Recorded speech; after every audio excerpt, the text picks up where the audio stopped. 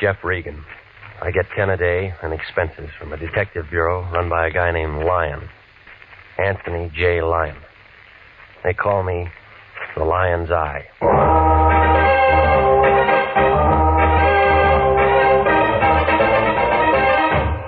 With Jack Webb as Jeff Regan investigator, stand by for hard-boiled action, mystery, and thrilling adventure in tonight's story of The Man in the Door.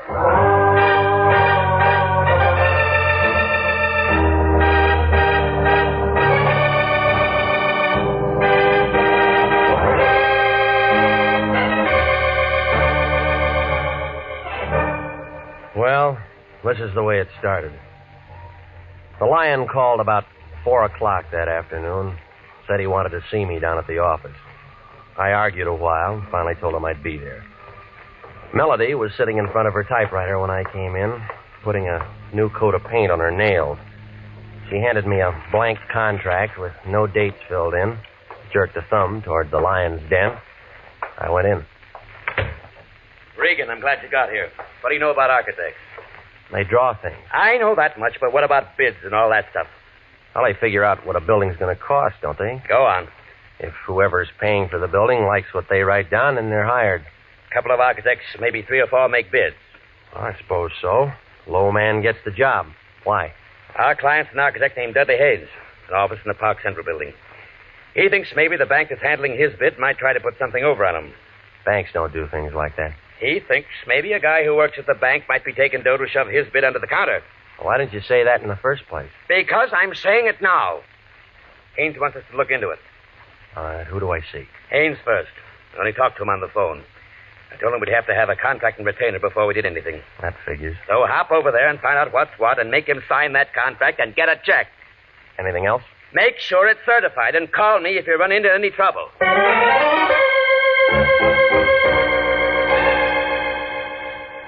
Dudley Haynes, architect, Park Central building, had an office on the 9th floor. When I went in, a girl with hair that figured to be blonde right down to the roots pulled off her glasses and put out her cigarette. And she kind of eased out of her chair behind that desk, moved toward me, like a panther looking for a meal. My, you're tall, aren't you? Well, there's nothing I can do about that. Mr. Lyon said he was sending us one of his best men. He always says that. I think he meant it this time. He's an awful liar, lady. Dorothy. Dorothy Nolan. Fits? The name or the dress? Both. What's yours? Jeff Regan. Oh. Well, now we know each other. That's nice. I came to see Haynes. He wants me to look into something for him. I know. He's expecting me. I know. Well? I hope you have to look into a lot of things. For Haynes? No. This is his office, isn't it? Mm-hmm. But he spends most of his time in 902 into the hall. Makes his blueprints up there. I'll take you. You are tall.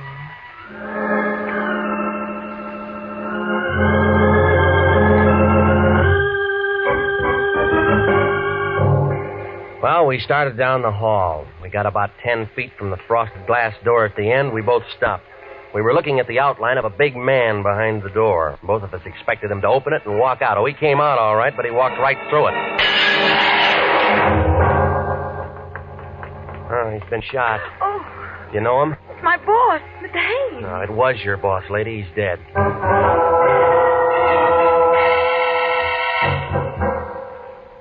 Lieutenant Salvatore Wendetti, Central Homicide Detail, showed up about 8 minutes after I called. He had his whole goon squad with him and a couple of guys in double-breasted suits from the district attorney's office. They roped off the entrance to the building, got hold of the elevator operators and the man who runs the cigar stand, and asked some questions.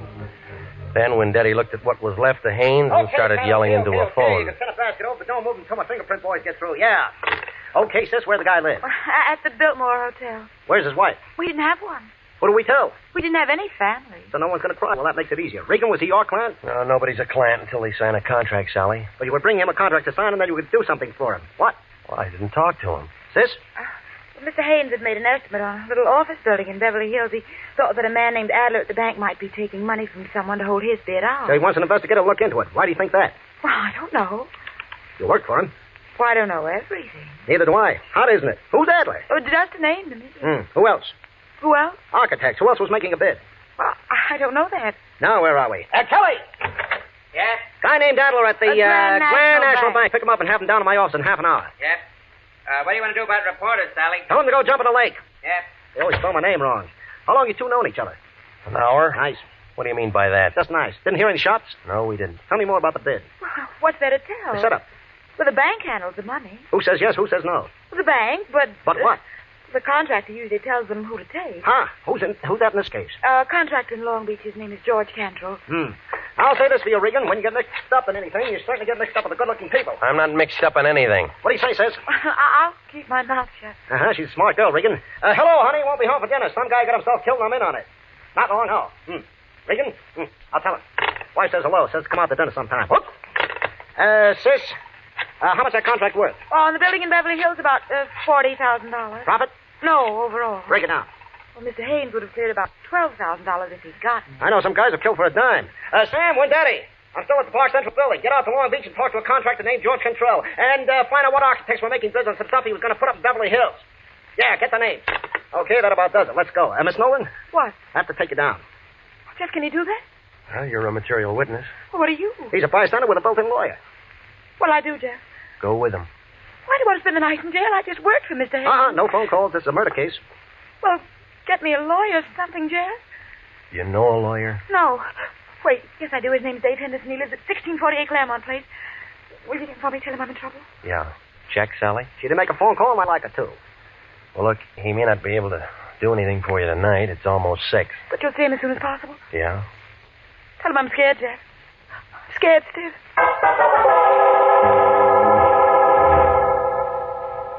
Well, I stayed there and phoned the Lion, told him what had happened.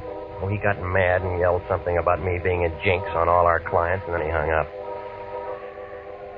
So I went through the classified telephone directory under attorneys and Henderson. There was a Ben, a George, a Joe, a William, but no Dave Henderson. So I drove out to the address that she'd given me. It was a blue apartment house 4 blocks west of Vermont over by the Coliseum. Somebody was cooking hamburgers somewhere, and somebody was all worked up over a ball game on the radio. I picked the baseball fan. Well, what'll happen now is anybody's guess, but let me tell you that this ball game is a long way from being a... Hey, what'd I tell you? It's outside the ballpark, and they're coming in like homing pigeons. Bases are loaded, and they're all coming in. Oh, it's going to be 8-5. Come on, the ball game's not that good. What's so important, Pilgrim? I'm with the ball game. I'm looking for a man named Dave Henderson, a lawyer. So what? Somebody told me he lives in this apartment house. Who told you that? A lady. Ha! Does he live here? You try looking at the mailbox? No name. You cop? Private type. Ha! Does he live here? Sure he lives here. Well, where? End of the hall, 106. Thanks. So he's a lawyer, is he? With his kind of friends? Ha!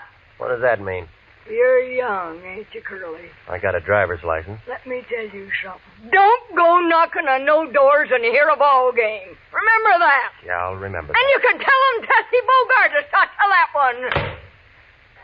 And the score is 8-5 coming into the first half of the ninth, and this has been some ball game, let me tell you.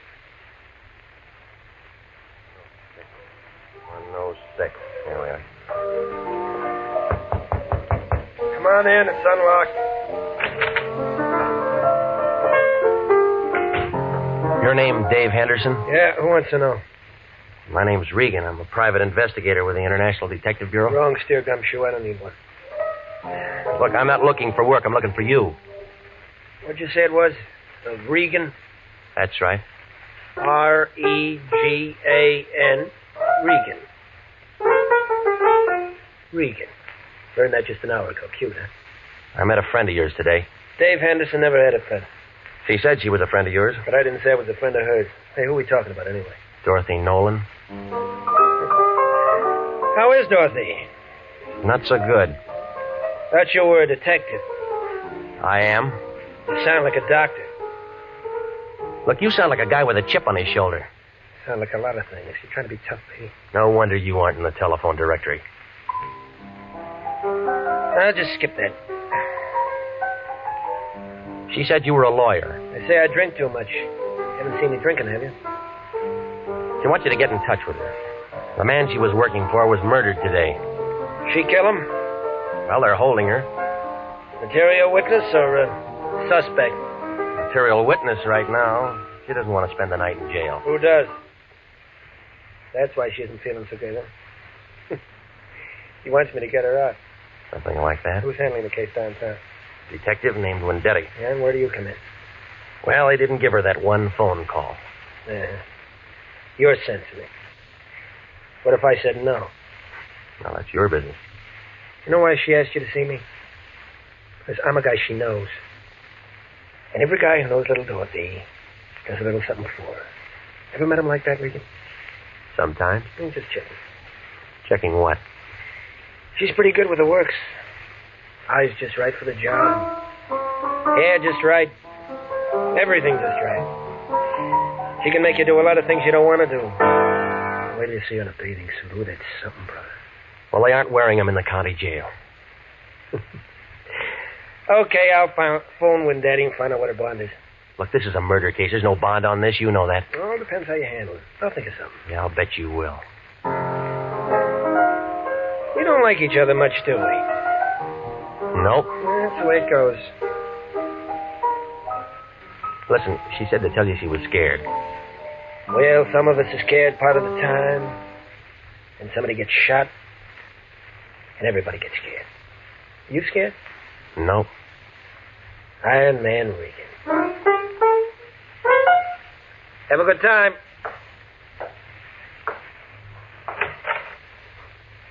Did I say Haynes was shot?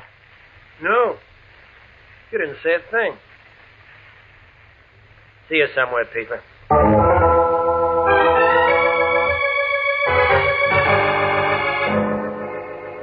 Well, I stopped by Musso Frank's and had the special, and then I went on home.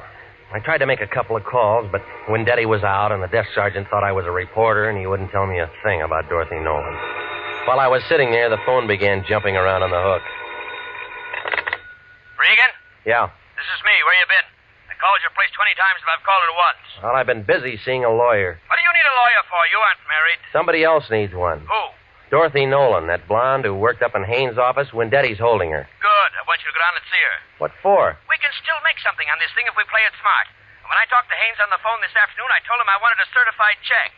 So what? So that means there's a check for $100 lying around his office somewhere, and it's made out to International. Look, he's dead, remember? Everybody dies. Don't worry about it. We weren't even hired. We had a verbal contract. We had nothing. That check's no good to anybody but us.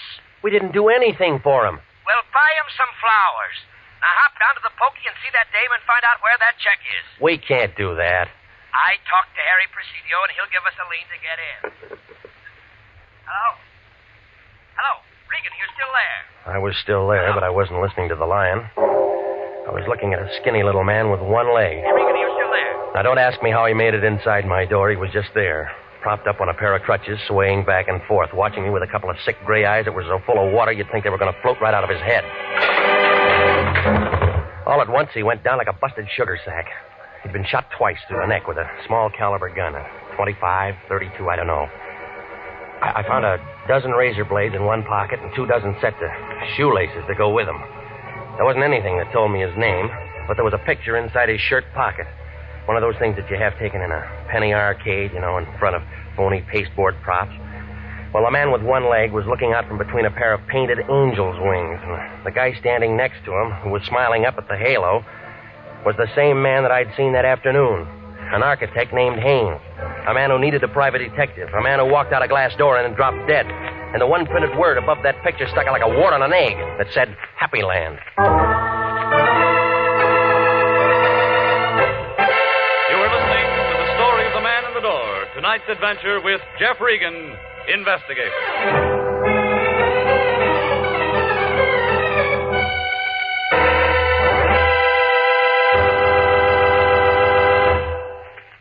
Here is a special and important message to every businessman listening.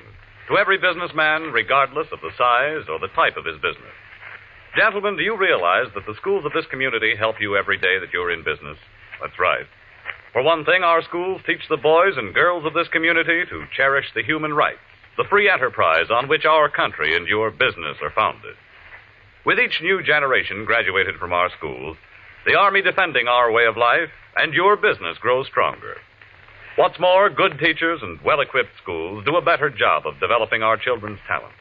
The result? School graduates who become more skilled and more efficient employees. So remember, any time and taxes that you contribute to improving local schools are an investment in your own business future. Education is good business. Education can maintain our freedom. And freedom is everybody's job. And now, back to the story of the man in the door and Jeff Regan, investigator.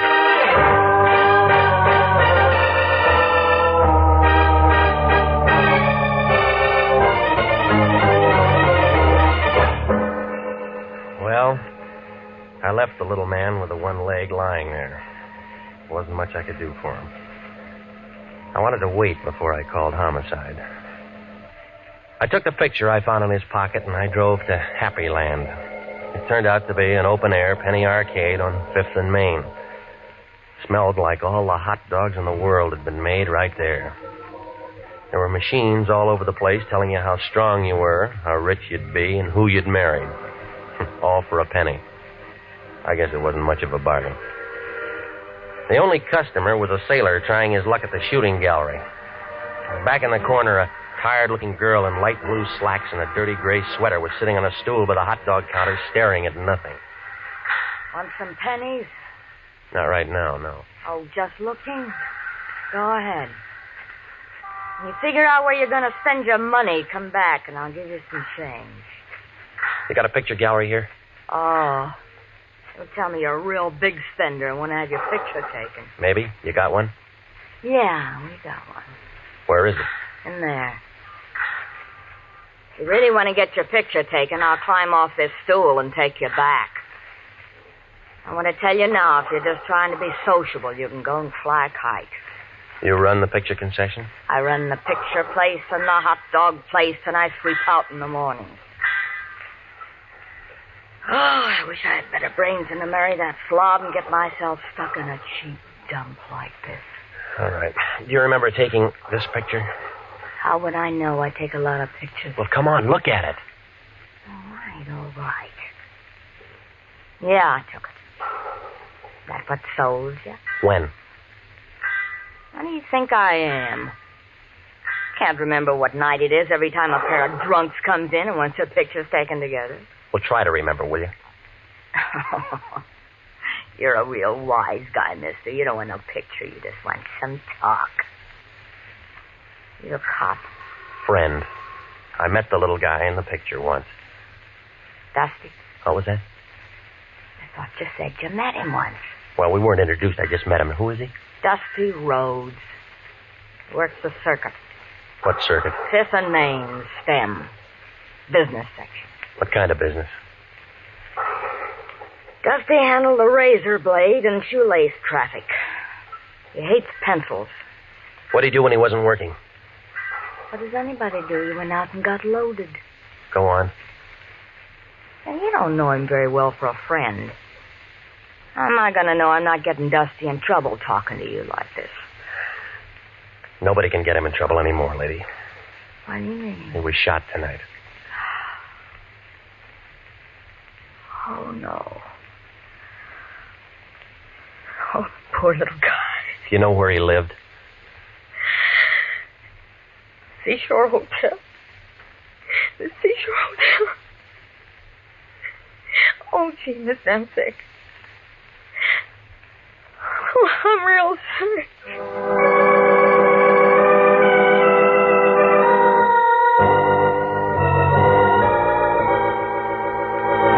Brother, the seashore caters to many types of people, good and bad, just out of the pokey. 2 bits a night for transients, $1.50 a week for solid citizens. And sign and register, it's a law. I'm not looking for a room. Then you're wasting my time, brother. My beer's getting warm. Look, I'm a private investigator. My name's Regan. I liked you before you said them 2 words, brother, but you have soured me. Private investigator means private eye, and it all means cop.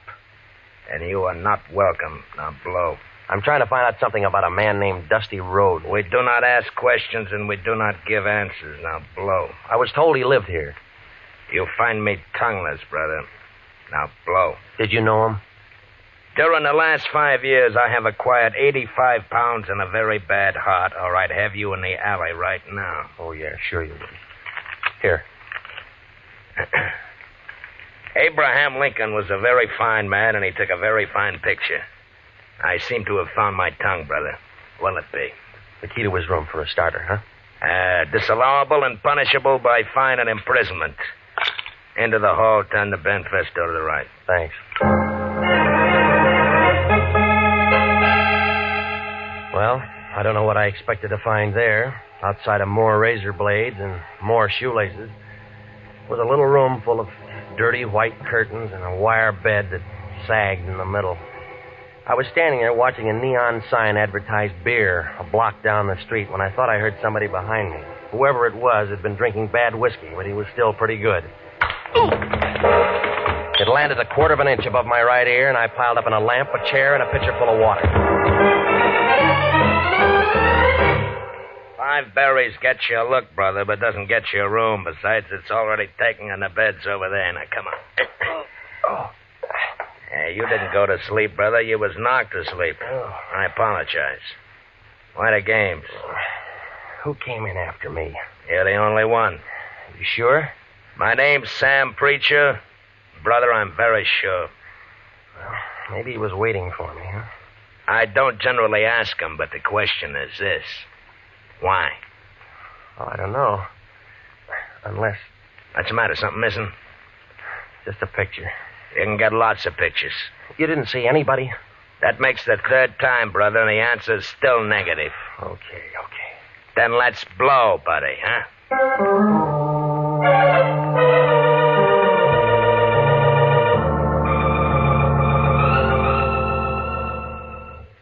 Coroner's office. Luke, this is Regan. The lion's eye. What's with you, baby? When Daddy tells me you walked into one today. Yeah, I did. You got him there? Haynes Dudley? Sure. Want to come down and take a look? He's toe-tagged and salted down real pretty. Yeah, I'll bet. Them 32 slugs was just incidental. The guy had 4 weeks at the outside. All right, give it to me. Haynes Dudley was dying from malnutrition, alcoholism, and a couple other things with long names. Give me one long name. Diabetes. He didn't take good care of himself. Funny, A misspent life. Somebody's gonna take the gas chamber for nothing. When Daddy know this? Sure. And he was wearing a brand new suit, too. We'll sew up the holes. We'll bury him in it. Well, you aren't finished yet, Luke. Baby! A guy with one leg dropped dead in my place a couple hours ago. It's after 11. Well, I'm sorry, Luke. They connected? Yeah? Murder? Yeah. Well, come down and see us anytime, Regan. We're open 24 hours a day.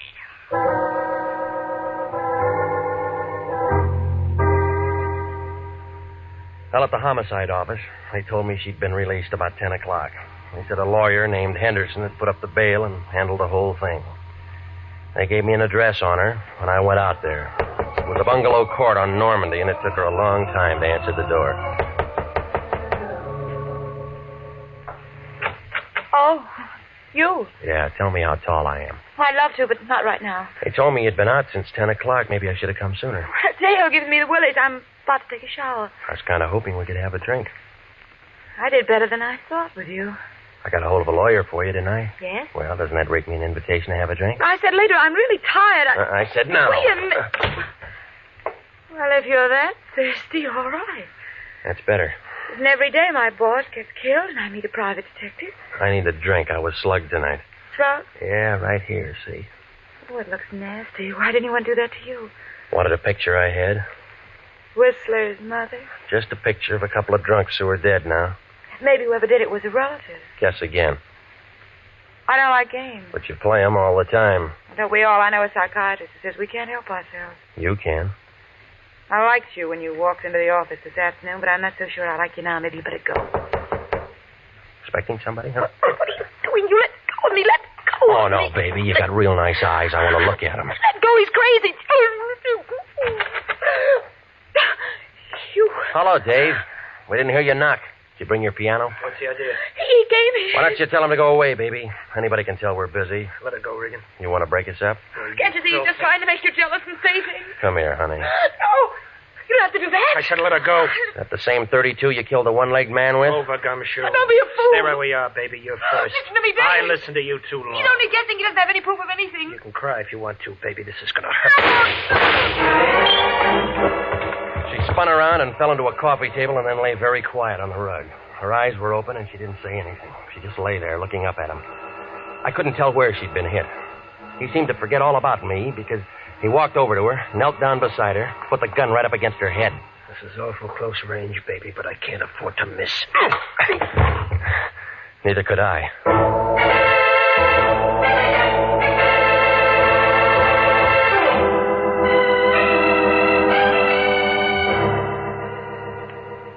Well, Wendetti and I stuck our heads together, and it all came out when we looked into a couple of things. You see, Dave Henderson was Dudley Haynes, and he was wanted for attempted murder and embezzling and one thing or another back in Ohio. So he figured it'd be a good idea to bump himself off. Dorothy helped him with the idea. They both went down on Main Street, and they picked up an old bum, dressed him up in a new suit, and shot him. I was supposed to walk in with Dorothy, and she'd identify the body, and as far as anybody knew, Dudley Haynes would be dead. Dave didn't figure that she'd be taken down. She didn't figure that she'd get scared, and neither of them figured the man with one leg was a pal of the man that they'd shot. Well, it seems that they'd looked through a lot of files, and they'd figured that a lot of murders go unsolved. Maybe they do. I don't know. Well, anyway, he sat down on that little bench up there in San Quentin last week. The one with that bucket of acid in the room. Oh, he held his breath as long as he could, but everybody has to breathe. He's buried up there with a lot of other guys that figured they could get away with murder. Dorothy? She wasn't hurt too bad. They had her in a wheelchair for the trial. She got 15 years as an accomplice. Some kind of a deal. State's evidence and all that. I don't think I'll wait for her. She wasn't that good.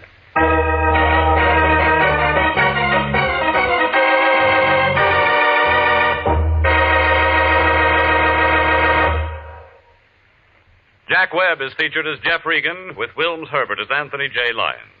It's CBS at 9:30 next week for more hard-boiled action and mystery with Jeff Regan, Investigator. Written by E. Jack Newman and produced by Sterling Tracy. Dorothy Nolan was played by Betty Lou Gerson, and David Ellis was Dave Henderson. Lorene Tuttle, William Conrad, and Lou Krugman supported.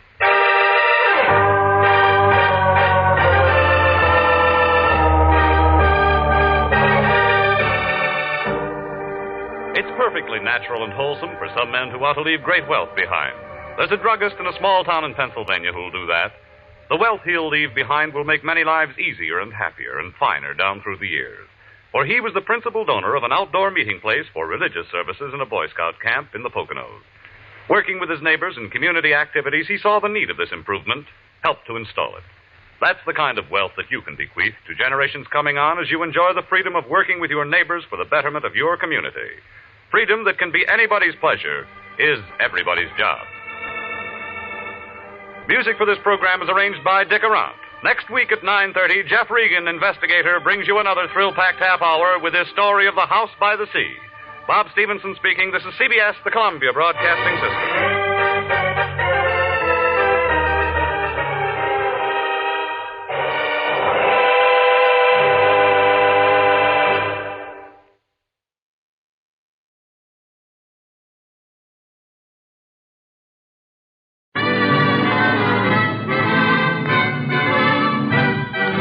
Standard of California, on behalf of independent Chevron gas stations and Standard Station throughout the West, invites you to Let George Do It. The Corpse That Took a Powder, another adventure of George Valentine. Personal notice. Danger is my stock and trade. If life's tossing curves you can't handle, you got a job for me, George Valentine. Write full details.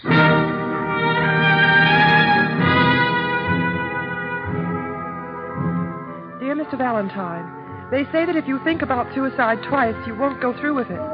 Well, I've thought of suicide over and over again. Tomorrow evening, I'm going through with it.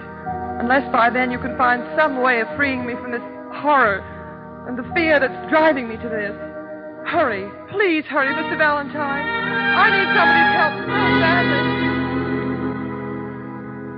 I need somebody's help so badly. I'm desperate.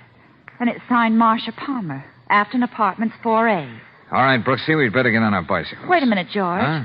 Well, don't you think this note sounds, well, a little hysterical? Offbeat? Yeah, that's what I meant. Come to think of it, let's change that to motorcycle. Well, I meant something else.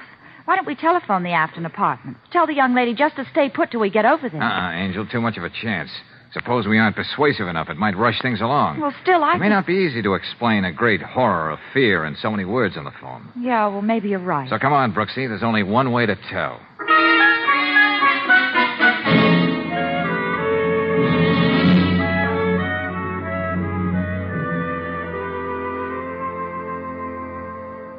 Excuse me, Mother. Oh, young man. You nearly frightened me out of my wits. Oh, sorry. We just wanted to get to one of those bells. Oh. Funny how you fall into a routine, miss. First, I shine up the mailboxes in the vestibule. Then I work on the brass around the buzzer. Yeah, well, that's a very nice system, but... A little intelligence doesn't hurt, even if you're only a scrub woman. Oh, no truer words were ever spoken. What was that apartment number again, George? Of course, I haven't always done this kind of work. I wouldn't be doing it now if I weren't at liberty.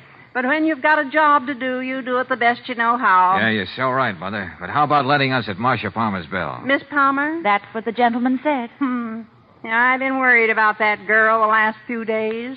Worried? Why? Oh, you know how it is with people's appearances. You can always tell.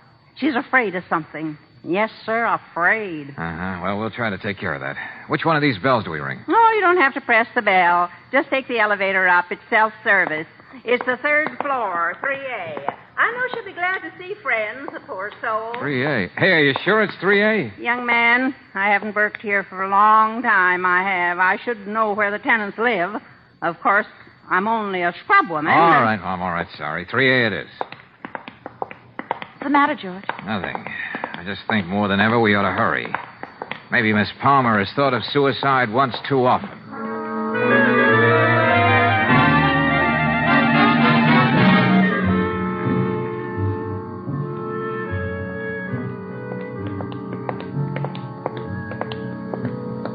Here we are, George. 3A. Yeah. She's just got to be in, Brooksy. Well, that's a good sign. I heard somebody moving inside. Good. Yeah. What? Hello? Oh. Miss Palmer at home? I haven't the slightest idea. What? Well, I've been trying to work up enough nerve to find out that very thing for myself. Well, you certainly should be in a position to know. This is her apartment, isn't it? Huh? Look, did I meet you people somewhere with Marcia? Here at my place at a party, perhaps? Hey, now, wait a minute. Is this your place? Well, that's what the lease says. The name is Glenn Stratton. I'm a commercial artist when I work. Well, where does Marcia Palmer live? Right over my head, just like an angel. Apartment 4A. Sorry. It seems we got the wrong information. Hey, there's nothing wrong, is there? I've been worried about Marcia lately. She hasn't seemed herself. Yeah, I know. Afraid of something. That's exactly it. Come on, let's get upstairs, Brooksy. Oh, if you see her, old man, would you tell her that her persistent suitor would love to have dinner with her? The charge will be $1 for 10 words, Mr. Stratton. All right. Come on, honey. No use waiting for the elevator. Mr. Stratton is quite a boy. Any minute you expect him to step back into Esquire. Yeah, that's right. I wonder why Mother down in the vestibule gave us a bum steer about the apartment number. If anybody, she should know where people live in this place. Well, let's be charitable and say she's slightly pixelated. This must be it. Here, Angel. I better try it again.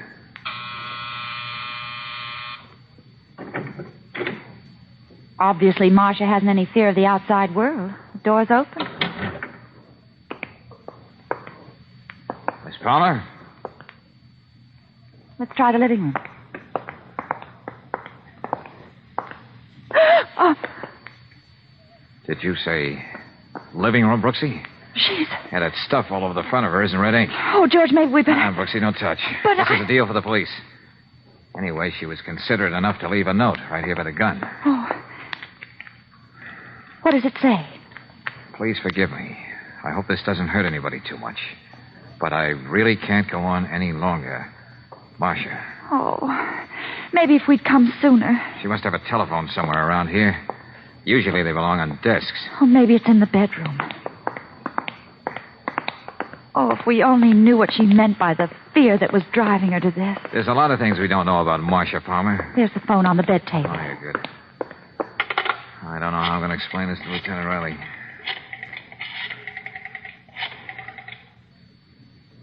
Hello, Riley's office, please. This is Valentine.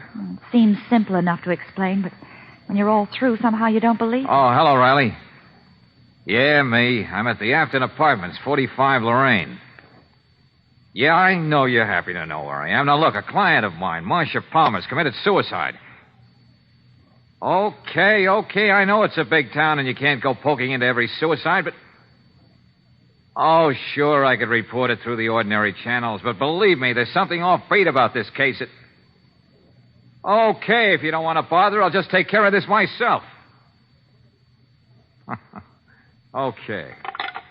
Well, I guess we can expect the lieutenant, Brooksy. Good. Now, let's get inside and see what we can find around here. Oh, I don't think I'd like to look at her again if I can help it. Just take it easy, Brooksy. I don't think you're going to have to look at her. What do you mean? She isn't there. But that's impossible. I know. She couldn't have just walked out of here. And the note's gone. Oh, Riley's going to love this. Well, anyway, the gun is still here. There's something I'd like to know right now, Brooksy. What do you mean, George? Do I or don't I have a client? Well... And if I do, where is she? Dead or alive?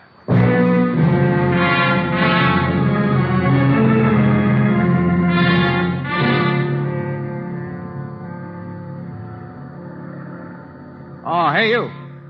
You're the janitor here, aren't you? I'm the superintendent here, if that's what you mean. Oh, I'm sorry, Chief. Not that I believe anything like this happened, but did you notice Miss Palmer leave the building within the last few minutes? Oh, the model? Oh, whatever she was, did you see her? No, and I've been working on this lawn for the last half hour. And if she did, I certainly would have... Young lady, did you say whatever she was? Skip it, Chief. Now, did you see anyone else come out carrying a large bundle and driving off with it? Nobody. This is a very quiet time of the day around here. I see. Hey, look, who are you people anyway? Say, I want to talk to that elderly lady who cleans the halls for you. And have you understand that I do every stitch of work around here myself. That's why it's so neat and clean. But we talked to a scrub woman when we came in. In the flesh. We don't have a scrub woman here. The way I keep this place, you can eat off the floor. But We have no scrub woman.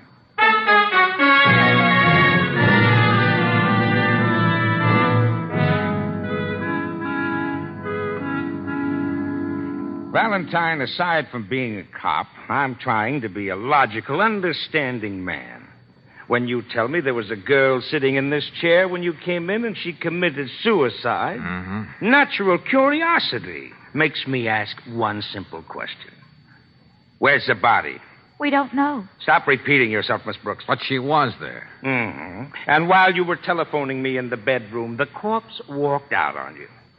Well, I don't know why I should let that upset me. That sort of thing happens every day. Well, it happened today. Well, what about this letter she sent me, Lieutenant? And there's the gun, still on the desk. Valentine, half the people who write you should be rounded up with a butterfly net. The gun, Lieutenant? Yes, we'll look at that right now. Careful, like, so we won't destroy the all-important fingerprints in this amazing case. There.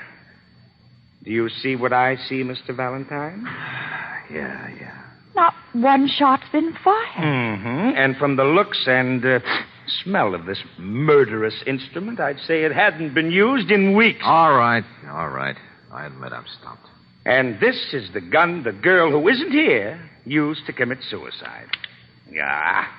How do you know she was even dead? Did you examine the body? That's not fair, Lieutenant. You know you're not supposed to touch the body. And where is this female Harvey who loves to polish mailboxes and doorknobs, but who doesn't work here? Don't rub it in, Lieutenant.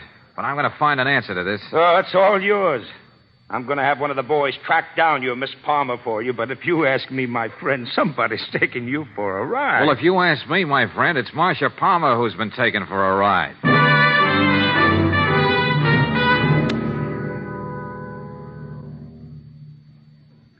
We'll return to tonight's adventure of George Valentine in just a moment. Meanwhile, a word about conservation in your car. If you're not getting full gasoline mileage from your car, better have the spark plugs serviced for dirty, chipped, or cracked plugs. Often waste as much as 1 gallon out of every 10 gallons of gasoline. That's throwing away quite a bit of money, even if you buy only 10 gallons of gas a week. To help your spark plugs do their job, and they do have to fire 1 million times in every 1,000 miles, get them cleaned and reset. For this money-saving service, depend on the men who have a reputation for expert car care at standard stations and independent Chevron gas stations. If your spark plugs have given you 10,000 miles of service, you'll be money ahead by getting a new set of Atlas Champions. These spark plugs are precision-made for accurate timing, full-flash sparking, trouble-free service without fuel waste. And you can get Atlas Champion spark plugs at independent Chevron gas stations and at standard stations, where they say and mean, we'll take better care of your car.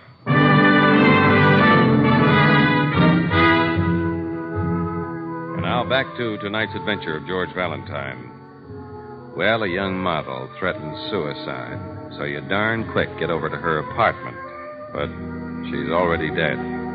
You go into the bedroom to call Lieutenant Riley on the phone, but when you come back, the body isn't there at the desk anymore. All of which makes no sense at all. But if you're like George Valentine, you find yourself face to face with, of all things, a theatrical agent. No, Max. None of the ladies in these pictures is the one I'm looking for. Oh, what are you saying, Georgie? Every one of these ladies spent the better part of their lives scrubbing floors in front of audiences. Yeah, I'll take your word for it. But Edna Tremaine. Look at her there. In one place, she spent 2 full acts on her knees scrubbing floors to send her son through medical school. Uh-huh. And then, in the third act, when he's the president of the same medical school, he passes her in the corridor. You don't even recognize it. Pathetic, ain't it? Yeah, I'm all choked up, Max. But will you listen to me? Wasn't I all the time? No, I told you I feel pretty sure that someone hired a woman and a darn good actress to play the part of a phony scrub woman at the Afton Apartments today. How can you be so sure she was an actress, Georgie? A phrase she used, Max. She said she only worked there because she was at liberty. Now, that's a theatrical term. You know that. At liberty? How I hate those words. The more I hear them, the more money I don't make. Come on. Think hard, Max. I described it to you. She has a thin, hatchet-like face with eyes that tried to smile at you, but you couldn't quite believe it. Wait a minute, Georgie. I got a few more pictures. People I ain't used for years. I'll let you see them. Hold it till I call my secretary. Who am I kidding? I ain't got a secretary. Oh, same old Max. Hey, there's room for $10 on the expense account if you can be of help. Must be down here in this drawer. Here, take a look, Georgie. Okay, all right. No. That one it wouldn't be. Very versatile. Well, it's strictly burlesque. Hey, wait a minute. Who's this? You recognize her? She's the one, all right. What's her name? Where does she live? I'll get you that information in a minute, sir. I'll just get my secretary. Max? Yeah. Who am I kidding? Well, I used to have a secretary. Anyway, on the back of it says her name is Amy Randall. Address? Hotel Raleigh, character parts, all dialects, glad to audition, age over 21. They all say that. Okay, thanks, Max. I think I found just what I want.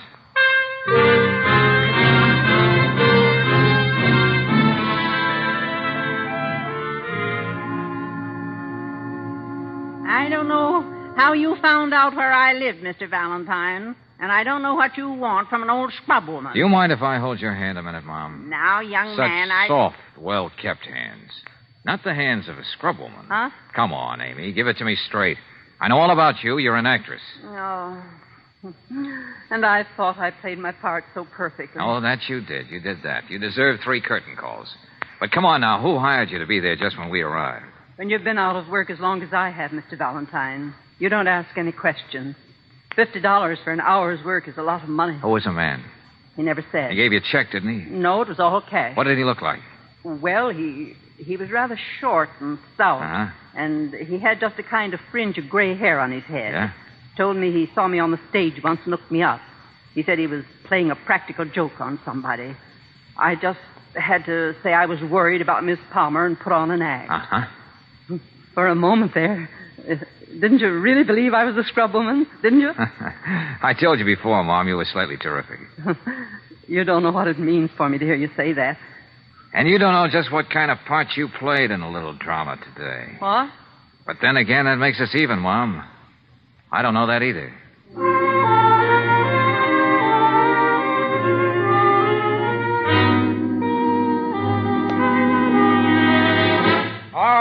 All right. If that's the way it has to be, the three of us will sit down here in the lobby until Miss Palmer gets home tonight. I don't know why you're here at all, Lieutenant Riley. I thought you were convinced that this was all a weird joke and somebody was taking George for a ride. Well, Practically your own words, Lieutenant. Valentine, I can handle you alone. And Miss Brooks, I don't have too much trouble with you either. But when both of you gang up on me like this, Yes? Well, the truth is we haven't been able to find the Palmer dame all afternoon. And I just didn't put one man on the job, but 6.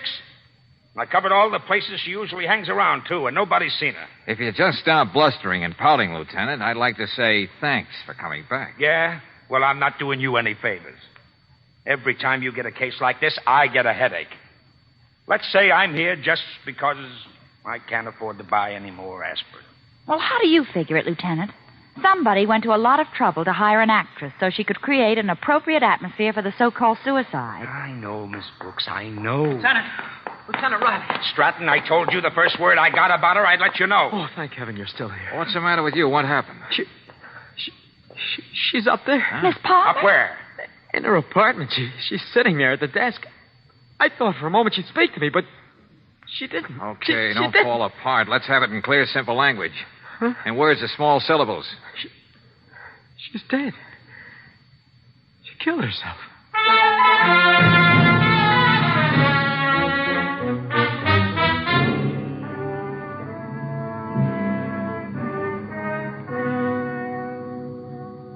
No question about it now. She's good and dead.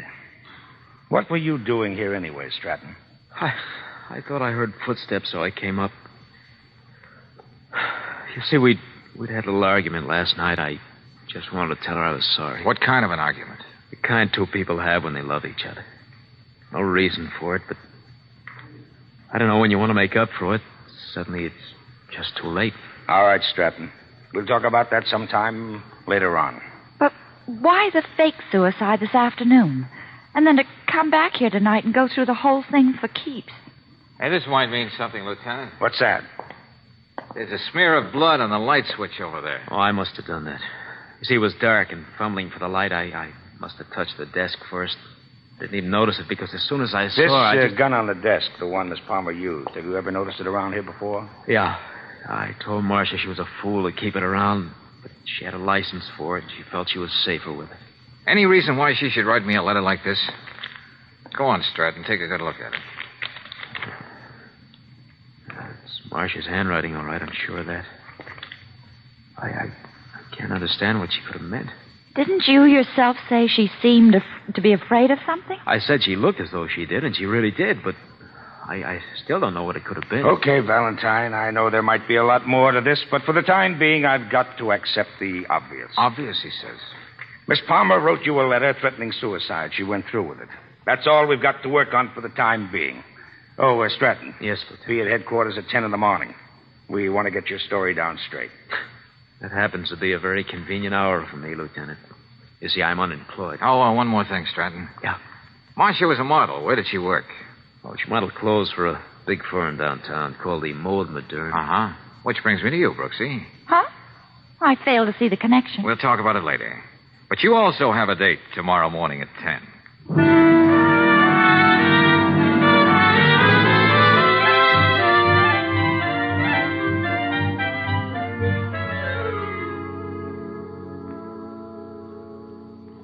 Yes, Miss Brooks. I'm Miss Gavin, the head model here. Well, I know you're going to think I'm just perfectly mercenary. Aren't we all? I mean, to be here at the Mode Moderne the first thing in the morning after reading about what happened to that poor Marcia Palmer. Wasn't it perfectly awful? Yes. It was quite a shock to all of us here. Well, I thought there might be an opening for me here. After all, I'm a perfect 12, and I've had loads of experience modeling. You can check with Mr. Gillespie at High Style Incorporated or Mr. Farbstein at the... Well, even if Mr. Wyatt were here, he's the head of the firm, you know, I doubt if this would be the right time to talk about taking Marcia's place. I think he was more upset than any of us about what happened. Well, like I said, wasn't it perfectly awful? The paper said there was a note. She was afraid of something. That I don't believe, Miss Brooks. You don't? Marcia and I were quite close. She wasn't afraid of anything. She was always happy and cheerful, especially yesterday when we had lunch together. You don't say. I even asked her what there was to be so happy about. Oh, she said it was a joke, and she'd tell me about it some other time. A joke, huh? Isn't that just perfectly... I know. Awful. Now, if you'd like to leave your name... Well, I would like to talk to Mr. Wyatt. I'm afraid you can't. He won't be in at all today. He's being honored at a luncheon at the Commodore, his club. How perfectly exciting. He even has a picture in the paper. Oh? Here. Oh, my, he looks so friendly and chubby. Marcia and I called Mr. Wyatt Cupid. Oh, but never to his face, if you know what I mean. Shall I tell him that you'll get in touch with him, Miss Brooks? Oh, but definitely.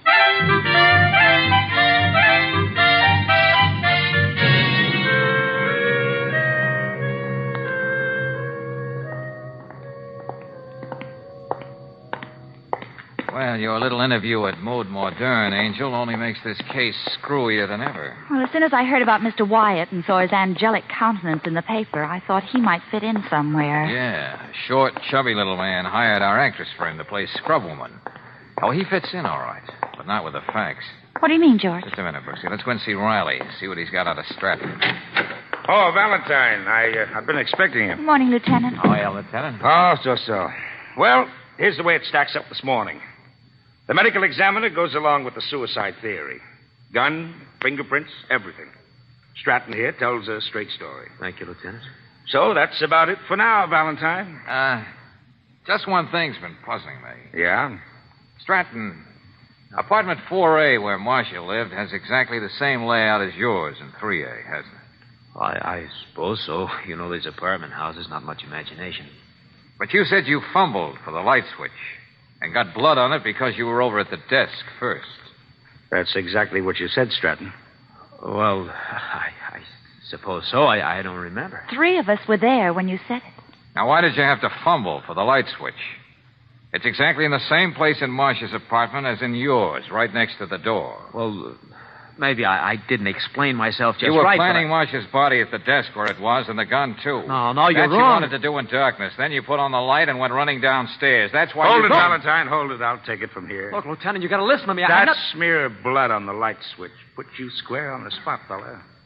Now, the less you say now without a lawyer, the better. I'm holding you on suspicion of murder. Well, you'll have to pardon us. Brooksy and I have a luncheon date at the Commodore. Huh? Have we? Oh, yes. Oh, wait a minute, Valentine. I want to talk to you Maybe about... you're happy about this way this case washed out, Lieutenant, but I'm not.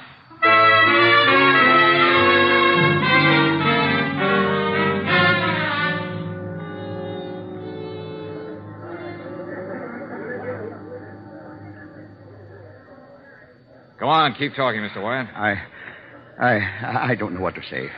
I should be inside in the ballroom, Mr. Valentine, talking to the fellows. How can you even think of your silly club now, after everything that's happened? All in all, it was a pretty elaborate job. Even hiring a character actress to build suspense. Yes, I tried to think of everything. You did? Oh, it was a clever stunt, all right, getting Miss Palmer to write that letter to me. It amounted to a suicide. I knew I couldn't afford to overlook a thing.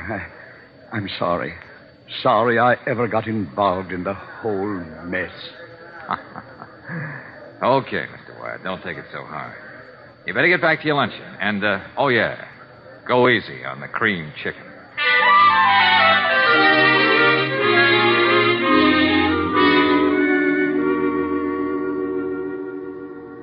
George, I'm still reeling. Yeah, I can see what you mean, all right. Oh, I know children can be children.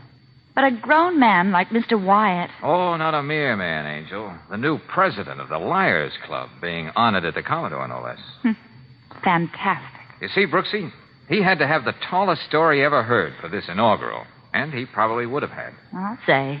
A suicide that wasn't a suicide. A missing body and all the trimmings. He knows all the names, facts, and answers. But still, there he was, free and unfettered to address all his fellow liars.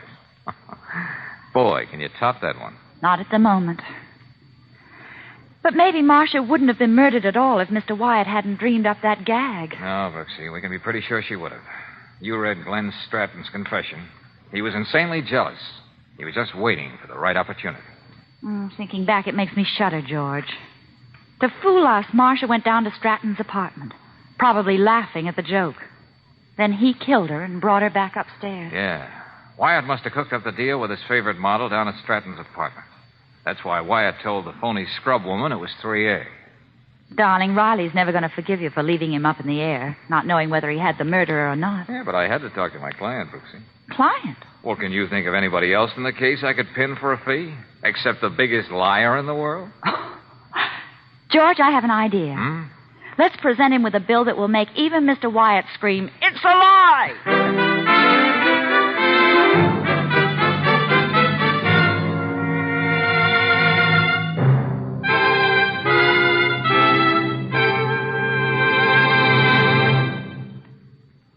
It's often the little things that make your day a good one or a rough one.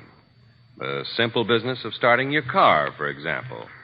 If it's obstinate and gives you a bad time when you want to get going, it can add up to a lot of irritation. For fast starts every time and wherever you're driving, just try Chevron Supreme gasoline in your car. This premium quality gasoline is climate-tailored, specially adapted to each different climate and altitude zone in the West. Day or night, summer or winter, you can depend upon it for fast starts. And that's a saving, too, of the power in your battery. What's more, Chevron Supreme gives your car smooth acceleration and extra power for rugged hills. Get a tank full tomorrow at any standard station or independent Chevron gas station where they say and mean, we'll take better care of your car.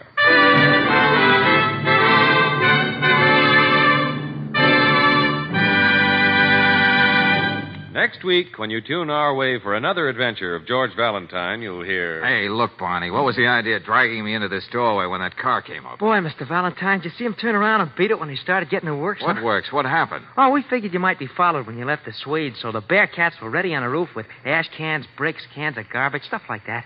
Boy, they let him have it. I suppose I should say thanks. Ah, nothing to it. Say, what'd you find out about Danny? Nothing much, kid. Except that there are at least two characters who'd do anything to keep me from finding out. Well, don't you worry. They won't. Not with the Bearcats on the job.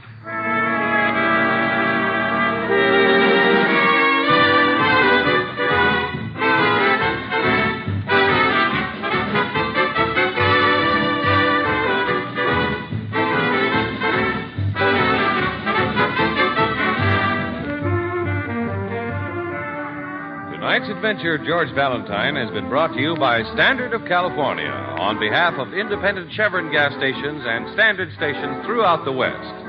Let George Do It stars Robert Bailey as George with Frances Robinson as Claire. Wally Mayer appears as Lieutenant Riley. Tonight's story was written by David Victor and Herbert Little, Jr. and directed by Don Clark. Also heard in the cast were Jacqueline DeWitt as Gloria, Tony Barrett as Glenn Stratton, Gwen Delano as the scrub woman, Ralph Moody as the janitor, and Harry Lang as Max. The music is composed and conducted by Eddie Dunstetter. Your announcer, John Heaston. Listen again next week, same time, same station, to Let George Do It.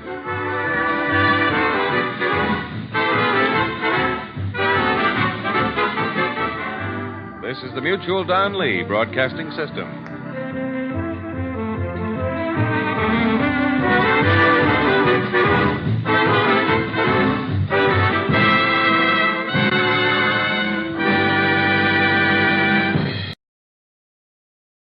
Man from Homicide in a moment.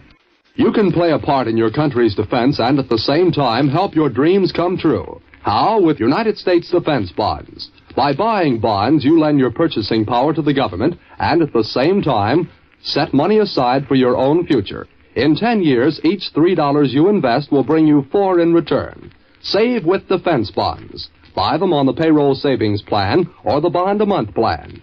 If you are unable to participate in either of these automatic plans, buy extra bonds as you can. Remember, United States savings bonds are now defense bonds. Buy them regularly. The Man from Homicide. According to Webster's dictionary, homicide is the killing of one human being by another. According to Lieutenant Lou Dana, it's the beginning of a dirty, dangerous job that doesn't end until the killer is found. I don't like killers.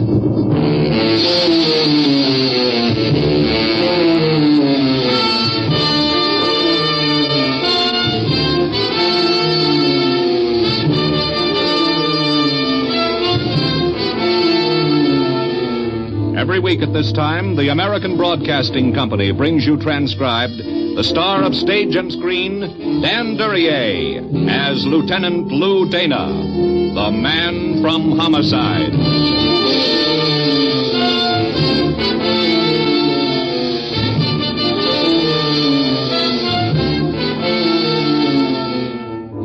Most men spend their lives building walls around themselves.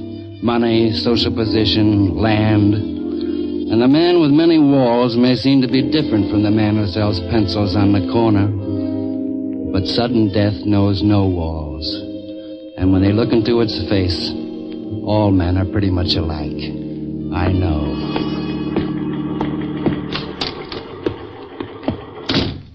What's up, Inspector? Something hot, Lou. Just took a call from old man Kelso. He's scared. Scared to death, Lou. What's he got to be scared of? Falling off his money? Claims someone is threatening to kill him. Stick of gum, Inspector? Huh? Oh, no. He asked for you, Lou. Right away. Yeah. Well, you better get on it, Lou. Inspector, what happens if we get a call from a fruit peddler who thinks someone is trying to kill him? Oh, I know, Lou. I know. We ignore it 9 chances out of 10. Why is this so different? He sounded really scared, Lou, for one reason. And, well, you know the other. $9 million. And I bet he can't sleep nights thinking how to make it 10. Better get out there, Lou. Sure. I'll go out and hold Kelso's hand, and maybe some of what he's got will rub off on me.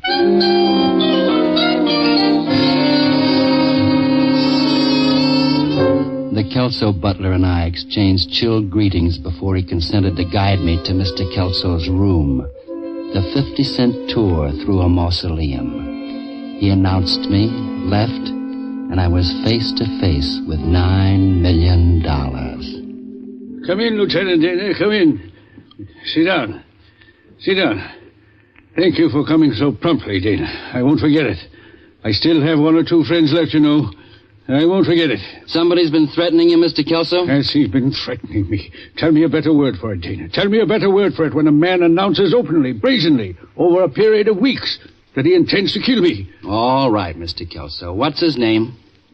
There will be no publicity concerning this, Dana? Not unless he carries out his threat. What? Oh, yes. Well, his name is Farley, Dana. Stephen Farley. The name should be familiar to you? Vaguely.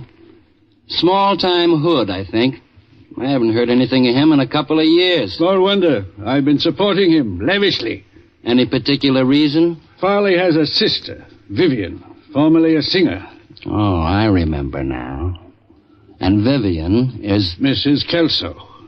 We were married quietly 2 years ago. Lucky you. I remember. It's because of Vivian that I haven't gone to the police before now. But, well, he means it, Dana. He means to kill me. All right, if he made threats, we'll pull him in. I'm afraid it's not quite that easy. He has not openly promised murder in front of witnesses. He's too clever for that. What has he done? To me, he has implied repeatedly that I must be suffering, that death will be such a happy relief, that while Vivian and he will hate to see me go, they're willing to face it for my sake. He goes on like that repeatedly. Mr. Kelso, I'm from the homicide squad. If you got a nasty brother-in-law, I'm sorry for you. But sympathy is about all I can give you. Lieutenant Dana, wait. What do you call this, if not overt evidence of intent to murder? 2 days ago, Farley took an option on an expensive home with the down payment to be made in 2 weeks, when he says he expects to come into a great sum of money. 2 weeks. Anything else? No, certainly. He took an option on a yacht in the same manner, ordered expensive clothes. He even consulted a mortician about funeral arrangements. I ask you, Dana, for the taxes I pay, I'm not entitled to protection from a thing like this? Am I to be murdered in my own bed with no one turning a hand to save me? What's this country coming to? I'll look into it, Mr. Kelso. Where's Stephen Farley living? Gramercy Apartments on South Garden. I've maintained a residence for him, supported him, given him a car, and now... I'll look into it. Your, wife around, Mr. Kelso? I believe Vivian is in the pool. Right through... I'll find her. What have I worked for all my life? What security have I obtained? What... Mr. Kelso, tell me. What's it like to have $9 million? It's not what you'd expect, Tina. It's not what you'd expect at all. Mr. Kelso was shivering in the warmth of the day as I left him.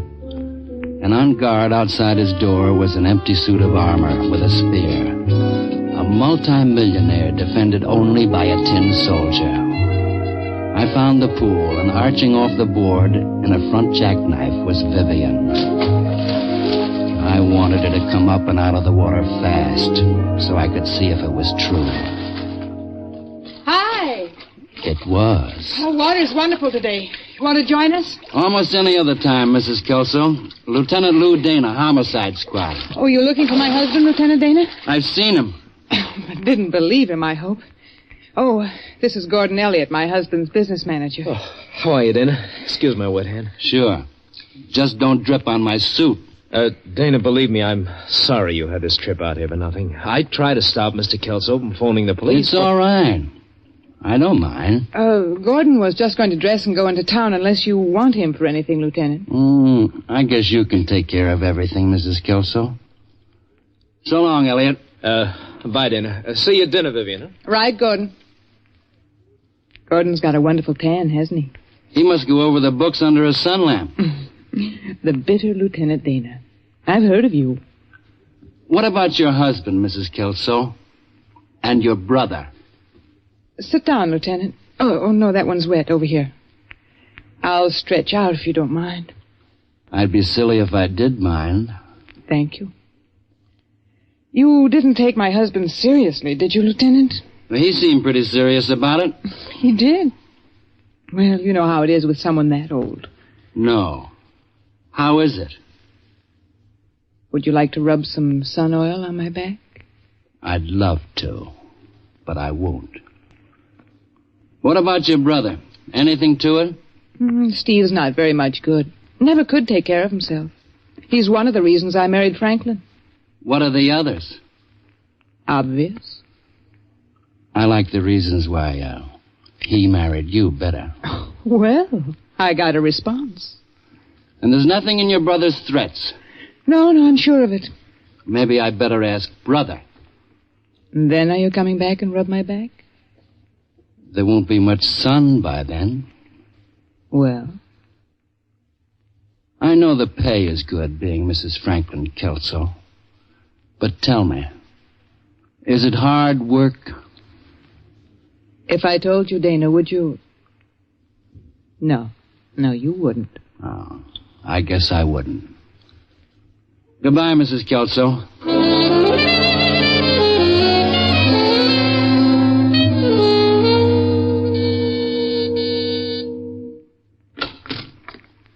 Yeah? You should remember me, Farley. I do. You worked me over about 3 years ago. You didn't get anything out of me, Dana. Well, maybe I'll have more luck the next time. Can I come in, or shall we talk for your neighbors? You can come in, Dana. Nice apartment. Thanks. I know your decorator. He does calendars for pool rooms. Same old Dana, same jokes. Sit down. Drink? Not with you. Old man Kelso says you've been shooting off your mouth about killing him, Farley. He's in his second childhood. I saw his second childhood. She says there's nothing to it either. Then why bother me? How about that house you took an option on? I've been looking for a place, yeah. What's with the yacht? Nothing serious. Nothing serious. Come here, punk. Lay off me, Dana. This smells like a game, and I don't like anybody playing games with me. In particular, a cheap hood living off his sister. Here's a string around your finger to remind you. I don't have to take that anymore, Dana. Then don't reach in your pockets when I talk to you. What your sister married don't build you up with me at all, Farley. If you didn't have that badge, you wouldn't be so easy with your hands, tough guy. If I'm tough, it's because crime and guys like you have made me tough. I don't like your apartment, Farley. Don't give me any cause to come back. I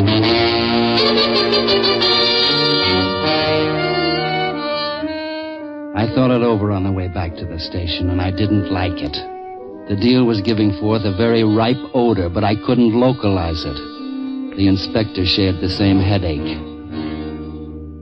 I don't know, Lou. Use your own judgment, I guess. What do you think? I don't know either. We haven't got enough to be sure. I guess we better put a tail on Farley for a few days. All right. Take Metzger for it. Okay, I'll send him out. And don't take any chances on a thing like this, Lou. Kelso's a big man. If he gets knocked off, we're not going to look good. We'll look a lot better than Kelso. Very comforting.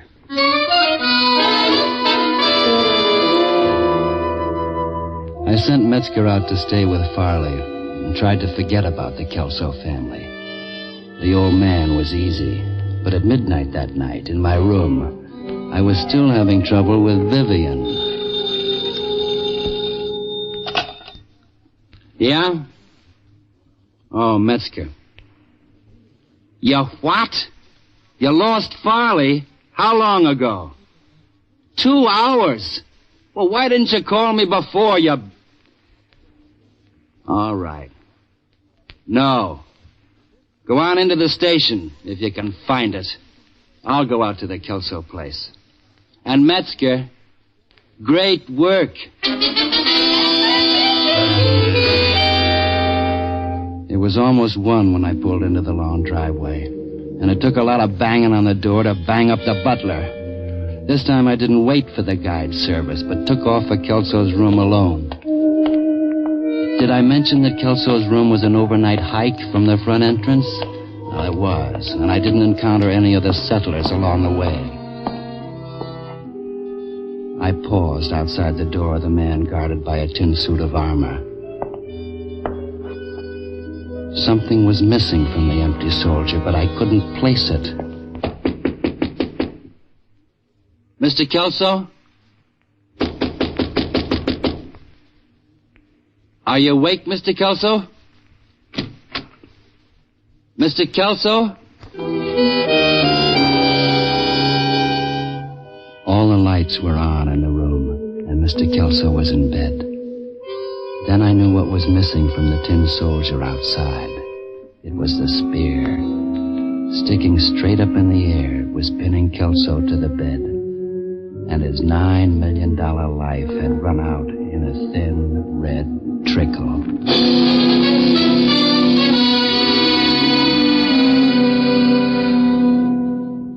Technicians all through upstairs, Lou? Just about, Inspector. They got some very pretty pictures, but not much else. No prints on the murder weapon? Too smeared to be any good for anything. Get anything out of the butler? Says he was in a clinch with the maid all evening. Did you check? Yeah, she says yes. Must want to hold her job pretty bad to be in a clinch with him. Yeah, like necking a quick frozen salmon. Mrs. Kelso and Elliot show up yet? No, not yet. Butler said they went out about 10. And the murder was around midnight. How about little brother, Farley? Well, nothing on him yet. We got out a broadcast on him. Should hear something if he hasn't skipped. Looks open and shut against him. Sure. Open and shut. Open and shut. Now, don't make things complicated, Lou. I'm going upstairs. I'll wait for you. It's not so pretty. I want to go back.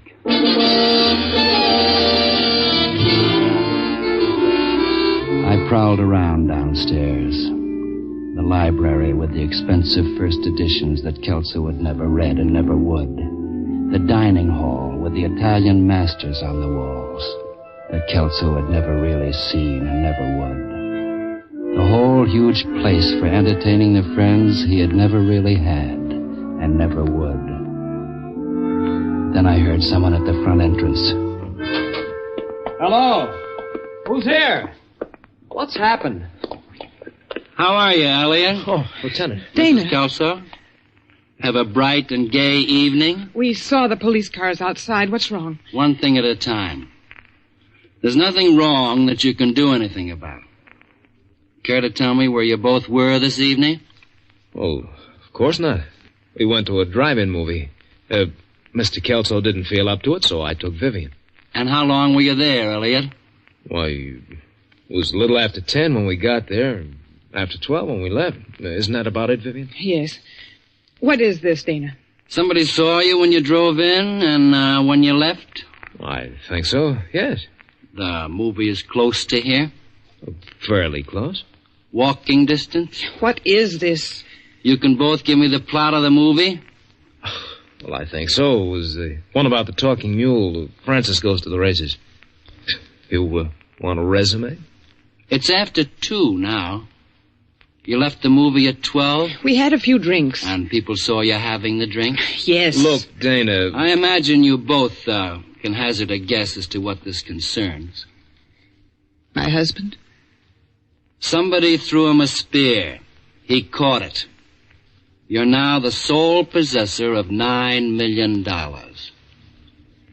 So he did do it. Who did do what? Nobody. You'd have trouble convincing the late Mr. Kelso. Can I see him? He's not very nice to look at. How bad do you want to see him? Not very. Dana, can I take her into the study? If that's the best place you can think of, go ahead. Come on, Vivian. Mrs. Kelso. What, Dana?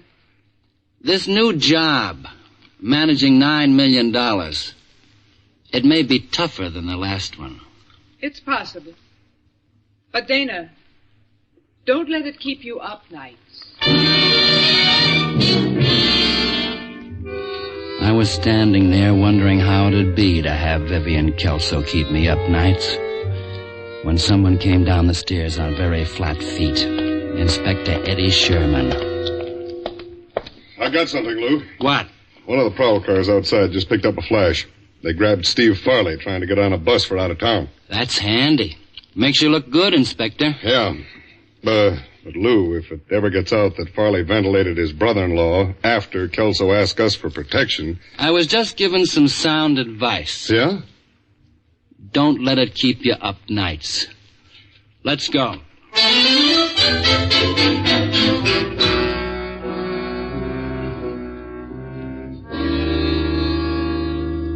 That's not much of a story, Farley. That's all the story I got for now. That you don't remember anything from 10 last night until they picked you up getting on a bus 4 hours later. That's it, Dana. Oh. And you're happy about your prospects. Inspector, take the boys out and give me some time alone with them, huh? Well, I don't know, Lou. There's going to be some expensive lawyers in this case. Just quiet conversation, Inspector. I'm warning you, Inspector. Dana's stuff don't go with me anymore. You're not fooling with some kid. I know my... Shut up. All right, come on, boys. Oh, Lou, quiet conversation. You don't remember anything. I told you, Dana, and if you think that you can... What are you going to do? Quiet conversation. Reminiscence. I knew a real smart head a few years back got picked up on a murder rap. He was innocent, had an airtight alibi, but he waited until his trial to spring it. What happened? In the meantime, his alibi got hit by a car. They burned the real smart head. What's that got to do with me? Another case. Real shrewd operator went on trial for a murder his partner committed, just to throw the cops so far off the trail they'd never catch up. He had an airtight alibi, too. What happened? His partner shot the alibi. The shrewd operator got 10,000 volts. I guess you think you're scaring me. You're pretty stupid if I'm not. Now listen, Dana, I told you that... Come on, talk. Where were you tonight? If you got an alibi, spill it. You're 10,000 miles out on a limb, Buster. What happens when it gets sawed off? Please let me alone, Dana. Let me think. Let you think? That could be days. Where were you tonight? All right. Just let go of me. Give. I was in a Turkish bath tonight from 10 to around 1. The guy that owns it left town right after. He's coming back for the trial. Yeah. Yeah, I thought so. Yeah. What are you going to do with me? Bait a trap. Oh, Lou. Yeah, Inspector? The Kelso lawyer is on the phone. Wants to know what the charge is on Farley here. Tell him no charge. We're sending him home. Lou! Tell him, will you, Inspector? I'll give you the reasons in a minute.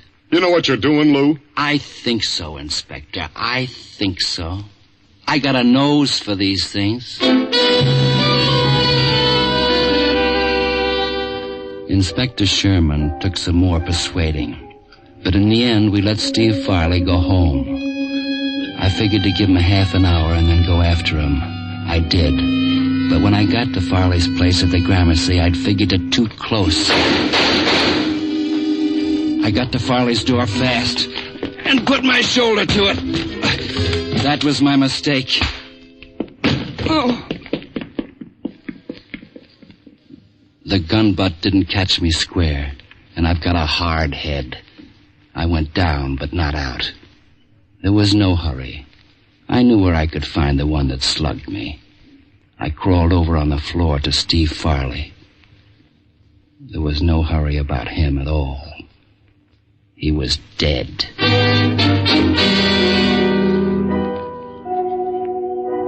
It was around 4 when I arrived for the third time at the Kelso place.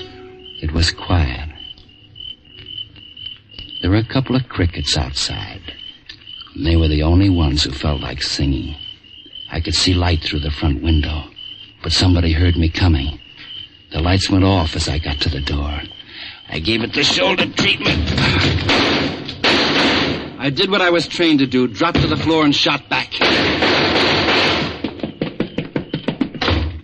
Then I got up and found the light switch.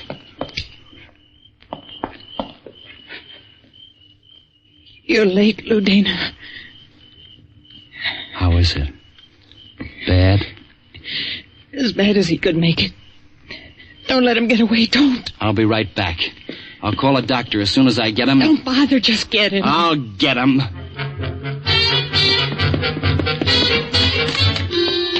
I was outside, and on the broad lawn there was no place for a murderer to hide. Then I heard something. Old man Kelso had a huge aviary at one corner of the house. Something had disturbed the birds. Elliot? Not a very good place to hide, Elliot. Too noisy. There's no home for a killer, Elliot. Not even in a cage. Come on out. Come in and get me. Sure. Only I haven't got much time, Elliot. There's a girl needs a doctor because you shot holes in her. That wasn't very smart, Elliot. You must be about out of bullets. Try again. No bullets? I've still got plenty. And there's no one I'd rather use them on. Have one. Close? Maybe I can do better. Now I've got the range. I think this one has your name on it, Elliot. No, don't shoot, Dan. I'm coming out. I changed my mind. I like it better this way, Elliot. I want you to know what Kelso felt like. And Farley. And Vivian. Hold still, Elliot. No, don't, Dana, don't! You're not going anyplace. Go me! You should have stuck to bookkeeping, Elliot. It suits you better. That'll keep you quiet till I get back. I know. I wouldn't want to share the same cage with him either.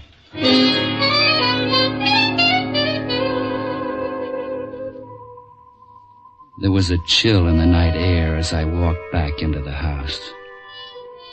To the beautiful widow, the beautiful heiress who was bleeding red on a white rug. I called the station. Then I bent over her, and she opened her eyes. Vivian? Did you get him? Yes, I got him. You're good at that. That's my trade. Dana, Yes, Vivian? I wonder what my trade was. I never found it, did I? Looking like you do is a trade in itself, Vivian. Maybe. But it's not enough to make a life out of. Take it easy. I've got a doc on the way. I don't think I'll wait. Dana. Yes? How did you know? That it wasn't your brother? Well, I've been through it 1,000 times. That makes a difference. It wasn't so smart. Oh, smart enough. Almost. We bring your brother to trial, he springs an alibi. Acquittal. Then if we come back to you and Elliot, your brother could confess. We couldn't try him over again. But we didn't fool you. Do you believe me, Dana, that I didn't know Elliot was going to shoot Steve? He had to shoot him. When I let Steve go, Elliot knew he'd spilled the alibi. Then he had to shoot me, too, when I found out. All right. All right. Dana. Hurt much? No. Dana. Steve's not dead. He'll be all right. Vivian, Steve is... He'll be all right. I'm glad. Steve will get the money. Maybe he'll enjoy it. Sure. Sure. I never did. You hear me, Dana? I never did.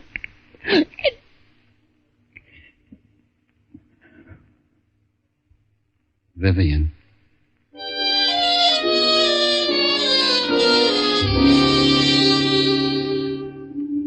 Her face relaxed, and it was a beautiful face, even in death. In the distance, I could hear the wail of the oncoming siren. Late. A lot too late.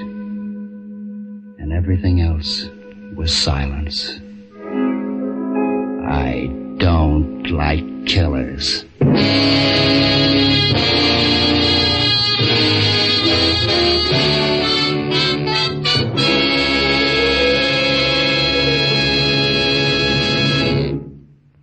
You have just heard another in a series starring Dan Duryea as the man from Homicide. Mr. Duryea can be seen starring in Al Jennings of Oklahoma. In tonight's cast, you heard Bill Boucher as Inspector Sherman, Herb Butterfield, Kelso, Joe Gilbert as Vivian, and Barney Phillip as Farley and Tony Barrett as Elliot. Music was by Basil Adlam.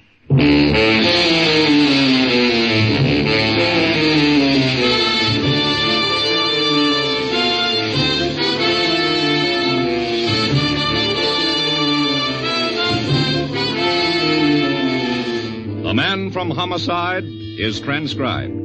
Tonight's story was written by Dick Powell, directed by Dwight Hauser. Be with us again next week, same time over most of these same ABC stations to hear Dan Duryea as the Man from Homicide. Orville Anderson speaking. This program came to you from Hollywood. Preceding transcribed, America is sold on ABC, the American Broadcasting Company. The Adventures of Michael Shayne, Private Detective.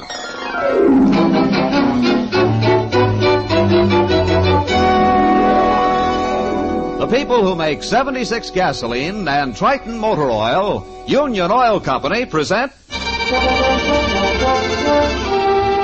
The Adventures of Michael Shayne, Private Detective, starring Wally Mayer and Kathy Lewis.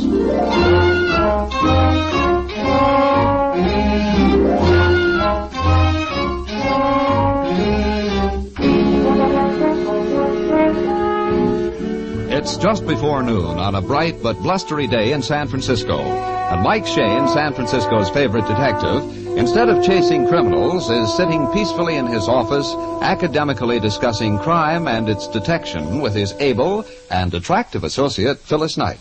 And, oh yes, the inspector of homicide who has come to take them to lunch. You see, Inspector, I'm not criticizing the police department when I say that I'm not bound by the rules that, well, you, for instance, are bound. I realize that, Mike. I have to be pretty sure of my ground before I make an arrest. I have to have evidence enough to convince the district attorney, and he has to have reasonable prospects of obtaining a conviction before he goes to the grand jury.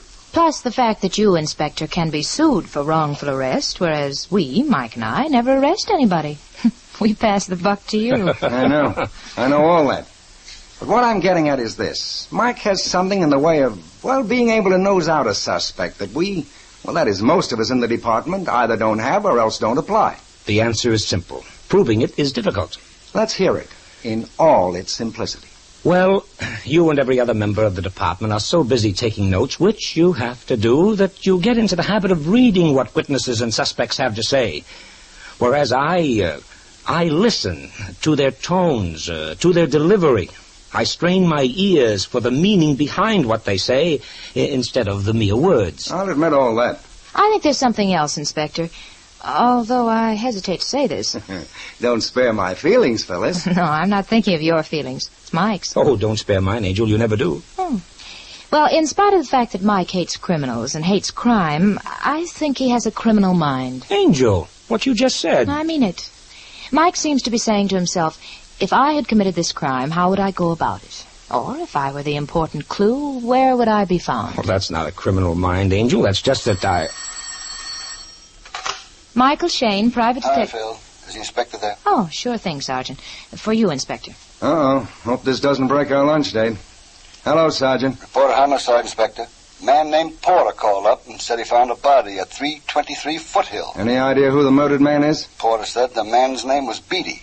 Didn't give much more information. He seemed pretty upset, not too coherent. Okay, Sergeant. I'll meet you there as soon as I can get there. Homicide, huh? Yeah. Well, what do you want? Murder or lunch? Oh, don't be silly, Inspector. We'll pass up a whole week's meals for a murder anytime.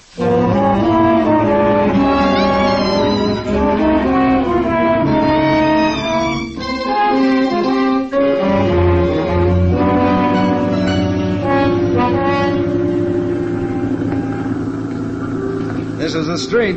Yeah. And that looks like the apartment. Right there, with a man standing on the steps. Yeah, that's it. No signs of your boys yet, Inspector. No, but then we were closer than headquarters. That must be Porter. Looks all upset. Well, wouldn't you if you just found a body? Are you, Mr. Porter? Yes. I've been pacing up and down these steps waiting. I thought you'd never come. Where's the body? Upstairs, on the couch in his living room. This isn't your house, then? No. No, this is Mr. Beatty's house. Oh. You were visiting Mr. Beatty? I called to take him to lunch. When? Just before I called the police. Not more than 20 minutes ago. In this way, please. Mm-hmm. Yes. Well, I went in, and there he was lying on the couch. There was a knife sticking out of his chest. I ran over to him, felt for his heart, and got my fingers all sticky with blood. You shouldn't have touched the body. Well, I didn't know it was a body. He might still have been alive. Had he been, I would have called a doctor before I called the police. That makes sense. Where is he, in this room? On the couch there. But he must be. Body? There's no body on this couch. But he was there. Maybe you were mistaken. Maybe he wasn't dead. Oh, but he was dead. He was cold. He was bleeding. His heart wasn't beating. Ugh. What's the matter, Angel? Oh, there's blood on the couch. I just got my hand in it. So you're right. Here, here's my handkerchief. Well, if he was dead, someone must have removed him. But they couldn't, Inspector. There's only one entrance to the apartment through the front door. There's no back door to the apartment? No, and I've been here all the time. I haven't been out of the sight of that front door since I discovered his body. I feel sick. I've got to sit down. Okay, now calm yourself. I don't blame you for being upset. But we'd better get this straightened out. Mr. Porter, tell us what you did from the very start. Well, I told you. I came to take him to lunch. If he was dead, how did you get in? Well, the door was open. And that's funny, too, because he was always careful about locking and bolting it. Go on. The door was open, so you went in. I found him, and when I saw he was dead, I phoned the police. You'll probably find my bloody fingerprints on the phone. Yes. Then what did you do? Well, I walked up and down, and I went to the front door. I came back, and... Oh, I remember. I saw the mail lying in the hallway. I absently, almost unthinkingly, picked it up. Where did you put it? On the table there. Mm-hmm. Huh? Oh, the wind must have blown it on the floor. There. That's it? That's it. Then you did what? Well, that's all. I I walked back and forth, and I'd walk downstairs to the front door to look for the police, and then I'd come back. And you were never out of sight of that hallway and front door? No, not for 1 second. Well, it's a cinch that even Houdini couldn't take a body out this back window. That window was open? Yes. No signs of anything on the sill. No, and even if there were, Mike, look there. Workmen working on that building would be bound to see anything like that. Yeah, you're right, Angel. You up there, Inspector? Yeah, come upstairs.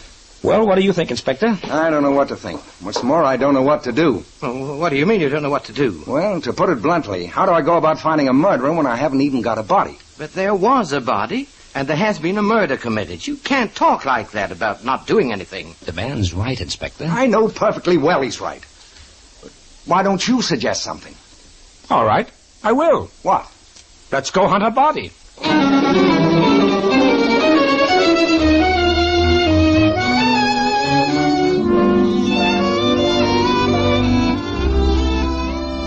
We'll return to the adventures of Michael Shayne in just a moment. You know, you hear a lot about magical post-war products and how easy they're going to make your life. Well, friends, one such product is here already. Yes, that's right. It's Union Oil Company's Luster Wash, a product that makes washing your car just about the easiest, simplest thing you've ever done. All you do is empty a small package of Union Luster Wash into a pail of water. Using an ordinary rag, apply the mixture generously over the car. Then, just rinse off with a hose, and you're all through. In 10 to 15 minutes, your car is clean from radiator cap to taillight. No fuss, no bother, no mess. Union Luster Wash is harmless to the car finish and to your hands, yet cleans as fast as you can apply it, and without the usual elbow grease. Luster Wash is not a soap, but a special detergent compound which dissolves road film and traffic dirt on contact, leaving the surface clean and smooth. You'll be amazed at how fast it works and how clean it makes your car. A package of Luster Wash sells for only 10 cents and is enough to wash any average car. Remember the name, Luster Wash, for a new, easy way to wash your car. You can get Luster Wash at any Union Oil Minuteman station. Just drive in wherever you see the sign of the big orange and blue 76. Thank you.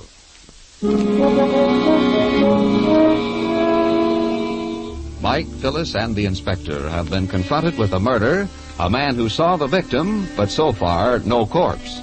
They've finished searching the apartment and stand looking at one another. Well, if there's a body in this house, it must be in small pieces and hidden in cracks in the walls. Well, there's certainly no body in this apartment. But, Inspector, Mr. Shayne, I saw it. We know, Mr. Porter, but it isn't here now. Look, we've all had our say on the body. Let's change to something else. We've pretty well covered the apartment. Not only us, but the sergeant and his boys. We couldn't find a thing amiss. Granted. So let's take a look at the murdered man's mail. Oh, here it is. I put it on this end table. Oh, thanks. Ad from flower shop. Oh, open this one, Inspector. Okay. Here's another ad. And you open this one, Angel. All right. I'll tackle this one. Hey, Mike. What? Listen. I warned you for the last time. Settle up or else. Signed. I can't read the initials, but the signature looks like Reynolds. Oh, that must be... Yeah? Tell us more. Well, I don't know very much, but Reynolds and another man by the name of Weaver went into some sort of a deal with Beatty. They felt that Beatty had swindled them. Not in the way that they could go to law, you understand, but in such a way that Beatty didn't lose his money, but they lost theirs. And Beatty told me that he'd been threatened by them. He told me he was worried, but that was all. Why the dickens didn't you tell me this before? Oh, because I didn't think it was important. You surely don't think that either Reynolds or Weaver would kill Beatty over a thing like that? We don't know, but it's our only lead so far. Wouldn't you say so, Mike? Oh, not exactly, but it's one we've got to follow up, of course. You'll return home, Mr. Porter? Yes, of course. I'll be there if you need me. Okay. Let's go, Phil, Mike. We'll go in my car.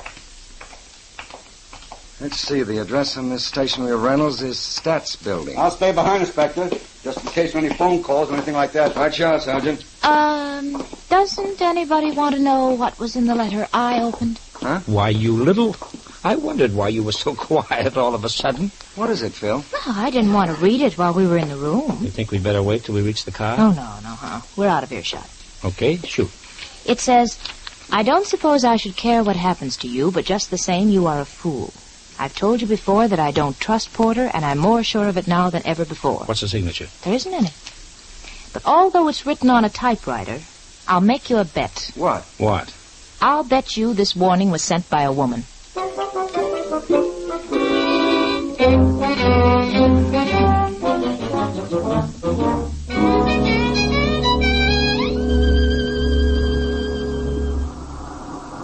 Eighth floor, please. Yes, sir, 8th floor.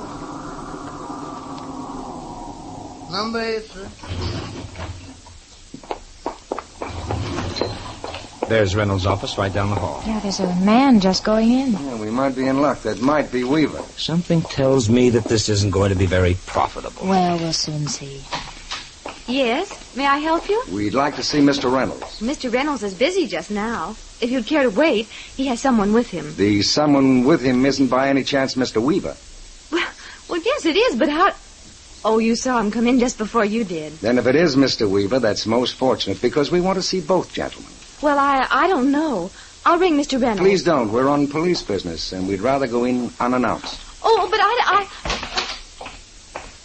Well, and to what do I owe this intrusion? Isn't my receptionist out there? Your receptionist isn't at fault, Mr. Reynolds. I'm from police headquarters. We'd like to ask a few questions. Police? What on earth for? You sent this threatening letter, Mr. Reynolds? Let me see. Yes, I did. And I'll send more if I don't get satisfaction. Satisfaction for what, sir? I don't think it is anyone's business. It's police business, Mr. Reynolds. Now, we can all be very comfortable and save a lot of time by getting our answers here.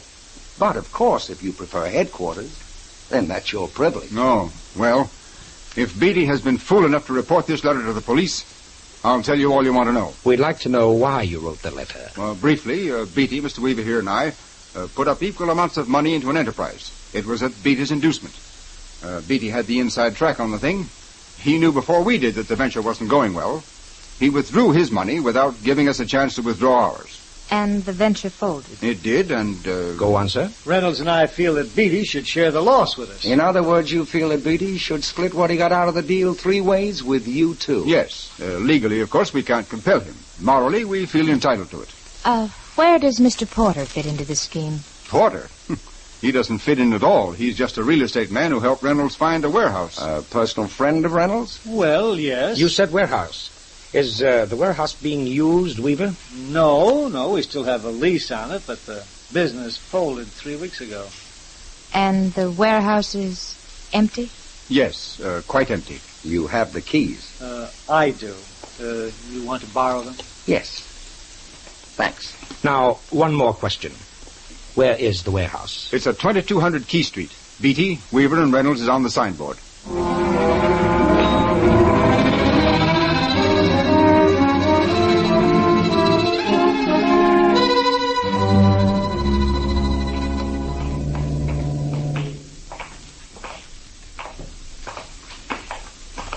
Oh, boy, what a rat trap. Yeah? Well, here's hoping it's more than just a rat trap.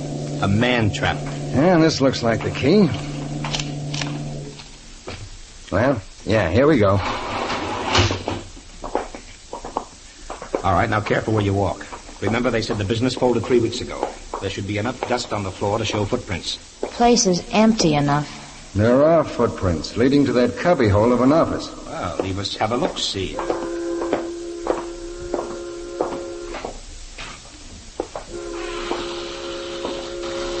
There's not a blessed thing in here, except this old table. Take a look, Phil, Inspector. Yeah. You noticed how the dust is disturbed on the edge of the table next to the wall? That means that table was moved. Yeah. Now, it may not mean a thing, but keep it in mind. Outside of that rickety chair out in the warehouse, that seems to be everything. No loose boards or hidden closets or anything? Nah, pretty much of a blank. Mike? Yeah? Inspector? Yeah? Here. Take a look at this chair. I may be wrong, but... What is it, Angel? Oh, look, that spot. Dry, shiny. It looks like brown paint, but it... Could be blood, huh? It does look like blood. One single drop. If it is a blood spot, it dropped from quite a height. You see how it's spread out like a seal? Inspector. Yeah? That table. Let's get it out here, right in the center of the floor. Okay.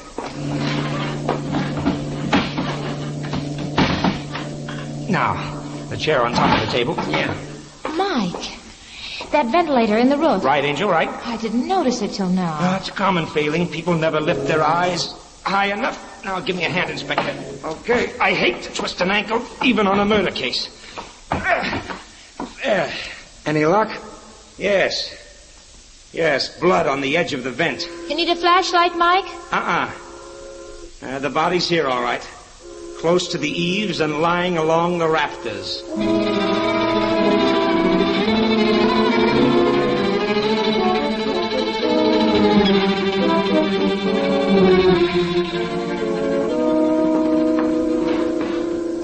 That'll do till the police surgeon gets here. Yeah, okay. Phil, will you make an inventory of all the stuff as we search it? Mm-hmm. Shoot. Okay. Leather wallet, identity card, J.J. Beatty. Driver's license, age 52. Mm-hmm. I think... Yeah? I think he was stabbed twice, Mike. Once in the back, and that was the stab that killed him. Stabbed again in the chest, eh? Looks that way. Autopsy will tell us definitely. Mm-hmm. Pocket handkerchief. Okay, 1 or 2. One in trouser pocket. One folded in breast pocket of coat. Mm-hmm. Got it. Checkbook. Balance, $800.30. Any stubs to Porter, Reynolds, or Weaver? No, Mike. Seems to be all for light bills, gas bills, department store purchases, things like that. Pipe. Tobacco pouch and book of matches. Yeah. Bill clip with $25 in loose cash. 3 silver dollars, 90 cents, and 2 streetcar tokens. Old-fashioned gold watch and chain. Watch engraved. J.J. Beatty from Fellow Workers, Wadsworth Plant, Kansas, 1913. Uh-huh. Fountain pen and pencil. And that seems to be it. Okay, then. That's all. Got it. Got it all down in my own inimitable shorthand. So, that's all, is it? What do you mean, Mike? Yeah. Why that cat that ate the canary look on your face? Once before I told you that something was so blamed obvious that I wasn't going to tell you what it was. Oh, we remember, Daddy. Okay. The same thing applies here. Now, come on, let's get going. I don't know where you'd like to go, but I'd like to put in a phone call. Who to, Phil? First, to Mr. Beatty's wife, if he has one, ex or otherwise, to see if she wrote that warning note to Beatty. One run. Go ahead. If no Mrs. Beatty exists, then to the little receptionist at Reynolds' office for additional... 2 runs, no errors. I'm with you. Good. And I'd like to use a police teletype. I'm with you on that one, Mike. We'll teletype Kansas to see what associates Mr. Beatty had in the days of his past. But I'm still puzzled about what you seem to know that we don't. I don't know a thing that you don't know, Inspector. I'll give you one hint. Just one. But you mustn't ask any more questions. I'll bite. Go ahead. Just put your hands in your pockets, Inspector. That's all. Just put your hands in your pockets.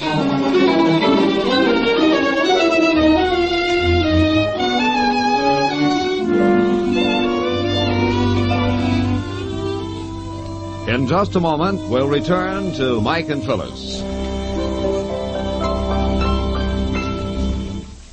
Ladies and gentlemen, a few minutes ago, we told you about a sensational new way to wash your car. Now, if you think that there can't be anything new about washing a car, well, just try Union Luster Wash.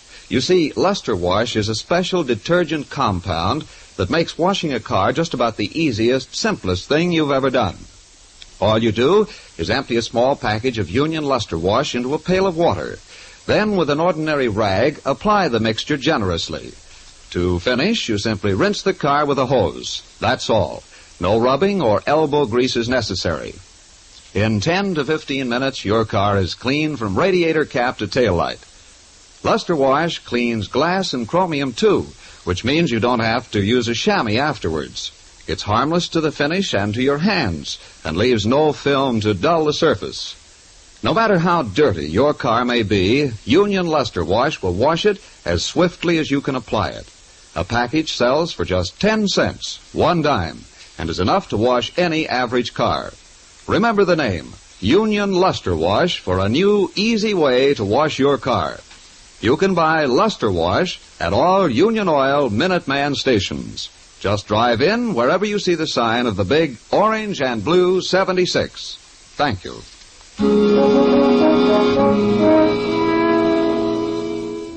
Mike Shayne, Phyllis, and the inspector are at headquarters. Phyllis is on the phone. Mike is looking at his notes, and every few minutes, the inspector guiltily puts his hands in his pockets, pulling them out again when he catches Mike's eye. Doggone you, Mike.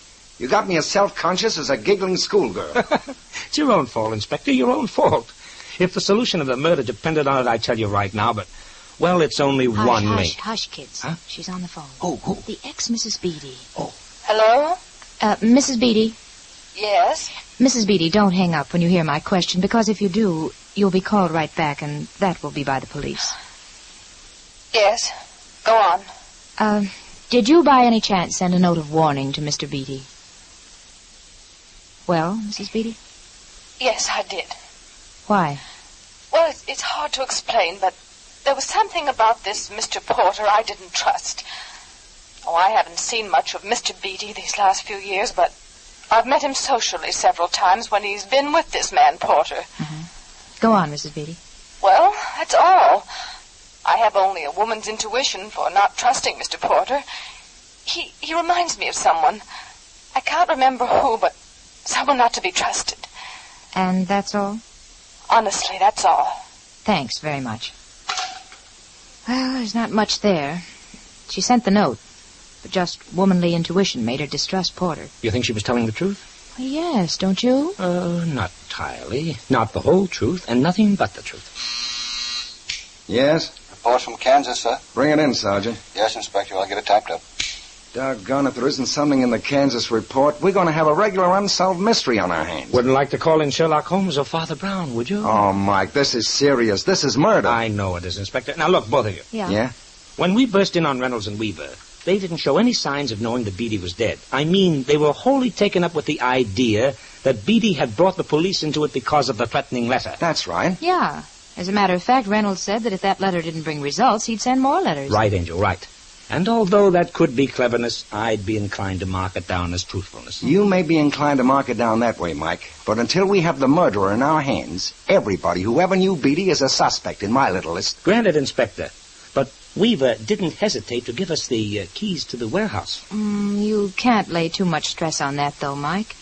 Both Weaver and Reynolds knew that we could get into that warehouse without keys. True, but to be able to carry off their interview with us with such savoir-faire would indicate that they were very clever and very experienced crooks, which I, for one, don't believe they are. Yeah, but Mike, murderers don't have to be crooks. Many a killing is a criminal's first and last crime. I know that, Inspector. I'm thinking out loud to convince myself. You see, what I... Yes, sir. Not much, I'm afraid. Let's see what this says. Only connection Beatty ever had with police was his witness in robbery trial. His testimony was essential in proving guilt of defendant. And the defendant's name was Porter. Yes, Phil, the defendant's name was Porter. Well, what are we waiting for? That's it. No, not quite, Phil. You see, Porter died in a penitentiary in 1936. Oh, well, then of course it isn't the same Porter. That report doesn't say whether or not Porter had a brother. No, Mike, it doesn't. But I'd be almost willing to bet that he had. What so many women like to call woman's intuition is nothing more or less than a half-forgotten incident or something half-heard and half-forgotten. You think that Mrs. Beatty's instinctive dislike for Porter is because of the name? Or a likeness between the Porter who found the body and the Porter who went to jail? Yes, Inspector, that's exactly what I do mean. Well, that shouldn't be hard to find out. But it still isn't the stuff that convinces district attorneys or grand juries. No, Inspector, but on the face of it, I think another interview is justified. Interview? Who with? All of our suspects, Weaver, Reynolds, Porter, and Mrs. Beatty. All right, Mike. We've got nothing to lose. We have everything to gain. You see, our chief suspect holds the key to this little mystery, and we'll find that key at 323 Foothill. Well,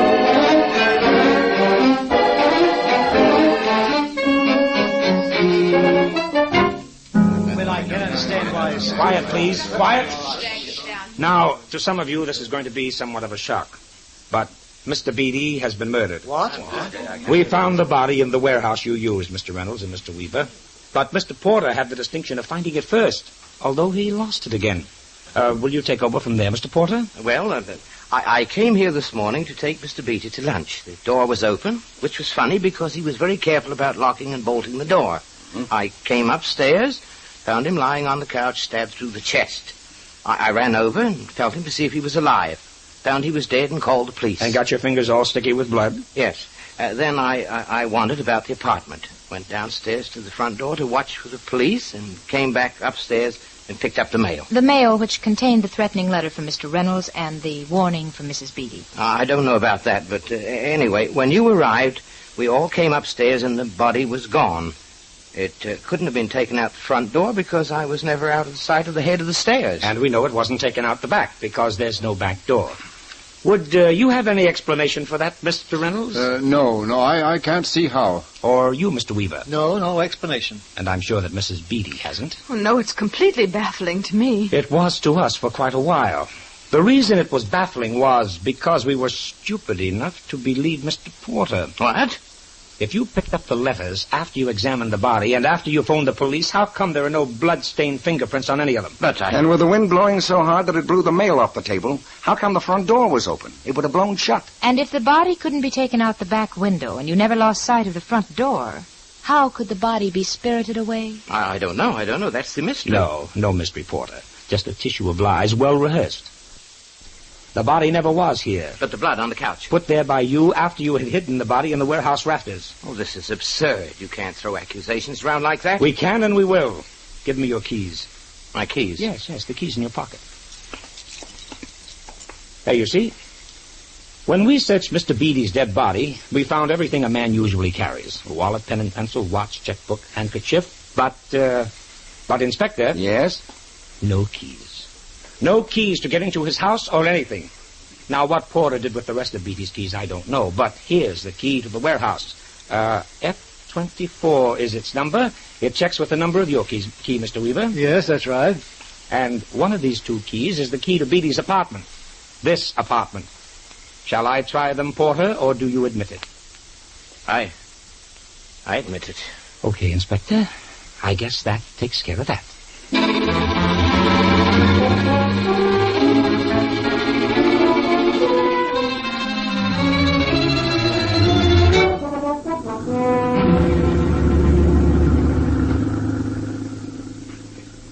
Well, here it is, early in the evening, and we're on our way home. Aha! But we're not on our way home, Angel. No? Where are we going? We're going to meet the inspector and have a late snack at Fisherman's Wharf. Oh, good. Mike, I wonder if Porter is a brother of the man who died in the penitentiary. Oh, I'm sure of it. He'd better be. Why? Because if he isn't, we'll spend the evening talking to the inspector about motives. Oh. And what would you rather do, Mike Shayne? Are you asking me or taunting me? Well, I just... Mike. Huh? No, not here in the car. I mean... Why not, Angel? I can drive with one hand as well as the next.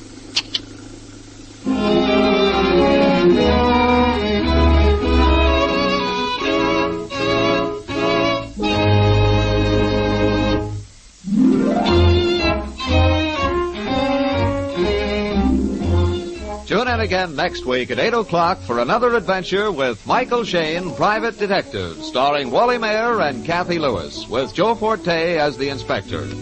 Tonight's story, based on the character created by Brett Halliday, was written and directed by David Taylor. Music was composed and directed by Bernard Katz. This is John Lang saying goodnight for the people who make 76 gasoline and Triton Motor Oil. Union Oil Company.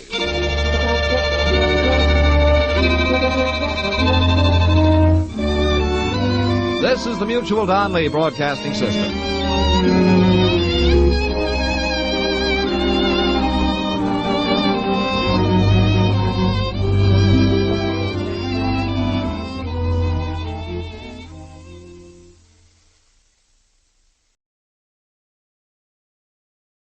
The Adventures of Michael Shayne, Private Detective.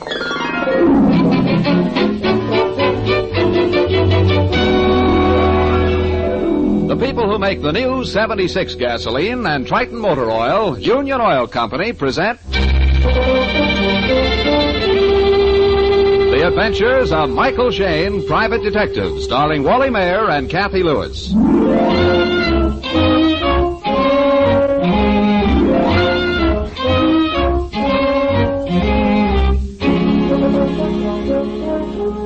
A detective as well known as Mike Shayne is in the limelight pretty much of the time. This evening, Mike is not in the limelight, but behind the footlights. Or rather, he is just about to be. A new revue is opening at the Empire Theater, and for reasons still unknown, Mike has been asked to attend the rehearsal. Right now, Mike and his pretty associate Phyllis Knight are waiting at the stage door. Yes, what do you want, son? We'd like to see Miss Beverly Pryor, please. I'm sorry, son. Rehearsal going on now. She asked us to come. It's business. Oh, business. Well, then I guess it's okay. Come on in. Miss Pryor's dressing room is number 4. Well, thanks. Mike, how long is it since you've seen this Beverly Pryor? Oh, years. 10 years. We got to be good friends when I spent a couple of vacations down in New Orleans. Seems to me she could have told you what she wanted over the phone. Well, we'll know in 3 seconds. This is dressing room 4. Come in. Oh, Mike. Hello. You old darling. Let me give you a... Bev. Mike, it squished you to Beverly. pieces, Mike. It's so wonderful to see you again. Oh, I'd almost forgotten you were so handsome. Yeah. Oh, I almost forgot, too. Phyllis, Beverly, I want you to meet I want you to meet Miss Phyllis. Mike, you haven't gone and got yourself married. No, Miss Pryor. Not yet. I'm Phyllis Knight, Mike's associate. Oh, just in a business way. How do you do? Beverly, I didn't know you'd gone on the stage. Oh, I was always good at dancing. You remember, Mike. I've got a specialty number in the review. Oh. South American dances, rumbas and sambas. Do you like my costume? Oh, sure. It's very colorful. Shows off my legs very well, don't you think? Uh-huh. You remember what skinny legs I used to have. Miss Pryor, Mike and I don't want to hold up your rehearsal. Oh, no, that's right. Beverly, you said on the phone that you were afraid of something serious happening. Somebody connected with your show. Oh, yes, I was pretty scared yesterday. But some changes are being made tonight, and, well, I think things will all straighten out now. Well, what was wrong? Well, maybe it was my imagination. We've all been so nervous and hot-tempered. Yes? Well, I thought somebody was planning a murder. Somebody would... Mm-hmm. What made you think so? Hiya, beautiful. Ready for your spot? Larry says you're going to follow Oh, come in, boys. I want you to meet an old friend of mine. Mike, this is our comedy team. Sweeney and March. Mike Shayne and Miss Knight. Hello. Is the salt sent to the pepper? Shake. How do you do? Just dandy. Snug as a rug in a bug. You get the switch? Snug as a rug. All friends of Bev's, huh? Well, you believe me, this little gal's going places. You know, this show's just third base for her. Next strike will be home plate, a Hollywood plate. Yes, indeed. Sweeney thinks he can sell me to Hollywood. If he'd stick to comedy and forget the agent business... You wait, you'll see. I'll have Sammy Goldwyn and Louis B. strangling each other for you. Hey, come on, Sween. We're late for us. Okay, yeah, we'll be seeing you. Yeah, sure. A slap-happy pair. Mike, why don't you and Miss Knight go out in the wings and watch their routine? Well, I want to get your story first. Now, who was planning a murder? Oh, it's all straightened out now, Mike. After rehearsal, we can have a little supper, and I'll tell you all about it. Now, go on, scoot. I've got to finish dressing. Well, all right.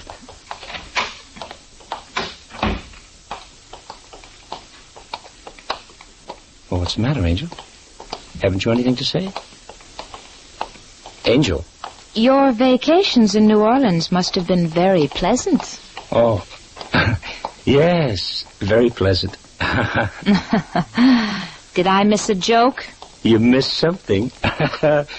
The hotter a woman gets, the more she freezes.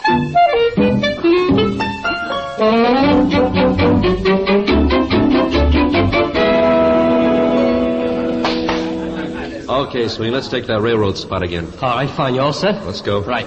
It doesn't really matter, Mr. March. Any train will do, but I must have a ticket for Hollywood. Well, I understand that, Mr. Sweeney, but I can't let you have a ticket unless your trip is essential.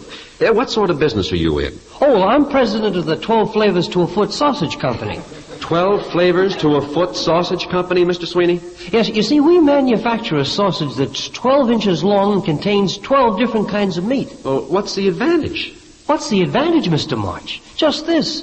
If you're slicing a piece of our sausage and someone comes up to you and says, no matter how thin you slice it, it's still bologna, they're probably wrong. It may be liverwurst. Oh, come now, Mr. Sweeney. After all, how can I give you a train reservation for something like that? Well, if you must know, I've got to get to Hollywood to see my doctor. Oh, you have a serious illness, do you? Yes, I suffer from very bad attacks of bakery face. Bakery face, Mr. Sweeney? Yes, you see, under my doctor's orders, I wash my face in baking powder and lemon juice. Well, then what happens?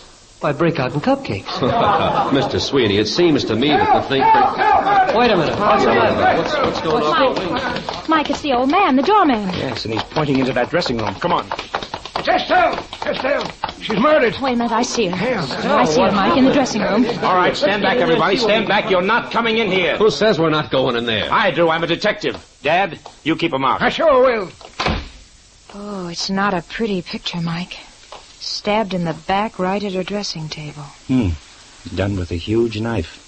A special kind of knife with a gold hilt. Mike. Yes? Look, the mirror right above her head. Oh, some letters in lipstick. Yeah, she tried to tell us something. It spells B-E-V-E. The rest of the letters are just a red scrawl. Oh, I'm afraid we know what they were meant to be. B-E-V-E. R-L-Y. Beverly. Beverly Pryor.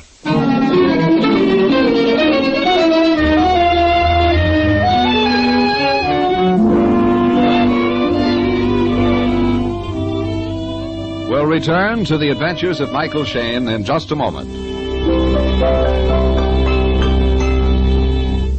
Ladies and gentlemen, since we told you last week that post-war gasoline was here, many of you have already tried a tankful of the powerful new 76.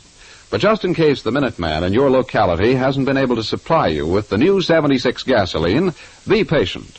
As fast as the modern 100-octane refineries of Union Oil Company can make and blend it, our tankers and trucks are hurrying post-war 76 gasoline to you. Watch for the signs to go up in your neighborhood announcing its arrival. Then, for a real thrill, drive in for your first tankful of the new 76.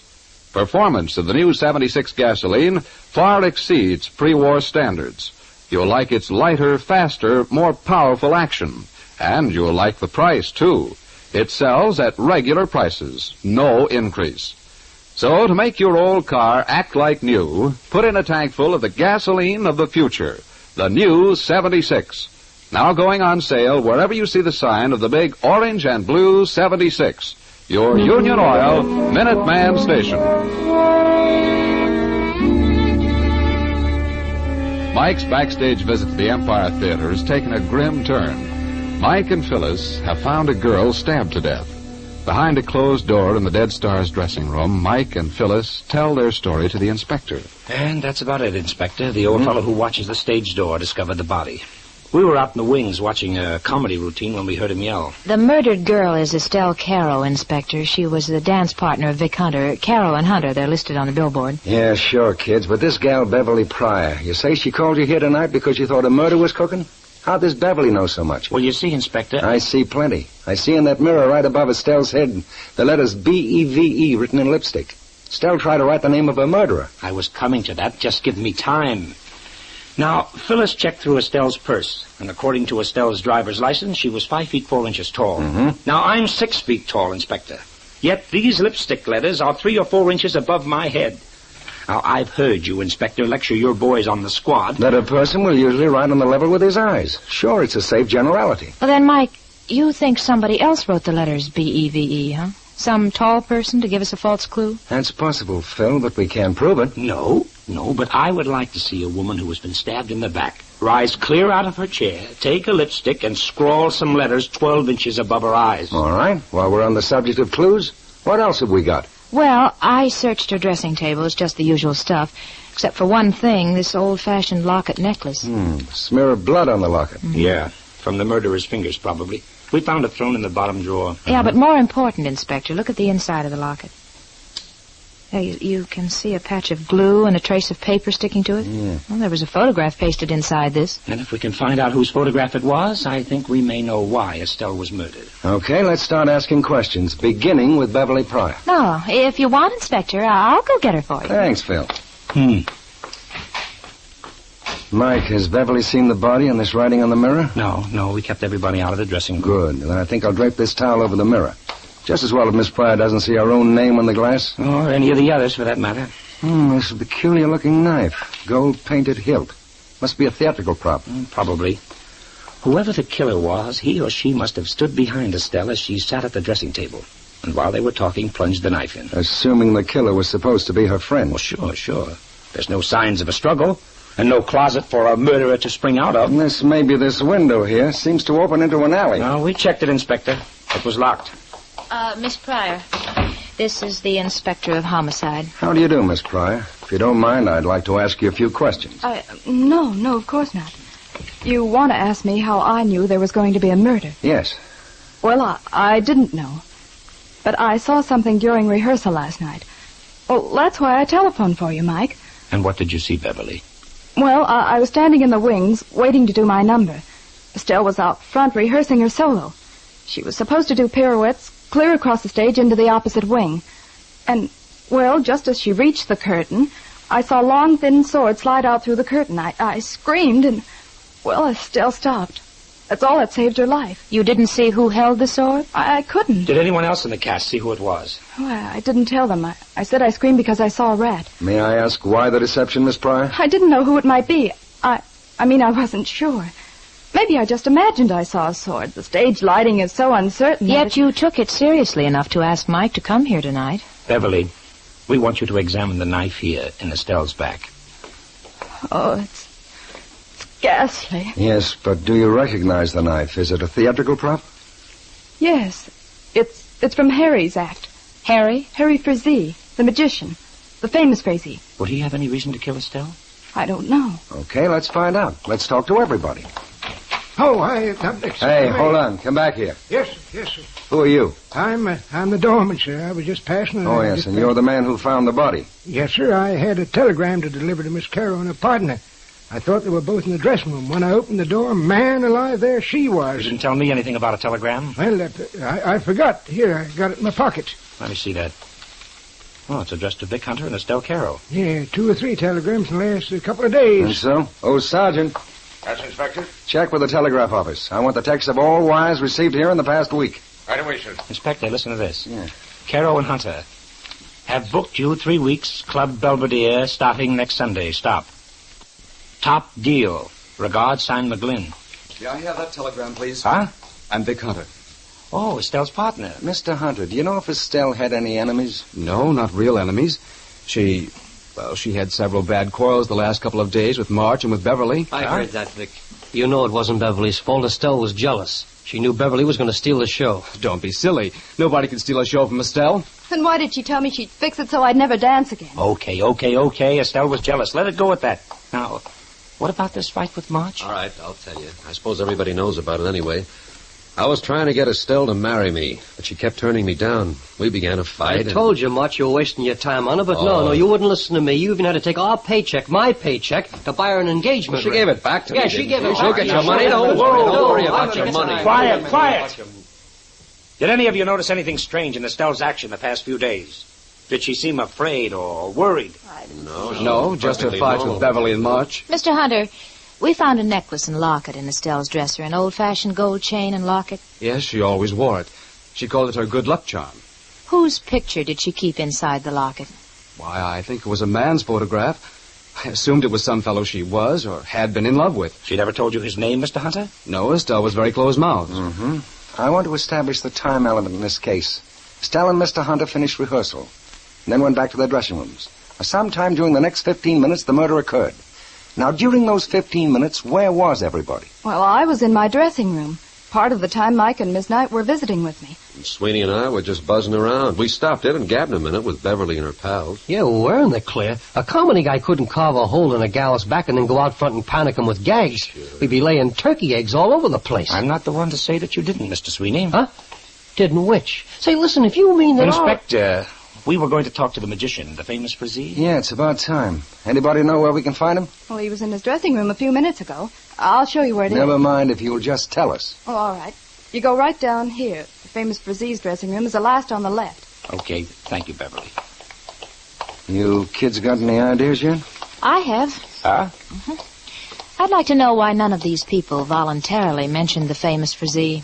They know everybody in this theater is under suspicion, yet nobody refers to the magician, the owner of the knife which stabbed Estelle to death. Right. Well, probably because none of them noticed the knife.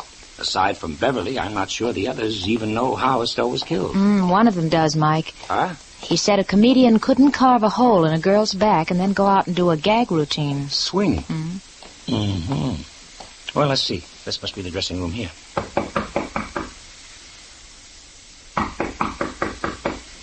No answer.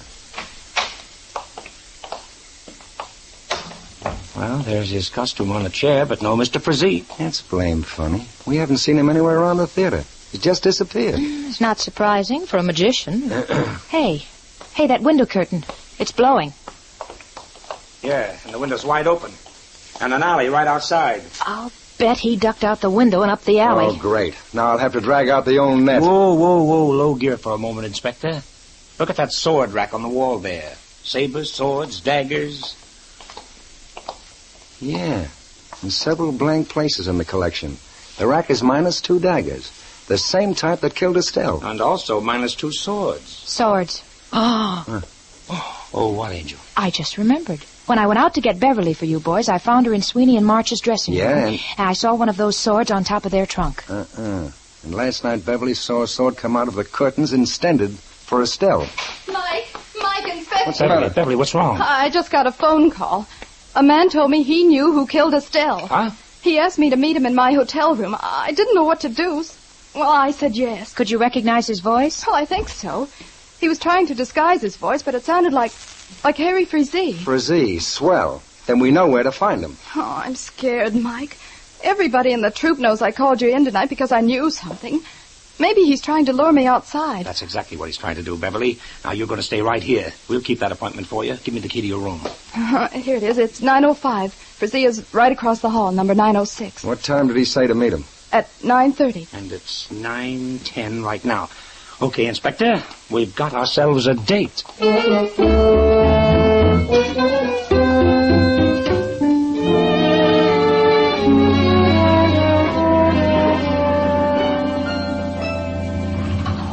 Ninth floor. Room 905. That would be this way. Yeah, here we are. That's Frizee's room across the hall. And the light shining over the transom. Okay, let's talk to him in his own room. We may get a chance to see something.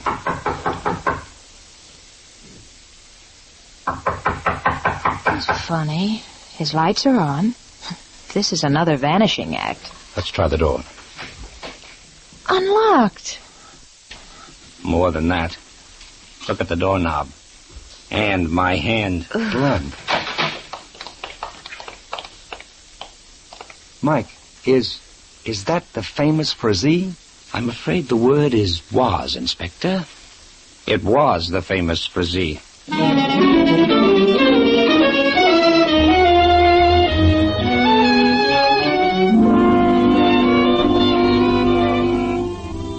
In just a moment, we'll rejoin Mike Shayne in his adventures. How about it, friends? Have you gotten your first tank full of the new 76 gasoline? It's available right now at no increase in price at many Minuteman stations. The new post-war 76 is freshly blended from the huge 100-octane refineries of Union Oil Company. That means you're getting the benefit of the latest in war-proven refining methods when you get the new 76. Its lighter, faster action beats all pre-war performance. You'll notice the difference as soon as you come down on the accelerator. So for a real motoring thrill, get a tank full of the powerful new 76 gasoline. If your Minuteman doesn't have the new 76 today, please be patient. Our tankers and trucks are making deliveries with all possible speed, but some outlying districts of necessity take longer to supply. But whether you're able to buy the new 76 right now, or whether you have to wait a few more days, you'll find it the gasoline you've been waiting for. It's the new 76 gasoline, now going on sale at your Union Oil Minuteman stations.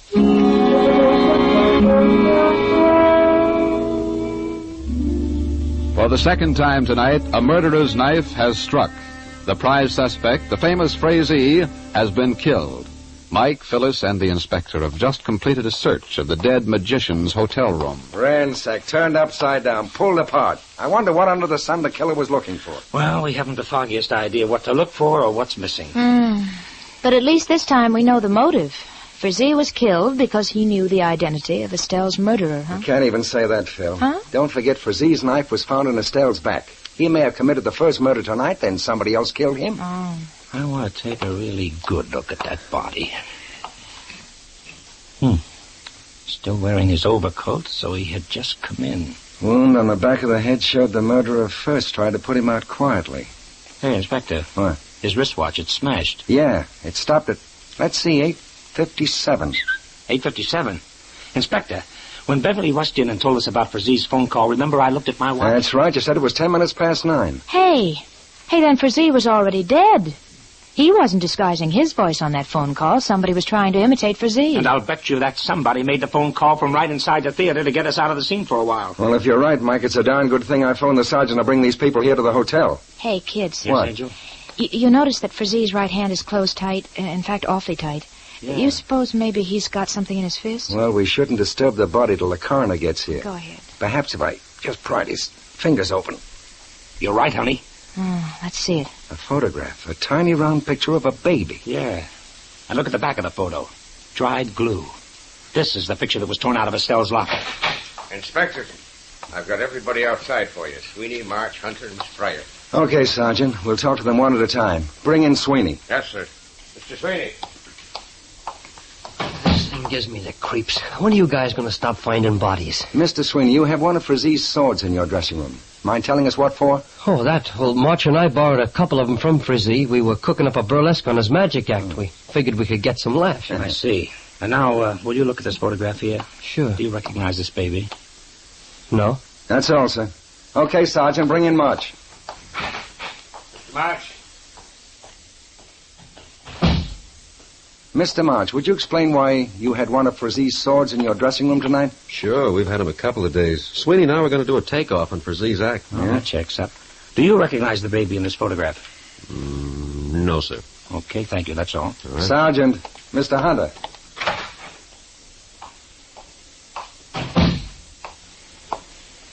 Yes, gentlemen? Oh, Mr. Hunter, we found that photograph which was missing from your partner's locket. You have? Good. Yes. Here, this is it.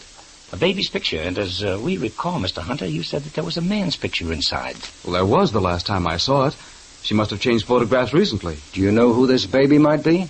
Not the slightest idea. Thank you, Mr. Hunter. Will you send in Miss Pryor next? Oh, yes, Inspector. Yes, I will. Excuse me, Inspector. Yes, Sergeant. One of the boys just came from the telegraph office. Here are the copies of all the telegrams sent to the theater. Swell. Then hold Miss Pryor outside till we've read them. Yes, sir. Let's see. The first wire is 4 days ago from Chicago. Regret to inform you your father passed away last night. Stop. Will you attend funeral? Signed Norman L. Tyre, gang, cop, and tire attorneys. Oh, the second wire is a duplicate. 2 days later. And the last is dated yesterday. No word from you, so funeral tomorrow. Stop. Have been named administrator your father's estate. Stop. You are again beneficiary because of John Jr. Signed Norman L. Tyre. John Jr. Again beneficiary because of John. Well, maybe I'm crazy, but I say the baby in this picture is John. Wait a minute. Back at the theater, I asked everybody if Estelle acted in any way peculiar the past few days, if she'd been frightened or worried. Yeah, and they all said that she was not upset. Well, then that's our answer. Inspector. Yeah, Mike? Somebody had better go back to the theater and pick up Dad, the old doorman.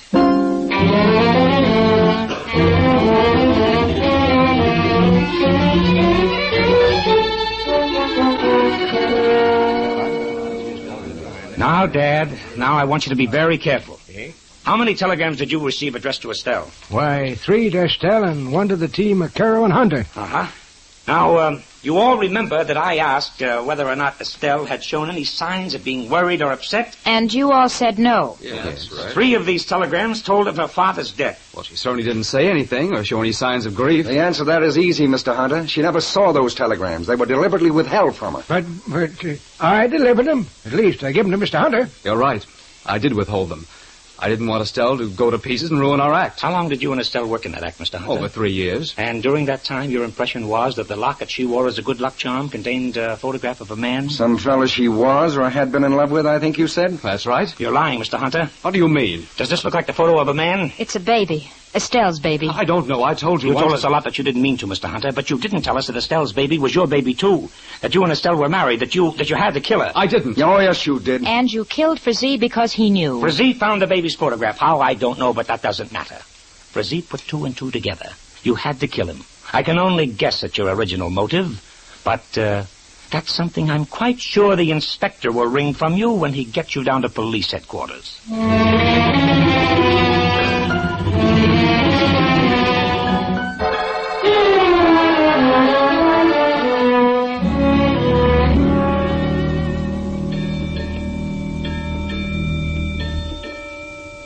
And there it is, Angel. I know, Mike, but I still don't see how Hunter could expect to get away with it. But didn't he know somebody would check up on those telegrams? Well, certainly, honey, but he miscalculated on one thing. Hmm? He didn't know a private detective was going to be backstage right after the killing.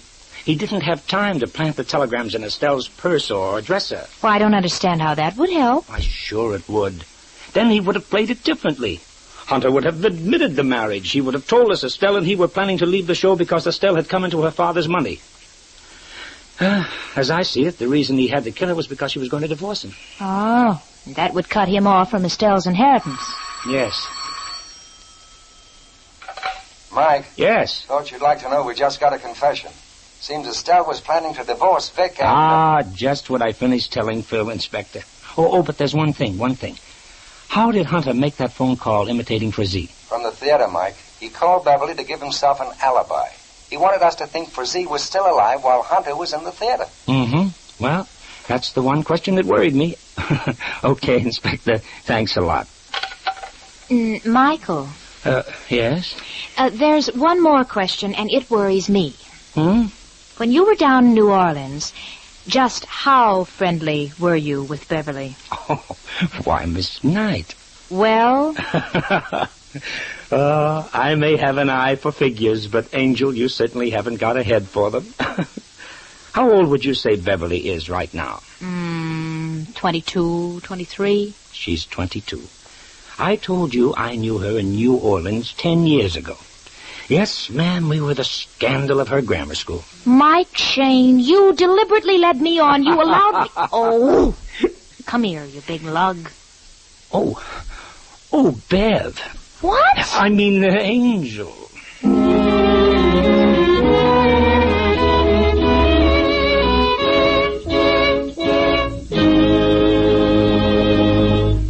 Remember, friends, the new 76 gasoline will give you a driving performance that will make you think of jet propulsion. Watch for the signs to go up in your neighborhood announcing the first shipments at your Union Oil Minuteman stations. Then, for a real thrill, drive in for your first tankful of the powerful new 76 gasoline, freshly blended from the huge 100-octane refineries of Union Oil Company. Now going on sale at your Minuteman stations.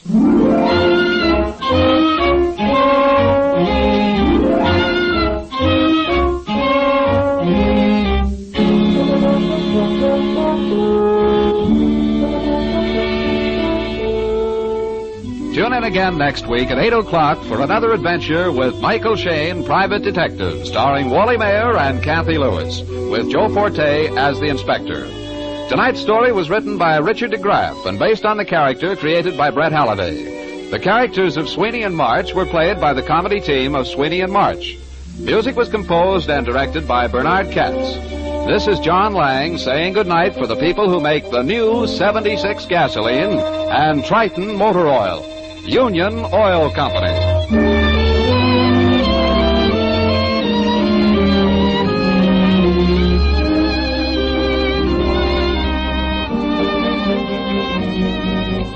This is the Mutual Donley Broadcasting System.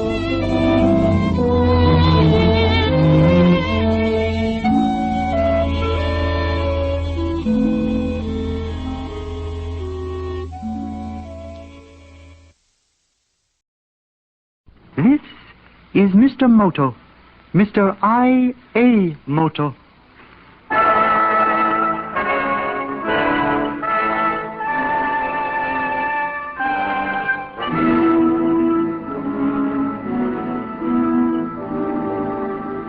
NBC presents the world's greatest international secret agent, Mr. I.A. Moto, the popular Japanese character created by Pulitzer Prize winner John P. Marquand.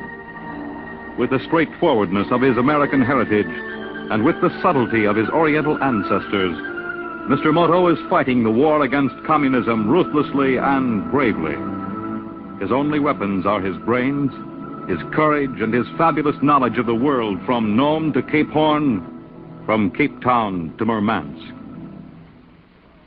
Tonight's story, The Smoke Screen, starring Mr. Moto, Mr. I.A. Moto.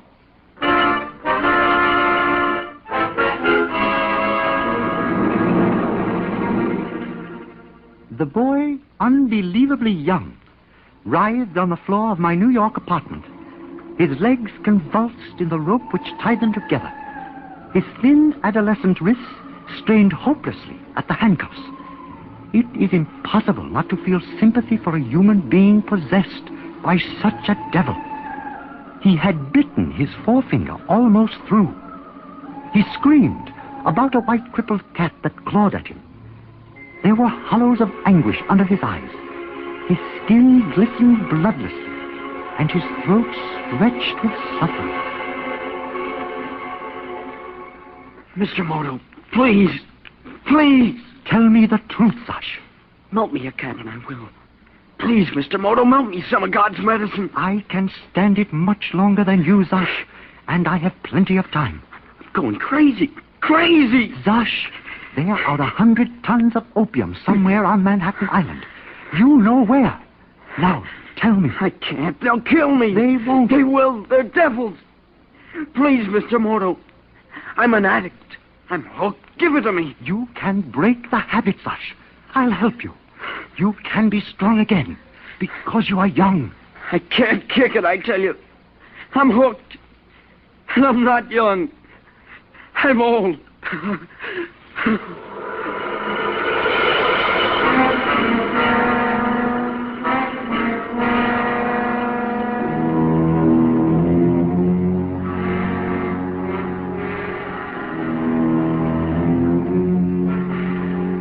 Assignment smokescreen began in several cities of the world at once. And at first, I was the only one in America who knew of its beginnings. My information came through a friend from Tokyo, a Count Takahashi, a man of immense wealth who flew from Japan to New York to have 1 hour's conversation with me. Immediately after my talk, I called on Captain Beresford of the Narcotic Bureau in his New York office. Captain Beresford is a quiet, cultured man who seldom swears, seldom raises his voice. My story shocked him into a hard-faced, stunned silence. Mr. Moto, I can't believe it. I am afraid, Captain Beresford, that it is quite true. Tell me about this Count whatever you said. Count Takahashi, an old Japanese family. My house once served his house with honor and self-sacrifice. He feels he owes me a debt. Do you mean to say he flew all the way from Japan just to talk to you for an hour? He did. You see, he knows what opium has done to the Orient. And you're sure his information is accurate? As I am that the sun will rise in the morning. He is an ex-addict himself. I see. He knows how dangerous a weapon it can be. For 700 years, this drug has debilitated, weakened, ruined. While we may think it is impossible here, the fact remains that at one time in history, 25% of the population of the Orient either smoked opium or were addicted to its morphine derivatives. Oh, but surely in the United States we're I wonder if we are. We are an erratic, excitable people. Opium has an enchantment that is difficult to resist. That is why it is so terribly dangerous. Yes, I know. Count Takahashi has reason to believe that 4 months ago, a shipment of 50 tons of raw opium were dumped on the market in Hong Kong. From there, it went to Tokyo. In Tokyo, it disappeared. How? It vanished as completely as if it had been swept into the sea. 5 days ago, an additional 200 tons did the same thing. Vanished. Disappeared from sight as completely as a tea-bug in the heart of a poppy. 400 tons of opium, Captain Beresford, would supply the entire medical needs of the world for 2 years. The whole world for 2 years. Well, frankly, I just can't believe that 400 tons of anything could get into this country without the Customs Department getting wind of it somewhere. The drug was smuggled to America aboard a submarine owned by the Chinese Communist Navy. It was taken ashore at night on Stewart Island. The San Juan Islands? Yes, in the state of Washington. From there it came across the continent in trucks as a shipment of canned salmon. And your friend believes it has international implications? Count Takahashi assures me it is another tentacle of the communist octopus. Spread the dope of it. Devour the blood of America's young men and women. Lower the birth rate. You know, of course, that prolonged drug addiction frequently results in sterility. Certainly I know. Moto, we've got to work fast. Exactly, Captain Beresford. I have asked that this be made my personal assignment.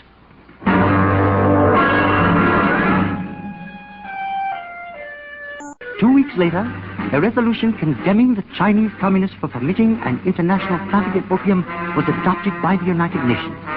The next month, the Kitfofa Committee was informed that large quantities of the drug would be routed through Japan to America. Captain Beresford was getting alarmed. Moto, I'm getting stepped on from higher up. In what way? There were 26 rejections yesterday from one Army recruiting center. The draftees claimed exemption on the grounds of dope addiction. There's been 43 cases in the last week of teachers discovering addiction in children as young as 10. 10? Isn't that sickening? Man's inhumanity to his brother. Yes, but a lot of people are getting excited. I've been given 2 weeks to break this case. We've got to work through the children. I have exhausted every possible alternative. Yet for me, the children are difficult. What do you mean? For a Japanese bachelor to make friends with teenagers is more difficult than it sounds. Boys, as well as girls, are suspicious of older men who attempt casual conversation. Beresford. What? I've had an idea. Jeffrey Arrington. Who's he? I read in the paper yesterday that he had recently been appointed chairman of the Board of Trustees of Halsey College. You know him? I knew him casually in the Orient. We were never close friends, but I would have no hesitation in telephoning him. What for? He might invite me to the school to lecture on Japanese culture. Well, it doesn't sound too hopeful, but we're at the end of our rope. What's he like? I should say he is one of the most charming men I have ever met. He was born in the Orient. His father, an Englishman, left him phosphate holdings in the South Pacific, which he sold to the British government for something over £2 million sterling. He lives in New York? Yes, in a vast house on Fifth Avenue. He's middle-aged now, and he gives his time to philosophy and his money to charity. He injured his leg as a boy. He has difficulty walking, and as a result, he's intensely interested in young people and youth work. Wants to see them get every opportunity for self-development. With that attitude and £2 million, he might be very useful. I shall telephone him immediately and invite myself to luncheon.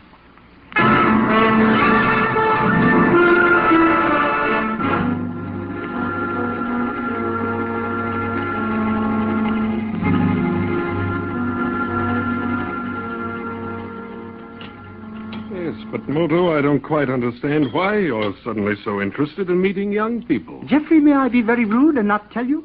Oh, your work. I see. Well, as a matter of fact, you've chosen a good time. In what way? Oh, do you mind if we have our liqueurs at the table instead of in the drawing room? My leg's acting up a bit today. Not at all.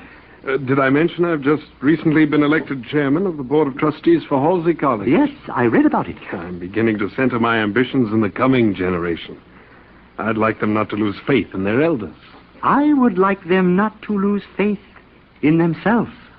Well, then you may count on my complete cooperation. The reason I say you've chosen a good time is that tomorrow night I'm giving a sort of graduation party for Halsey students. Be about 200 of them. Would you like to come? You can meet every single one of them if you want to. I should like that very much. Fine. Buffet, supper, and dancing. Come any time you like after 9 o'clock.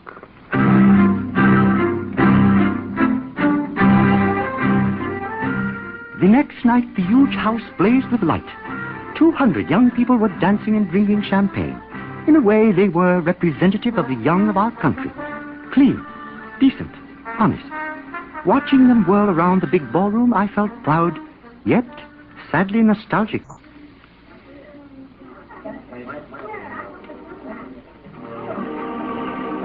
These are troubled times for the young. They live in the threat of war. The draft hangs over their careers and their marriages.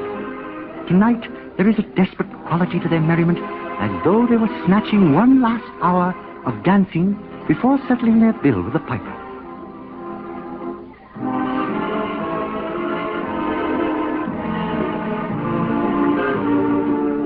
Well, Moto, enjoying yourself? Are we not both at the age, Jeffrey, where enjoyment, to be really favored, should be taken in small doses? Yes, I suppose we are. Personally, I wonder where they get the vitality. That boy, there, is getting his from a source Other than the young lady's laughing eyes. What boy? The one dancing with the girl in the white taffeta. The big blonde boy. Have you noticed his eyes?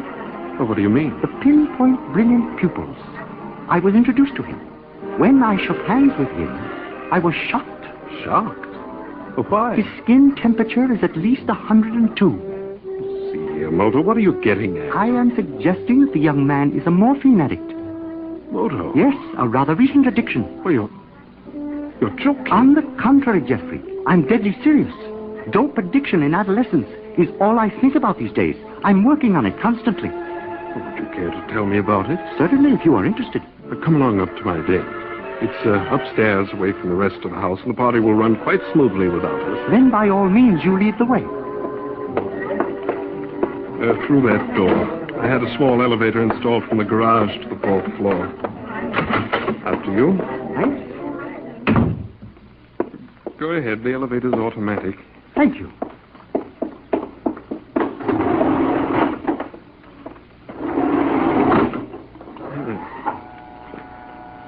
How wonderful to be able to afford private elevators. My leg bothers me quite a bit. Stairs are difficult for me. Moto, are you sure about this dope business? Quite sure.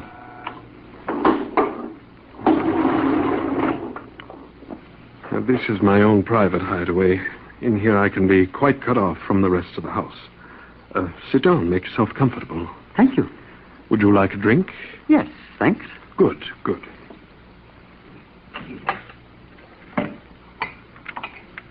I have some very special rye whiskey. Hanfield Royal Ark. I believe it sells in the Chambord for $25 a pony. Really? And you're wasting it on me? Not at all. I only serve it to my very special friends. Here you are. Thank you. What superb bouquet. You'll forgive me if I don't join you. My doctor forbids it. Certainly. Now, tell me about this dreadful business. Oh, excuse me, won't you? This phone never rings unless it's something important. Hello. Oh, yes, Senator. I'm afraid I can't tell you yet, but I can let you know by tomorrow noon. Well, yes, of course. I'll call you tomorrow, then. Oh, not at all. Good night. Forgive the interruption. Now, you were saying? I have been working without success for some time now on the problem of dope addiction among teenagers. Yes. I have reason to believe that... Jeffrey, has it suddenly gotten very warm in here? Moto, what is it? Are you ill? Help me up. Quickly. Oh, what's the matter, Moto? I don't know. Don't you, Moto? I do.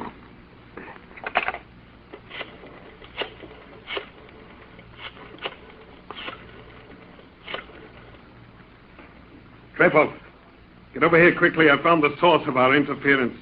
Use the garage entrance and the elevator, and hurry, will you?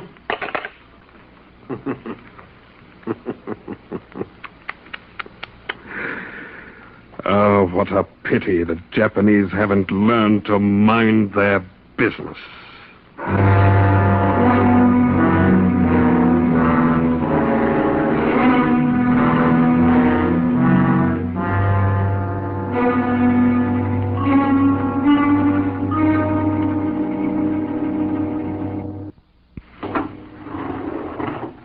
Well, it's about time. I got here as soon as I could, Mr. Errington. Who's that? His name is Moto, and don't underestimate him. Tripping about? Yes. Can you do it tonight? Sure. And get him out of here. Anybody see you come in? I drove into the garage, took the elevator. Pick him up and get him out of here. What did you give him? The usual. He'll be unconscious for at least 3 hours. Good. Okay. He's small, isn't he? So are rattlesnakes. You coming? Yes, go ahead. All right. Don't worry, Mr. Errington. Everything's okay.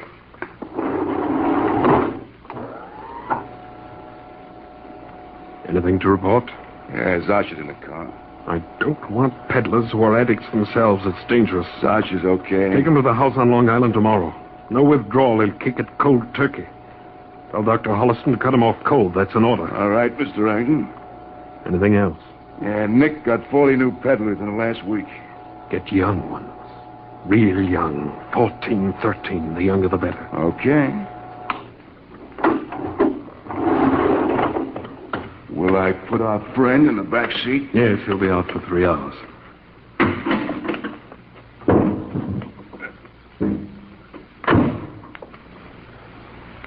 Hello, Zosh. Hi. He's just hitched up the monkey. He's floating. I mean it, Trepov. He kicks it tomorrow. Okay, boss. Now, what about the chink?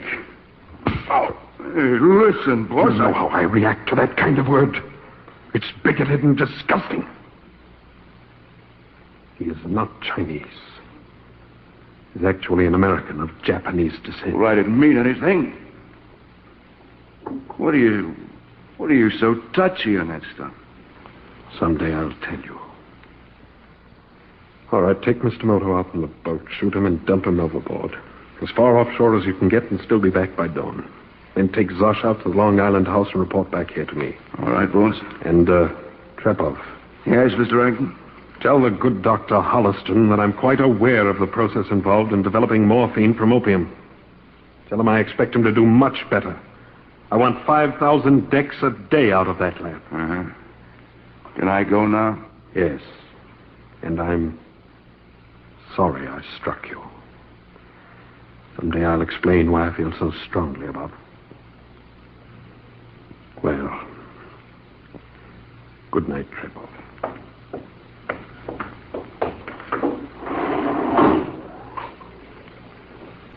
Big meathead, who's he think he's pushing around? All right, get over, Zosh, and stay awake. Hi, boy. I tell you, the cat's swinging high tonight.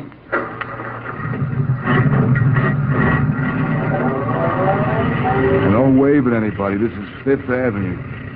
Gentlemen, hey. I am quite capable of shooting you both. What? And don't turn around, Mr. Trepov. Just drive. My apartment, if you please. Left on 72nd. And if you don't do as I tell you, I will blow your head off.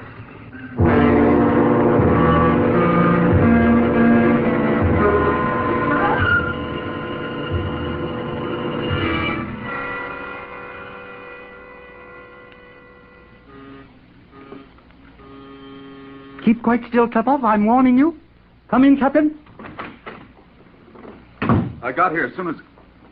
Hey, what's this? This is a man named Trepov. He was commissioned by Jeffrey Errington to kill me. Errington? Incredible, isn't it? Errington tried to drug me with chloral hydrate and whiskey. He made a slight error, which I will explain later. I was to have been taken out in a boat. I overheard enough information to send Errington and his gang to jail for 20 years. Take this man and book him for felonious assault, attempted murder, whatever you like. All right. What's the matter with the boy? Hiya, copper. Having fun? That is Zosh. He's riding morphine 1,000,000 miles away. Okay, now come on, you. You can't make it stick, copper, never. Leave me your handcuffs, will you, Captain? What are you going to do? Perform an experiment. Whatever you say. Thank you. And come back here as soon as you can.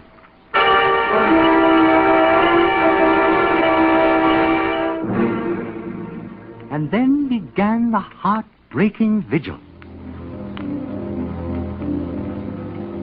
The boy dozed on the floor alone in a world of drugged enchantment.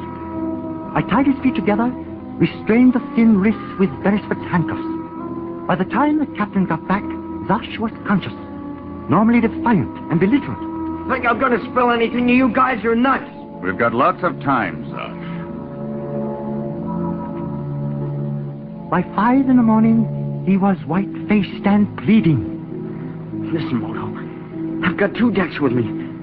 The 3 of us can jump together. Come on, Captain. There's a needle in a box in my pocket. Please. No, Zosh. No. By 7, he was crying. By 10, he was screaming. By noon, he was suffering unbelievably. The hacking addict's cough racked at his frail lungs. 1,000 devils tore at every whip-lashed, quivering nerve. I'm dying, I tell you. I'm dying, dying, dying! At 1 in the afternoon, he talked. Names, addresses, everything. Captain Beresford took it down. And then Because we were afraid complete withdrawal might kill him, we called a doctor. The doctor gave him 2 grains in his right arm. As always, the results appalled me. As the morphine hit, his eyes became dewy bright. The glow of health returned to his cheeks. He went quite happily with the doctor to Bellevue.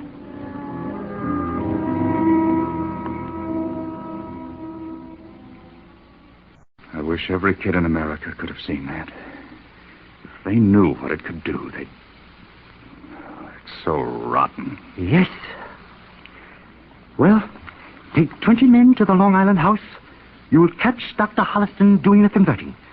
Send another detail to raid the warehouse in the Bronx. Right. Oh, and what about Arrington? Mr. Arrington I shall deal with personally. In the Fifth Avenue house? Yes. He really moves quite slowly. He injured his hip as a boy. I shall step out of the elevator with a gun in one hand and this in the other. What is it, a knife? In Japan, it is the national form of honorable suicide. Literally translated, it means belly cut. You know it better perhaps as harakiri.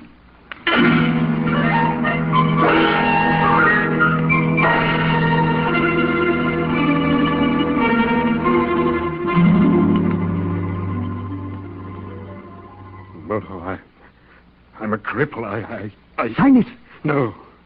Now take that knife away from my eyelids. Harrington, there is no time for discussion. I have a right to a trial, a free democratic trial. Harrington, you have no rights at all.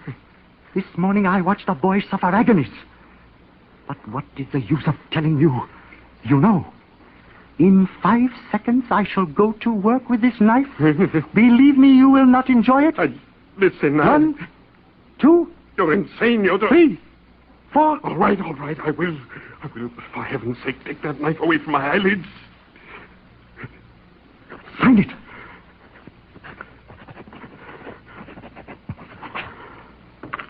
Thank you. And now, before I take you to Captain Beresford, one question. Why? What is behind this monstrous inhumanity? You've no idea. Short of pathological insanity, none. I'm a Eurasian. You're what? Yes. I'm surprised you didn't guess. I really look very white, don't I? I'm gifted, educated.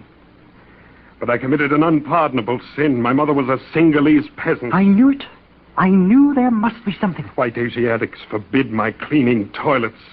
They also forbid me to enter their clubs or their homes. Neither white nor yellow nor black. I'm not a European. I'm not an Asiatic. What am I? Tell me. It is so useless to beat against... Useless? It's hell. I'm nothing.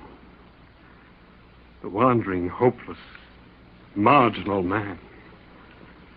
Outside of a barefoot, savage peasant girl, there isn't one woman in Asia who would marry me. If I marry a white woman here and take her to Singapore, what do I let her in for? Insults, heartbreak, misery. I want to live in the East. Singapore is the only civilized city in the world, but I can't join their stinking bourgeois club. But Arrington, democracy... Democracy! I spit at it! I hate it!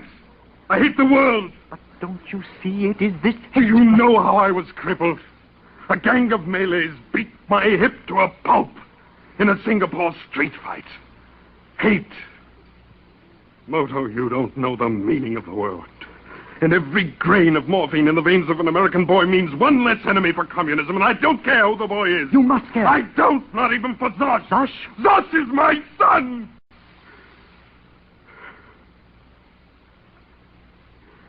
Well, now you know. Now you can take me down to your police station and introduce me to justice. Do you know why she's pictured with a bandage over her eyes? Because if justice could see, she'd throw up.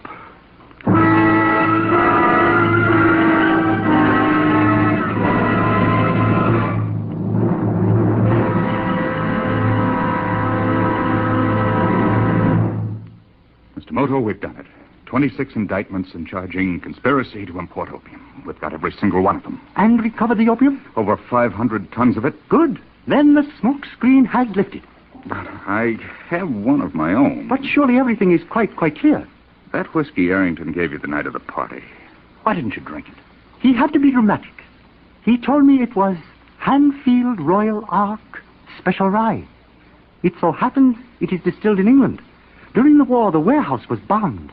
All but 5 cases of Hanfield Royal Ark were destroyed.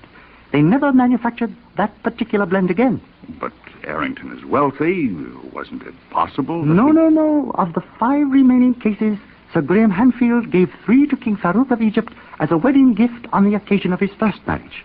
Don't tell me that the other 2 were... Yes. In return for a trifling service some years ago, Sir Graham gave them to me. Moto, you're incredible. Don't you ever make a mistake? Sometimes I wince and lash out inside when people call me a dirty Jap. I was born in San Francisco. I am as American as you are. No, but surely these people are, well, they're... That is true. They are ignorant and narrow, and their number is decreasing. Yes, I think we're growing up. Slowly, maybe, but growing. I hope it is not too slowly. I hope we achieve maturity before it is too late. That is one way everybody can fight communism. Simply by growing up and out of prejudice. It is a battle in which every one of us can be a soldier.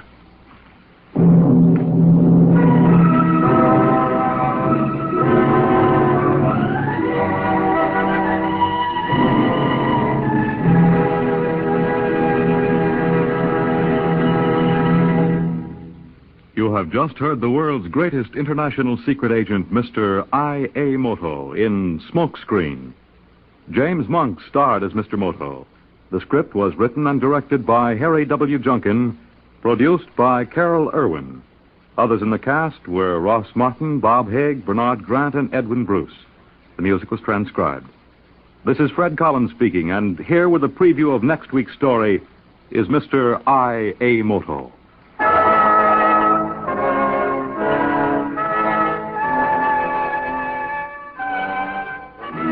The poet Sain Chua has written, "A man who lives a falsehood must each day die a little."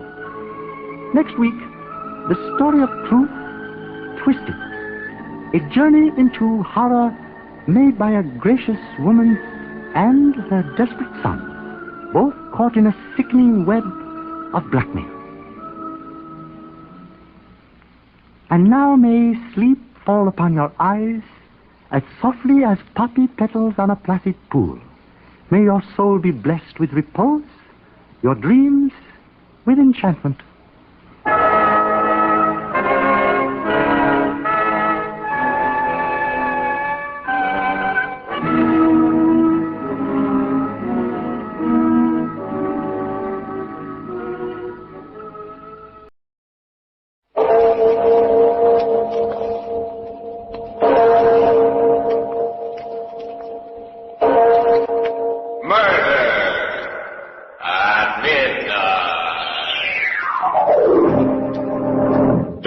Too sure about that, Wentworth. What do you mean?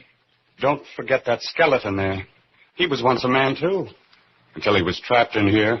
Or murdered. What of it? Oh, nothing. Nothing except death.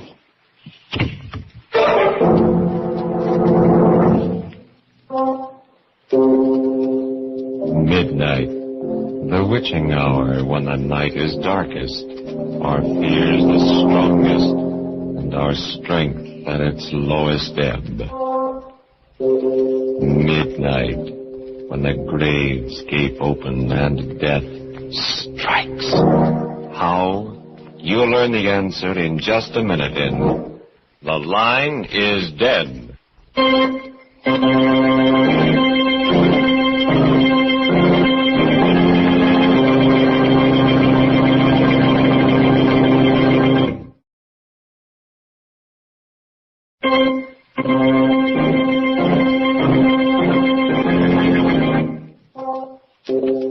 And now, Murder at Midnight. Tales of mystery and terror by radio's masters of the macabre. Our story by Faith Blau is The Line is Dead.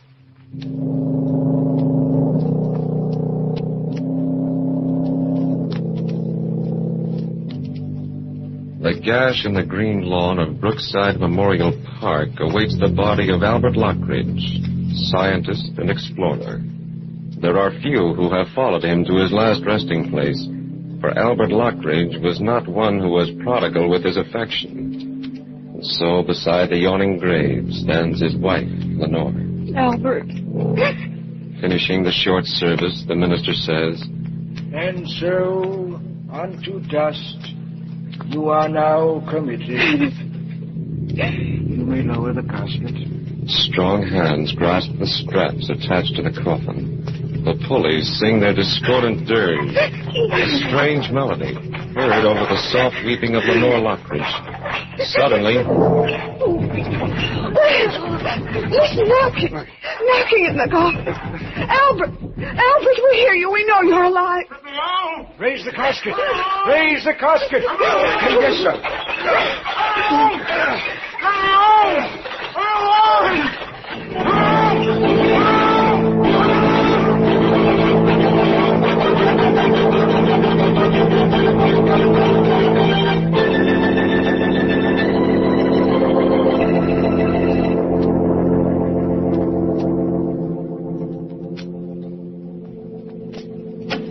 He is all right, isn't he, Dr. George? He seems to be, but... But what?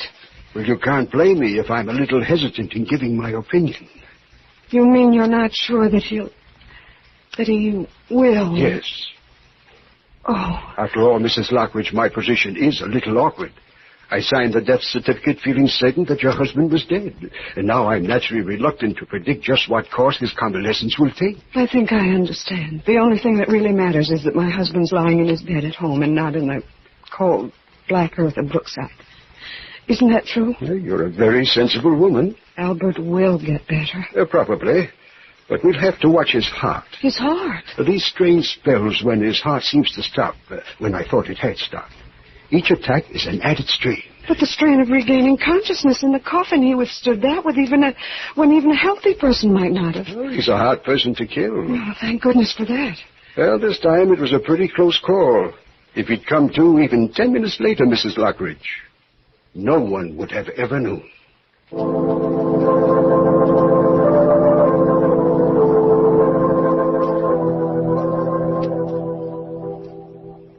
Albert. Lenore, is that you? Albert, the doctor says you'll be fine if you'll only rest. I can't rest.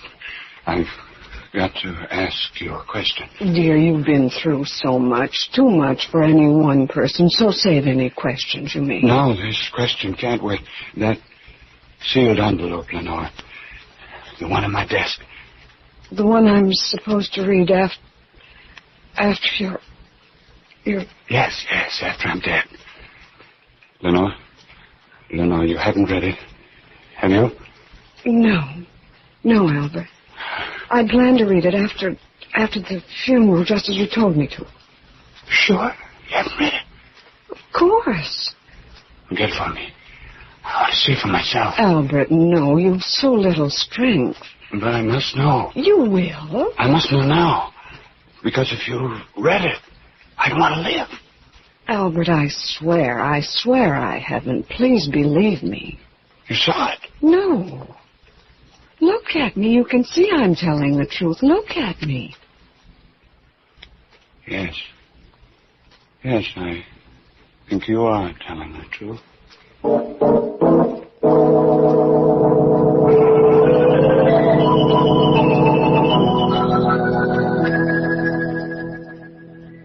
Well, Mr. Lockridge, another few days, and we'll have you out of that wheelchair. Sometimes I wonder why you go to all this trouble with me, Doctor. It's my job. Yes, but there's so many people who really enjoy life and yet die. Twice now I've been pronounced dead, only to return to life, almost reluctantly. Reluctantly? Yes. You tried awfully hard to get out of the coffin. The sheer horror of being buried alive. I've always been terrified of it. Since childhood? Yes. My nurse locked me in a closet whenever I misbehaved. I always thought I'd be left to die there. Oh, it's not the fact of being dead that bothers me. It's the fear of being buried alive. It's the choking, the futility of crying out. Yes, it would be a horrible way to die, but... Excuse me, Doctor. There's a Mr. Burton here to see you, Mr. Lockridge. Good. Show him in, nurse. Nurse, take our patient out on the sun porch. I'll send his visitor there.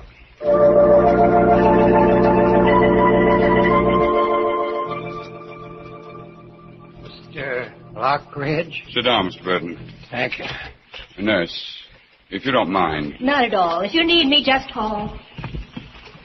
Now, Mr. Burton, as I understand your business... I'm a telephone engineer, specializing in special types of telephone systems. Yes. But perhaps you've read about me in the paper. Yeah, sure I have. You're the guy who came back from the grave. Yes, I'm the guy who came back from the grave. And it strikes me, Mr. Burton, that an occasion might again arise when I might want to do the same thing. That's why I called you. Come again? Sometime a doctor again may pronounce me dead. Perhaps I will be, perhaps I won't. And if I'm not, I'd like to feel that I could call for help. I don't get it. Mr. Burton, in case it should happen again, I'd like you to install a private telephone from this house to my grave.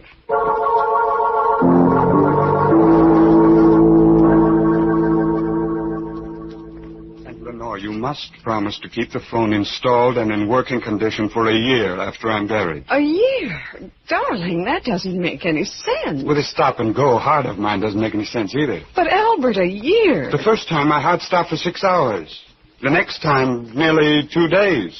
Who can tell? Well, a week, a month, perhaps. I think I'm asking very little. Well, then think of me, darling. Think of waiting day in and day out for the ring of that telephone. Think of the jumping at every stray bell, at every noise. Darling, you're condemning me to a slow death, like being in a grave above ground. I still think my request is a modest one, and the least that a wife who loved her husband would do for him. Albert, don't start that again. After all, I shall be in my grave. Perhaps I shall be waiting, too, waiting for help that will never come. Will you please stop this morbid talk? Nothing else seems to be on your mind lately. Besides, it's terribly late, almost midnight. When death comes to a man slowly, he gets time to think about it. Too much time. Stop it, please. It seems to me that you are only too anxious to get rid of me. Albert, how can you even think such a thing after... I've been a good wife, haven't I? Yes, but you might have made Oliver Wentworth an even better one. Albert, please don't bring that up again. What would have happened if Oliver had come back from that expedition with me? I don't know. You would have married him, wouldn't you? Perhaps, I don't know. No. How can you say that? You were engaged to him, weren't you? An engagement doesn't always mean marriage. You did intend to marry him, didn't you? Of course I did. What of it? You know I intended to. And you only changed your mind because he was killed. That's why you turned towards me. Well... I was nothing in your life. You were very sweet to me, Albert, then. I could see that you loved me in your peculiar way. I appreciated everything you did for me. Appreciate? Oh, Albert, why dig looking for a sore spot? It's not fair to me or to you. I was nothing in your life, was I? As long as Oliver was alive. What are you trying to prove? All the time we've spent together, I've played second fiddle to Oliver Wentworth. Look, Albert Lockridge, when we married, I said I'd put all thoughts of Oliver out of my mind. Well, I've done it. At least? At least what? You mean you've tried, but you couldn't. Oh. I knew it. You've never loved me. He's always been in your heart. What are you talking about? You just said it. If I had died, you would never have given me another thought. But all the time, here, in my own house, he's been living his own memory, haunting you, haunting us. I can't go on like this. This just can't go on. I've struggled with him long enough. He's got to go. No matter what I have to do to crush his memory, I've got to kill it. Albert. Lenore? What is it? Lenore, help me. There's a chair in my heart. I've got you. Now, slowly. Slowly? I don't think I can make it. Of course you can. Of course you can. You've got to. All right, yeah.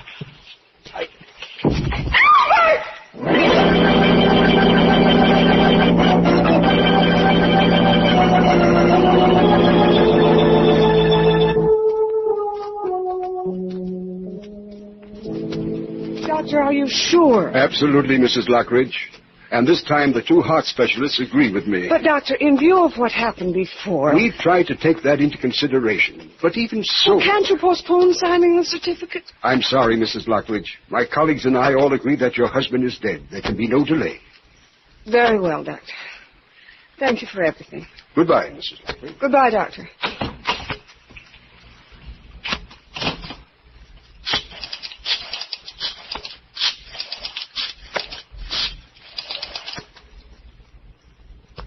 Hello? Mr. Burton? This is Mrs. Lockridge speaking. My husband died yesterday. He's to be buried tomorrow at Brookside. Will you please be there as he desired to install a telephone in his grave? A man who was afraid, not of death, but of being buried alive. A telephone to a sealed grave, and the great begun. Will we hear from Albert Lockridge again before the clock strikes 12 for... Murder at midnight.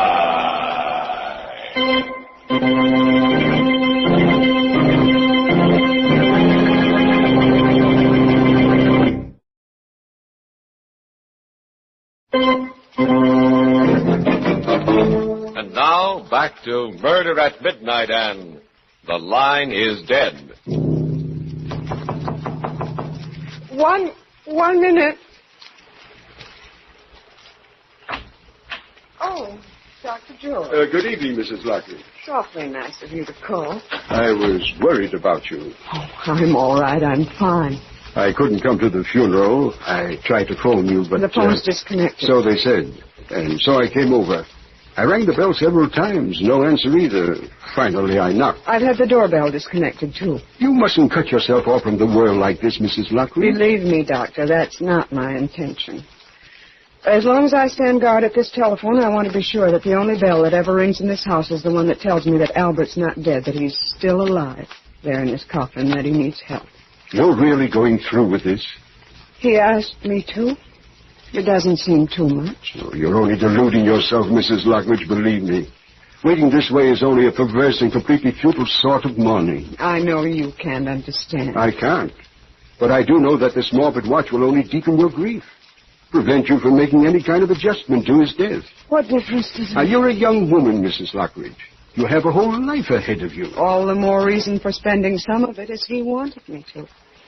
Doctor, my husband was not the sort of person who inspired affection. I know. But in his odd, sometimes unaccountable way, he did love me.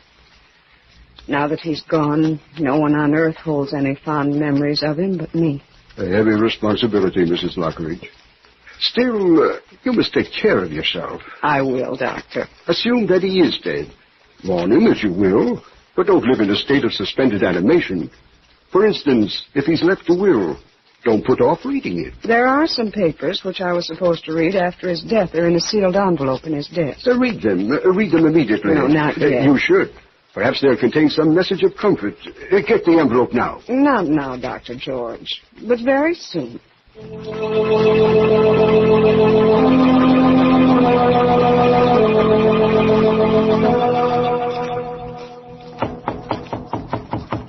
Just a moment. Yes? Oh.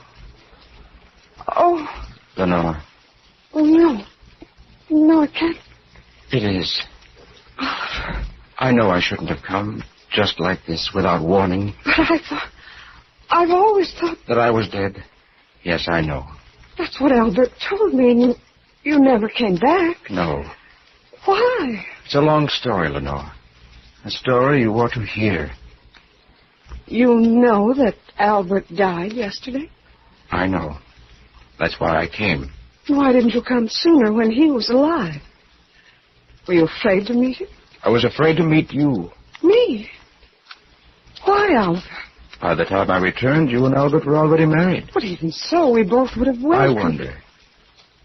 You see, I knew you thought I was dead. No good would have come of such a meeting. But now everything is different. Different? Yes, of course. I loved you then. I love you now. Oliver. I've come back for you. Oliver, you don't understand. How can I even think of such things today? Lenore, I had to come. I've waited so long. I couldn't wait a day longer. Can't you see? It's useless even to think about that now. He may still be alive. I know. No, it's not right to speak as you do, not today. I was afraid you'd think so. Lenore, I wanted to avoid this, but now I see I must tell you. Lenore, neither of us knew Albert Lockridge. After all, Oliver, I've lived with I him. still don't think you ever really knew him. I never did, even though I worked with him for many years. That is, until the day we stood in the great hall of the old Aztec temple. The temple we found on that last expedition. The one from which I was not supposed to come back from. We were trying to find a door to an inner chamber.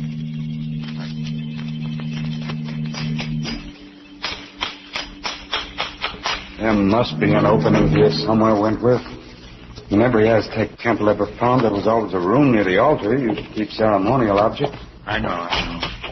Wait a minute. Sounds like a little hollow here. Now, what about that slab on the floor? What about it?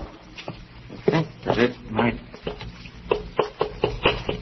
certainly sound different. If I were an Aztec priest and I stepped on it like this. What? Wentworth, the door. We found the door. Solid stone. And still working after all these centuries. Let's take a look inside. You got the flashlight? Yes, take the hammer. Right. Uh-oh. It's not very pretty. It is a human skeleton, isn't it? Yes. Probably trapped in here and left to die. Ugly death. Look, Lockridge. Those dishes. Swing the flashlight over. Gold. Solid gold. There are more over here. Look, stacks of them. That's them. We found the treasure. Now, wait a minute, Lockridge. Let's get this straight. In the first place, I don't think we'd be let out of the country with these gold plates. How about we can melt them down and smuggle them out? Melt them down? Now, these things are priceless. Besides, the university sent us here. If the gold belongs to anyone, it's theirs. No one ever has to know. Oh, yes, they do, because I'll tell them. Huh? It's all very well for you to play the heroic fool. You've everything you want. What the devil do you mean? You know perfectly well. You got all the money you need. Besides, you have Lenore. What's she got to do with it? You do have Lenore, haven't you? You act as if I took her from you. You were afraid of me? Oh, Lockridge, don't be an idiot. Lenore would no more look at you than... Oh, wouldn't she? She'd marry me if you went in the way. I know it. Are you fool? She's just being friendly to you because I asked her. We'll see. If you weren't around... But I am around. And as far as the gold plates are concerned... I said we'll see. After all, that skeleton there, he was once a man, too. Until he was trapped in here. What of it? Oh, nothing. Nothing. Nothing except...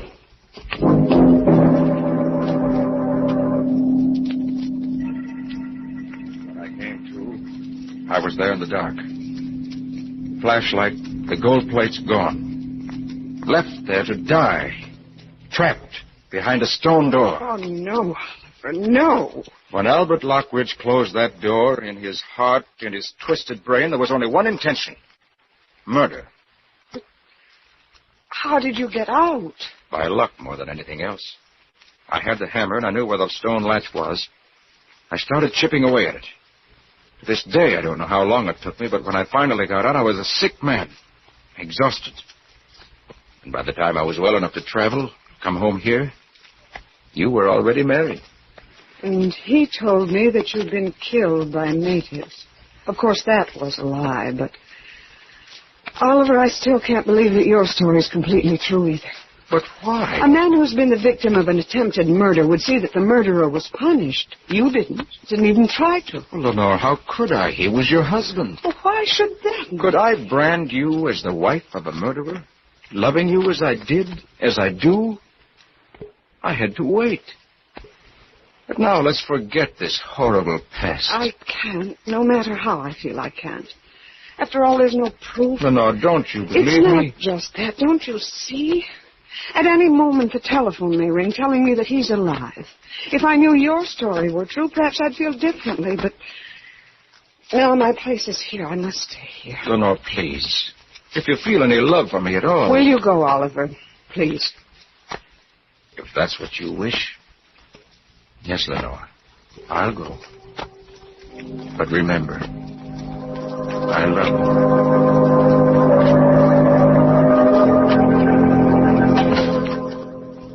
I don't know why it should matter now, but I still hope you told the truth, Oliver, for them. The papers in the sealed envelope. I promised Dr. George I'd read them.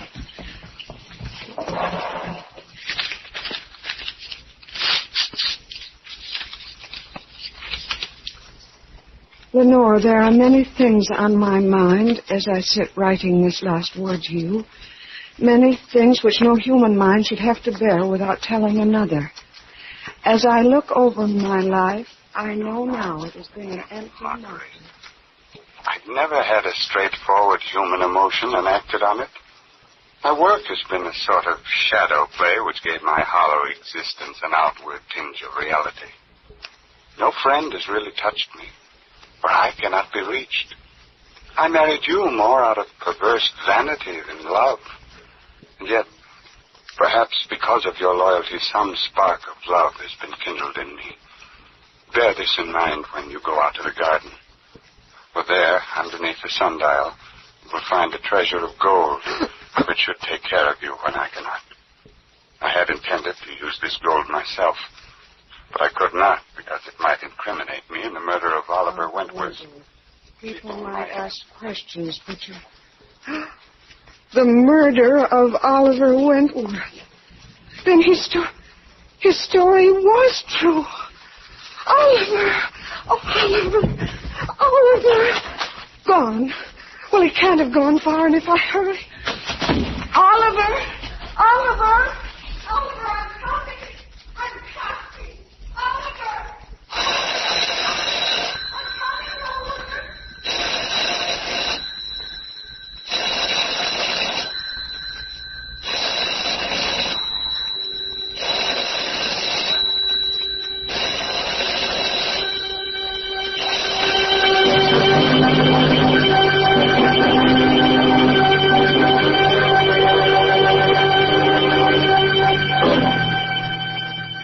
Telephone ringing in an empty house. A man who is not dead, lying in his coffin, fighting for breath and waiting for an answer that will not come. A fitting payment for murder at midnight.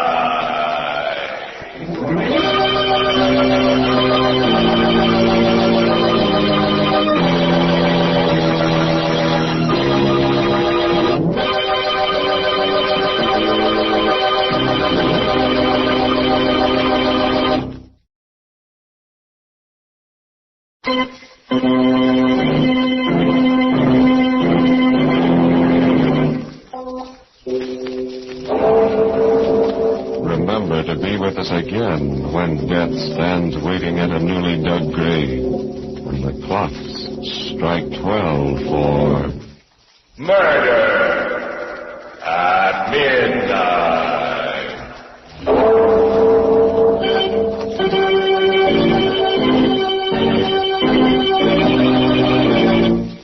The parts of Mr. and Mrs. Albert Lockridge were played by Mr. and Mrs. Raymond Edward Johnson, with music by Charles Paul. Murder at Midnight was directed by Anton M. Leader.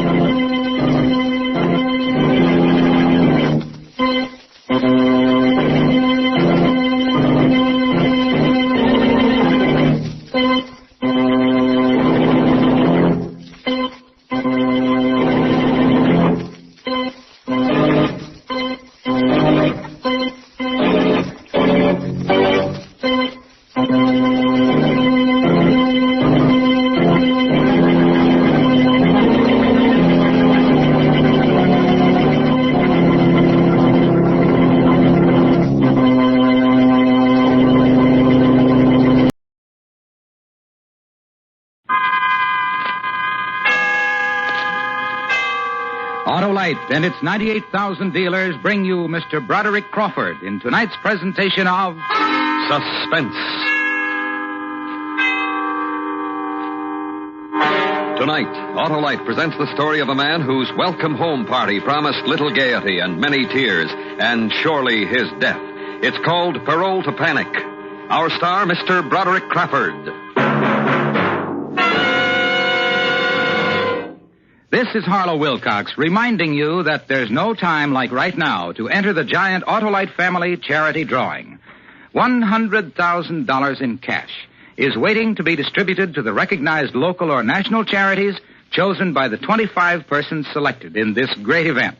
You may be one of those persons. To enter is as simple as printing your name and address. Listen to this on-the-spot interview with a woman in Connecticut. Hello, I'm Bob Emmerich. What's your name? Mrs. Allen Gulliver. I understand that you signed up for this drawing here at this Autolite family car dealer, Salvatore Brothers. Is that right? That's right. Did you find it difficult? Absolutely not. I signed my name and address on a registration form, and that was it. Was there any obligation of any sort? None whatsoever. I see. Well, thank you very, very much, Miss Gulliver. Thank you. So, friends, visit any or all of these Autolite family car showrooms. DeSoto, Hudson, Plymouth, Studebaker, Dodge, Willis, Nash, Packard, Kaiser, or Chrysler. Sign up tomorrow. And now, Autolite presents transcribed Mr. Broderick Crawford in Parole to Panic, hoping once again to keep you in suspense.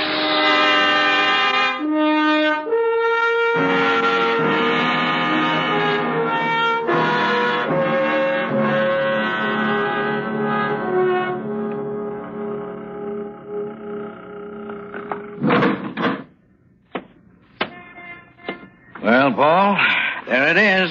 The outside. Yeah. Pretty good, huh? Not bad. Not bad at all. Enjoy it. What I mean is, don't come back here. It's a pretty good life out there. I won't be back. 2 years is enough for me. Taking the train to town? No, I don't think so. My wife's supposed to pick me up if she can borrow a car. Well, good luck. It's not going to be easy for you. Yeah, I know. If there's anything I can do, if you need someone to talk to, advice, you know. Yeah, sure. Thanks, Warden. Thanks for seeing me to the door. I like you, Paul. Don't let me down. I won't. Goodbye. Goodbye, sir.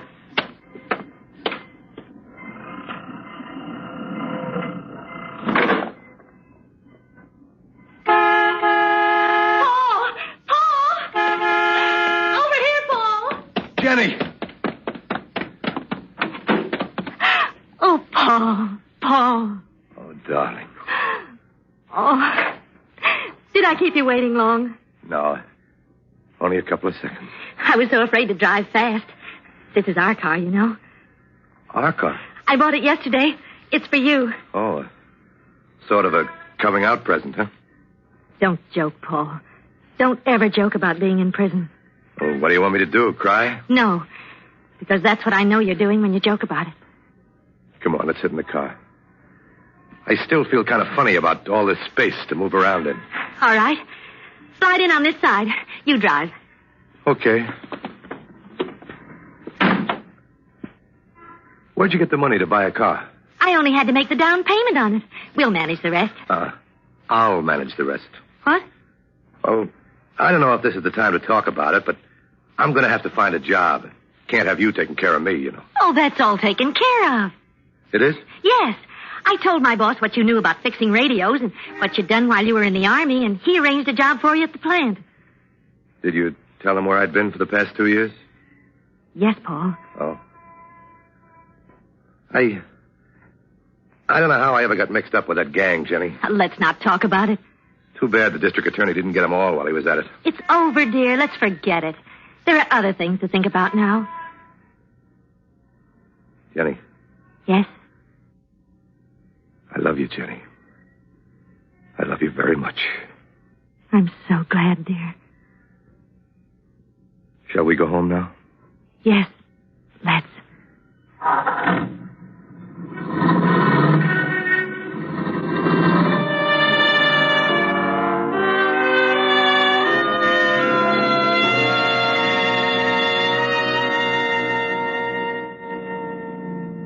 You tired? No, I feel great. Do you realize you've driven all the way from... from that place in only 2 hours? Oh, it's not me, Jenny. It's the equipment. You got a real good deal here. Mr. Miller found it for me. Does he still have the same store? Yes, why? Well, I've got to see him right now.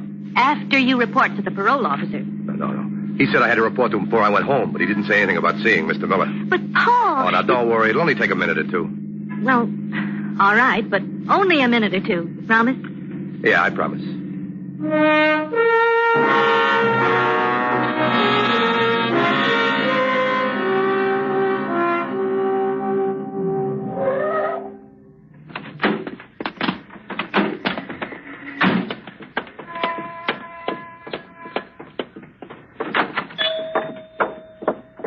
Yes, Mrs. Gordon. I'll have the boy pick it up this afternoon. Yes, he'll deliver you a fresh dozen eggs. Good. Yes. Good. Yes. Goodbye, Mrs. Gordon. And, what can I... Paul! Jenny! How are you, Mr. Miller? Well, Paul, it's good to see you. Well, you look fine. I feel fine, too. I just dropped by to thank you for taking care of Jenny while I was gone. You know, the groceries and... Not another word, Paul. You and Jenny are like my own. Besides, as soon as Jenny got a job, she paid me back. Well, anyway, thanks. Now, let me look at you. You're a good boy, Paul. Everything will be happy again. Yeah, sure it will. Tell Roger I was here, and I'll see him later, will you? Tell him yourself. What? He's here, in the back room. Roger! Never mind. I'll go back there. All right. I won't be long, darling. Good. Hi, Roger. Oh. Paul, come on in. Well, it's good to see you, Paul. Yeah, to be here, too. When'd you get back? I just drove into town. I'm sorry I couldn't do better for you at the trial. Oh, you did fine. I don't know what would have happened to me if you hadn't defended me. Look, as soon as I get some money and a job, I'll pay you. Oh, relax. No hurry. Paul? Yeah? You talked to anyone since you got back?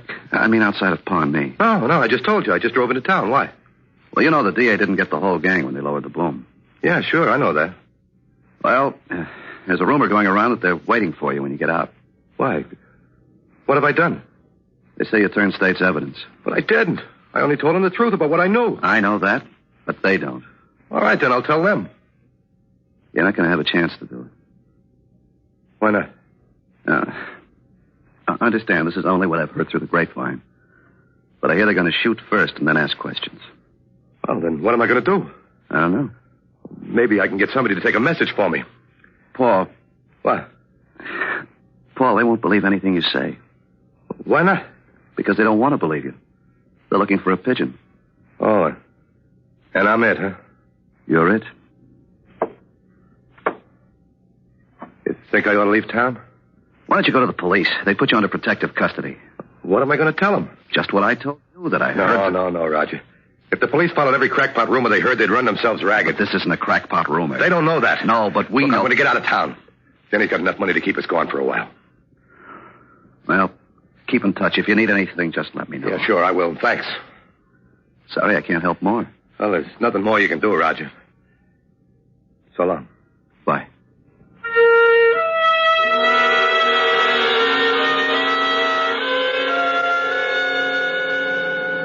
Where are we going? Home, to pack. Well, what for? We're leaving town. Why? Why are we leaving town? They're after me. Why, who's after you? The rest of the gang. Well, what did you do? I told the truth in court. They call it ratting, singing, squealing. Just take your choice.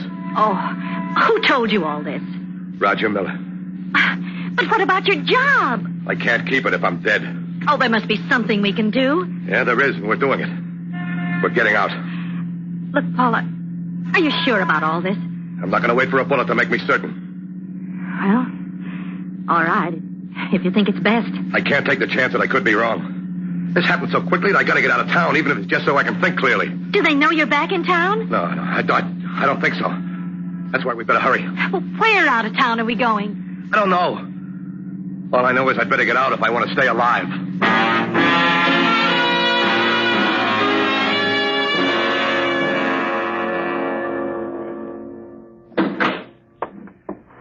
I've got to get the overnight bag filled here. Let me see. This is it, I guess. What else do you need? Well, I'm all set here. How about your clothes? Oh, I don't know if they still fit, but I packed wetsuits look to be in shape. You ready? Yes. Oh, are you sure, Paul? Are you sure Roger was right? He could be wrong, Yeah, you know? sure, he could be, but...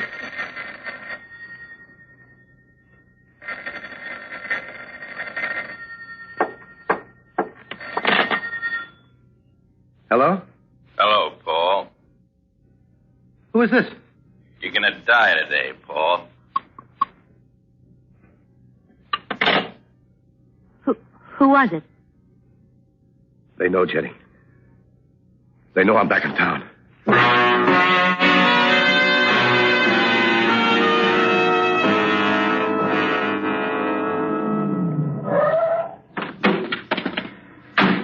I'll be right back. Mr. Miller. Oh, well, what is it? You look so... Where's Roger? He went to court. He has a case today. Why? Doesn't make any difference. Look, Mr. Miller, do you have a gun? A gun? Yes, I have a gun, but I... All right, give it to me. What? I need a gun, Mr. Miller. Please let me have it. You don't know what you're doing, Paul. A gun? I'm sorry, but I Mr. can't... Miller, please, it's my life. I gotta have a gun. But why? I haven't got time to explain now. Ask Roger when he gets back. He'll tell you all about it. I have a permit. He'll want to know where you... It'll be all right. Just give me the gun, please. I gotta hurry. You say Roger will tell me? Yeah. He'll tell you. Please, Mr. Miller, hurry. Yeah. All right.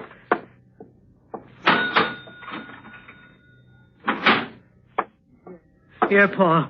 I'm doing a wrong thing, but if Roger says it... Be careful, Paul. Yeah, I will.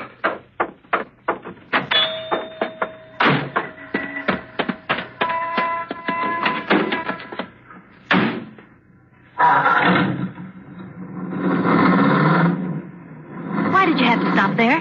I had to get something. What? A gun. Oh, Paul, you're on parole. If they catch you with a gun... They won't catch me. As soon as we're out of town, I'm going to ditch it. Oh, Paul, isn't there a chance Roger might have been wrong? Maybe they've forgotten about you. No. Not with that telephone call I got just before.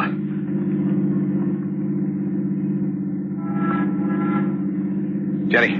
Yes, Paul? We're being followed. How do you know? I know. Watch when we go around the corner. Watch that blue sedan about a half a block and back.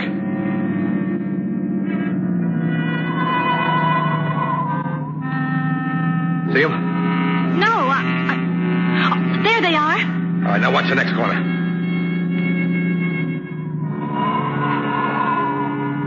Well, Jenny? Yes. They're following us, Paul.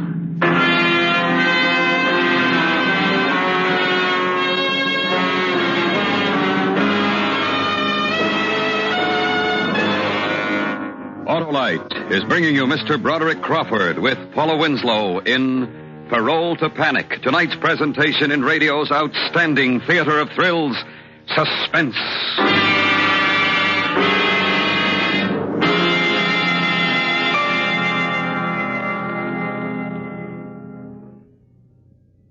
Now, we'd like you to hear a recording of another on-the-spot interview in connection with the Autolite family charity drawing. This time with a policeman in Bronxville, New York. And what is your name, officer? Patrolman James Morris of the Bronxville Police Department. I understand that you've signed up for the Autolite family charity drawing. Is That's that correct? right. Uh-huh. And should your name be selected, how would you care to designate the money? I would split it 3 ways: Cancer Fund, Heart Fund, and Bronxville PBA. Very fine, and may I wish you good luck. Thank you very much. Why don't you help your favorite local or national charity, too? It won't cost you a cent, and you have an opportunity to be among the 25 persons selected. Remember, there's nothing to try or buy, nothing to write or solve. All you do is visit any Autolite family car dealer showroom and fill out a registration form. So why not visit any one or all of these car dealers? DeSoto, Hudson, Plymouth, Studebaker, Dodge, Willis, Nash, Packard, Kaiser, or Chrysler. There's not much time left, so sign up tomorrow. And now, Autolite brings back to our Hollywood soundstage Mr. Broderick Crawford with Paula Winslow in Elliot Lewis's presentation of Parole to Panic, a tale well calculated to keep you in suspense.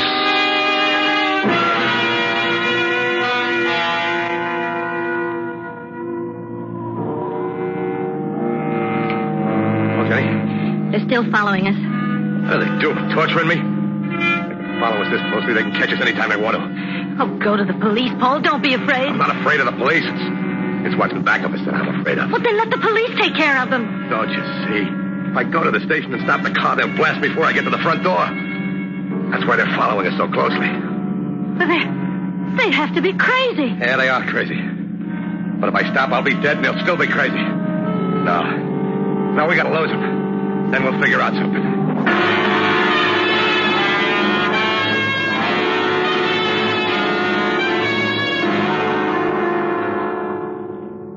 You see him? No. Good. I think we lost him this time. What do we do now? Well, we're almost out of gas. We better stop. Well, all right. But what? Oh, call the police. Tell them what's happened. I intend to, Jenny. This is pretty open country. I guess we better stop at the first station we see. I'll telephone while they're filling the tank. Well, I'm starting to feel a little better. Yeah, so am I. Oh, Paul, there's the station. Yeah, I see it.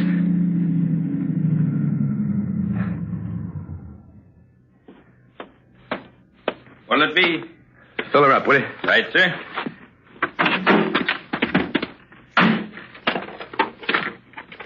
Say, you got change for a quarter? Yeah, I think so. Here.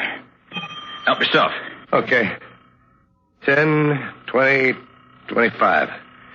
Here's your quarter. Just drop it. Right. Say, where's the phone? Back to the station. Thanks a lot.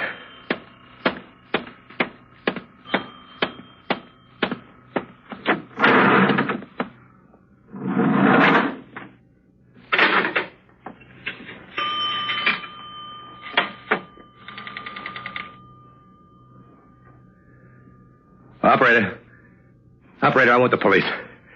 Yes, my name is... Oh, they just drove past. I think they saw the car. What? They're stopping down the road. Come on. 14 already, mister. I don't think she'll take much more. Hey, Jenny, they're turning around. Hey, mister, you didn't wait the... Hey, what are you trying to pull? Hey! How'd they find us? How? I don't know. Oh, Jenny, listen to me. What is it? This car isn't fast enough to stay away from them. Well, then what'll we do? I'm going to turn in the first side road we come to, and then you're getting out. No, I won't do it. You got to. I can't. I'm not getting out of the car. Jenny, they'll kill you, too. I don't care. I've been away from you long enough. All right, then we'll keep going. Do you know where we are? Yeah, there's no way we can get back to town from here. Well, it'll be dark soon. I know that. Maybe we can get away then. Catch up. It was before dark. They can catch us anytime they want to. Paul, do you know where we are? I told you before. No. I mean, you remember the cabin where we spent a weekend the first winter we were married? Yeah, why? Well, it was on a road that turned off the... Yeah, I think so. I'm not sure. We got that cabin from one of the boys, you remember? Yes, but it's better than sitting in the car and waiting for them. Okay, let's go. You remember where the side road was? Well, it's pretty soon now. Just past the bridge, I think. Oh, Jenny, I hope you're right. Oh, I do too, Paul. I do too.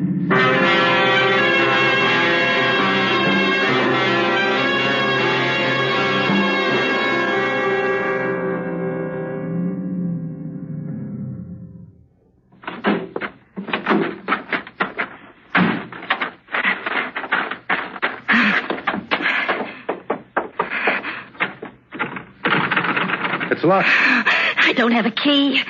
Oh, I'll kick it in. Hurry, Paul. I hear them. Yeah, so do I. Step back, Jenny.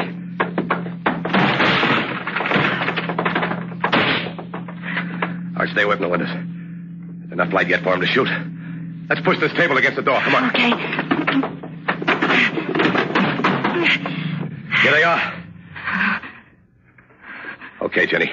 You stand over there. As soon as they come up the steps, I'm going to start shooting.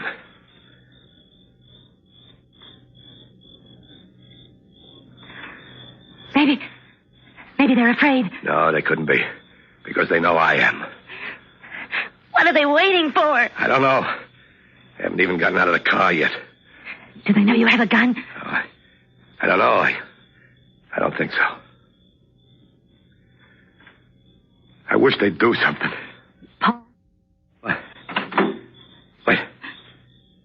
Wait a minute. They're on their way.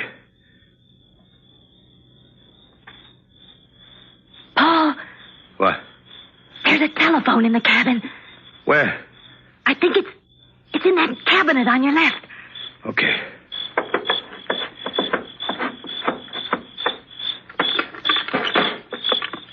Yeah, here it is. Hello? Hello? Hello, operator. It's disconnected. Did you say it was disconnected? Either that or they just cut the wire. Yeah, that's what happened. One of them just cut the wires.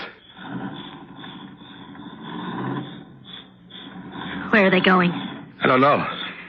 Maybe they changed their minds, huh? No, I doubt it. Well, then why would they drive away? Well, they didn't go far. But why did they go at all? They're not sure whether I got a gun or not. If I have one, they know they're asking for it if they rush the cabin.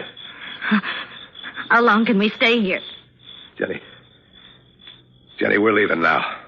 But you said they're just down the road. We're going to leave on foot. What? Tell me. Can you walk much in those shoes you got on? But yes, the heels are pretty low. Why? All right. We'll head into the woods. Go east as far as we can. We'll sleep out in the open tonight. And we'll head for the first house we see when daylight hits. All right, Paul. I'm going to go out first. You follow me in a couple of seconds. Yes. Help me with this table in front of the door. I don't want to slide it. All right.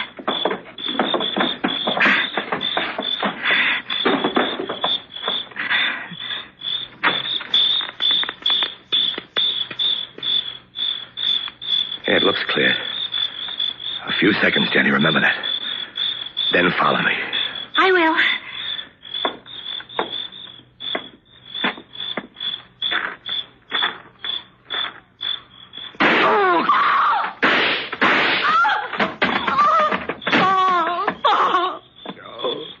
They suckered me, Jenny. They had a guy planted out there. Oh, you're bleeding, Paul. Yeah, I'm hurt. I'm hurt bad. We gotta try to stop the bleeding. Try all you want to. I don't think you can do it. We've got to try. Yeah. They're back to pick up the body. They're sure going to be disappointed, aren't they? Oh, Paul, I'm frightened. I don't know what to do, and I don't know how to help you. Just stay close to me, Jenny. Stay close. I'll think of something.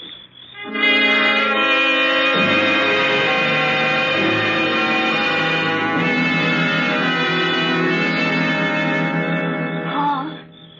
Yeah, Jenny. Are you... Yeah, I'm still bleeding. Let me talk to them. They'll listen to me. I'm a woman. You've got to get a doctor. No, Jenny. That's what they want, don't you understand? They want me to die, and I'm going to. Don't say that, Paul. Don't say that. It's true, Jenny. It's true, but... Well, I'm not going to die alone. What are you going to do? They haven't gotten out of the car since they came back. That means they're all together. Well, I still got 4 slugs left in the gun. I'm going to use them. Get back, Jenny. I got to break this window.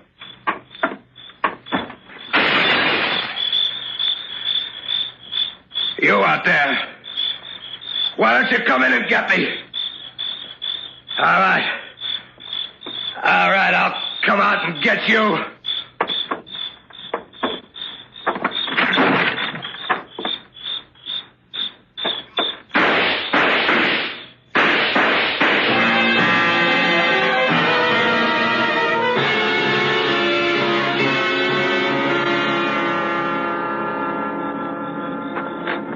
Easy, Paul. Take it easy. You're going to be fine.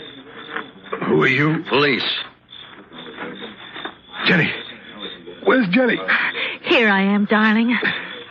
When did they get here? Just after you came out shooting. How did you find me? Roger Miller called us after you got the gun from his father. But how did you know where to look? You left the receiver off the hook in the service station. There we checked all the side roads looking for a big gasoline stain where you might have turned off the main road. Gasoline? The attendant was still pumping gas into your car when you drove away. You never got the chance to replace the cap on your tank. Oh. We'll pick it up some other time. Won't we, Jenny? Yes, Paul.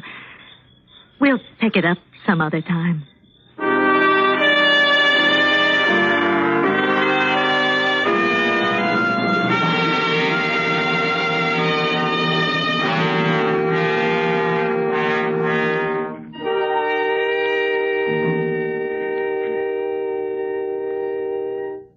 Suspense. Presented by Autolite. Tonight's star, Mr. Broderick Crawford. This is Harlow Wilcox again. Whatever your favorite charity, local or national, you may help it collect thousands of dollars by just printing your name and address. That's all you do to enter the Autolite family charity drawing. And if you are one of 25 chosen, you'll name any recognized charity you wish for a share of $100,000. Your friends and neighbors are signing up enthusiastically. Listen to this typical comment by an Elizabeth, New Jersey woman. This is Mrs. Morris Cohen, who just signed up for this drawing. Now, Mrs. Cohen, when you signed, did you have any difficulties whatsoever? None at all. Just sign my name and address. I see. Should your name be selected, how would you care to designate the money? 3 chapters in Elizabeth. The cerebral palsy, the heart fund, the cancer. I think that's wonderful, and may I wish you good luck. Thank you. So give your favorite recognized charity the opportunity of a lifetime. Sign up at any or all of these Autolite family car showrooms. DeSoto, Hudson, Plymouth, Studebaker, Dodge, Willis, Nash, Packard, Kaiser, or Chrysler. Do it tomorrow, sure.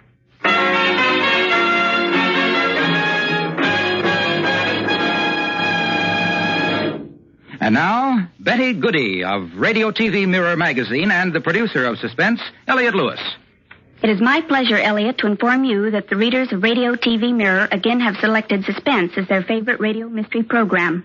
Here's your award, a gold medal and a scroll, and congratulations to you and Autolite. Thank you very much, Betty, and thanks also to all you Suspense listeners who voted for us. You'll find an interesting story and pictures on the annual awards in the current issue of Radio TV Mirror magazine. Next week, the story of a man who tried to learn a lesson the hard way. He bet his life on the turn of a card. It's called The Card Game. Our star, Mr. Richard Widmark. That's next week on Suspense.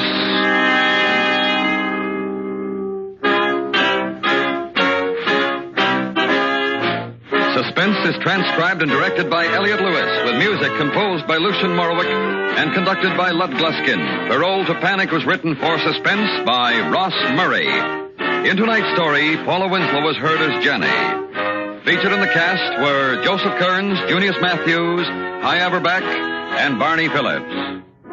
Broderick Crawford may soon be seen co-starring with Gregory Peck in the 20th Century Fox picture Night People. And remember, next week, Mr. Richard Widmark in The Card Game. This is the CBS Radio Network.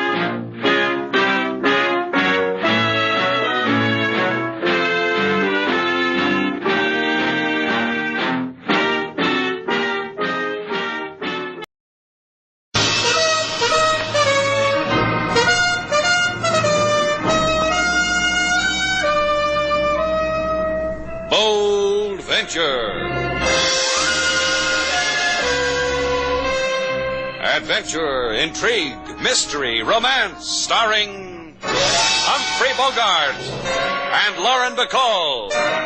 Together in the sultry setting of tropical Havana and the mysterious islands of the Caribbean. Bold Venture.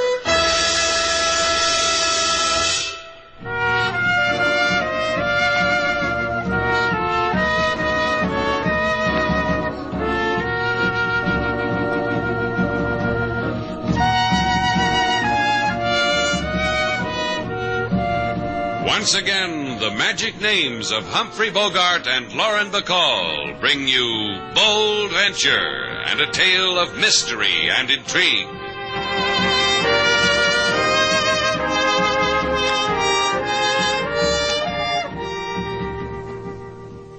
Slate, you should have been with us. Laid up for repairs on a jewel of an island and the girls with the wild orchids. Oh.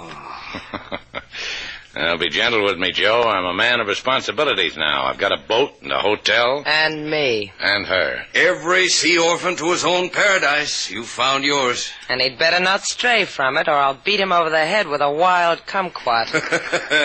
You got yourself a tigress this time, huh, Slate? Ah, a kitten. You heard what the man said. A tigress. Uh-huh. You signing on with the Tampa Victory again, Joe? First mate on that stinking oil bucket? Oh, no. I don't need her anymore. We're done with each other. I just come off her for the last time. Oh? All I need is right here in this little package wrapped in Shanghai silk. I give it to you. Why, thanks. We didn't expect it, did we, Slade? Don't let the tears well up in gratitude, Miss Duval. You're only to keep it for me till I come back for it. Will you do that for an old seamate? Sure. In a good place where no one can touch a greedy finger to it, eh? Let's see. We got a safe. Will that do? Slade keeps all his valuables in it. His necktie, his, that does it. His necktie. It's the best place we've got, Joe. How about it? Just remember that in this bit of silk, you hold the rest of Joe Bishop's life. I'll remember. Then take it. Hey, what's that combination again, sailor? Don't bother to ask him, honey, because he won't need it. Who asked you, Buster? Slade, be polite. He's got a gun. You're cute, honey. Hand it over, you, the thing in your hand. Give it to Tommy. You'll not take it from him. You'll not.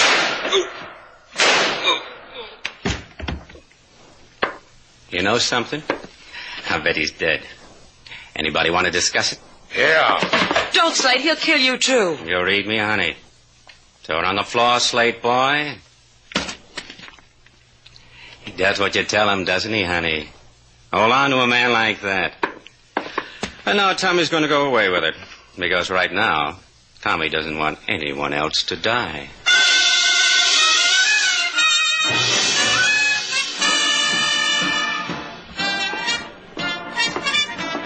Mr. Cordovan. Mr. Cordovan. Shut up. But, Mr. Cordovan, I brought the package. You said My that... current suggestion to you, Thomas, is to shut up, sit down, and watch. Consider the beauty which surrounds you and savor it if you can. Sit down, Thomas. Chorus girls dancing. Not supposed to send me? See how delicate. That one over there. She's fat, Mr. Cordovan. She's tattooed. Primitive goddess. Primitive. Doesn't it turn your blood to ice, Thomas, to realize we are here now beyond the reaches of civilization? A part of it. I don't know what you're talking about, Mr. Cordovan. This is a crummy walk-down joint in Havana with a 50-centavo cover charge. Here's the package. Thank you, Thomas. Did you have any trouble? I killed a man. Oh, I'm glad you did, Thomas. Another life, another death added to the fabulous tears of SIVA. Open the package, huh? Of course. Thomas, gaze. Uh-huh. How much are they worth? Tears of SIVA. The priceless tears without fleck or flaw, the treasure of the far Indies. Genghis Khan laid a city to waste for these. Look, all I see is 2-star sapphires. And all I want to know is how much are they worth? They are priceless. Observe them. Pick one up and look at it. It will light up the whole room. Go on, Thomas. Pick one up and look at it. Sure. I first saw these beauties after a pick-sticking with the Raja of Similou. He showed them to me. This is pretty. Not the Raja of Similou who played polo. The other one, the one with the wives. Uh-huh. This star sapphire doesn't light up nothing, Mr. Cordovan. Well, what did you say? It don't even show a star. What? Maybe they're priceless because this Genghis character liked them. But from where I'm sitting, they're dime store items. Let me see. What wild joke! Someone has bundled. I'll have his head, do you hear? I'll have his head. Ponies. I knocked off a man for 2 marbles. Forgive me for losing control, Thomas. Yeah. Someone will die for this. Yeah.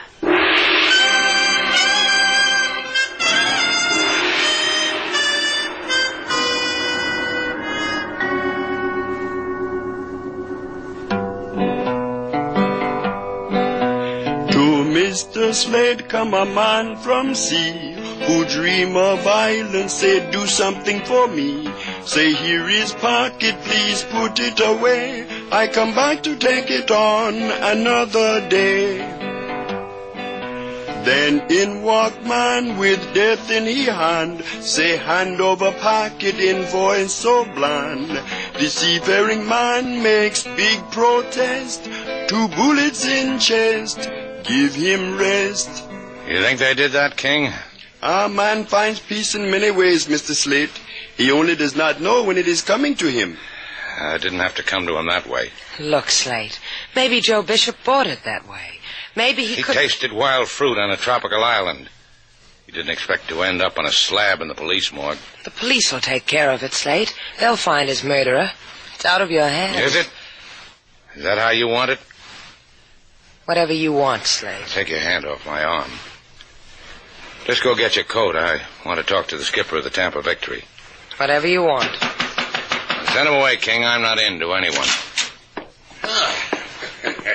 I'm afraid I heard that, Mr. Shannon. One of my less exquisite vices, eavesdropping. Goody. Now I don't have to be polite. Thank you, sir. I have come to share your bereavement over the deceased, Joseph Bishop, and to ask if Joseph's dying song was for me. Might have been. We couldn't make out the words. Joe's pain got in the way. And he had no message from me, for Junius Cordovan is intimate of many places and many memories. No message. The name of a port, perhaps, of a person, of a thing? No name. Try for a number? I have consumed your priceless time. Good day, and may the goddesses of, whatever be with you. May they indeed. You know what's wrong with a roly-poly man? He's going through life thinking he's skinny. Okay, Mama Freud. Just get your coat. Do I have to, Slate? It's a warm night. Where we're going, it might turn cold. Get it.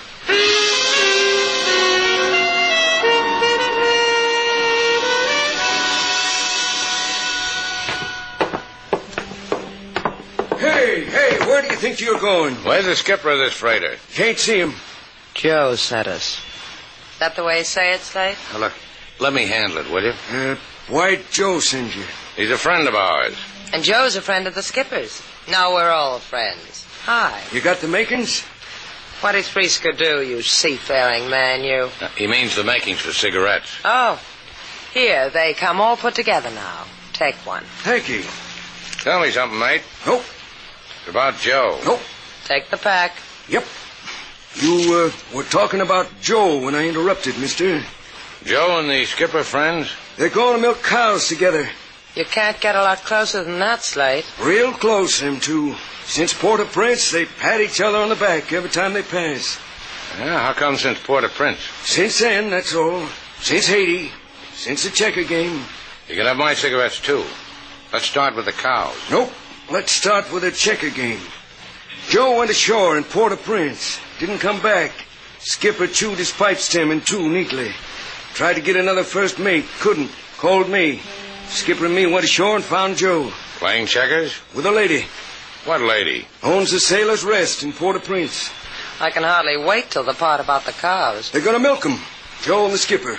In Pennsylvania. Huh? Sure. Since Port-au-Prince, they decided to quit the sea. Going to buy a farm in Pennsylvania. And milk cows. Yep. Something happened there in Port-au-Prince, mister. A man who sails the sea decides no more sailing. Something happened. Changed them two.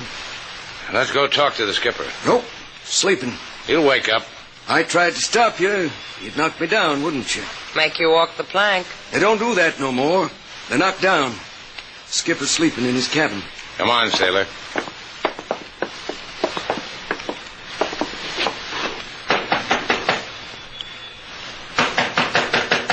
Try the door. You want to handle this, or you're going to let me? I'll try the door. See? The skipper's not a tidy man. Sextant off the wall. Coffee stains on the charts. And what a dusty compass. Yeah. Look at the skipper. Huh? Come here. Look at him. Oh, you should have just told me about it. Stabbed in the heart. Dead. Now, let's get out of here. We got enough fuel on Bold Venture to get to Port-au-Prince? No, not quite. Why? Because that's where we're going. We'll pick up some gas in Guantanamo. Question's still hanging in midair. Why? Look, 2 guys had a dream about owning a farm in Pennsylvania. One of them was a friend of mine. I've got a boat that can get me to Haiti. That's not very far to go for a friend. What makes you think the answers are in Haiti? Well, that's where 2 sailors suddenly decided to become farmers. Whatever brought them that decision also made them dead. Let's go to Haiti, sailor.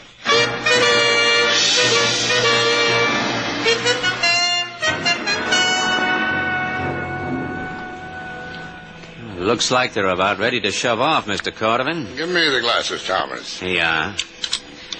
You might notice, Mr. Cordovan, that the boat and the girl make a pretty picture. Let me enjoy it. That Shannon louses it, huh? He seems very efficient. On your wanderings on the dock, did you find out their destination? Yeah. A character whispered to me, Port-au-Prince, Haiti. Well, here's some money, Thomas. Hire a plane. Where to? Port-au-Prince, Haiti. I want to give those 2 an interesting welcome.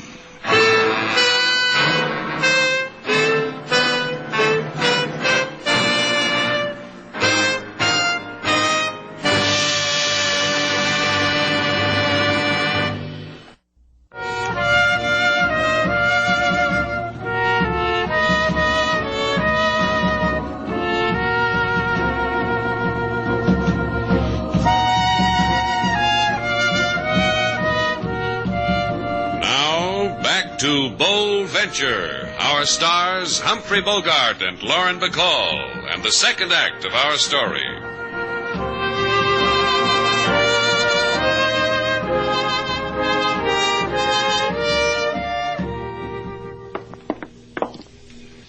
You know what they say about this place, Slate?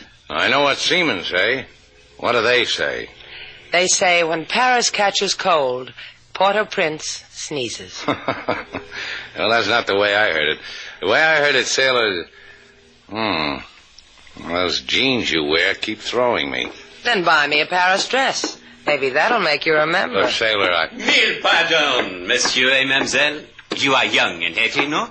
No. Then follow me. $10, the guided tour, and you will grow old. But in ecstasy. $1. $1 for a sailor's rest, run by a lady. The place of Mademoiselle Denise? For $1? Do not insult me, monsieur. I give you that for nothing. 12 Rue des Toussaint. Au revoir, my respectable. And au revoir to you, too, sailor. I'm going with you. Here's some money. Check in at the Elysee Hotel. I'll meet you there. I'm going with you. This is a sailor's rest, baby. How are they going to get any if they see you walk in? Why, that's the nicest thing you've ever said to me. Come back in one piece, respectable Shannon.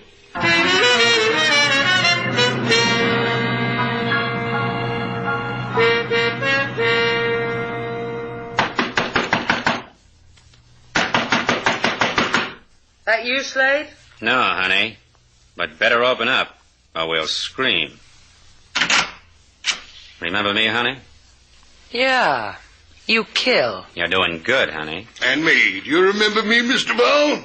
Ah, you're enchanting, Mr. Val. You may shut the door, Thomas.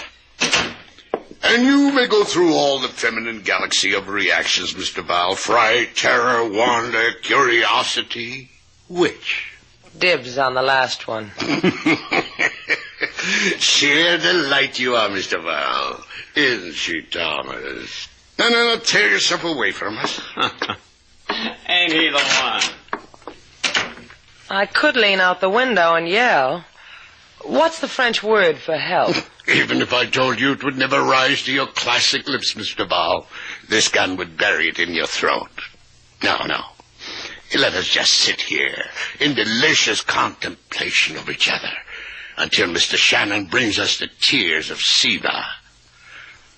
From there, I may improvise.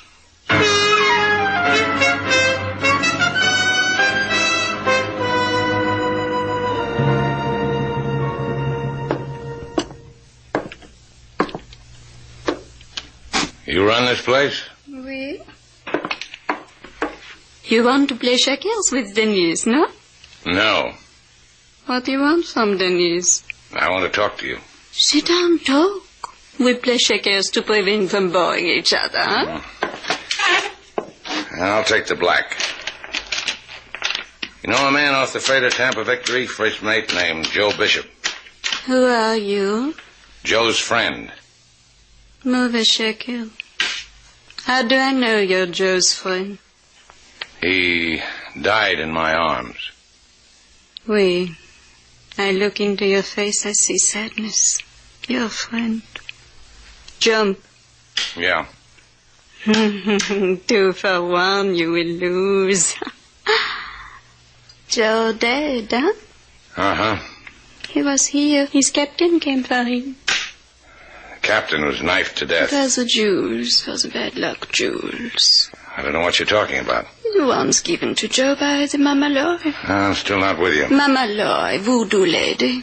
In the hills outside of Port-au-Prince. Why did this, whatever you call it, Mama something, give anything to Joe? Perhaps Mama Loy liked Joe. Can you take me to her? It's not allowed. I didn't ask you that. You wish to go to Lady Voodoo? That's the impression I'm trying to make. Denise will take you later tonight. Now move a shekel.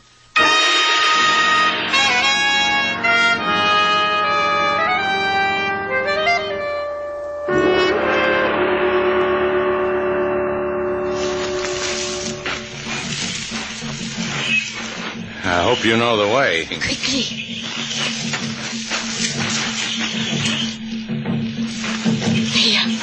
There is her hut. Go to her. How about you? I wait here. Go. Mama Loy is expecting you. What? How does she know I'm... Go.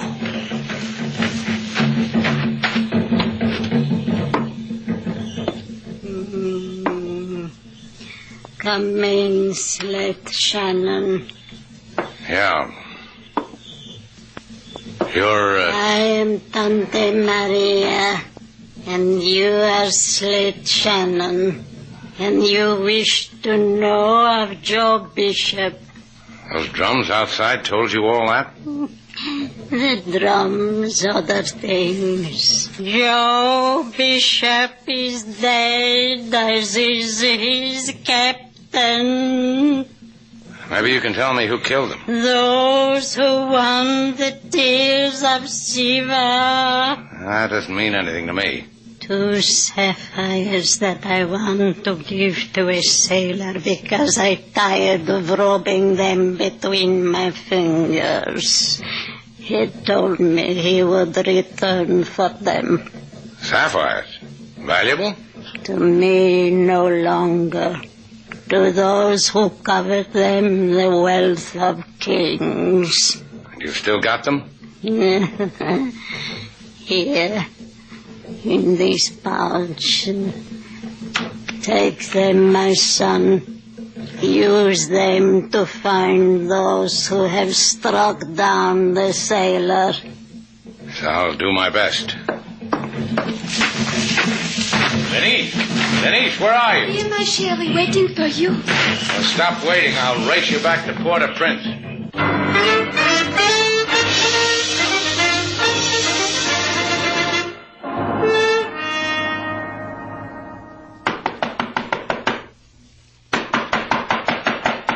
That would be your Mr. Shannon with the tears of SIVA. How do you know? It could be the housemaid with knees to match. A wager, dear woman. Your life against his. Let him in. Go away, Slate. He'll kill you. So unworthy of you, Mr. Val. Instead of frightening him away, you have only... Sailor, what's it? You have only given him into my hands. My compliments, Mr. Shannon. You're a gallant. I counted on that. What are you doing here, Chubby? The tears of SIVA, Mr. Shannon. You have them? Uh-huh. They've cost me many tragic hours, Mr. Shannon. The hour when the seaman told me he had them would sell them to me. The hours of waiting while Thomas killed him. The desolate hour when I discovered Thomas had brought me worthless baubles of glass. I will not suffer any more such endless agonies, Mr. Shannon. Joe double-crossed you, huh? Was going to sell you phonies while the real jewels were with a voodoo crone, so we could grow sapphires on a Pennsylvania farm. The tears of SIVA, Mr. Shannon. Death, Mr. Shannon, like this gun. You don't want them, Slate. Give them to him. Yeah. I'll do that. Take him, Chubby. I'll kill you. I'll kill you. You ought to diet, Chubby. You're fat. You're starved. Exercise more like this. You... Pick up the marbles, sailor. You'll not get away. Watch him, sailor. Run. I'll have your heads. I'll have your heads.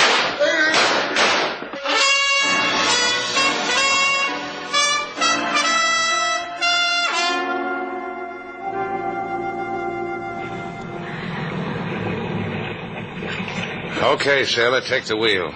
Steady as she goes. We're running without lights. Tired, Slate? Yeah, sure I'm tired. I ran faster than the cops in Haiti ran. As far as I know, they're still looking for Cordovan. Slate? Yeah? Do you think those sapphires will make nice earrings? If you can get them away from the Port-au-Prince chief of police, said he'd take care of them. He'd send them back to that lovable old witch. That's Cordovan, sailor. Give her the gun. They're shooting at us. Turn her around, sailor. Head right for him. Are you crazy? Do what I tell you. Okay, steady. We'll crash into them. Just make a pass at him, sailor. Come as close as you can. We've got to take that chance. What are you doing with that harpoon? I've speared a lot of fish for this. Maybe I can get me a Thomas. Now, sailor, make your pass. It's yours, Thomas. You've got good aim, Slate. Now what do we do? Go back for the big fish. Steady, sailor. I'm going to board her. Steady. I'm glad to have you aboard, Mr. Shannon. You've made a mess of things. You can redeem yourself by handing over those sapphires. You think you can handle this tub with one hand on the wheel and one hand on a gun? Exquisitely. You've got one shot. After that, I'll get to you. If you miss me, you're dead. It's a lumpy sea, too. Well, Cordovan? Well? You missed. Now it's my turn. Don't! Oh, I can do this all night. All night. Only you give up too easy. Sailor! Everything under control? Ship shape. I'm going to throw you a line. Okay. Got it? I've got it. Secure. Tow us in, sailor. We going home? We're going home.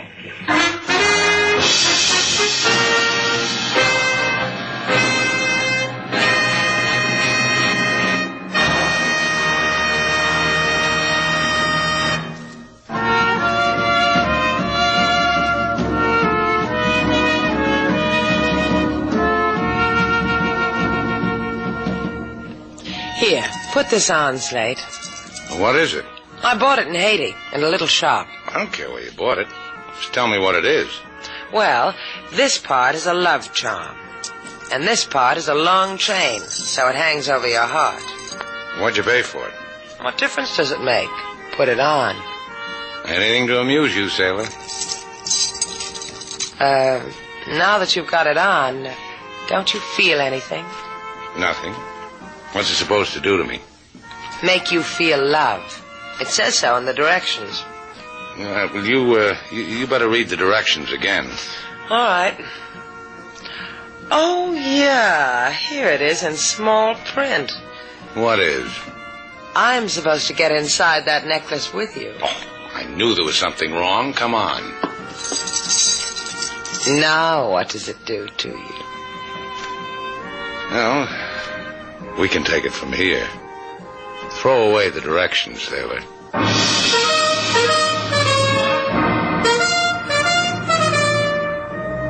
And so our two stars, Humphrey Bogart and Lauren Bacall, have brought to a close our latest bold venture story.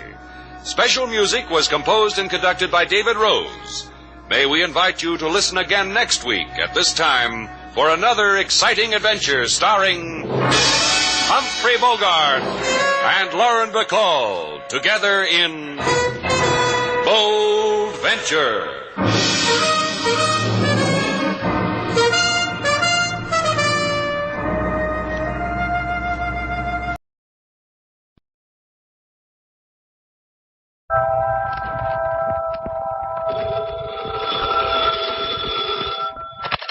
Hello, Yukon 28209. Yes, this is Candy Matson.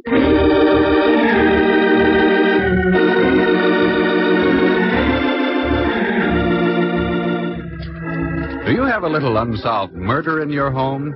Got some blackmail you want to unload? Are you the victim of some vulgar extortionist? I know a girl you should meet. She may not be the greatest private eye in the world, so what if it does cost you $300 or $400? She sure is sweet.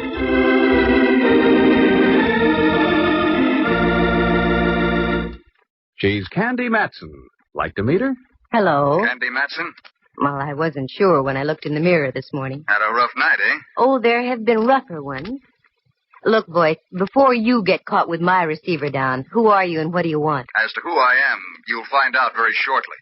What I want is you. How romantic, and over the phone yet. Let me finish. What I want is you to lay off that cable car business. Oh, that. Well, I'm afraid I can't. You see, I was sitting beside him when they discovered his transfer had been punched sort of permanently.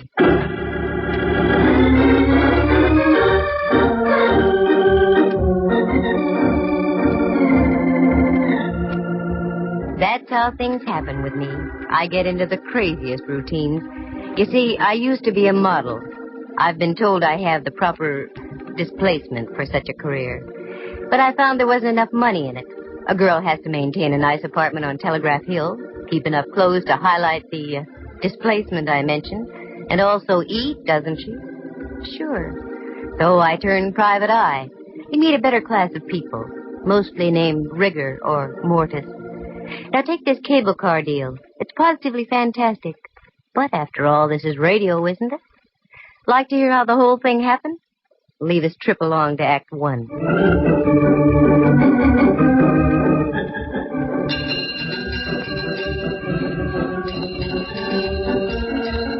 I wanted to get downtown that morning, but I couldn't take the F car on Stockton. They were ripping up about 87th Street, which is par for the course. So I walked down Telegraph Hill and up to Mason. That's where the Bay and Powell cable car stopped. All aboard! Come on, Lana, show that shapely ankle. We gotta make the Fairmont by Whitsuntide.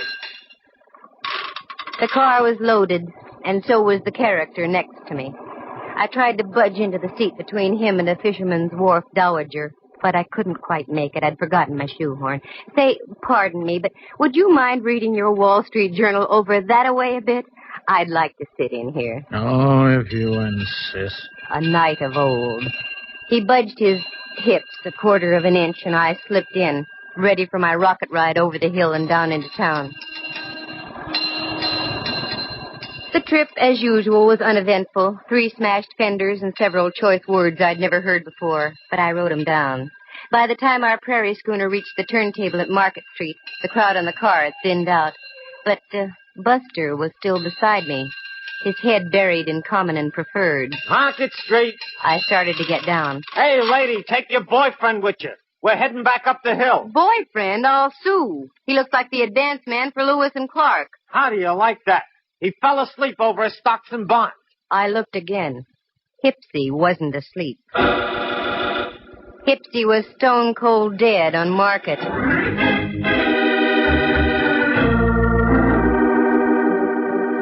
What a twist. I, who always went on the prowl for a whodunit, get one literally tossed into my lap. He just hadn't gone out of this world serene-like. Oh, no. There was a steady slurp, slurp of blood trickling down his vest just north by northeast of the equator.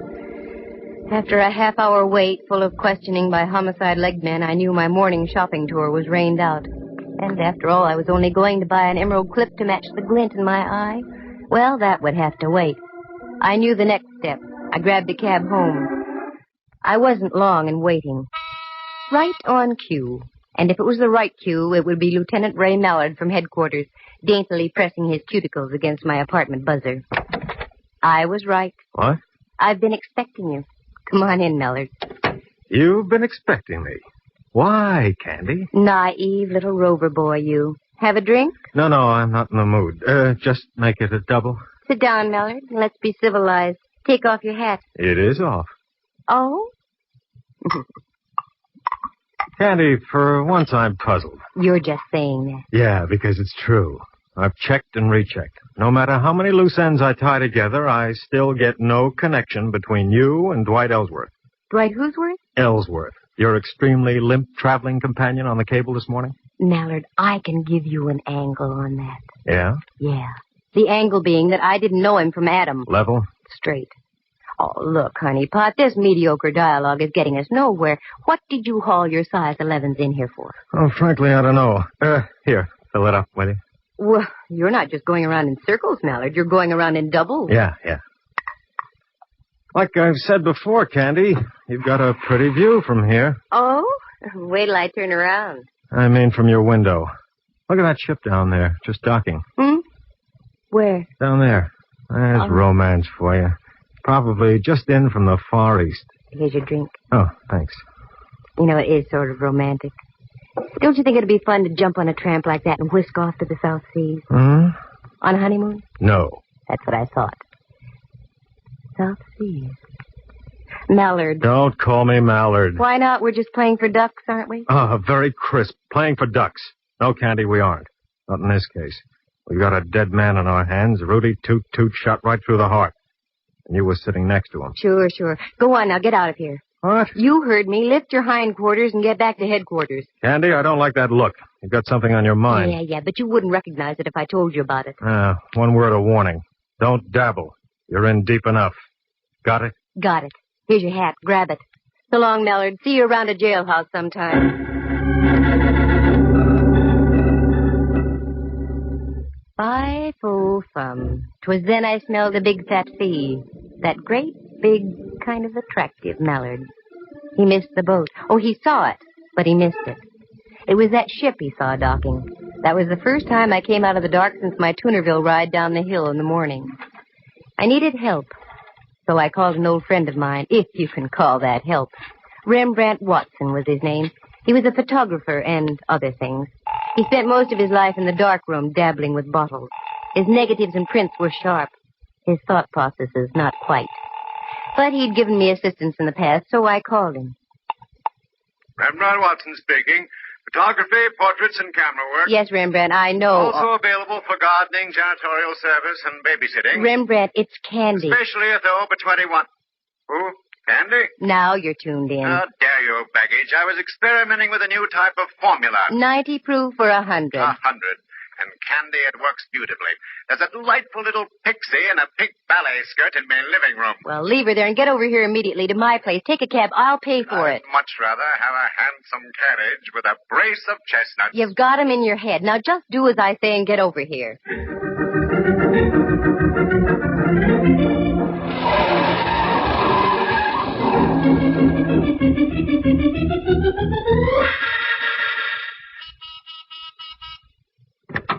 Float in, Rembrandt. Gadfrey. Where's the man to take me cloak, gloves, and topper? You're wearing a sport coat and slacks, and you know I have no man. And therein lies your basic trouble, my dear. You have no man. Now, Rembrandt. Every man should have a woman. Every woman should have a man. It's the incontrovertible law of the universe. Candy, you should have a man. You? Sure. I'm no longer a man. I'm a sprite, transcending the world. Well, stop transcending a moment and come down to earth. We've got a job to do. How poetic. How idyllic. We've got a job to do. For money? Eventually. Oh, one of those. Very well, my dear. Bring me up to date. Well, I don't really know if I can or not. Good. And I shall leave and return to me formula. Oh, no. What I mean is, the whole story is so fantastic you'd never believe it. I might. Try me, Candy. Well, I get on a cable car and sit next to a character reading the Wall Street Journal. A strange coupling. A cable car and the Wall Street Journal. Yeah. And when we get to the end of the line, my friend next to me is dead. Probably the ride down the hill frightened him to death. He looked like a used punch board. He had a neat little bullet hole through his heart. Candy, my little ballerina friend in the pink skirt is more believable than what you just told me. I told you it was fantastic, but none of how it happened. Now, sooner or later, Mallard is going to come out of his fog. And when he does, I'm going to be out of a fee. A fee that so far doesn't exist, my pretty. It will, if my hunch is right. Now, here's what I want you to do. Go down to the Chronicle and get all the back files you can on Southern Islands Steamship Company. The Chronicle? A pleasure. I have a few questionable companions, there who indulge in formulas. Stay away from those companions and just do as I ask. Very well, my dove. I go, but entirely against my will. And where will you be? Around town, Rembrandt. I've got to do some legwork. Let me assure you, Candy, you have just the right equipment for it, too.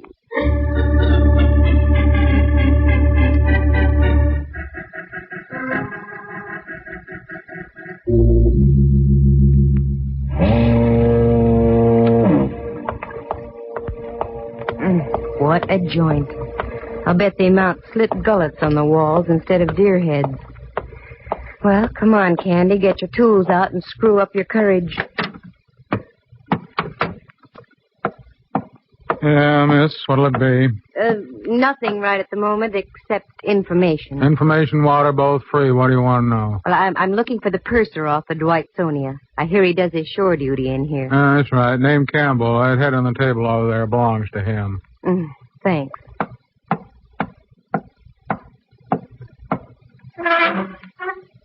Hello, sailor. Hey, Campbell. Wake up. Oh, leave me alone. Come on, snap out of it. Who are you? What do you want? My name is Candy Matson. I want to ask a question. I'm only drinking. Go away. Not until I find out what I want to know. Dwight Ellsworth was murdered this morning. What?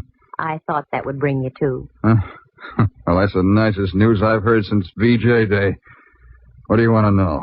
Where does his brother live? That stooge. He's got about as much spine as a water eel. Never mind. I want to find him.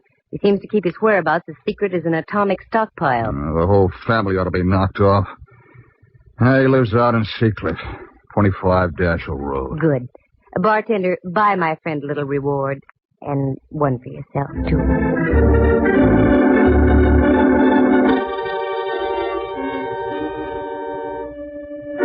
Well, so far, so good. Oh, how did I know about Campbell, the purser?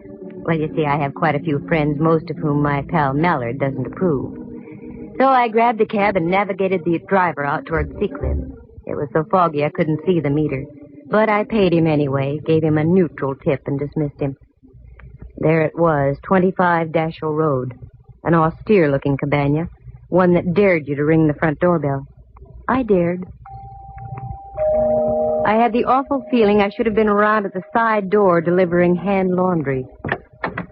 Good evening. Except for the fog, yes.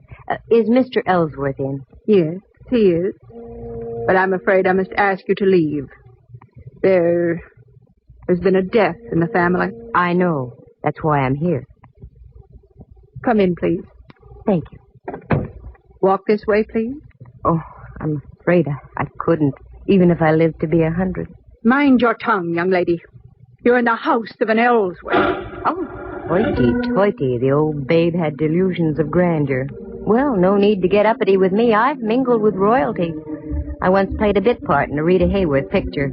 But this old gal was really something. She couldn't have been more than 45, yet looked like something out of the Barretts of Wimpole Street.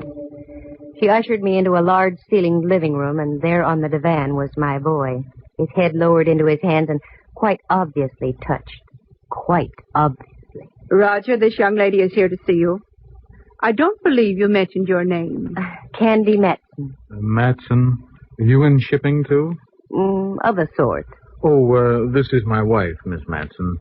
You'll pardon me if I don't seem hospitable, but my brother was murdered this morning. I know.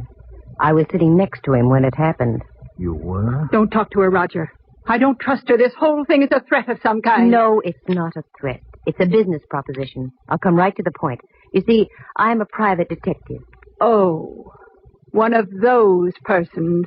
Put your nose back down, Mrs. Ellsworth. I want to get the show on the road. Yes, I'm a private detective, and I'm in a spot, too. The police think I'm connected with the case in some way, so I'm here for a double purpose. I'm listening, Miss Matson. Roger, I forbid you to speak with this woman. Too late, Mrs. Ellsworth. Now, this is it. I'm in this business to make money. Give me a check now for $300, and I'll find out who killed your brother. And I'll also clear myself. Roger, I'm warning you. Naturally, you want to see the killer of your brother brought to justice, don't you, Mr. Ellsworth? Don't you? Yes. Here, I'll make a check out right now. Thank you. Just make it out to Candy Matson. Payable today. A lovely collection of guns you have, Mr. Ellsworth. You hunt much? Oh, yes. Yes, my wife and I are quite fond of shooting. She's an excellent shot. There you are. Thank you. I'll be in touch with you sometime tomorrow. Mr. Reed didn't say a word. She just stood there against the fireplace and shot sparks through me. After I waved the check in the air a few times to dry the ink, she showed me to the door. Very clever, aren't you? Taking advantage of a weak-willed man. I wonder who made him that way. Don't cash that check. I mean it. Don't cash that check. Mrs. Ellsworth, $300. I need the money, badly. I need some new rolls for my player piano.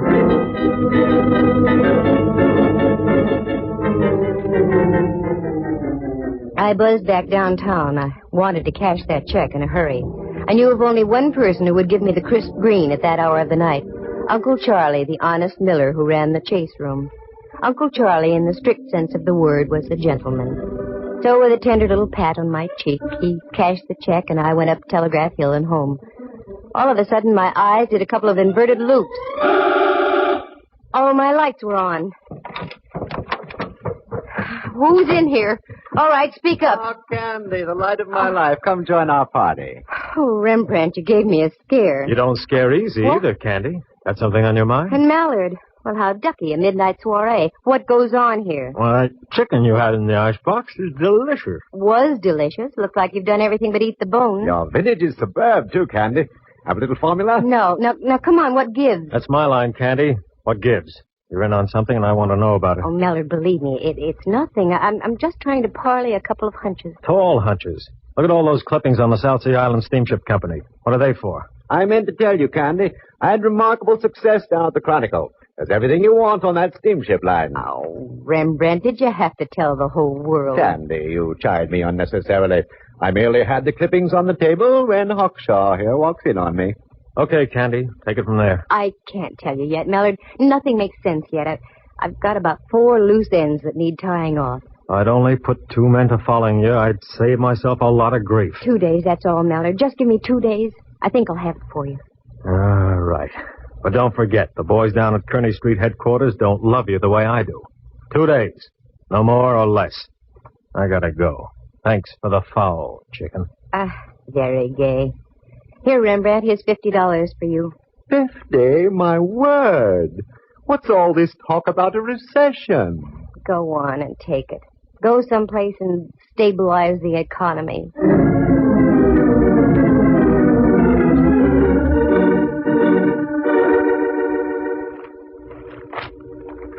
I whipped through the old newspaper clipping. It was all there. Fire at sea on Ellsworth ship. 2 seamen lost off Ellsworth ship near Honolulu. South Sea Island line ship loses rudder in storm. On and on it went over a period of 3 years. I threw the papers back on the table. Helped myself to some of Rembrandt's formula. Turned down the lights and went out on the porch. The day was dark except for an occasional path of light from a passing freighter. I sat down to think and think. Then, click, just like that, 2 little tumblers and my mind fell into place. Only one thing to do, and that was to do it the hard way.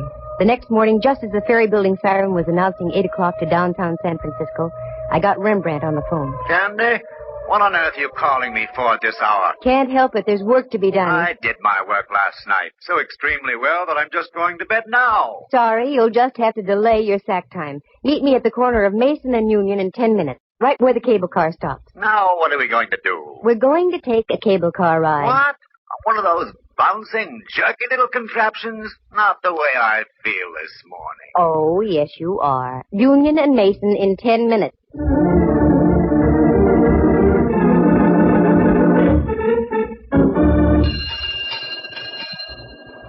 All right, Rembrandt, get on. This is the silliest thing you've ever done, Candy. Maybe. We'll see. Dwight Ellsworth was already on the car when I got on here. And alive. How could you tell? He mumbled something when I asked him to move over. Sounds logical. Although I once remember stumbling into a corpse who mumbled for hours after it had been liquidated. Rembrandt was in one of his rambling moods, so I let him alone. The car pulled over Mason Street, down Washington, and then swung on to Powell and up the hill. Now I watched the buildings and apartments carefully. There was a little red brick building, now a big apartment house, a woman's residence club, and so on. Then over the hill, more apartments, and the possibilities petered out at Bush. Well, only one thing to do. Canvass all those blocks between Washington and Bush. Okay, Rembrandt. Off the car. Strangest corpse I ever did see. What'd you say, Candy? Off the car. Come on. Now what? I just want to get to bed. Well, not for a long time, Boy Blue. Now, here's the pitch. You take this building, and I'll take the next. We'll alternate as we go along. Ask if a tall woman with a horsey face and dressed something like Queen Victoria ever lived around here. Oh, Candy. I know it sounds wild, but it's got to be done. A horse with a tall face and dressed something like... Oh, Rembrandt, look at me. Get that smoke out of your brain. A tall woman with a horsey face and dressed something like Queen Victoria. You got it? Got it. Okay, get going.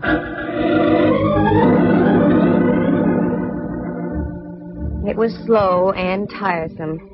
And the answers I got. A tall gal dressed like Queen Victoria. Oh, sister! That was about par. Nope, nobody like that ever lived here. Are you positive? A dame who fits that description? Yeah, I'm positive. The morning wore on, and so did we. We were over on the other side of California Street now, so we stopped and had a bite to eat. I had pickles with mine, and Rembrandt had olives on toothpicks in a glass. And again, we picked up the hunt. My heart was suddenly making with a rumba. There, just on the other side of Clay, in front of a 3-story red brick house, was a police squad car. There was a little knot of people gathered around. Daintily lifting my crinoline, I did a Mel Patton down the block and up the front steps. I didn't have any trouble finding the room. The door was wide open, and there was a body on the floor. 4 representatives of the law were buzzing back and forth. One of the buzzees was Mallard. Well, my little ambassador of violence. Why is it you're always around the extremely dead, Candy? I've got no time to brandy the ad-libs, Mallard. Who is it? I don't know yet. No identification. Let me see. A pen pal, maybe. I was right. I knew it. Knew it? Knew what? You're right, he was a pen pal. He wrote me a check last night for $300. His name is Roger Ellsworth.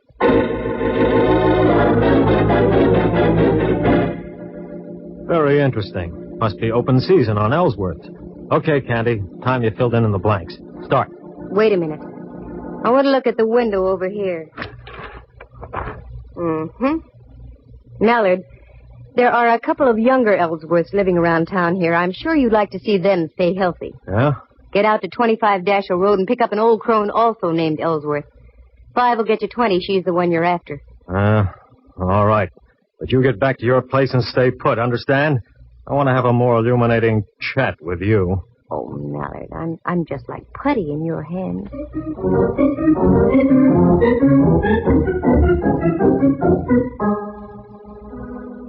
The moon was coming up over Diablo and spraying a path of silver on the bay. Still no Mallard. I wondered what could be wrong. Well, this was it. This was the showdown. Have you seen a tall face with a horsey woman? Oh, Rembrandt. Candy, I'm so mad at you I could... Oh, what's the use? Now what's the matter? What's the matter, she says. I've been roving all over Powell Street ringing doorbells.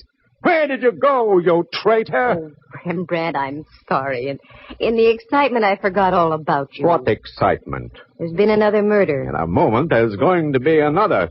I'm looking right at you, Candy. Oh, cool off. Have some formula and stop snorting steam. What was that? Your window, Candy. It just shattered. What? Oh, wait a minute. That window didn't shatter by itself. Quick, get the lights, Rembrandt. Now duck down here. What sort of a silly game are we playing now? This isn't a game, believe me.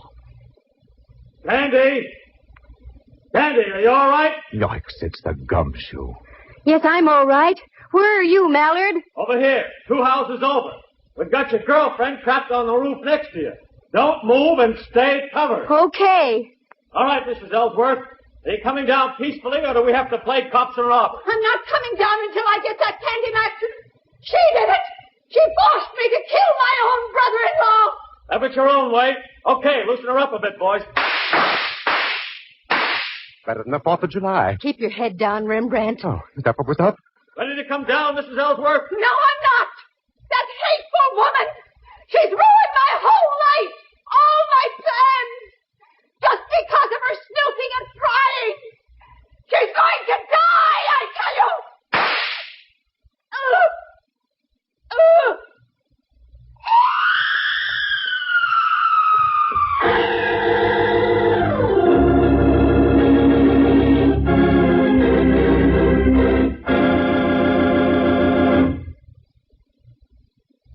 It was a miracle, Candy. You must have moved slightly just as she shot at you. Well, it was too close, I can tell you. She's dead? Oh, decidedly. I think she was dead before she hit the ground. That one shot got her. We went out to her house, and she was just driving off when we got there. We trailed her up to North Beach, lost her for a block, and then spotted her car at the top of the hill here. We arrived just as she was getting on the roof next door. Okay, now you tell me your little dream. Well, it was that ship docking that set my wheels going around. The name Ellsworth started burning in back somewhere. You saw the clippings we dug up. Yeah. The South Sea Island steamship lines were slowly being sabotaged.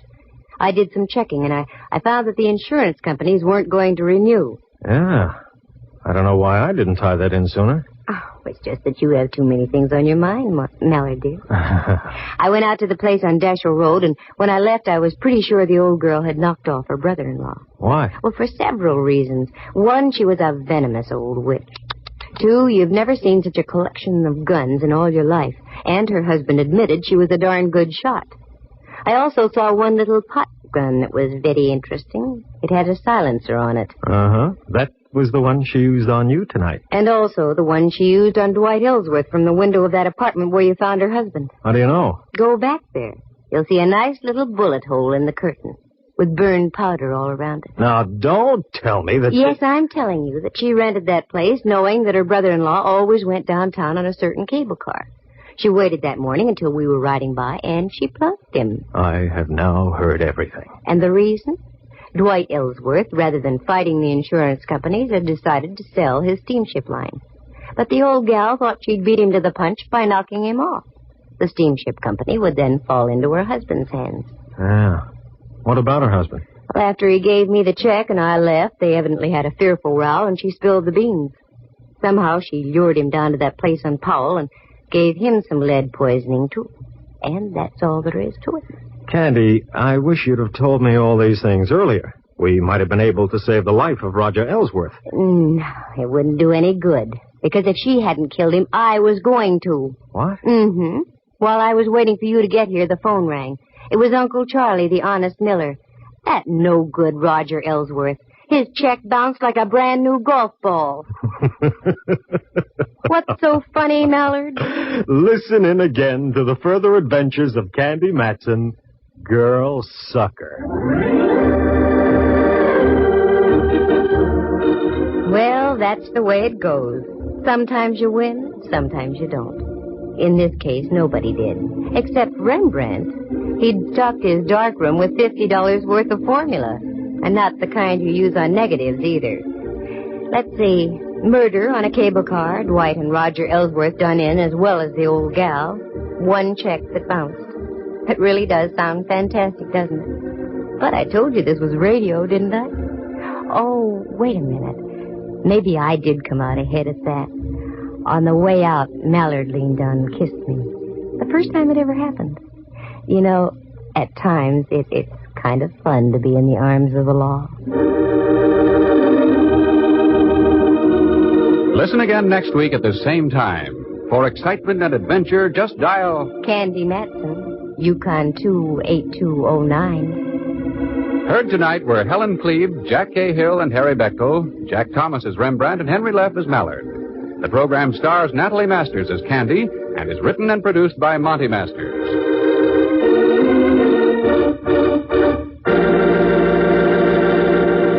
This has been a presentation of NBC, the national broadcasting company.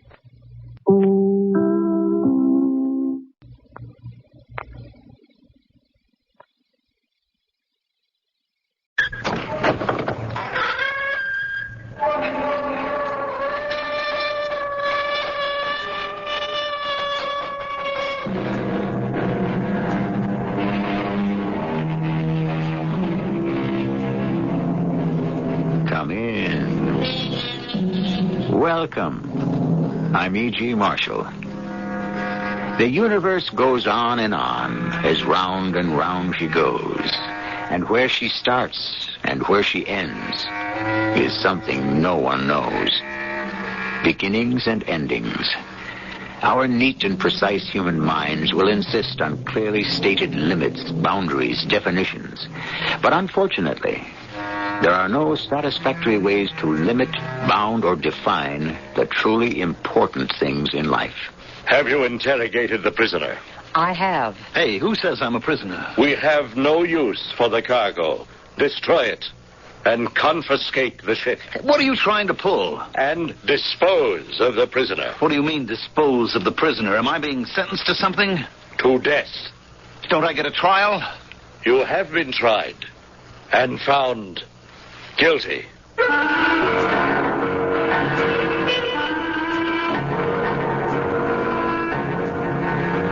Our mystery drama, The Hole in the Sky, was written especially for the Mystery Theater by Sam Dan and stars Mandel Kramer.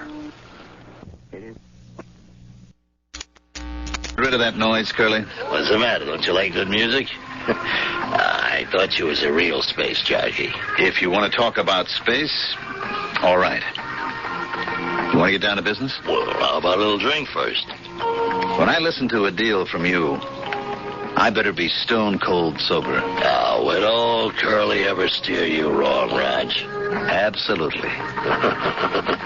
Do you know where Medusa's at? Medusa? That should be a star beyond Polaris. Well, I got the chart right here. The fifth planet circling around Medusa is called Bacchus. You can see it. Mm-hmm. I can also see it's a pretty good trip. Can that lark of yours hold a 3,000-pound cargo? What kind of cargo? Why do you care? I won't handle contraband. What's contraband? Everything's contraband to somebody somewhere. You know what I'm talking about, Curly.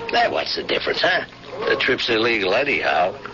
There are no solo flights allowed outside the solar system, so what do you care? No drugs, no weapons, Curly. Now, would I be mixed up with weapons and drugs? Up to your ears. No. This is just stuff for the ladies. Yeah? Yeah. This Bacchus is a wild place. It's just being colonized. Now, you could clear a fortune with some makeup. You know, powder, makeup, things the ladies just have to have. That's contraband. Sure. But it's nice, harmless contraband. Look, if I'm caught with any sort of non-essential... If you're caught, what's the difference what you're caught with? What's the deal? Hey, fantastic. You split the take 50-50. I what? That's right, old buddy. Right down the middle. What's the catch? No catch. No ifs, ands, and maybes. 50-50. Some deal, huh? When do I leave? Your cargo's ready right now. Tonight? Well, it better be tonight. You're due to sit down on Bacchus no later than the 21st. 21st of what? 21st of this month. 21st? That's in 6 days. Well, actually, 6.5. Look at the chart. You see where Bacchus is? Sure. Well, this trip should take 6 weeks. There's no way I could ever cover this distance in 6 days. Oh, sure there is. How? Why, Roger, old buddy, you know how. You just go through the hole. Oh, I see. That's the catch. Oh, now don't tell me you're scared of the hole. I'm scared out of my wits. Now, look, if anybody had ever told me that Raj Thorpe had that little streak of yellow... Don't try to get a rise out of me, Curly. I'm not yellow. I'm smart. I'll see you around. Make it around 8 o'clock. That's as long as they can hold the job open. Goodbye, Curly. Hey, don't go away, man. It'll make it harder for you to come back here. I'm not coming back.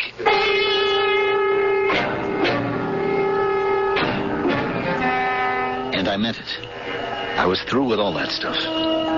But what else was there for me to do? What else did I know how to do? I could join the Space Navy and wear a uniform and be assigned to contraband control, which meant I'd have to prowl through space hunting down guys like me or guys like I used to be. Magda was waiting for me when I got home. Curly called. Yeah? He said your ship is loaded and ready. Mm-hmm. That's what he told you, huh? Well, he's in for the surprise of his life because I'm not going. What did you say? I said I'm not going. Honey, that's just great. Is it? Well, it means you got something better. Oh, is that what you think? You do have something better, don't you? I don't have anything at all. Well, then I don't understand. How could you turn Curly down? Because I'm scared. How do you think I've lived this long? Being scared is what keeps you being careful. Okay. It's just I understood there was a fortune in this trip. But I'd have to go through the hole. And I'm never going to do that again. Roger, you've come through it before. Do you have any idea what it is? That hole in the sky? I don't know. Some people say it's all in the spaceman's imagination. Let somebody tell me that. You don't know what it's like. Okay, Raj, okay. It's a hole. A big black hole in the sky. I believe you, Raj. And there is nothing in there. Nothing. Honey, don't you think you need a drink? Nothing. You understand? It's a kind of corridor. A crazy kind of corridor. Whatever you say. It's like the back door to everywhere. Wherever you want to go, it's right there. Sounds like fun. Like everything opens up on it. Everything is right there. Once you're there, you're everywhere. I believe you. Stars that are billions and billions of light years away from each other, like Polaris and Orion. Like Taurus and Ursa Major. It's as if you can just move from one to the other, like crossing the street.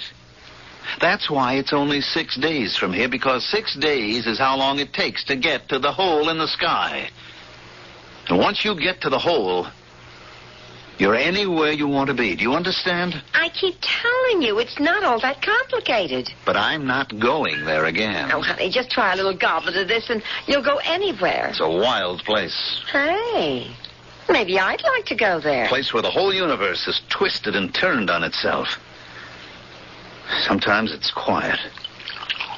Silent as the grave. And then it explodes. Explode? Everything goes haywire. Crazy. There's no longer any sense of time or space or place. And you can just disappear. How can you just disappear? Take just a little sip of this. It's good for what ails you. Look. Right here on Earth, okay? There used to be a big ocean between Buenos Aires and Cape Town. Thousands of miles of ocean. Sure. And right in the middle, someplace, there used to be a spot called the Bermuda Triangle. How's that so?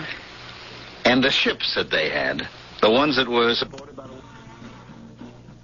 by the ships that sailed over that spot disappeared.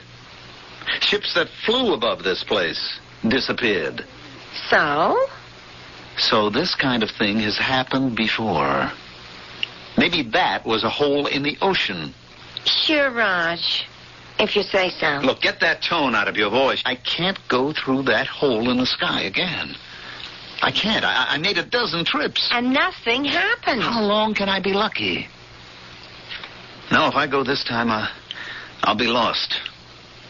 I'll disappear. Oh, come on, honey. Take a drink. You'll feel better. You always do. I've been thinking about it. I'm going to sell the Lark. And do what? I can sell the Lark to the Navy and raise a stake. And go where? Where? To a planet like Bacchus. Or maybe right here in our own solar system. A wild place like Venus or a mine. And you could raise enough from the sale of the Lark? Oh, a good piece of it.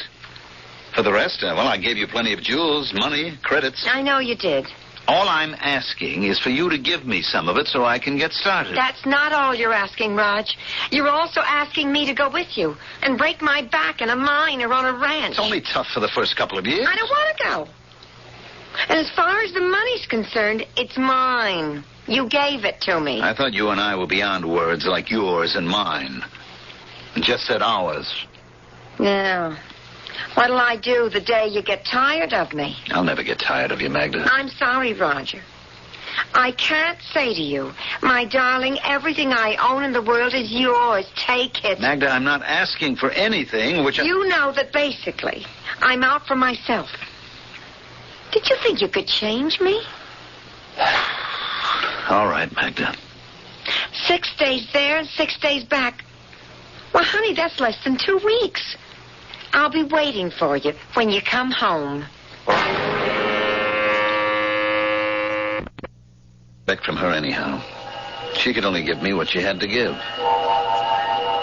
Why did I think I was entitled to more? And who was I kidding? I'd become a farmer, a rancher, a miner.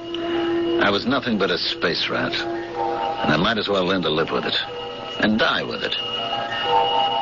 I didn't even bother to tell Curly what he already knew. I went directly to the spaceport. The space secret.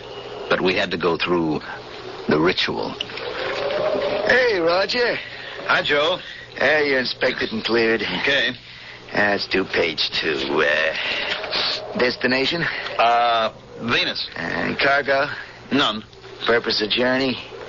To visit friends. Oh, come on, Roger. You got to do better than that. Why? What's the matter? Give me a break. The sheet does get checked. How does that look? To visit friends? Well, what do you want me to say? You could say medical emergency. Say medical emergency. You got to prove you're sick, though. You got to name the doctor and so forth and so on. Joe, write down anything you please. Well, don't bite my head off. You and I know what you're doing. You and I know where you're going, okay? All right, look, I'm going to visit my poor old mother. Great.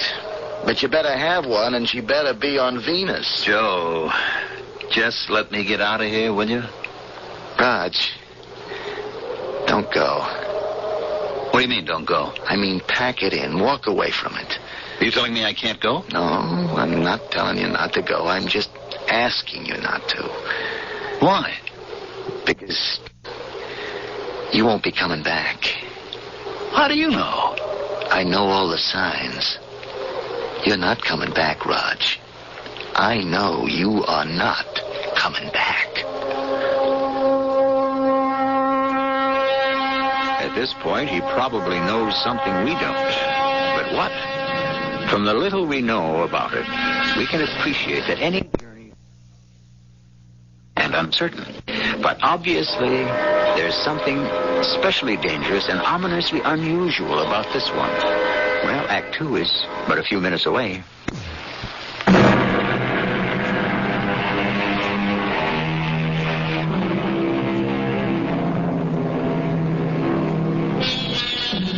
What was that popular song from a generation ago? It was called Faraway Places with Strange. And what were those faraway places? Oh, they were in Asia, Africa, Europe. Just a hop, skip, and a jump away. But our story today is about really faraway places with strange names like Tau Ceti, Betelgeuse. And on a clear night, sometimes you may see them up there in the sky. What kind of thing is that to say to me? I'm not coming back. Because it's true. Raj, 5 years ago, I had my own ship, too. 5 years ago, Curly had a job for me. Something like this, only mine was in Orion someplace. Look, why don't we swap stories when I come back? You are not coming back, Raj. You better listen. I came out to the field here feeling just like you do. Everything inside me like jelly, and like you, I knew I wasn't coming home again. I'd been through that hole in the sky too many times. Like you, I was scared. Scared to face guys like Curly. Also scared of starving. What was I going to do to make a living? What else can I do to make a living? Join up, Raj. No, I could never do that. That's what I thought at first. But isn't it better all around if guys like you and me wear the uniform? At least we understand. I have to go now. It isn't too bad. The money's good. It's clean. Bribery, that's clean? Maybe not, but hey, you can protect your friends. I'm only on the take as far as cargo and destination's concerned. All the money in the world wouldn't get you off the ground if I knew your ship wasn't spaceworthy. Yeah. Well, look, I got a schedule to keep. Don't go, Raj. I have to. Well, then, don't go through the hole. You know as well as I do I have no choice. Okay, I'm on the desk tonight. Maybe I can keep the hounds off your trail. In 15 minutes, I was completely clear of the Earth. I would have no problem while in the boundaries of our own solar system. But as soon as I was out in the galaxy, the patrols would be after me. I could outdistance any single pursuit ship. But if they had my position and course, they could set up a fire network that could destroy me in the fraction of a second. I could hear Joe Dresden on the monitor. He was getting reports from all of his scouts who had sighted or thought they had sighted me. He would be feeding all this data into a computer, which would calculate my exact position. Attention all ships, Rainbow Command. Illegal craft identified as Lark, registered Captain Roger Thorpe, probably headed for Polaris. Consult charts 946 and 202. Subtract coordinates 4 and 8 from coordinates 12 and 18. Lock, challenge. Allow 5 minutes for reply, then open fire. Thank you, Joe. He had sent the pursuit off in exactly the opposite direction. He had bought me at least 2 days' time. Attention, all ships, Rainbow Command. Fugitive reported headed for Ursa Major. Consult charts 380426. Fugitive reported headed for Tau Ceti. How skillfully he kept directing the pursuit away from me. I was coming to the end of the 5th day, and now I didn't have to worry. I was near the hole in the sky, and even though so many people were convinced that it was all fiction, that was back down there in the safety and security of Earth. Up here, even the most skeptical suddenly became believers. I could rest assured there was nobody within 1 trillion miles of me now. Roger. Roger. You can answer me, Roger. You won't give away your position. I'm on a sealed frequency. Joe? You're at the edge of the hole, Roger. I know. Turn back. I can't. I'll clear a path for you. I have to keep going. I'll bring you home safe and sound. I'm going in now, Joe. I'm here. And I was there. I was in the hole in the sky. It was so quiet. So peaceful. So tranquil. I better feed my computer. My speed, my course, my declination. I could expect to find myself orbiting Medusa. Then I could set my bearing for the planet Bacchus. I could still hear Joe's voice. Roger, it isn't too late. Now get out of there. It's quiet, Joe. It's quiet. That doesn't mean anything. You know as well as I do it can all change in a fraction of a second. Thanks for everything, Joe. I'm all right now. Come home, Roger. Come home before it's too late. Roger, come home before it's too late. Joe! Joe, where are you? Where are you? Suddenly, everything started to spin. Everything went out of control. Not just my computer and my instruments, but everything inside of me. It was as if I was just coming apart under some terrible pressure. An unbelievable stress and strain that began to pull me in every direction. It was as if it were the end of the world. Or maybe it was the beginning. Maybe it was the chaos that was in the very beginning. Then, there was nothing.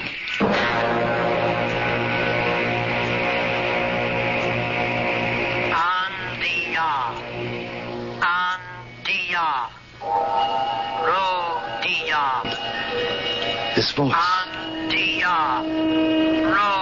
What was she saying? It sounded like no language I'd ever heard before. Then I remembered what I had to do. I fed the sounds into the computer and waited.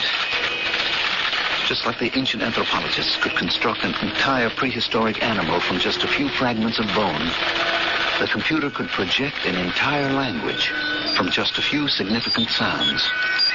Gradually, the voice became clearer and clearer. What ship is yours? Identify. Identify. Lark. Lark. How many aboard? Just one. Identify.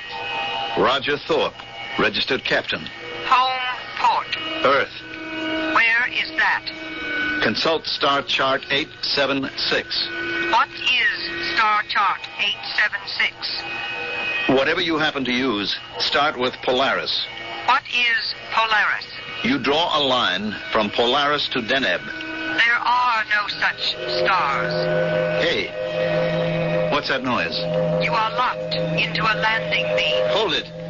I don't necessarily want to land. Cut your power. I only need to get my bearings. Prepare to descend. Am I being forced to land? You are being invited. But I don't want... Cut all power.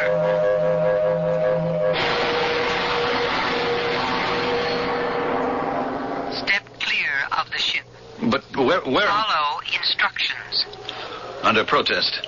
Follow the red line. Where am I going? Stop at the door.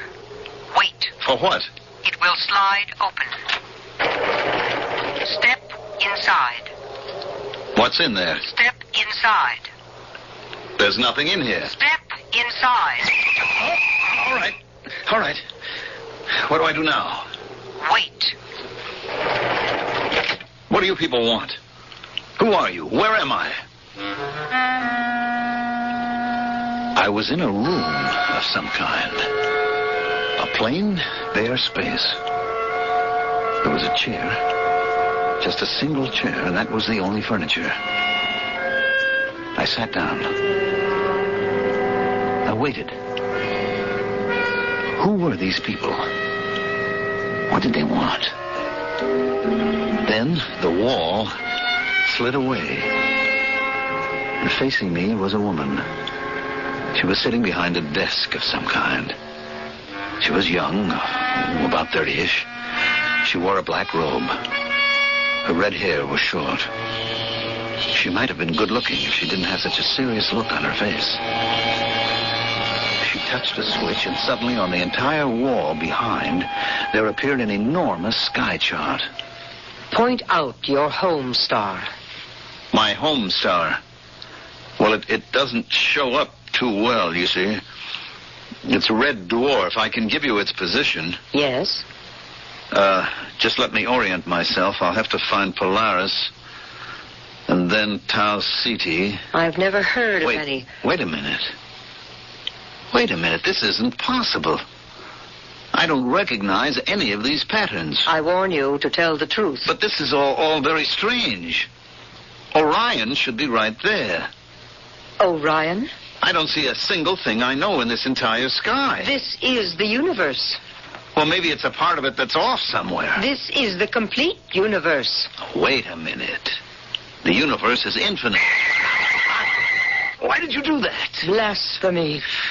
Everyone knows the universe is closed and limited. Okay, have it your way. Why are there no papers on your ship? Because I didn't need any. What is your cargo? I'm sure you looked it over by now. Cosmetics. What are cosmetics? Didn't your translating computer tell you? Yes, but I don't understand. Well, it's just stuff that women put on their face. For what purpose? I guess it makes them look better. Better? What's the difference? Please, answer the question. Is it important? It may be the most important thing in the universe. These cosmetics, they change people's faces? You could say that. It disguises them. Well, strictly speaking, it might. I see. Yes. Yes, I see. Well, I hope you see something, because I don't. Interrogator. Yes, censor. We have examined the ship. Have you examined the prisoner? Who says I'm a prisoner? You have not been spoken to. I have examined the prisoner. We see no use for the cargo. Destroy it. At once. Confiscate the ship. Immediately. Dispose of the prisoner. What does that mean, dispose? Save him for the games or eliminate him quietly. Whatever suits you. What is he talking about? I shall save him for the games. Look, am I being sentenced to something? To death. Wait a minute. Don't I get a trial? You have been tried and found guilty. I have the right to defend myself. You have no rights at all. What sort of place is this? It could very easily fit certain places here on our own Earth. But this is a story that takes place far in the future, in a place so far away that the imagination can scarcely encompass the distance. But space, time, What do these things matter? People are people everywhere, aren't they? I shall be back shortly with Act 3.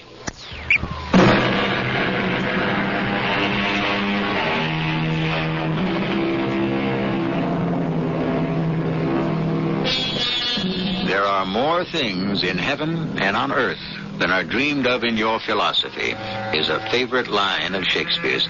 And, of course, he had a rather limited idea of heaven. He didn't know that the heavens consisted of an infinity of space with an unlimited number of worlds. Can you imagine what he might have written had he been able to talk with a modern astronomer or an astronaut? From what I could gather, the man was called the censor. The girl who had been talking to me was called the interrogator. Anyhow, they both decided that it was all over for me. The man left. You will be executed at the games. What games are these supposed to be? The games to honor the establishment of the autocracy. Look, I don't have anything to do with all this. What was your purpose in coming here? I was on my way to Medusa. Medusa? Yes, it's a giant yellow star. There is no such star. How can you make a statement like that? Because I never heard of it. That doesn't mean that... If it existed, I would have heard of it. Since I have never heard of it, that is proof that it never existed. Why do I have to be killed? Because you have come here to overthrow the autocrat. That isn't true. Are you a stranger? Yes. The only reason strangers come here is to overthrow the autocrat. Since you admit to being a stranger, it just means... hold on. That doesn't necessarily follow. Do you have legitimate business on this planet? Well, no. Then you admit it. Since you do not have legitimate business, you therefore must be treated as a stranger. She stood up and nodded her head. 2 men in black robes came in. I understood I was to go with them. I don't care what world you're in. A cell is a cell. This was a small room with smooth white walls. There were 2 beds in it. I had a roommate. His name was Artie. I asked him why he was in jail. I tried to kill the autocrat. Look, set me straight, will you? Who is the autocrat? He is the maximum ruler. That's why you want to kill him? I want to kill him because he oppresses the people. And then what? Then perhaps the next maximum ruler will be a kinder person. And suppose he turns out worse? That has happened before. Mm-hmm. In that case, what do? Kill him and hope again. Wouldn't it make more sense to eliminate all these rulers entirely? Well, then who would rule? The people. The people? How could the people rule? Well, they would elect representatives to let's say, to a Congress. I don't understand how that could work. It doesn't work with all these rulers either. Well, that's because he has not come yet. Who? The ultimate ruler. And who's he supposed to be? The ultimate ruler? He will come down from the skies. How? He shall be carried by a bird. Have to be a pretty big bird. Yes. And he would mark his people. Mark them? In what way? In a certain way. In other words, you don't know. I only know what the prophecy reads. Oh, it's prophecy. For those of us who believe he will come. Still, it should be easy to explain what marking his people would mean. I suppose with a sign that will enable everyone to recognize them. All right. Meanwhile, how does it look for you and me? We shall be executed. You say you were opposed to the ruler. What'd you do? I wasn't able to do anything. We are too few, too weak. Or maybe we are many, but we do not know it. We have no sign by which we may recognize each other. Well, what did you actually do to wind up in here? I complained. You complained? About what? The weather. You mean you're going to be executed because you complained about the weather? It wasn't the first time. If you establish yourself as one who complains, it means you are basically a dissatisfied person. Therefore, you are likely to revolt. Well, do you plan to just sit here and wait? It does no good at all to make other plans. Why not? How can plans be carried out? We are sealed in here. There is no hope of escape. There has to be something we can do. We must face our fate bravely. I can't accept that. Accept it, since you may not reject it. It seemed there was no help at all. The days passed. When would it happen?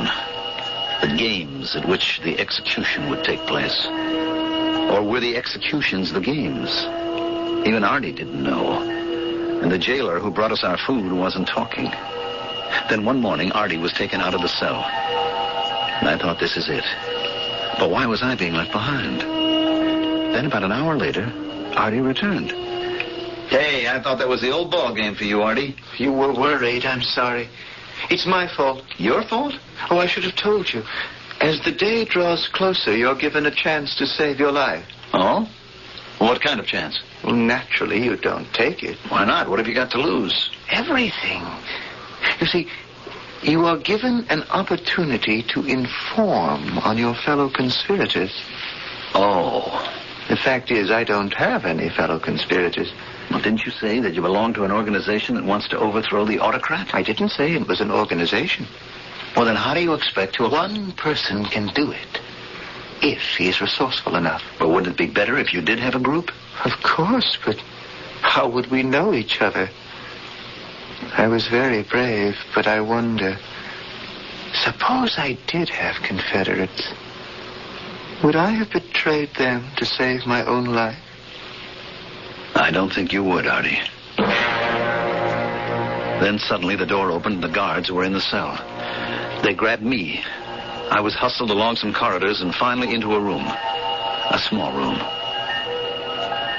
She was behind a table. There was no place for me to sit. Suddenly she took a small metal rod from under her black robe. She pointed it at every part of the room. It gave off a squealing noise. One has to be sure. Of what? I'm sorry I cannot offer you a chair. My name is Dinara. What do we have to be sure of? That we are not overheard. We are safe for a moment at any rate. What am I doing here? You know what you are doing here. You have been sent here to save us. I what? You are the ultimate ruler. Me? Now, just hold on. It does you no good to deny it. I'm telling the truth. I have no idea. It's probably the truth as you see it. You do not know that you are the ultimate ruler. But you have fulfilled the prophecy. The prophecy? Surely Artie has talked with you in the cell. Yes, but I didn't believe... It was predicted that the ultimate ruler will come down from the skies. He will be carried by a bird. What is the name of your ship? You can't be serious. The Lark. And it is a bird of delight. It's not an angry bird, a bird of prey. That's all coincidence. And he shall mark his people. Well? What have you brought on your ship, on the Lark? You have brought the devices with which your people can be marked. Paint and powder. Look, I'm afraid you don't understand. It's the prophecy. I am not the ultimate ruler. It does you no good to deny. My name is Roger Thorpe. You told me that. I come from a planet called Earth that revolves around a tiny reddish dwarf star called Sol. It doesn't matter. I'm a tramp space captain. I carry mostly contraband if I want to make a living. It's not important. There's a place called the Hole in the Sky. I never heard of it. It's a spot in the universe where crazy things can happen. You get all twisted and turned in space and time. It makes no difference. So maybe I am in an entirely strange universe. It doesn't change the prophecy. If you are aware or not of being the ultimate ruler, you fulfill all the requirements. Why are you telling me this? I, too, wish to overthrow the autocrat. You?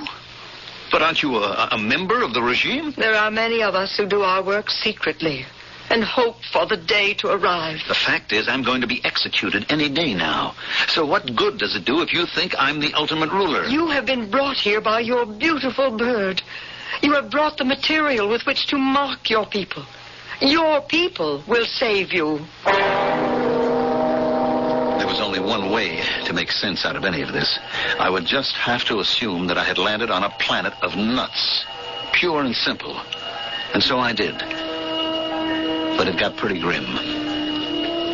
One day, Artie and I were taken from our cell and brought to an enormous stadium. There must have been 100,000 people. All of them wore black robes with hoods that covered their heads. Artie and I were led to the center of the arena. Then we heard the voice of the censor. men have plotted against the autocrat. Their fate is to be consumed by the mighty electric energy of the state. In a few moments, they shall no longer exist. Let this then serve as a lesson to all who would attempt similar madness. Not a single word was heard from the robed and hooded crowd. And then we heard it. A humming that grew louder and louder. I began to feel warm, then hot, and soon it was as if I was on fire. Stop! Who dares host the execution? I, the interrogator. For what purpose? Revolt. Arrest her! Before anyone dares to touch me, I shall remove my hood. Look at my face. Let all who have the same marking now show their faces. Her face was white as powder could make it. Her lips were red as the most flaming scarlet. I could hear her voice shouting, Believers in the ultimate ruler, show your markings. And now by the thousands, the hoods came off. And there they were. Men, women, children, with stark white faces and flaming red lips. Hardly anyone remained masked, except for the censor and a few high officers. And they were quickly hustled away. And now the silent crowd began to kneel. Kneel! Homage to the ultimate ruler. No one should kneel to me. You are the ultimate ruler. They must. About that makeup. You mean the sacred markings.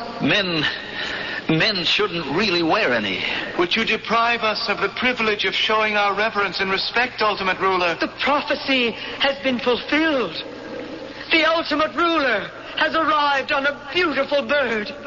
He has brought with him the markings that his faithful followers have proudly put on and shall wear forever.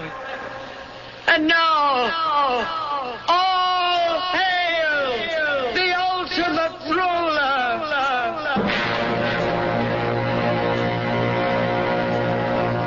I don't understand completely. I'm the ultimate ruler. I'm treated with respect and reverence. I have whatever I want. There are times when I can't believe it. Am I lost in space? Or am I lost in my own imagination? Who knows? At times, this is real. And times when it seems like a dream. I only know one thing. I entered the hole in the sky. And I'm still in there.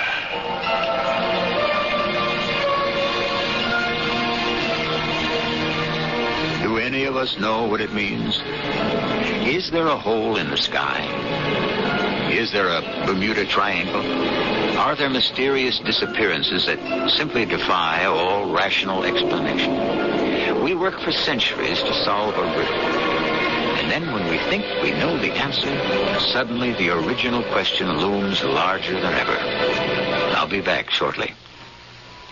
I'm going on a picnic. That's nice. With Blanchie, my sweetheart. That's her over there. And you want us to make up a picnic basket? With special wine and special food, Mr. Vino Bronco. Hi, Mike McDonald. Vino Bronco is the name of Lancer's white dinner wine. Vino Bronco? Yes, very crisp and refreshing. It's affordable, and it goes perfect with any food. Like caviar? Vino Bronco is perfect with caviar. Okay, give me 2 quarts. Of what? Of caviar. It's $25 an ounce. How much do you want? Right. Well, there'll be 2 of us at the picnic. Uh-huh. And Blanche eats like a bird. Well, just give me an estimate. How about a quarter of an ounce? Perhaps you'd enjoy the Vino Bronco with something a little less expensive. You mean like this chicken? This pheasant. Blanche eats meatloaf. Isn't this meatloaf? No. She eats meatloaf by the gobs. It's not meatloaf. It's pâté de foie gras. Okay, I'll take the Lancer's Vino Bronco. And what do you have to eat for under $10? This jar of mustard. Perfect. Blanche eats mustard by the gobs. I'll wrap it up. How do you want to eat the mustard here or You what? can't eat the mustard. Ah, the summertime, when everybody's fancy turns to love, and Lancer's Vino Bronco white dinner wine, imported by Shoebline, Hartford, Connecticut. You think you've got a problem buying your mother a present this Mother's Day? Try buying presents for 4 mothers. I have my mother, Jack's mother, my grandmother, and his grandmother. I couldn't possibly leave anybody out, so I give them each the Whitman sampler. The sampler's been a Mother's Day tradition with us for years. If you've got a problem about what to buy your mother this Mother's Day, give her the Whitman sampler. It's the perfect way to say Happy Mother's Day, no matter how many mothers you have. At the store, they told me there's a powerful anti-itch drug I can buy without a doctor's prescription. Now, I use Bicozine cream as directed. No more burning, embarrassing itching. No more scratching. Bicozine actually speeds healing. Bicozine cream. What a relief. Now, soften and remove hard, callous skin with the same ingredient doctors use most. Apply Dermasoft cream to feet, hands, elbows as directed. Dermasoft cream.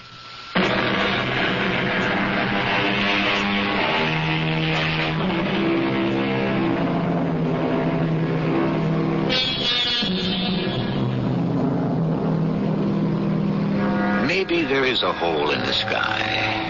After all, Einstein spoke of a place where the past, the present, the future are all intermixed and intermingled.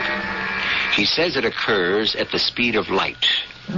But just think, in the universe that's surrounded by our own minds, the private universe that each of us presides over, the past, present, and future frequently mix and mingle. And that truly can be where you find the hole in the sky. Our cast included Mandel Kramer, Joan Shea, Earl Hammond, and Russell Horton. The entire production was under the direction of Hyman Brown. This is E.G. Marshall inviting you to return to our Mystery Theater for another adventure in the macabre. Until next time, pleasant dreams.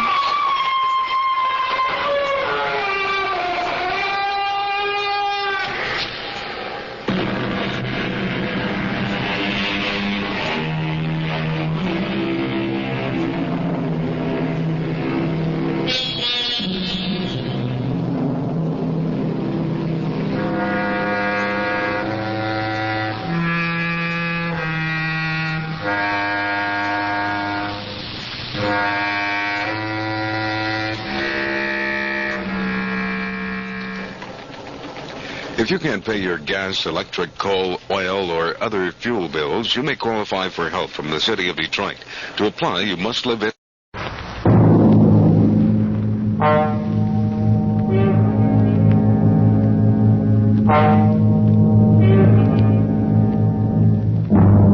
Worried about the price of butter and eggs? Fed up with a housing shortage? Want to get away from it all? CBS offers you Escape.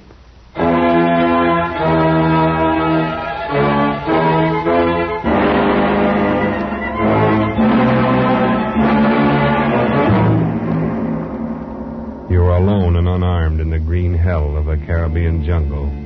You're being trailed by a pack of fiercely hungry dogs and a mad hunter armed for the kill. A mad hunter who believes that you, a human being, are the most dangerous game.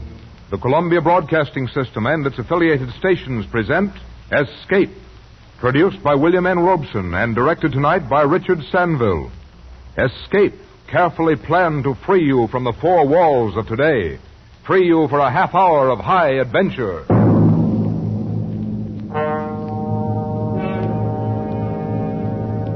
Tonight, we escape to an island in the Caribbean and the weird sportsmanship of a madman, as Richard Cockle tells it in his unforgettable story, The Most Dangerous Game.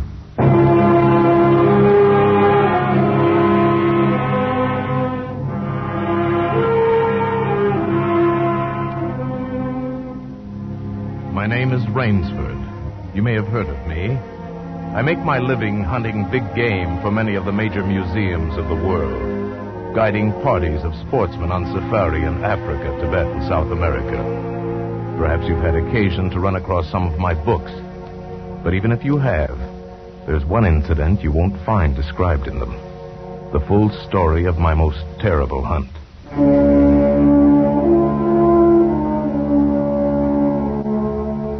It It all began on board a private yacht en route to Rio.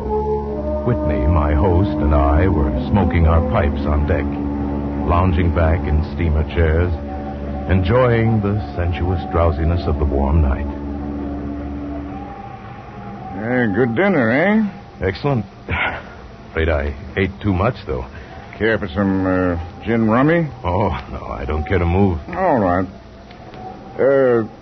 There's a rather large island off there to the right somewhere. It's something of a mystery. Really? Oh, I didn't know. What island is it? The old charts call it Ship Trap Island. Suggestive name, isn't it? Sailors have a curious dread of the place. Some superstition. I can't see it. Well, you have good eyes, but even you can't see 4 miles or so through a moonless Caribbean night. No, not even 4 yards. It is dark, isn't it? It'll be light enough in Rio. Oh, by the way, hope the guns have come from Purdy's. We should have some good jaguar hunting up the Amazon. Great sport, hunting. Best in the world. Yes, for the hunter, not for the jaguar. Oh, why not? They've no understanding. Well, even so, I rather think they understand one thing. Fear. The fear of pain, the fear of death. Huh? Oh, rot, Whitney. Who cares how the jaguar feels? Perhaps the jaguar does. Oh, you're a big game hunter, not a philosopher. Look, the world is made up of 2 classes. The hunter and the hunted. We're lucky enough to be the hunters. You think we've passed that island yet? Yeah, can't tell in the dark. I hope so. Why? Oh, the place has a reputation. A bad one. Cannibals? Hardly. Even cannibals wouldn't live in such an isolated spot. But it's gotten into sailors' legends somehow. Did you notice? The crew seemed jumpy today.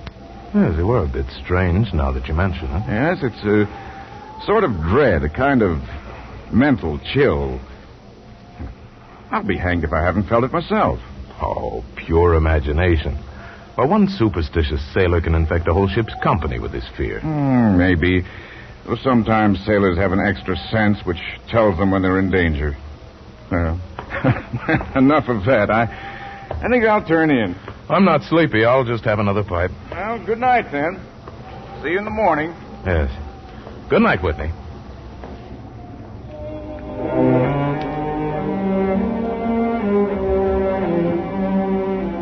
It was very dark. So dark I could have slept without closing my eyes. The night would have been my eyelids. I puffed at my pipe, got drowsy. Then I was wide awake. A gun out there in the water, a gun. I sprang to the rail, strained my eyes in the direction of those shots, but I couldn't see a thing. I leaped up on the rail to get better elevation, and my pipe, striking a rope, was knocked out of my mouth. I lunged for it, and tight fingers closed around my heart as I realized I'd reached too far and lost my balance.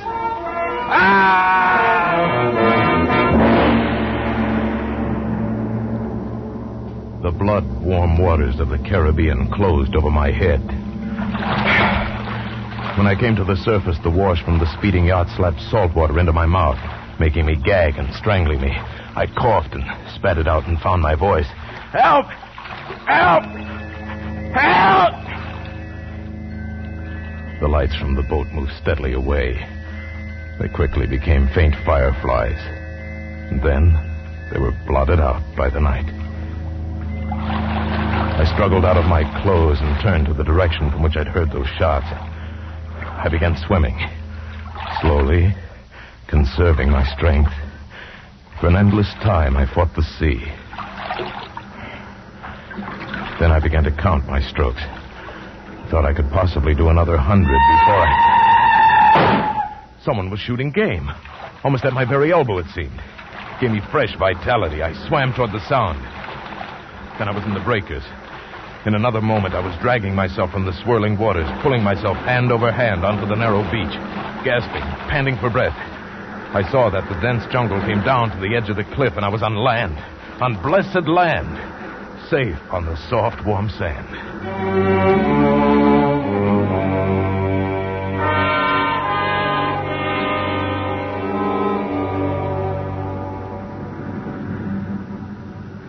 I awoke late in the afternoon, a sharp hunger picking at me. As I slowly came to my feet, I saw, not far from where I'd been lying, signs of a terrible struggle in the underbrush that sloped so sharply to the beach. Some wounded thing, evidently a large animal, had thrashed about there in its death fight. And almost at my feet was a small glittering object, an empty cartridge from a .22. That was odd. The hunter had had his nerve to tackle a large brute with so small a gun. I examined the ground closely and found what I'd hoped for. The print of hunting boots. They pointed up toward a recess in the cliff, and I hurried quickly after them, for night was beginning to settle on the island.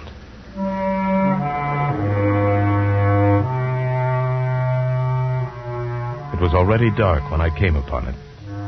First I thought it was a village. There were so many lights. But as I came closer, I saw that all the lights were in one building, a chateau on a high bluff. In a few moments, my bare feet were padding up stone steps, and I stood in front of the massive oaken door.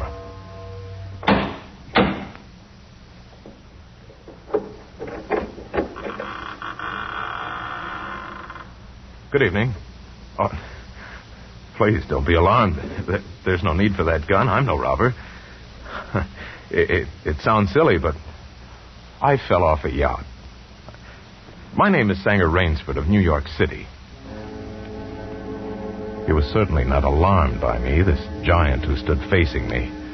The revolver in his hand continued to point steadily at my chest, and the man behind it was solidly built and black-bearded to the waist, and silent. He waved me in with the gun and closed the door behind me. I was in a huge hall, but there was no time to look around. Another man was coming down the broad marble stairs, an erect, slender man in evening clothes. I stepped toward him.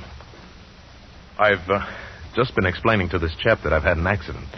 My name is Sanger Rainsford. It is a great pleasure and honor to welcome Mr. Rainsford, the celebrated hunter, to my home. Well, thank you. I've read your book on hunting snow leopards in Tibet. I'm General Zarov. Believe me, General, I'm very happy to see you. All right, Ivan, you can put down that gun. This gentleman is a guest.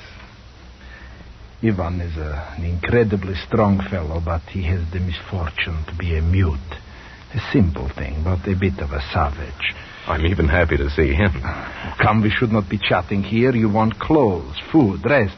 You shall have them. This is a most restful spot. I can't tell you how grateful I am. It is my pleasure. Follow Ivan, if you please, Mr. Rainsford. I was about to have my dinner, but it can wait. I think my clothes will fit you.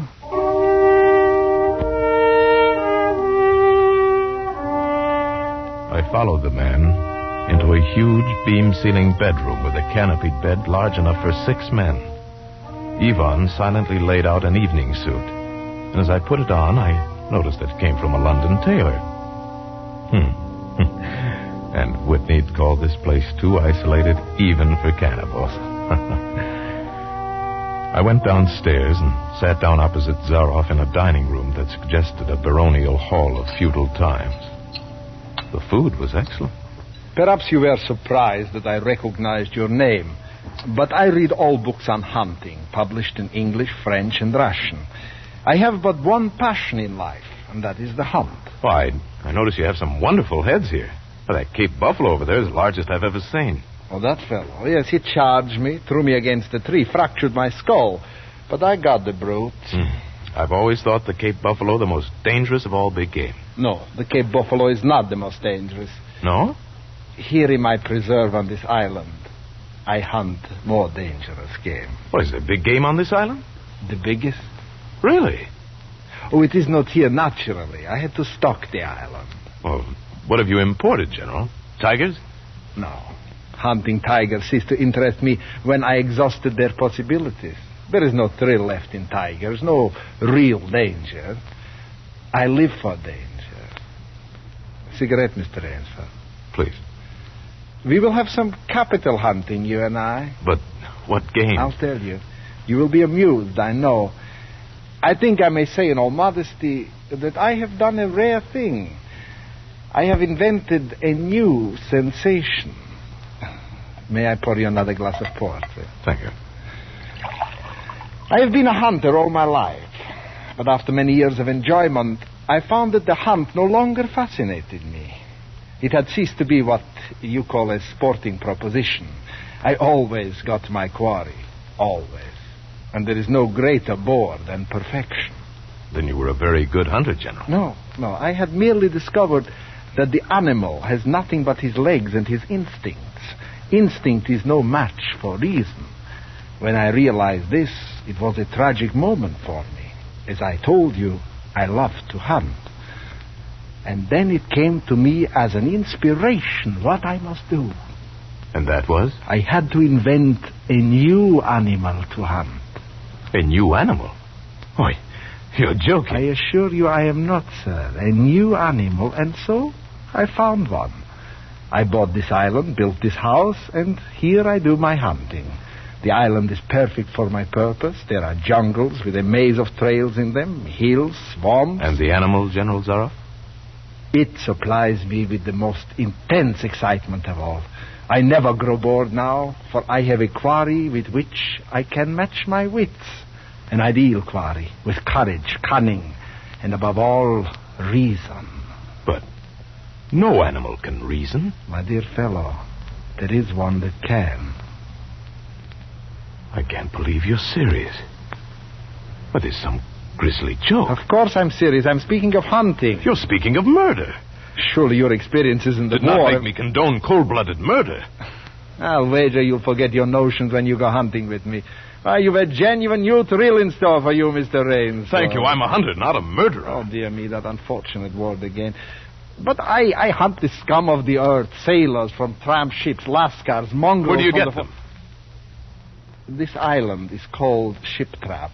There is a row of lights out there on the reef which indicate a channel where there is none, only rocks. I control the lights from my tower. You wreck their ships and then you shoot down the men. Oh, but I treat my visitors with every consideration. They get plenty of good food and exercise. They get into splendid physical condition. You shall see for yourself tomorrow. Would you like some more port, please? What shall I see tomorrow? We'll visit my training school. It's in the cellar. I have about a dozen there now. Sailors. Inferior lot, I regret to say. More accustomed to the deck than the jungle. Ivan, we'll have our coffee now. Thick Turkish coffee, Mr. Rainsford. Very good. No. Is your appetite quite gone? No coffee, thank you. Just one, Ivan. It is a game, you see. I suggest to one of them that we go hunting. I give him 3 hours start. I am to follow, armed only with pistol of smallest caliber and range. If my quarry eludes me for 3 whole days, he wins the game. If I find him, he loses. And if he refuses to be hunted? Well, I give him the option. If he won't hunt, I turn him over to Ivan here. Ivan once served as official executioner to the Great White Tsar, and he has his own ideas of sport. Invariably, they choose the hunt. And if they win? To date, I have not lost. I don't wish you to think me a braggart. Once did almost win. Eventually, I had to use the dogs. The dogs? Yes. Just step over here to the window a moment. I want you to see my courtyard. Go ahead, Mr. Rainsford. Open the window, please. And I have a dozen, as you can see. They are let out at 7 every night. If anyone should try to get into my house or out of it, well, it would be regrettable. And now I want to show you my new collection of heads. Will you come with me to the library, please? I hope you'll excuse me tonight. I'm really not feeling at all well. Oh, I am sorry. You need a good, restful night's sleep. Tomorrow you'll feel like a new man, and then we'll hunt. I wonder at the promising prospect. But I was already hurrying from the room and up the marble stairway. I heard him calling after me. Sorry you can't go with me tonight. I expect rather fair sport, a big, strong native from west coast of Africa. He looks resourceful. The bed was good. I was tired, but I didn't sleep. I didn't toss or turn. I didn't move. I just lay rigidly in one spot, my eyes on the ceiling, my arms tight against my side, my breathing slow and heavy, my mind empty, waiting. The inky black was just beginning to dissolve. A thin line of gray was just beginning to seep insidiously into my room when Zaroff found his quarry. Then, I suppose I slept.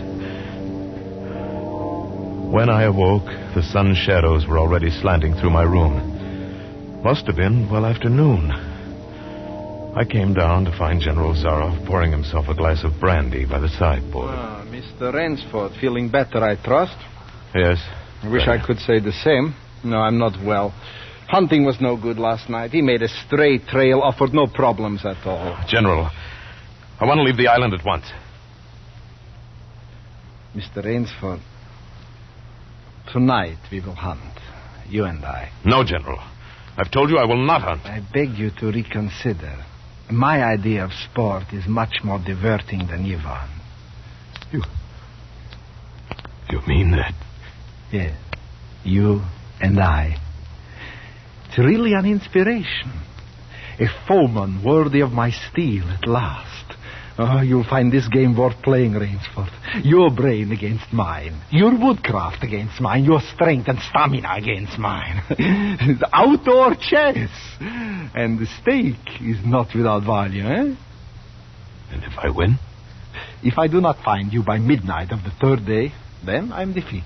My sloop will place you on the mainland near a town. Oh, you can trust me. I give you my word as a gentleman and as a sportsman. Of course, you in turn must agree to say nothing of your visit here. I'll agree to say nothing of the kind. Well, in that case, well, why discuss it now? 3 days from now, we can chat about it over a bottle of Veuve Clicquot. Unless... And now listen, Rainsford. Ivan will supply you with hunting clothes, food, and knife. I suggest you wear moccasins. They leave a poorer trail. I suggest, too, you avoid the big swamp in the southeast corner of the island. There's quicksand there. And now you'll want to start, no doubt. I shall not follow until dusk. Hunting at night is so much more exciting than by day, don't you think, Mr. Rainsford? Good hunting.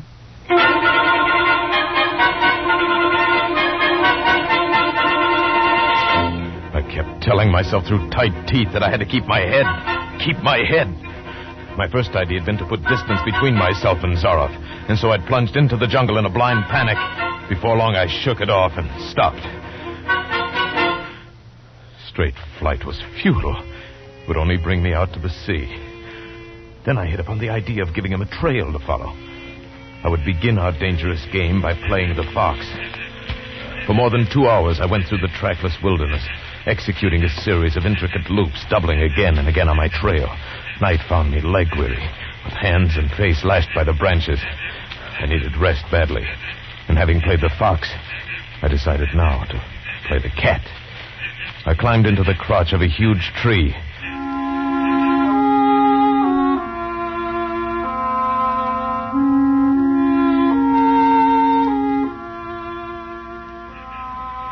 An apprehensive night crawled slowly by like a wounded snake. Then at dawning, a startled bird suddenly screamed, and I flattened against the bough. Through a screen of leaves as thick as tapestry, I saw the general. Came slowly, his eyes fixed on the ground. Almost beneath my tree, he paused and went down on one knee, studying the ground. I would have gone for him, leaping the way a panther does, except for the small automatic in his right hand. After a seemingly endless time, he came back to his feet. His eyes left the ground and traveled inch by inch up the tree. I froze, every muscle tensed for a spring. But the hunter's eyes stopped just before they reached the limb on which I lay. A slow smile spread over his brown face. Oh, Rainsford, where can you have gone? Wherever are you, you clever dog? I simply must go home and lie down a bit to think this over. The pent-up air burst hotly from my lungs as he turned back and disappeared. So, the general was playing with me, was saving me for another day's sport. Zaroff was the cat, and I was the mouse. In that moment, I knew the real meaning of terror. I slipped from the tree and set off into the woods. I'd only gone a few hundred yards when I found a huge dead tree leaning against a smaller living one. I pulled my knife from its sheath and set to work.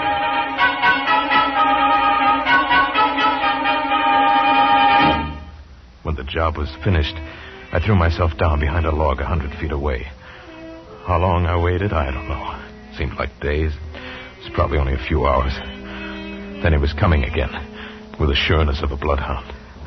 Nothing escaped those searching black eyes. No crushed blade of grass, no bent twig, no mark, however faint, in the moss. He was so intent on his stalking, he was upon the thing before he saw it, his foot touching the protruding branch that was the trigger. The dead tree, delicately adjusted to rest on the cut living one, crashed heavily to the earth. And I waited yet another moment, not daring to look up and see if it really had done its work. Rainsford, if you're within the sound of my voice, let me congratulate you. There aren't many men who know how to make a melee man-catcher. I am a lucky man, Rainsford. My reflexes are still good. Did you see me spring back even while it was falling? Rainsford, can you hear me? You are proving interesting. I'm going back now to have my wound dressed. Don't be alarmed. It's only a slight one. I shall be back. I shall be back.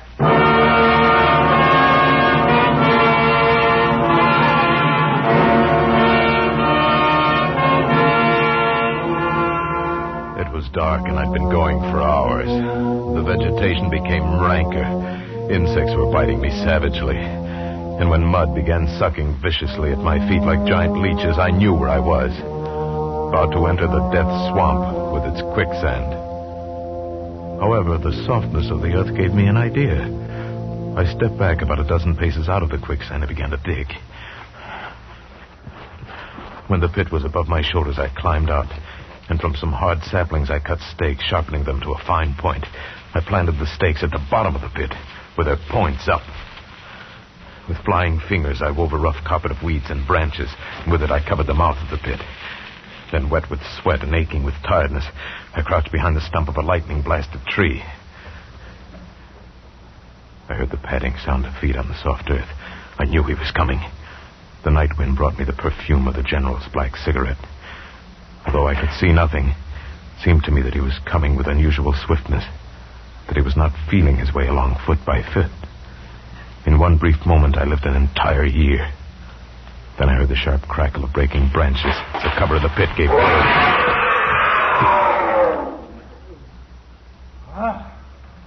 You've done well, Rainsford. Very well. Where did you get the tie? Your Burmese tiger pit has claimed one of my best dogs. And so you score again. I must see what you can do now against my whole pack. He went away again. But I just lay there in the swamp that night. At daybreak, I was awakened by a distant sound, faint and wavering. The baying of a pack of hounds. I went up into a tree. Down a watercourse, not a quarter of a mile away, I could see the bush moving. I strained my eyes and saw the lean figure of General Zaroff. Just ahead of him, I made out the gigantic Ivan, holding the pack in leash. I prepared for the native trick I've learned in Uganda. I slipped from the tree, caught hold of a springy young sapling, and to it fastened my knife, its blade pointing down the trail. With a bit of wild grapevine, I tied back the sapling and ran for my life. The hounds hit the fresh scent and raised their voices, and I knew how an animal at bay must feel. Even as I ran, the clamor of the hounds suddenly ceased. With it, my heart stopped. For that meant they'd reached the knife. I climbed excitedly up a tree and looked back, and hope died in my brain. The general was still on his feet. Ivan, however, was not. The knife, driven by the recoil of the springing tree, had done its work. Then the dogs took up the cry again, and I was on the ground once more. Nerve, nerve. I panted the words over and over as I fled headlong. A blue gap showed through the trees dead ahead. I forced myself up on towards the gap and reached the sea. It lay 20 feet below me, rumbling and hissing. I stood a moment, poised over the edge. I heard the hounds. I knew it was the end. Then I leaped far out into the water.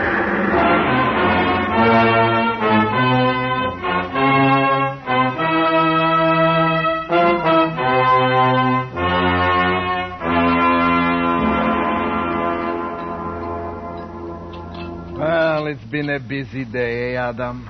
A busy day. Oh, down, Adam, down. What's the matter, my boy? Hungry? All right, catch. It's quiet today. Not perfect, of course. 2 slight annoyances. One is it will be difficult to replace Ivan. And the other, well, our quarry escaped us, didn't he, Adam? But then, of course, the American didn't really play the game. So we won't count it. We won't count it at all. All right, my boy. That's enough for now. Out you go with the rest. Better luck another time.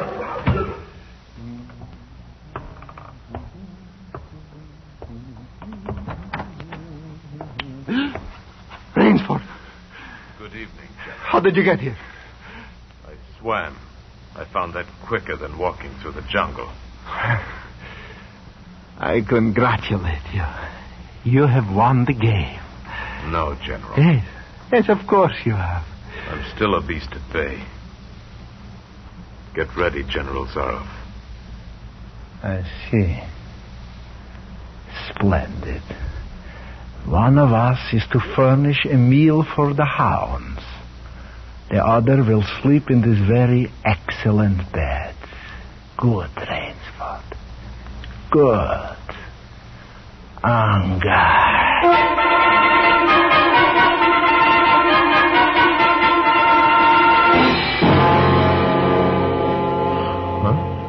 The General was right. Never before in my life had I slept in a better bed.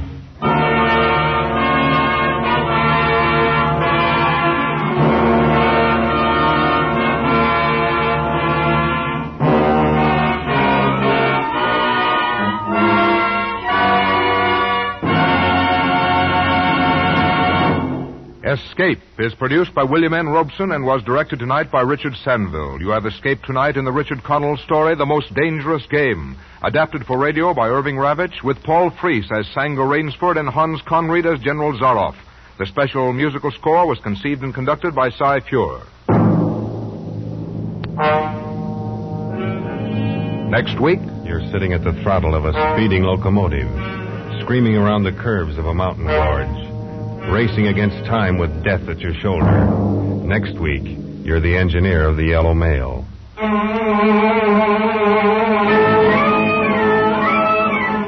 Next week, CBS offers you Escape with Frank H. Spearman's exciting story of railroading the run of the Yellow Mail. Until this same time next week, then, good night. This is CBS, the Columbia Broadcasting System.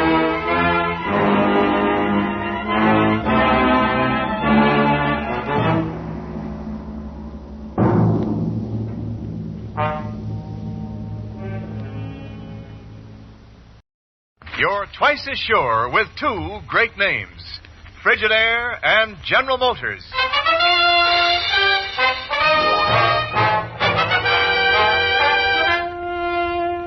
Frigidaire presents Herbert Marshall as the man called X.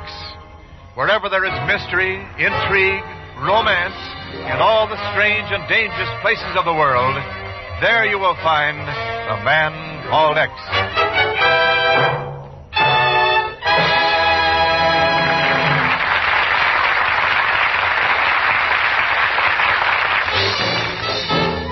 More Frigidaires serve in more American homes than any other refrigerator.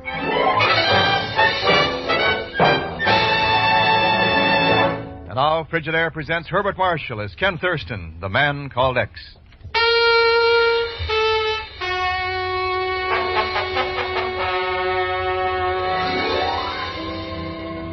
Shouldering upward into the clouds, looking out over the plains of 4 countries of Europe, are the great tumbled ranges of the Alps. Birthplace of the wind, a Roman poet once called them, those high mountain valleys of Switzerland. And so they are even today, birthplace of the wind. But when the man called X is concerned, they can also be the birthplace of death, which is exactly what 2 men are talking about in a hotel room in Paris. No, sir, Ken, the whole thing's a frame-up, and it's too dangerous. You ought to know that. Maybe so, Chief. What else have we got to work on? Yeah, millions of dollars in counterfeit United States bills pouring into France and Italy, and after 10 days over here, we haven't been able to turn up a lead. This may be the lead. Chief, I know von Ormstein. I know his work. He made the plates these bills are being printed from. There's no question about it. Well, that still doesn't mean you've got to accept his invitation to Switzerland and get yourself killed. No, it's just that I think he's conceited enough to believe he can get me up there and convince me he's really going straight. Well, you know he might be at that. The Swiss authorities didn't find a thing when they raided him. He never has any visitors and never goes anywhere himself. Ken? Maybe he has retired. You want to bet? Well, he seems to be a pillar of the community up there. Even a check on his outgoing mail hasn't turned up anything. Outgoing, eh? If he is the brain behind this counterfeiting, then how's he doing it? That's exactly what I'm going to Borlak in Switzerland to find out. I don't know. If there were any other way, Say, I can't figure what the Sam Hill happened to Zellschmidt. Oh, he may turn up yet. Yeah, but you sent him over here 2 weeks ago to contact some of his crooked pals. He's apparently dropped out of sight. Yeah. Well, I've got to get on out to the airport. Then you're still going to see von Ormstein. It's our best bet. Well, it's our only bet. Chief, I'll call you from Switzerland.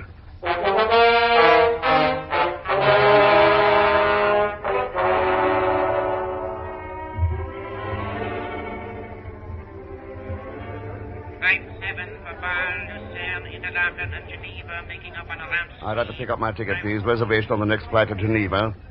The name's Ken Thurston. Oui, Monsieur Thurston. The plane to Switzerland. I look for it right Wait a away. second. Monsieur? I'll be right back. But, Monsieur, I do not understand. Well, pagan. Mr. Rex. How do you like Paris by this time? Mr. Thurston, I was just going to call you or wire you or something. Only right now I got... Pagan? What's that package you're trying to hide behind you? Mr. Rex, I'm innocent. No matter what anybody says, I'm innocent.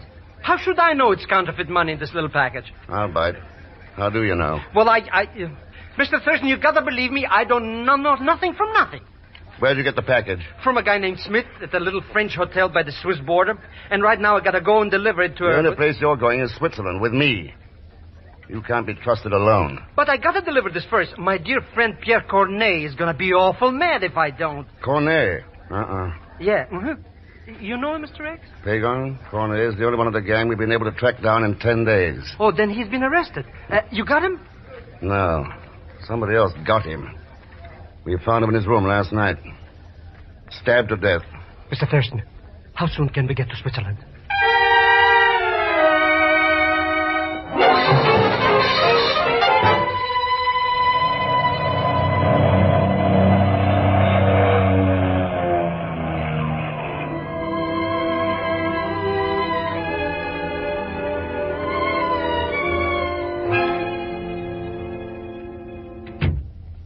This again, gentlemen, is my study, which, of course, you've already seen. Yeah. Nice little place you've got here, Mr. von Ormstein. My thanks, Mr. Zellschmidt. This completes the tour, then, is that it? In a manner of speaking, yes, Mr. Thurston. Now, please consider yourself at liberty, however, to look through any part of the grounds or through the chalet itself at any time you wish. Thank you, Mr. von Ormstein. I only wish to convince you that I am no more than I seem, a man who has now retired from what may have been at times a somewhat evil life. I see. By the way, I've been noticing your radio over there. Quite a powerful transmitter, isn't it? Oh, fairly so. As you know, I've always been interested in amateur radio, though I seldom find time to use it anymore. I'm glad to hear that. A man could open it up once in a while and send a quick message in code without much chance being found out, Yes, I suppose one could. Just look at that view, Mr. Thurston. Mountains all over the place. Waterfalls. Boy, what a spot for a vacation. How did you happen to pick Switzerland, Mr. von Ormstein, when you decided to retire? Well, it's a beautiful place and out of the way. My sister has owned this estate for many years, you know. Your sister, eh? Oh, I'd like to meet her. Certainly. I'll go find her now if you'll excuse me. I'll only be a moment. Pagan, get over there by the door. Listen for anybody coming. Okay, Mr. X. What are you going to do? Take a look at this telephone. Von Ormstein was listening on it first time he came in here. When he saw me, he hung up without saying a word. Something screwy about that. Line goes under the edge of the desk here. You found something, maybe? Yeah. The way switch. Let's see what it does. And probable light snowfall to be expected in the Jungfrau sector after 9 p.m. tonight. Present wind velocities over this station are as follows. At 1,500 meters, none. At 2,000 meters, 8 to 12 kilometers per hour. Direction variable to all points. Predict falling velocities of wind at all... You're Miss von Ormstein, aren't you? Yes. Yes, I am Nashka. Mr. Van Ormstein is my brother. What are you doing here? We're visiting your brother. Oh, you shouldn't. You should go away now. That would be the best thing. Yes, really it would. What? Come now, Miss Nashka. Go away and miss all the lovely things to see around here. Oh, yes. Yes, they are lovely, aren't they? Have you seen them all? The covered bridge and the rock garden and the weather station? The weather station, where's that? Up there on top of the ridge, Mr. Thurston. Mr. Van Ormstein. Any reason why you should be particularly interested in it? Oh, I'm interested in meteorology, that's all. Any reason why I shouldn't be? No, of course not. Anashka, I've been looking for you. Mr. Thurston's a kind of a policeman, you know. You mustn't tell him any of our guilty secrets. Oh, I've only been talking about the beautiful scenery here. Yes. And our waterfall, Mr. Thurston. I call it the Rhine Maiden. You must forgive her imagination, Mr. Thurston. Its real name is Zorkjalen. But I like Rhine Maiden so much better. It's easier to pronounce, too. Mr. Van Ormstein, how does one go about getting up to the weather station? Well, there's a trail leading out of the valley here, though I hardly think you would find it interesting. Oh, I don't know. I can't think of any better place to find out which way the wind's blowing.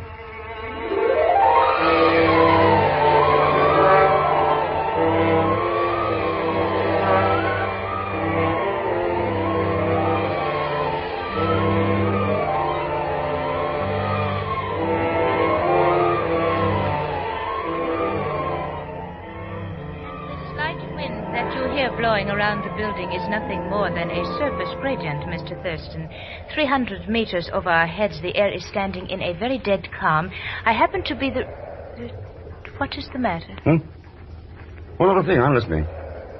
Only I'm still surprised at finding a girl up here, Miss Rayner, running this station all alone. Oh, yes, but I love it. It is the most beautiful view in the world out across those peaks. I can see half of Switzerland from here. Ha! Makes me dizzy just to look down. Would you like to see some of the wind maps? Yeah, very much. Here we are. This happens to be one of the very few spots in the world where wind velocity and direction is entirely predictable. Mm-hmm. Oh, yes, and quite dependable, too. You see this one here. It is a wind that blew steadily for 3 days earlier in the week, straight into eastern France. I see. Miss Rayner, what about reports? You phone them in somewhere? Oh, yes, to Geneva 4 times a day. Uh-huh. Any chance the phone line could be tapped? But I do not understand, Mr. Thurston. Who would wish to do anything like that? Miss Rayner, aren't you forecasting a dead calm overhead for the next 48 hours? Yes, but... Good. Now listen. I want you to contact the authorities in Geneva and give them my name. What? Ask for their permission to cooperate with certain instructions that I'll give you later. You got it? Yes, but I fail to see what... Never mind, you will. Come on, Pagan.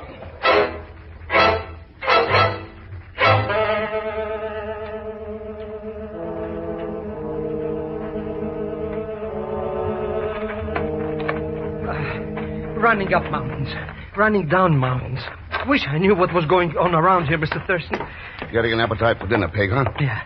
Should be ready pretty soon. I'm afraid dinner will be delayed, gentlemen. Mister, look, he's got a gun. Yes, I've been waiting for you. Step inside. Well, Mr. Van Ormstein, things seem to be moving out into the open. I'll take your gun, Mr. Thurston.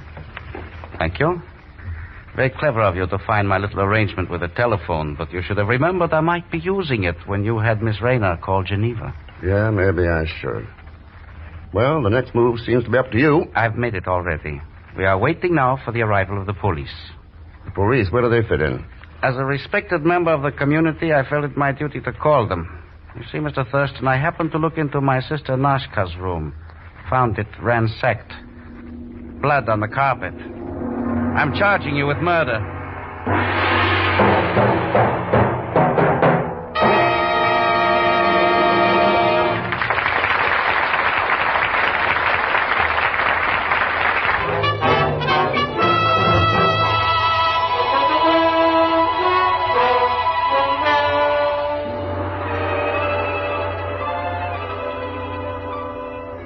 And now we continue with Frigidaire's Man Called X, starring Herbert Marshall.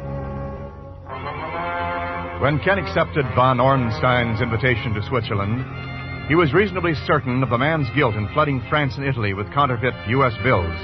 The only question being how the scheme was worked. He was certain, too, that von Ornstein was dangerous. And now the duel has come out into the open, and a criminal charge has been filed against Ken. The charge of murder. This way, monsieur. I have the police conveyance waiting there at the edge of the driveway. You're pleased to walk ahead of me. Okay, Inspector. Right now, you're the man with the brass hat. Mr. Thurston, this little gendarme is going to throw us in the hoosgow. Hey, what's the big idea? We didn't kill anybody, did we? Wait a minute. Huh? That waterfall. I think von Ornstein's sister was trying to tell me something about that waterfall. So help me, that's got to be it. What are you talking about, Mr. Thurston? I don't get it. Here we are, monsieur. We're pleased to stand there until I unlock the conveyance. Look at it. Nothing but a dog catcher's truck. Pago. Yeah? Do you want to make a quick $100? In real money? Yeah, now listen. Tell this cop you want to confess to the murder. I'll straighten it out later. Well, I don't know if I... Pagon, I've got to get up to that weather station and then to the waterfall. Now, go ahead. Well, it's only for the money, you understand. You're pleased to enter, monsieur. Mr. Inspector, sir, I want to confess. Huh? I done it, all by myself. Monsieur, you are the murderer? Sure, tell you all about it down in the headquarters. Now, Mr. Thurston didn't have nothing to do with it. See? I'm climbing in with my own free will. Lock the door and take me. Well, congratulations, Inspector. A confessed murderer. This will mean promotion for you. Does monsieur really think so? Oh, sure. Aha! Stand back. I must take this killer to justice immediately. Hey, don't forget to fix it up, Mr. Thurston. Hey, what did they do to murder in this country, anyhow? I'm not sure, Pagon, but I think it involves a firing squad. What? Oh, no! Let me out of here! Mr. Gray!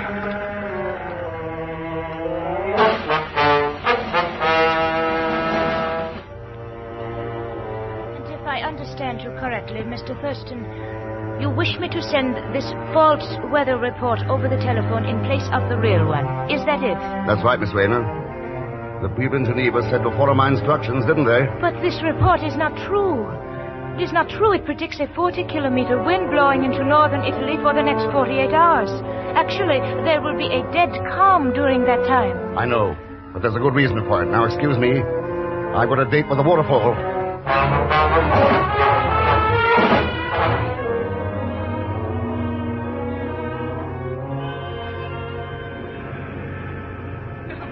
Mr. Thurston! Pagon, thought you were in jail. I only agreed to confess I wasn't going to get myself shot. Well, how'd you get away? With my special Zellschmidt skeleton key. The lock on that birdcage was a cinch.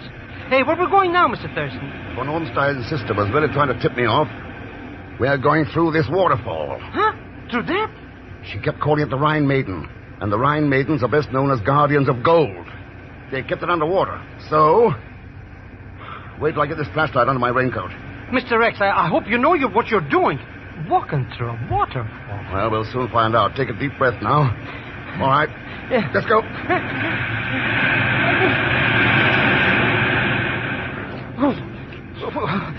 Where are we now, anyhow? I don't know. Let's try the flashlight. There. Mr. Thurston, look, it's a cave. A cave in the back of the falls. Yeah. Yeah. Complete with the turbine generator operated by the water, Pagon. Yeah. The printing press. And there's where he's been making that no-good money. Yeah. I don't see any, though. No. Looks like the floor's been dug up here. Hey, what are all these gadgets piled up over here? Weather balloons. Balloons? Yeah. Special kind with an automatic timer. Controls the height and the time in the air. And look here. A small built-in radio transmitter to send out a continuous signal.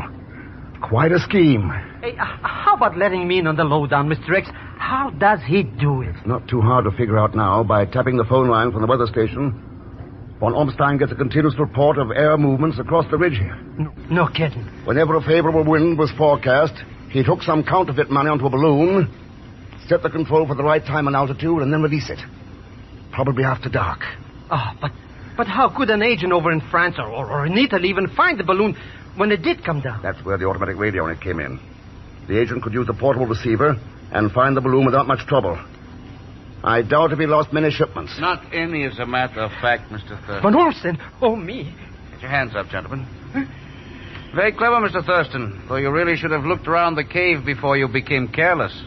One thing bothers me, von Ornstein. What happened to the plates you've been printing from? I sent them out by balloon an hour ago, right after I heard Miss Rayner's last weather report. You see, they might have provided, shall we say, evidence. I see. Well, where do we go from here? You and your friend aren't going anywhere. This cave is the end of the road. Uh-huh. What's the plan? I'm going outside, Thurston, and drop the gates of the little dam you may have noticed out there. Fine, go on. It diverts a part of the water to flood this cave and seal off the entrance. Mr. Thurston, he's going to drown us like rats. Yes. Gentlemen, I bid you adieu. Oh, me. Come on, Mr. X. We gotta get out of here. Pagon, he'd shoot you before you got clear of the waterfall. So we better... Listen. Move back. Here it comes. But we gotta do something. All we can do is run or be drowned. So come on, let's run.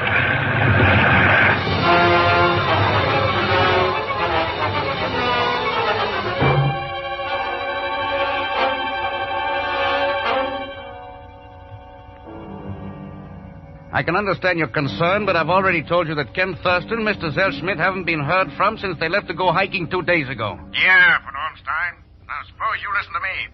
I warned Ken about that invitation of yours before he left here. If you don't have him on this phone in 30 minutes, I'm coming up there and tear that joint apart. I can understand how you must feel, sir. As a matter of fact, I was beginning to worry a little myself. I'm planning to send out a search party. Oh, search party? It's no job for a search party. You know what's happened to him. I'm sorry, sir, but I really don't know what to say to you. Suppose you let me talk to him. Thurston. Huh? What did you say? You thought you bumped us off, didn't you? Pigeon. I'll take that phone, von Ornstein. Thanks. Keep your hands up. Go on, move back. Hello, Chief. Ken, what the Sam Hill's going on up there? Never mind. Everything's okay now. I'll call you later. Yeah, but why didn't you...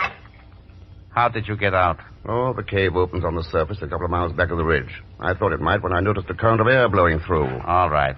So you've broken up my scheme. But I got the plates sent off, and without them, you have no case against me. I have the plates. You're bluffing.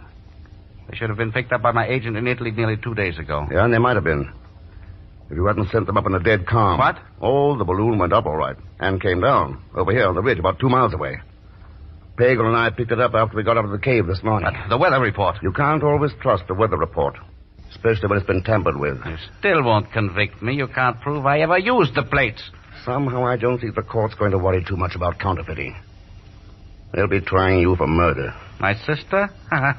You can't file a murder charge without a body, Thurston. I got a pretty good idea that when we drain that cave and dig up the floor, we'll have a body, von Ornstein. You want to bet? You're not going to take me even if I... Go back here, too. Ha! Right on the button, Mr. X. Colder than a mountain climber's nose. Ha! Well, that takes care of that. Yeah, Pagan, that takes care of that. Until the next time. And there'll be a next time. Other men like this one. Men who can live right in the shadow of eternity. Look up every day of their lives at that clean white snow on the peaks. And still wallow in greed and prejudice. Hate.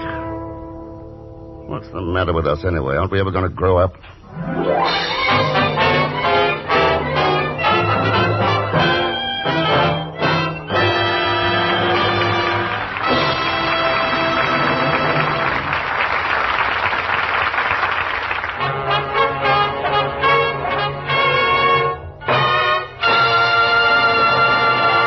Frigidaire star Herbert Marshall. Thanks for being with us. And I'd like you to know that Carter tonight was played by Kathy Lewis. Ladies and gentlemen, America's production depends on steel. Jobs depend on it. And steel depends on scrap metal. Help increase the production of the things you need. Help to keep employment high. Collect scrap iron and steel around home. Turn it into your local drive or call your local scrap dealer. Right away, huh? Now, next week, we're doing a story called Passport to Danger. I think it'll really keep you on the edge of your seats. As usual, Leon Belasque will be along as Pagan Zellschmidt. So join us, won't you, when next I return as the Man Called X. Good night. Frigidaire's Man Called X is directed by Jack Johnstone, with music composed and conducted by Johnny Green. Tonight's story was written by Les Crutchfield.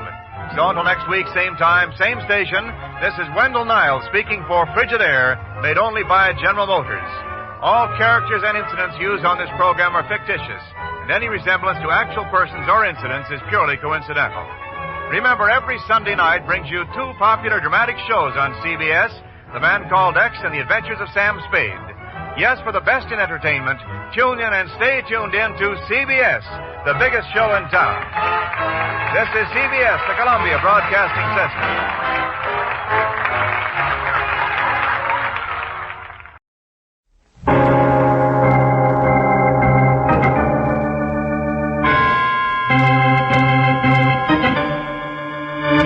My name's Regan. I work for Anthony J. Lyon, Detective Bureau.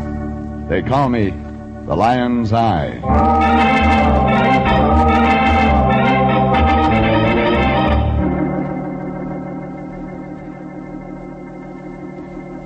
Sunday at 8:30, and CBS brings you Jeff Regan, Investigator, starring Frank Graham as Regan, with Frank Nelson as Anthony J. Lyon. So stand by for mystery and suspense and adventure in tonight's transcribed story, No Sad Clowns for Me.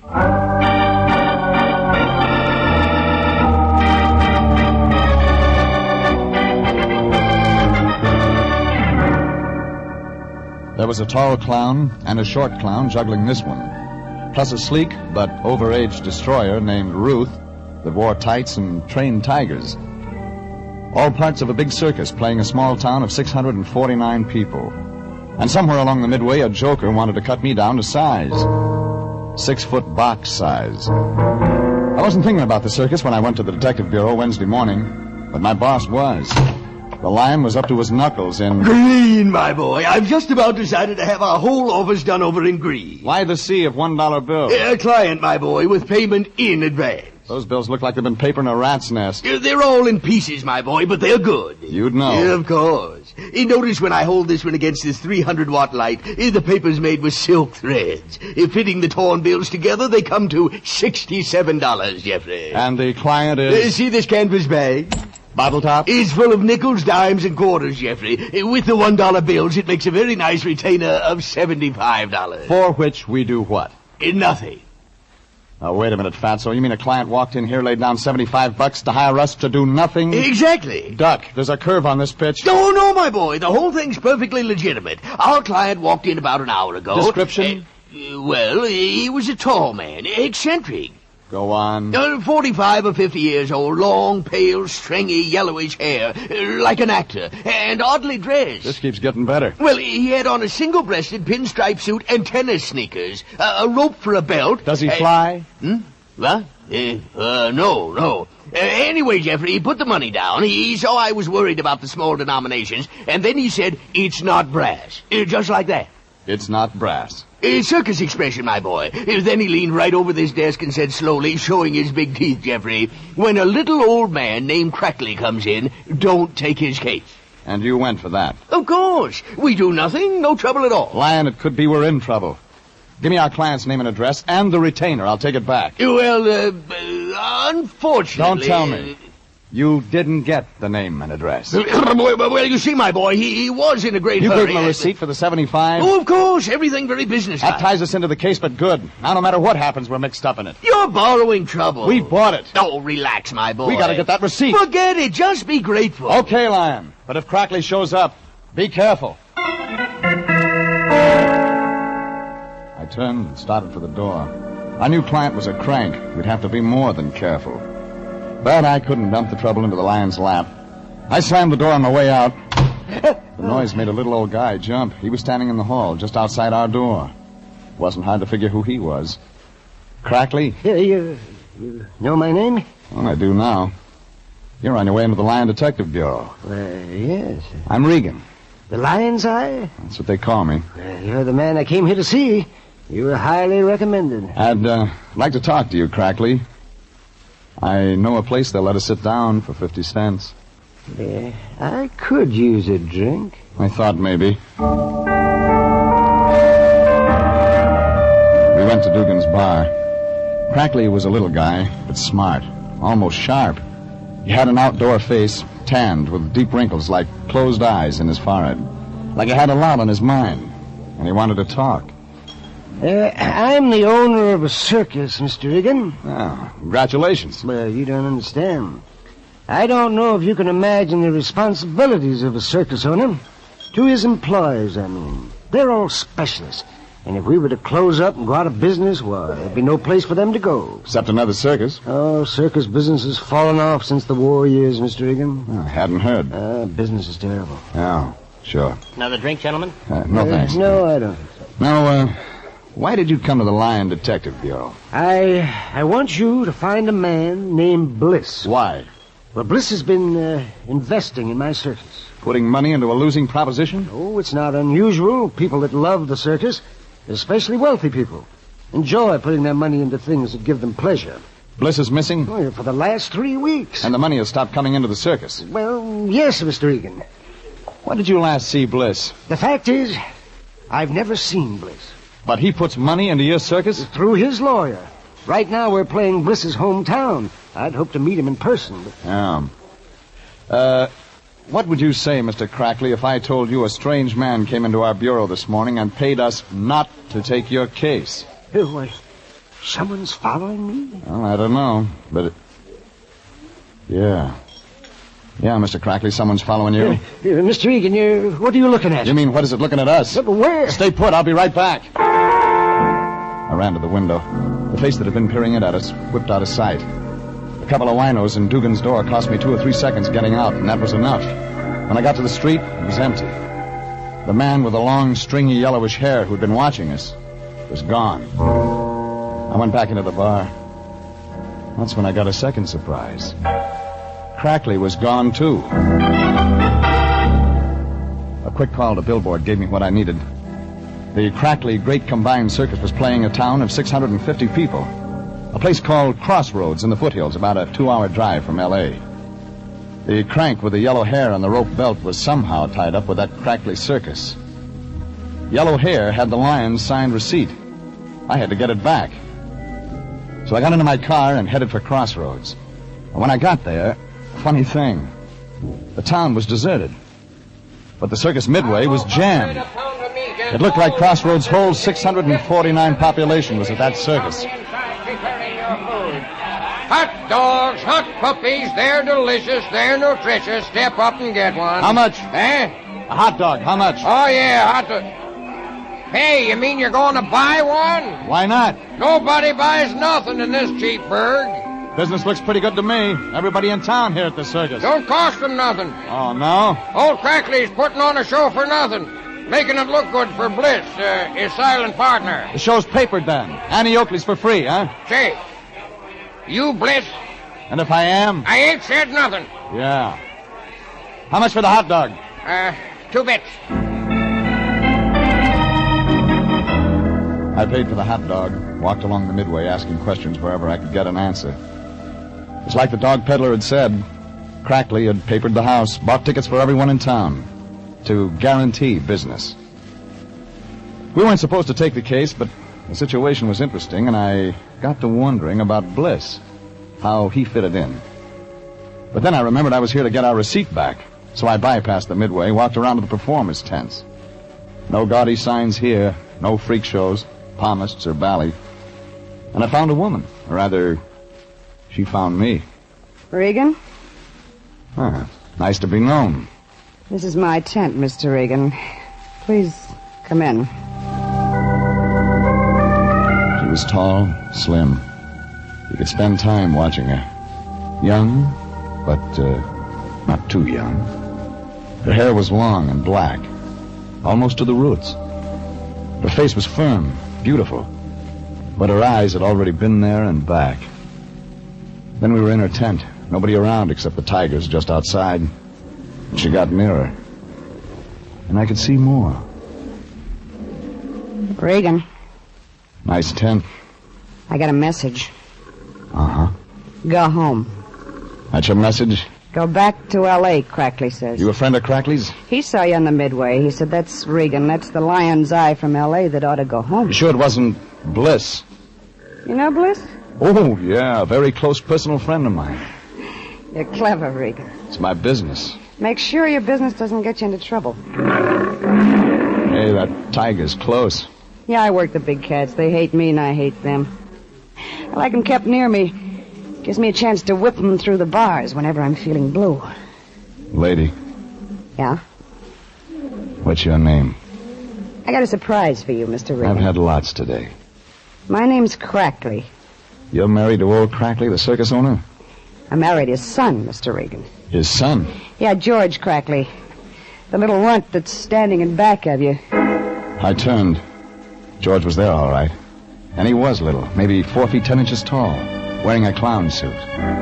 His face was in queer makeup, chalk white, bruised blue. He was supposed to look like a sad clown.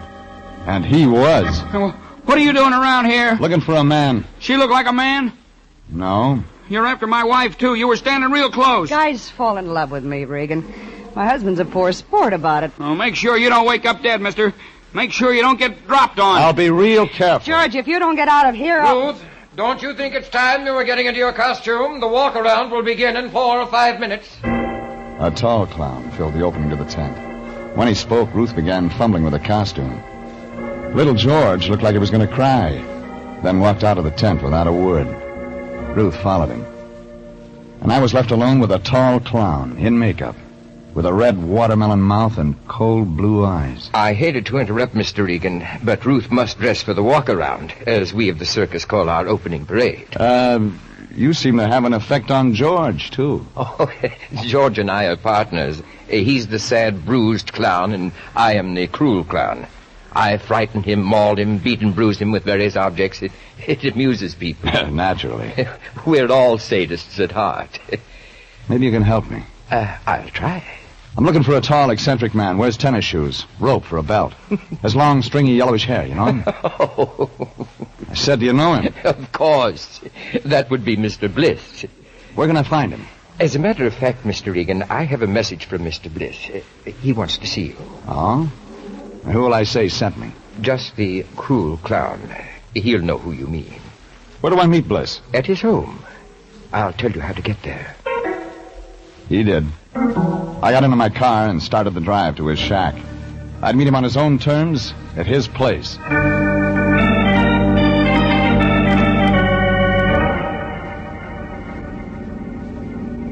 It was a 15-minute drive, most of the way up a side road. I was almost there when a car pulled into the side road behind me, coming up fast, its headlights glowing in my rearview mirror. I pulled over to let the speedball pass. He began to cut in on me. The trailer he had hitched on sideswiped me. I felt myself go against the steering post. Then I didn't feel anything for a long time.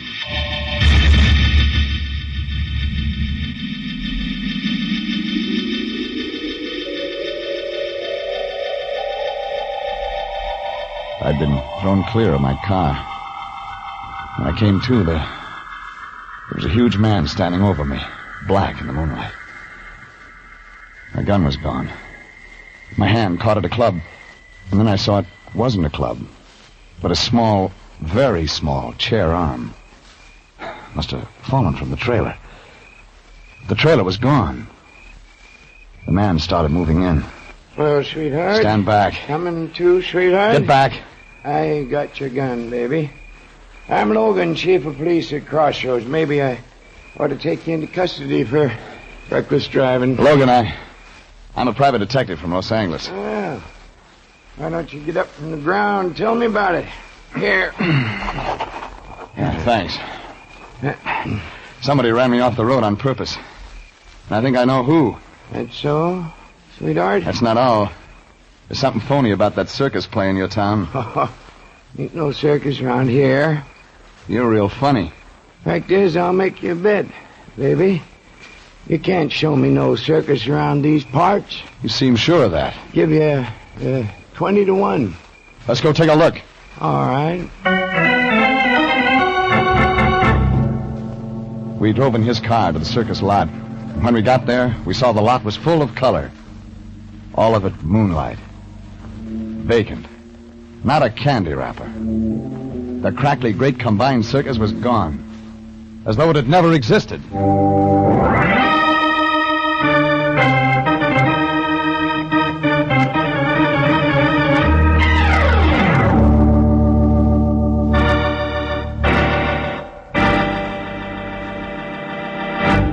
This is CBS, and you are listening to No Sad Clowns for Me, tonight's adventure with Jeff Regan, investigator.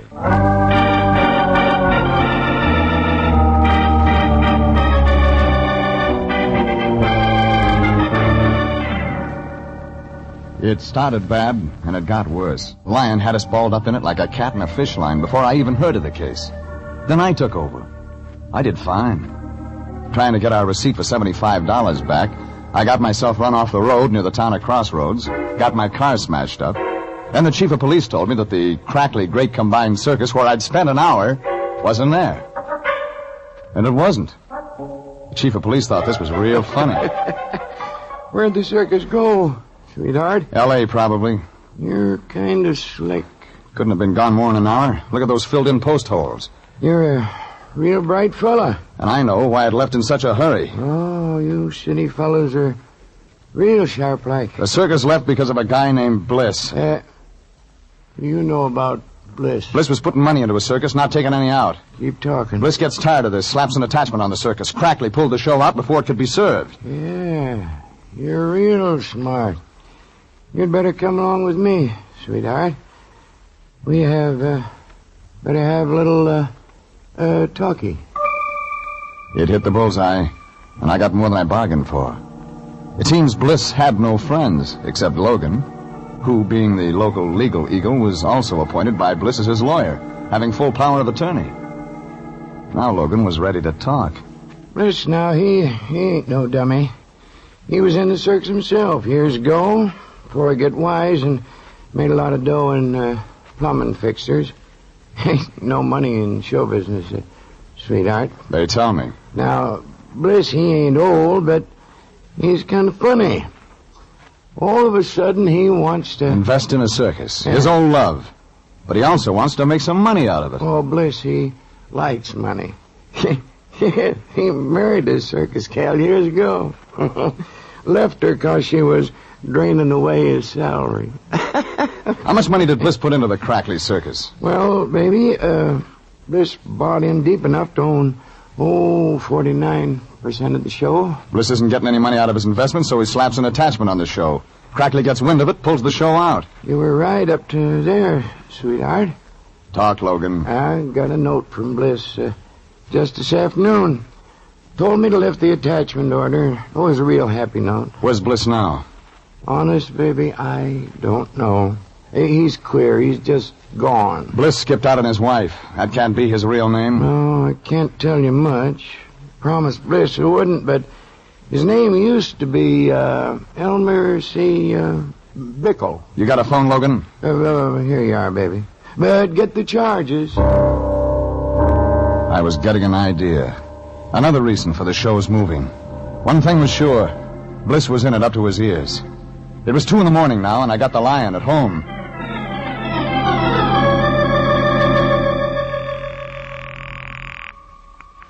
Anthony J. Lyon, Detective Bureau, Home Office. We never sleep. And why haven't you been asleep? Jeffrey. Well, I've had some very important work to do tonight. Such as? Pasting those dollar bills together, if you must know. You're graduating from kindergarten right now, Fatso. Get your car out. At this hour? I'm in Crossroads, California, slaving for the agency, and you can help. What can I do? Get all the stuff you can on a guy named Elmer C. Bickle. Bickle? Bickle. Joined the circus years ago, married somebody, left his wife. Check variety. That'll take all night, Jeffrey. You've got 1 hour. Oh, another thing, Fatso. Check the theatrical hotels, places where show people, circus people put up. Here's what we need. A line on anybody connected with the Crackley Great Combined... I can give you that, sweetheart. What? You what? I know where they probably hold in. Lion, forget that last. But check Bickle. I hung up, and Logan said he'd heard the performers in Crackley Circus usually stayed at the Fossman Hotel in Los Angeles. So I called the Fossman Hotel. Oh, hello. The desk clerk sounded wide awake. Fossman Hotel? Has Mr. Crackley checked in? Who's asking? Regan, private investigator. Well, we certainly could have used a private investigator this morning. Why? Heavens, the circus came in without telling us. Everybody's so upset. You better make sure they pay in advance. Oh, well, Mr. Crackley paid everything in advance. He has a finest suite of rooms. But there's such confusion. I just don't know what to do. You wouldn't. Now, about Crackley. Oh, I'll ring. But he's probably asleep anyway.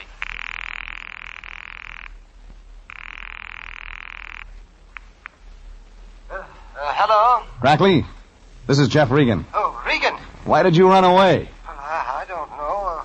We had to leave because we were so low on funds that the sheriff's office was going to attach the show. We heard of the order and left town to leave their jurisdiction. Yeah, sure.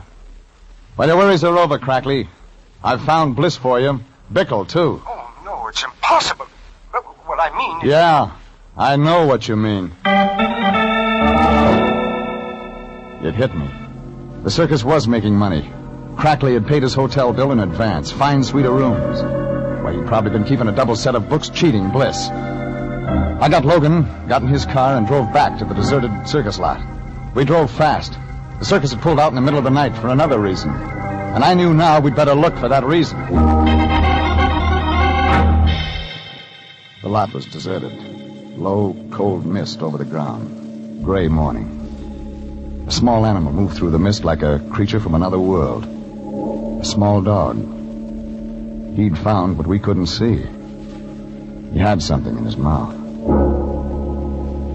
A cap with a red pom-pom on its pointed end. A clown's cap, stained with blood.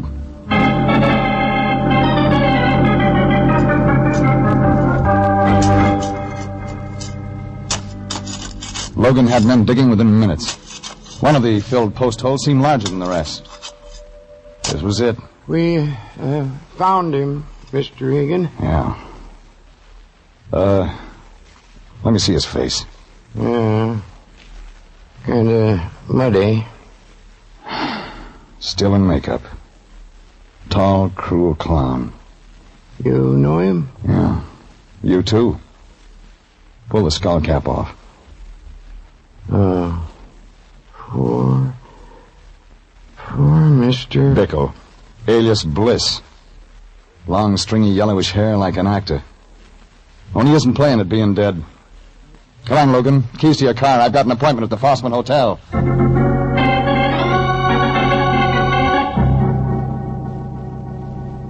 I took Logan's car, made the 2-hour trip back to L.A.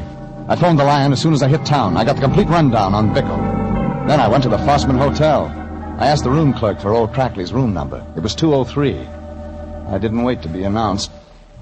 You should lock your door, Crackley. You could get company you might not enjoy. Well, I've been waiting for you. I know why you pulled out of Crossroads so fast last night, Crackley. But I don't know anything. I found Bliss. I'm not interested in Bliss anymore. And maybe you're interested in Bickle, the tall clown. Now, please, Mr. Regan. Bliss joined the circus under his real name, Bickle, to check up on his investment. The tall clown was Bliss? Yeah. He was eccentric, but not eccentric enough to throw his money away. But he got more than he bargained for. No, please, now leave me alone. He's dead, Crackley. Dead. Yes, dead. You pulled out of Crossroads last night because a man was killed and buried there on the lot. But I didn't kill him. But you know who did? No. I had the Lion check on Bickle. It seems he married a Ruth Sandusky in Chicago, April 18th, 1930. Now, Ruth Sandusky was only a kid then, featured in an animal act. My son George married her in good faith, Mr. Regan. I was against the marriage. Where's George now? But I can't tell you. I left him in Crackley's suite of rooms, checked the front desk for George's room. Was told he lived in his own small trailer. But when he was in town, he always parked it down by the circus warehouse. That's where I headed.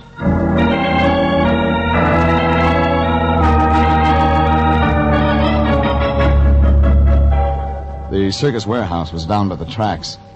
It was a raw wood building that had fallen in on its bones. Most of the circus trucks had unloaded. Things were pretty quiet. I got out of the car, walked around. The rear of the warehouse was parked a small trailer, beat up.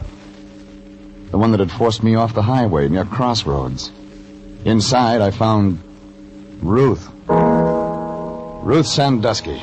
Regan. Married Elmer C. Bickle in Chicago, April 18th, 1930. You're a real bright eye. You kind of like being married, don't you, Ruth? So much you get married twice. Girl needs a man. With money. Bickle ran away from me the week we played Chillicothe. The only way I knew he was alive, he used to put crazy ads in the trades every Christmas. You'll be sitting pretty when old man Crackley dies and George inherits the circus. Oh, I try not to think of such things. Bickle joined the circus 3 weeks ago. He recognized you, wanted you again, moved in on George. The thing is, you were still married to Bickle. You'd kind of overlooked getting a divorce, which meant you weren't legally married to George, meaning you had no future claim on the circus. You won't tell George. I'll make it worth your while, Mr. Regan. Trouble is, lady, George saw Bickle, the new clown, moving in on him. And easily, too. You were afraid to hold Bickle off, afraid he might yell bigamy. Real cozy for you, Ruth. Both husbands, clowns in the same act. You better stop talking, Mr. Regan. George had to move out of your town, sleep in his trailer. He was crazy jealous. That's why he tried to finish me by driving me off the road. He thought I was moving in, too. Stop it while you still got the chance. Bickle said, come back to me or I yelled bigamy, and you killed him. Stop it! Only one thing, lady. You didn't know that Bickle and Bliss were the same man. Bliss? Yeah, the angel. The guy that was pouring all that money into the circus. Bickle was Bliss. I'm still married to him, legally. That's almost right. Yeah. Yes, it was bigamy. What do I want with George now? As the wife of Bliss or whatever he called himself now, I'll inherit all his dough. You killed Bliss. What? Crackley thinks his son did it. George will go to the gas chamber for me.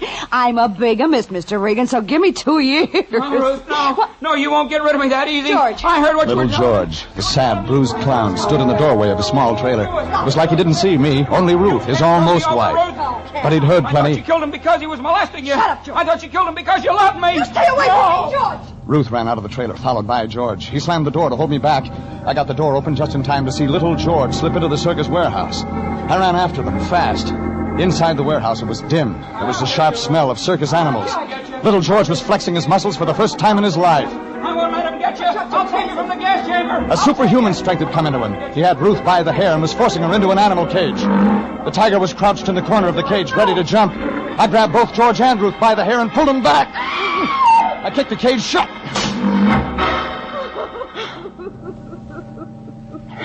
Why didn't you let me finish? Sorry, George.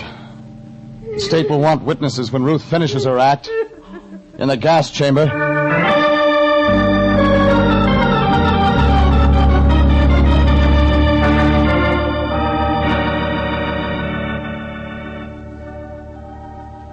That wound it up.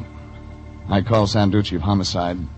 When they came to take Ruth away, I saw little George, the fall guy, standing near his trailer, all alone.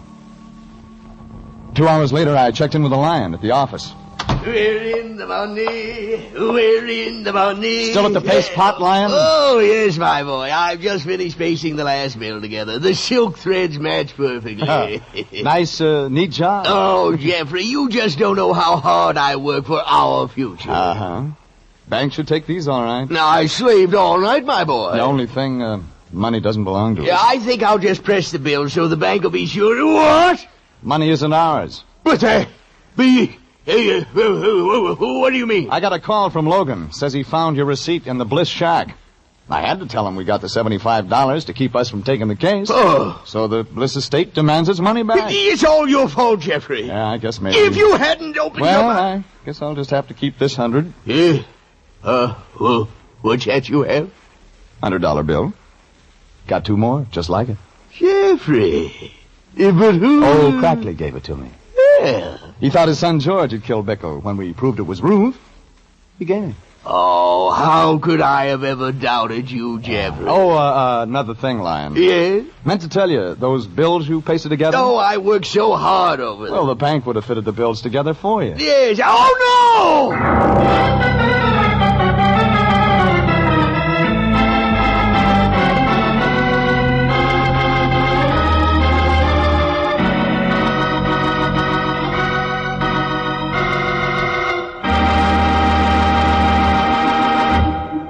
Jeff Regan, Investigator, is written by William Frug and Gilbert Thomas, directed by Sterling Tracy, and stars Frank Graham as Regan with Frank Nelson as Anthony J. Lyon. Original music is by Dick Arant.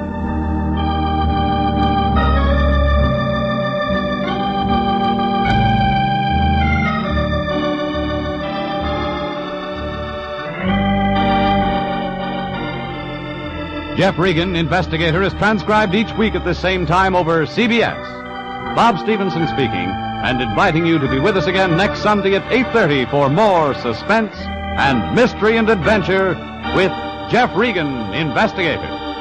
This is CBS, the Columbia Broadcasting System.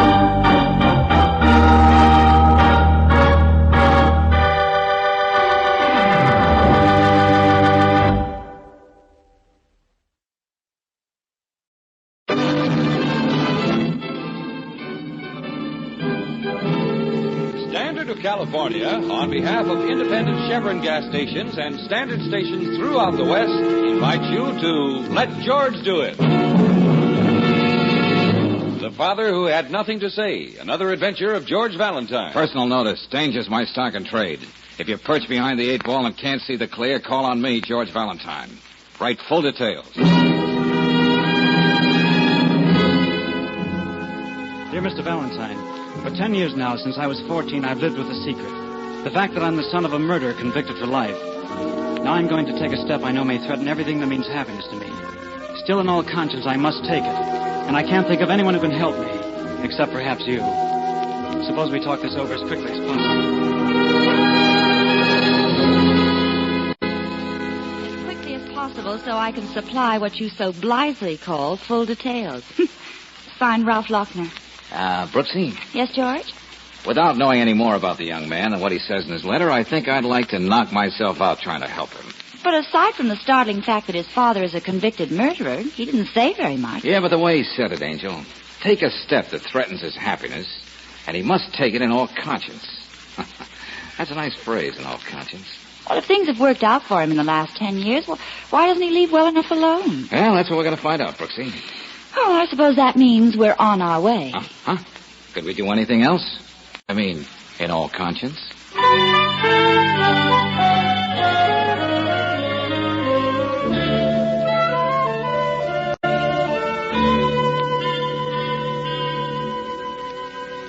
Mr. Valentine, some cynical people would say the best thing in the world happened to me when my father was convicted of killing that woman. Well, that's a sweet way of looking at it. Well, what did happen to me? I lived with my father in a basement room of an apartment hotel.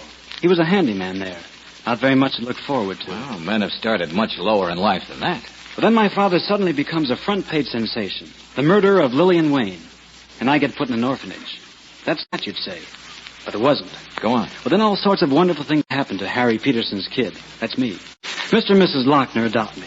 I get sent to the finest schools. My name's legally changed so that the secret is dead and buried. But, you still can't forget your real father, can you? No, I can't, Miss Brooks. I can only think of him as a pathetic little man who did all he could for me, not as a murderer. But you were only 14 then, Ralph. You naturally wouldn't want to think anything like that of your father. But the courts... I know. Guilty. With a recommendation for mercy. Well, he got a fair trial, didn't he? Yes, and I can appreciate how fair. You see, my foster father, Carl Lochner, let me choose whatever profession I wanted. The next month I'm going to be admitted to the bar. Yeah? Well, I've gone all through the records of my father's trial. The testimony of the witnesses. Yes, he got a very fair trial. Well, then what's on your mind? What's this step you've got to take, the one you mentioned in your letter? Well, knowing something about the law, I've decided that damning as the evidence was against my father, most of it was circumstantial. And he never did admit he killed that girl. But, well, if this is just a feeling you have and the case is 10 years old... Look, Ralph, you ought to know it's going to take something a lot more concrete than that to get past the receptionist at the DA. Yes, but at least I'll feel I've done all I can. Oh, son, is this Mr. Valentine, the gentleman you told me about? Oh, yes, Father, and this is Miss Brooks. Oh, how do you do? Dad, I told Valentine everything, and I hope you still don't feel that... No, Ralph, I thought it over. I think you're right. Well, frankly, Mr. Lochner, I don't know what good I can do. And digging around in the past always involves a risk. I mean, publicity. Yes, and my secret may not remain a secret. Father and I have been all through that. You can understand my anxiety, Mr. Valentine. Ralph's starting out in a career that holds a great deal of promise. He's engaged to Irene Masterson, a lovely girl from a fine family. If she has to find out that I'm the son of a murderer, then, well, that's the way it'll have to be. You just do what you think is necessary, Mr. Valentine.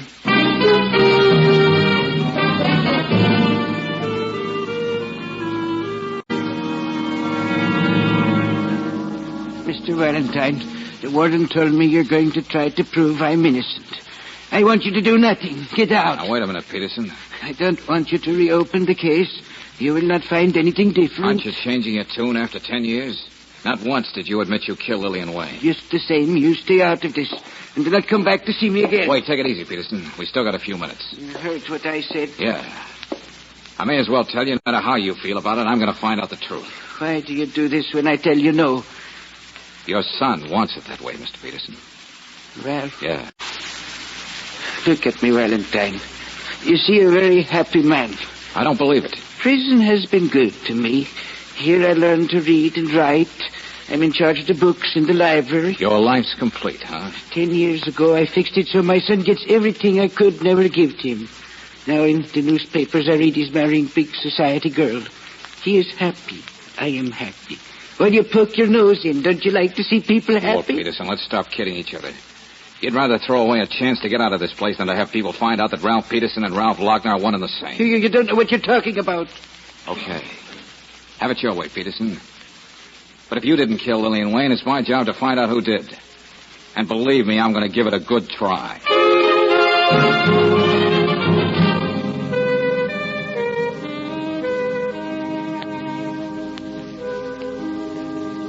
Miss Brooks, 12 good men and true decided that beyond any reasonable doubt, Harry Peterson murdered Lillian Wayne. I know, Lieutenant, but George called up and asked me to come over and see if you have any additional information. Well, just what I gave you there. Copy what you want. Okay. It's all a matter of public record. Say, just a second, Miss Brooks. Hold it. Is there something Valentine knows about this case that I don't know? Huh? I mean, just being a member of the police force. Oh, I couldn't tell you. The last time I heard from him, he was calling from the penitentiary after he saw Mr. Peterson. What? You mean he went all the way up there to... another one of his hunches, huh? Say, what's the name of this witness here, Lieutenant? You can read, Miss Brooks.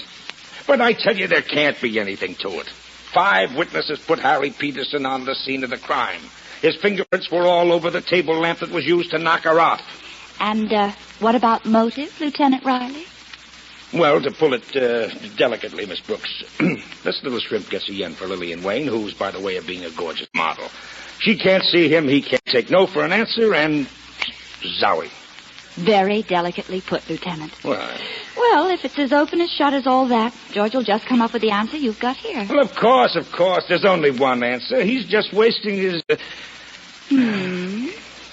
Oh, never mind. I'm just whistling in the dark.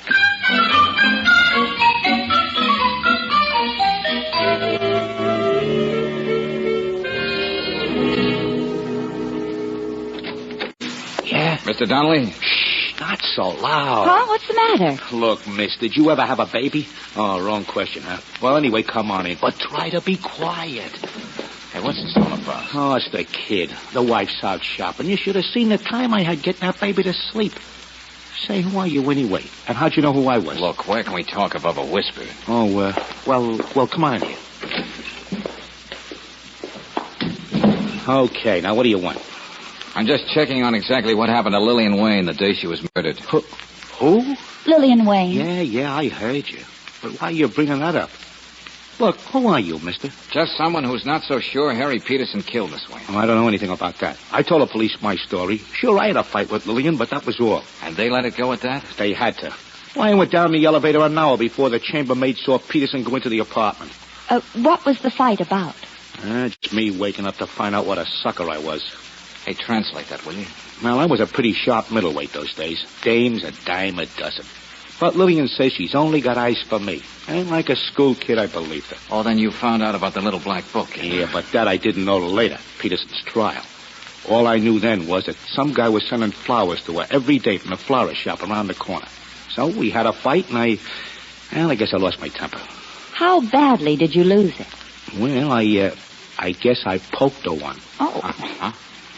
Well, if it weren't for Peterson, then you would have been tagged for suspect number 1. Don't remind me, pal. And for Pete's sake, don't let this get back to my wife. She don't know anything about me and Lillian. Oh, don't worry, Donnelly. I have to be good at keeping secrets. Oh, thanks. You don't know my wife's temper. If she ever found out, she'd knock my ears off.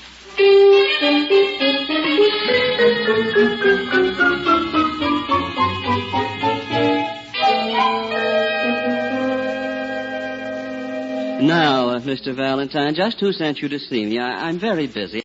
I have an elaborate floral wreath to make up. No one sent me, Mr. Jeffries. Your name just happens to be on the list of witnesses in the Lillian Wayne case. Oh? And Mike Donnelly mentioned that you own this flower shop near Lillian's apartment hotel. Mike Donnelly? Mm-hmm. That thug. I was hoping by now he had his head knocked off in the ring. Oh, my, such unruly passions, Mr. Jeffries. Yes, what have you got against Mike? That man actually assaulted me in the corridor during the trial. Just because I told the truth. Which is? It was Donnelly who bought the flowers I was delivering to Miss Wayne that day. I keep a record of every transaction in my store. A very methodical man. That's very interesting. I don't know why I should have gotten so excited. The police cleared him of any connection with the murder. Yeah, that was hardly gratitude, was it, Mr. Jeffries? What do you mean? Well, it was mostly your testimony that placed Harry Peterson in the dead woman's apartment at the time of the murder. There was no question about that. It was Peterson who came to the door and accepted the flowers. But it seems stupid, doesn't it, to answer the door when you have a corpse on your hands? Oh, not at all. Peterson worked there. He knew that I'd have the manager let me in so I could place the flowers in the water. And something equally stupid, allowing himself to be seen. Oh, he tried not to show himself, but he had to sign a receipt. That's when I got a glimpse of him. Oh, it was Peterson, all right. Receipt? Why, yes. That's right. You didn't mention a receipt in any of your court testimony. I assure you I had all I could do to answer the barrage of questions they kept throwing at me. I see. You said you were a methodical man, Mr. Jeffries. I guess you kept that little memento of the Wayne trial. Well, I probably have it in the envelope with the clippings of the trial. Somewhere in that desk drawer there. Uh-huh. Naturally, Peterson didn't sign his own name. He thought he was being smart, scribbling down a phony one. Larrabee, as I remember. I see. Well, that's it, I guess. Thanks for your cooperation, Mr. Jeffries. Don't mention it. Now maybe I can finish that floral wreath.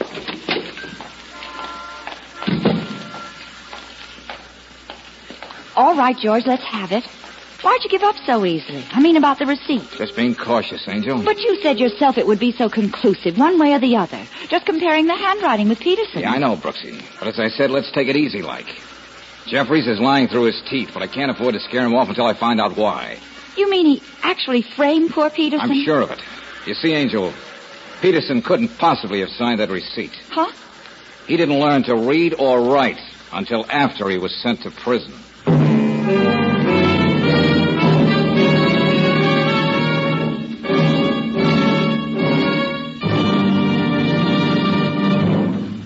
We'll return to tonight's adventure of George Valentine in just a moment.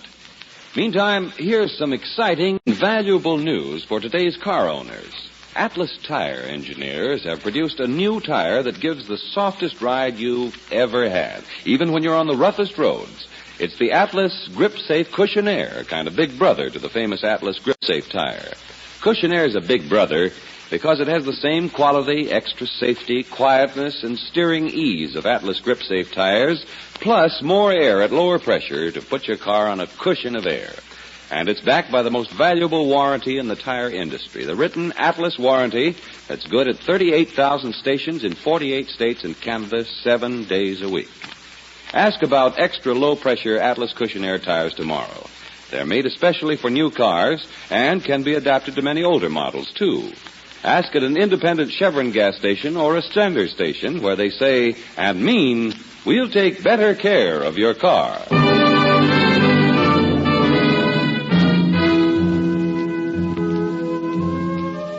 And now, back to tonight's adventure of George Valentine. Well, a very intense young man named Ralph Lochner says he wants you to make sure, one way or the other, if his father is guilty of the murder he was convicted of 10 years ago. Finally, if you play it like George Valentine, you arrive at the unshakable conviction that the father is innocent. And in effect, that's just what you're telling Ralph and his foster father, Carl Lochner, right now. It's as simple as that, gentlemen. What do you mean? I know Mr. Peterson didn't kill Lillian Wayne. I might even be able to prove it. But it would be a lot easier and a lot surer if first I found out who the murderer really was. Why didn't that fool Jeffrey say something about a receipt? Of course my father could never have signed it. I remember as a kid how ashamed I was because he couldn't read or write. I know how you feel, Ralph. It was a terrible oversight. Oversight?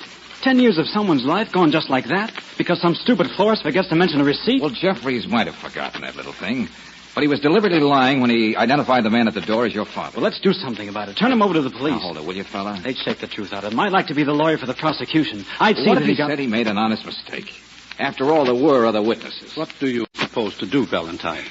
Well, I'd like to know why Jeffries put the finger on Mr. Peterson, whom he was trying to protect. Do you think he's at all suspicious? Oh, he's bound to be a little, but I tried to ease out of it. I'd feel a lot better if we had that receipt. Oh, it's safe enough. It's in the middle drawer of the desk in back of his florist shop. Mm-hmm. I agree with your thinking, Valentine, but just the same, you're up against a pretty impossible job.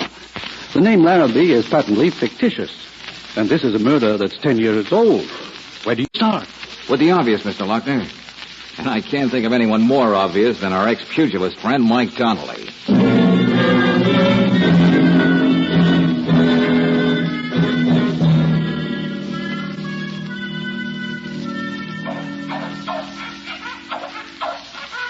Oh, I ask you, Miss Brooks, did you ever see a kid like that, always bawling? Your wife out shopping again, Mr. Donnelly? Yeah.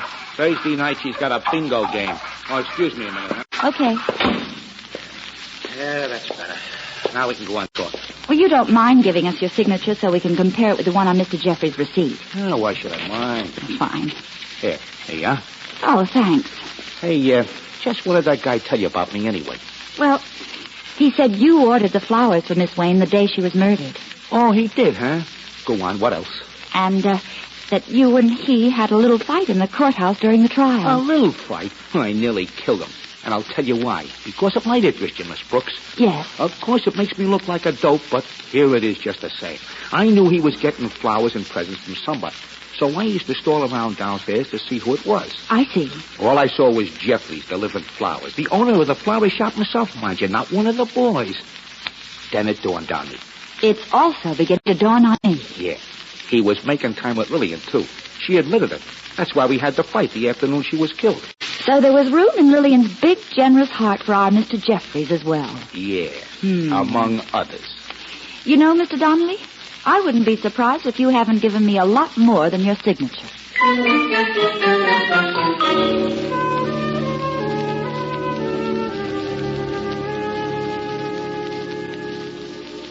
Didn't I tell you not to come back? Look, Mr. Peterson, the man who killed Miss Wayne signed a receipt for some flowers. And you didn't learn how to write till you came here. That's true. Well, don't you see there's enough doubt now to get you another hearing? It's bound to come out that Ralph Lochner is your son. So how about working with me instead of against me? If I could only believe after all these years I could be together with my son again. Used to know he don't have to be ashamed of me. I'll do anything, Mr. Valentine, anything. Good. Now tell me, Mr. Peterson, just what did happen that day? It's true what all those people said. The chambermaid, the elevator boy, the others. I was in Miss Wayne's apartment to fix the Venetian blinds. She called downstairs in the morning. Go on. I rang the bell. When she didn't answer, I used the pass key. And there she was on the floor, dead. Didn't know what to do. I picked up the lamp, put it back on the table, and just stood there looking at her. And that's how your fingerprints got on the lamp. Now tell me, did Jeffries, the florist, make a delivery while you were there? No, nobody. When I made myself understand what happened to the lady, I ran downstairs to my room. He was sitting there when the police came. Poor Ralph, he was such a young boy then. He didn't understand what it meant when they took me away. You got a fine son, Peterson. Well, tell me, if they let me go, could I be with my Ralph again? Well, your son will be a lawyer soon. He'll think of something. I leave everything to you, Mr. Valentine. I have just one more stop to make when I get back to town, Mr. Peterson. And I'll feel a whole lot better when that's out of the way.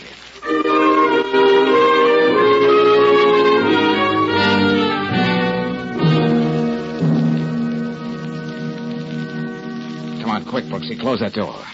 We don't want the cop on the beat to spot the light back here. Oh, we'll just tell him we're a couple of flower lovers. What do you think of Donnelly's story about Jeffries being on Lillian Wayne's bandwagon, too? More about that, Angel. Right now, I want to get a picture of that receipt. If I can get Riley working on it without Jeffries getting suspicious... George, look. The desk. Hey, a very clumsy job. Oh. I would have jimmied open the drawer with much more finesse. It's only a formality, but let's see. Yeah. Just about everything else on the Wayne trial, but no receipt. Oh, I outsmarted myself, Brooksy, and missed the boat. Well, one sure thing, George. Jeffries wouldn't break into his own desk. Why not, if he wanted to make it appear that someone else stole that all-important piece of paper? If it meant so much to somebody, he probably destroyed it by now. Yeah, Hey. You know, Angel, maybe I didn't miss the boat after all. Maybe it just looked that way. It wasn't going out, it was coming in. Well, funny, things don't look any rosier to me, darling. Well, that's because it's late. You're tired. You need some sleep. Oh, now, George, wait a minute. Now, be careful when you get to the end of the alley. Be sure nobody sees you. Then grab a cab, and I'll be in touch with you later. Yeah, but what about you? I'll be going back to the office in a few minutes. I'm sure I'm going to have a visitor. Now scram.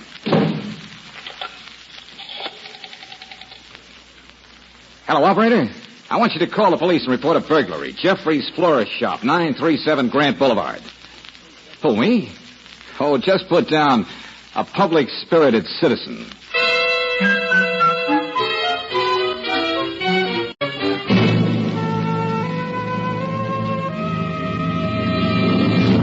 Huh? Well, if it isn't Nature Boy. I was just about to give you up. You were in my shop tonight, weren't you? Oh, why don't you give up, Jeffries? You don't stand the chance of a deep freeze salesman in Siberia. You've just been lucky for 10 years. Where's that receipt, Valentine? What makes you so sure I've got it? You're the only one who knew where it was. Let's have it. That's my lease on life. You think I'm joking, don't you? On the contrary. But I know you won't let that 38 in your hand go off until you find out what happened to that. Don't be too sure about that. I haven't any time to waste on you. You're a many-sided character, my friend. It was a real shock when I found out that you were another one of the boys in Lillian Wayne's male harem. You're a liar. Liar? Now you're adding slander to perjury. Get up. Now put your hands up. If you have that receipt on you, I'm going to find it. Doesn't it ever make you sick to your stomach having to live with yourself? Shut up. Didn't you ever think of Peterson in the prison laundry or the jute mill while you were flouncing around up to your hips in flowers? It's got to be here somewhere. You're trapped, Jeffries. You're trapped. Peterson couldn't sign anything. He didn't know how to read or write. What was that? What did you say? I knew I'd get a rise out of you. I'll kill you. Better drop it, Jeffries, if you want to use this arm again. All right. Oh. What are you going to do? I was just wondering how to make you stay put while I make a couple of phone calls. You can't. I think Harry Peterson would like it done this way. No.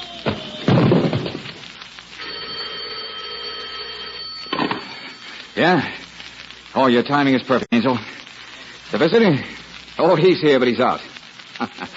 Never mind. Sure, come on over. Join the party. Sure, this calls for a party, Brooksy. Less than 5 minutes ago, I found out who really killed the fair Lillian.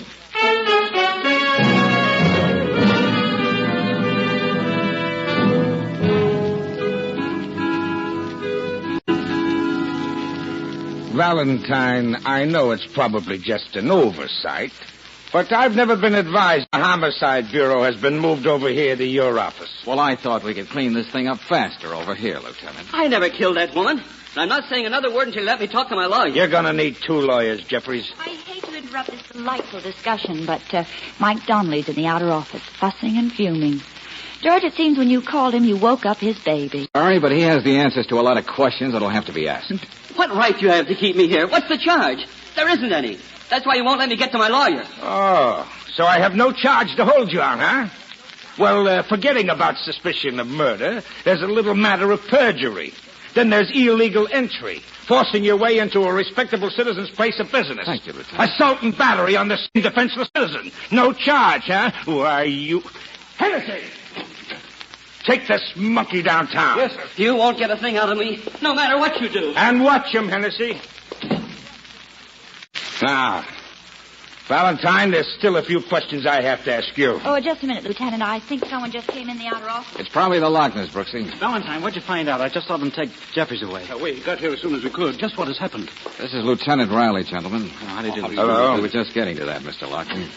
Hey, what about me, Valentine? Okay, Donnelly, come on in. The wife's at a midnight movie. I had to get a neighbor to stay with the kid. Please, Valentine, what'd you find out about Jeffries? The name of the murderer. What? Jeffries didn't have the receipt, and I didn't take it from his shop. Well, how does that tell you who the murderer was? Oh, the simple process of elimination, Lieutenant. I don't follow you, George. I told only 2 people where that receipt was. You, Ralph, and you, Mr. Lochner. I'm afraid I don't understand. Yes, what are you driving at, Valentine? Paying blackmail to Jeffries all these years, even adopting Harry Peterson's son, can't change one fact, can it, Mr. Lochner? You killed Lillian Wayne.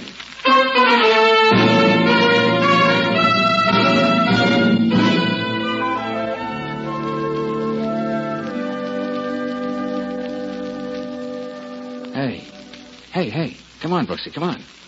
Get your head up off the lieutenant's desk. I wasn't sleeping. Oh, no. You were just trying to see if you could look through your eyelids. Well, come on, kids. I'm going to have me a gallon of coffee. It's been a long night. Did you get a statement from Lochner and Jeffrey? Yeah, it's all sewed up.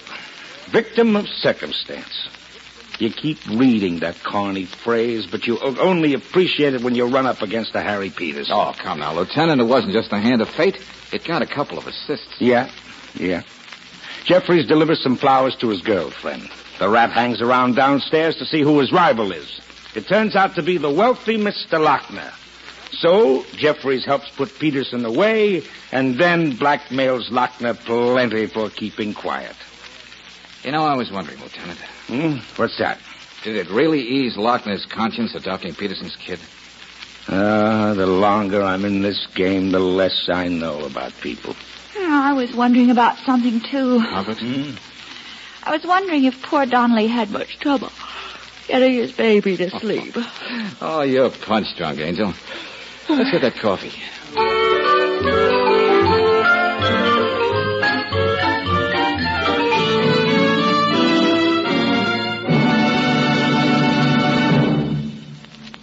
Some folks claim that one motor oil is just like another until a mechanic tells them they need a new set of piston rings. But folks who use RPM motor oil find piston ring troubles are few and far between. This premium quality motor oil is compounded to keep a cooling lubricant on upper cylinder walls at all times. Whether your car is standing cold for hours at a time or running hot, RPM clings to vertical engine parts left bare and exposed to wear by ordinary oils. And because RPM is always on the job, your chances of engine trouble caused by rust are reduced to about zero. That's mighty important when you remember that hidden rust causes as much as 80% of engine wear in the average car. No wonder RPM motor oil is the choice of Western motorists 2-to-1 over any other motor oil. For trouble-free operation and longer car life, get RPM tomorrow at independent Chevron gas stations and standard stations where they say and mean, we'll take better care of your car.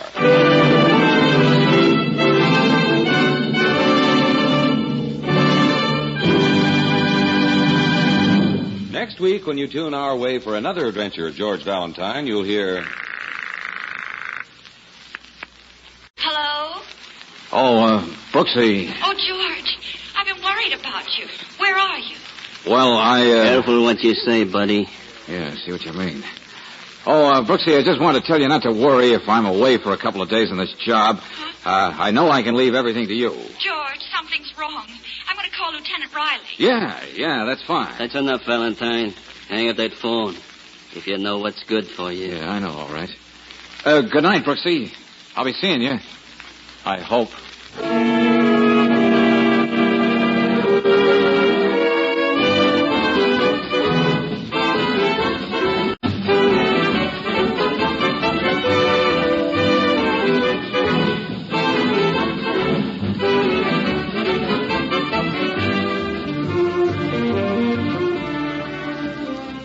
Tonight's adventure of George Valentine has been brought to you by Standard of California on behalf of independent Chevron gas stations and standard stations throughout the West. Let George Do It stars Robert Bailey as George with Frances Robinson as Claire. Wally Mayer appears as Lieutenant Riley. Tonight's story was written by David Victor and Herbert Little Jr. and directed by Don Clark. Also heard in the cast were Harry Lewis as Ralph, Herbert Butterfield as Lochner, Louis Van Rooten as Peterson, Eddie Marr as Donnelly, and Robert Jellison as Jeffries. The music is composed and conducted by Eddie Dunstetter. Your announcer, John Heaston. Listen again next week, same time, same station, to Let George Do It.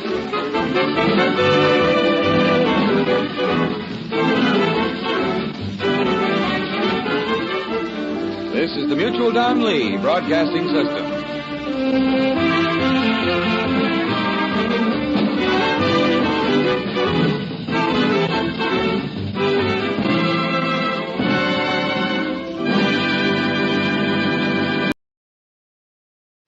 You're twice as sure with two great names, Frigidaire and General Motors.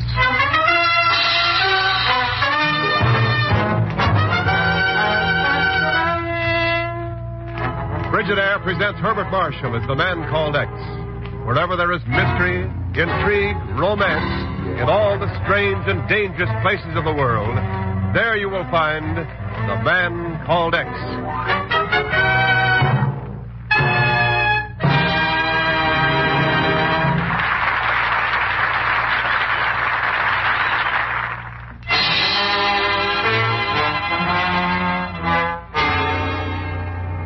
And now Frigidaire presents Herbert Marshall as Ken Thurston, the man called X. 3 months ago, in a wind-battered tent clinging precariously to the snow-clad slopes of Mount Lamba Parbat in Bhutan, a letter was written. Tonight in a hotel room in Chongqing, China, a telephone rings. The connection between them? Well, listen. Hello. New York, United States is calling. Mr. Ken Thurston, please. Good, put him on. Yes, sir. Go ahead, please. Hello, Ken? Well, hello, Chief. Ken, what's the idea of changing your plans? I thought you were coming straight home from Chongqing. I was, Chief, until you changed my mind for me. I changed your mind? Sure. By forwarding Bill Conrad's letter to me. Conrad? Oh, that doctor friend of yours who's on some mountain climbing expedition. That's right. They're tackling Mount Lamba Parbat over in Bhutan. I'm going to pay him a visit. Now, look, Ken, if you need a vacation... Ever heard of psittacosis, Chief? Psittacosis? What in blazes is that? Well, parrot fever, you know. Oh, sure. A nearly 100% fatal tropical disease. Bill writes he's come across some on Lamba Parbat. So what? What's parrot fever in the northern province of India got to do with us? Plenty, I think. Remember a few years back when we thought the enemy was experimenting in biological warfare? Oh, sure. The idea of enemy bombers plastering our cities with deadly germs had us plenty worried. Yeah. And we were looking for a certain specialist in tropical diseases. Specialist in... Professor Reeder. Right. But I thought you'd traced the professor to Karachi and aboard a private plane for Chongqing. I had. But the plane never got there. So, where's Reeder? And Bhutan happens to lie almost midway between the two cities. A missing scientist who specializes in tropical diseases. Psittacosis on Lamba Parbat. Yep. No, Ken, sounds like pretty slim evidence for you to chase to Bhutan. Because parrot fever can be found anywhere you can find parrots. You're so right. But there's one thing I forgot to tell you. There are no parrots on Lamba Parbat.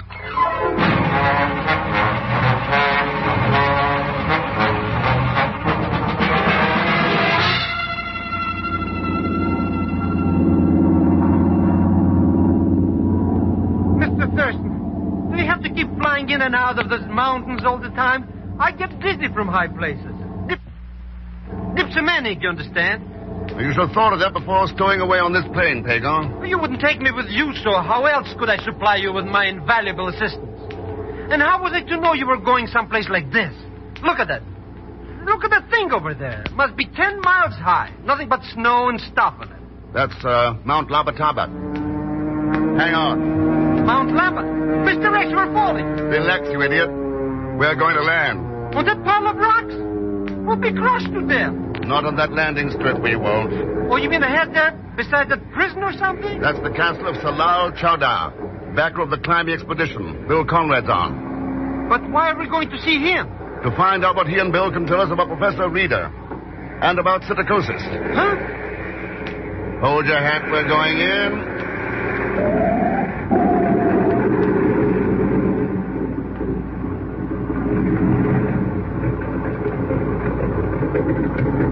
There we are. Let's go in and pay our respects.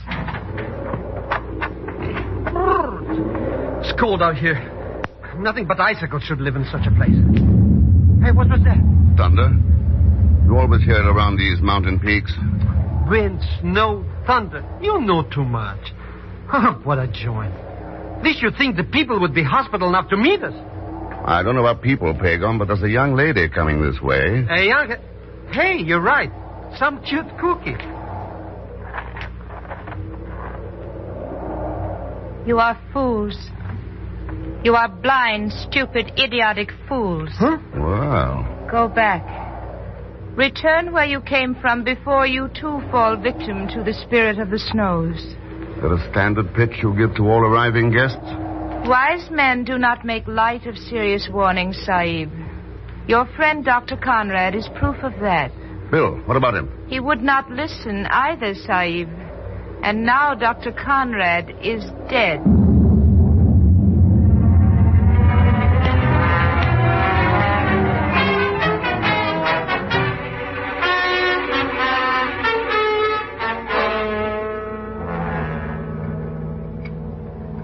We cannot tell you, Thurston Sahib, how deeply we regret your making such a long journey only to find your friend gone forever.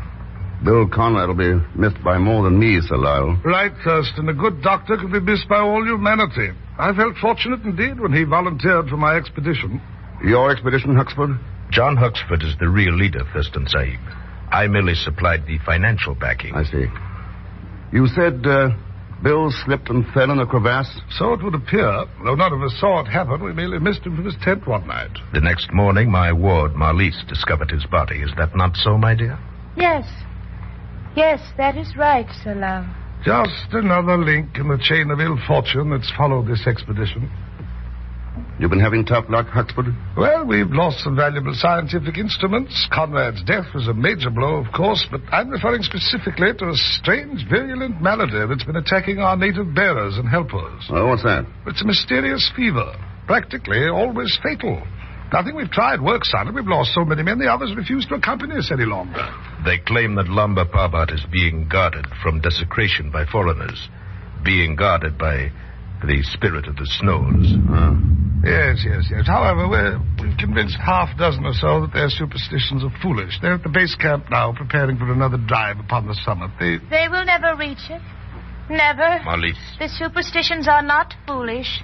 The spirit of the snows is enraged. Marlise. Ask the Lama. If you will not believe me, ask the Lama. He will tell you. Lama? Yes. Lama Sholto of the Temple of Buddha near the camp. He keeps filling the heads of my natives with this nonsense, trying to keep them away from the mountain. And now Marlise, badly upset by your friend's death, is beginning to believe it. There doesn't seem to be much nonsense about parrot fever, Sir Lyle. Parrot fever? What gave you the idea that it's psittacosis? That's what I understand, that someone ran into it up here. A Professor Reader. Reader? No. And who is he, Thurston Sahib? I only know Reader by reputation, Sir Lyle. But I've heard the professor's quite an authority on tropical diseases. In this case, your informant was quite wrong. The disease is definitely not parrot fever. Pretty sure of it, aren't you? Thurston, I once studied medicine at the Sorbonne in Paris. And though I live in the snows of Lamba Parbat, I too am quite an authority on tropical diseases.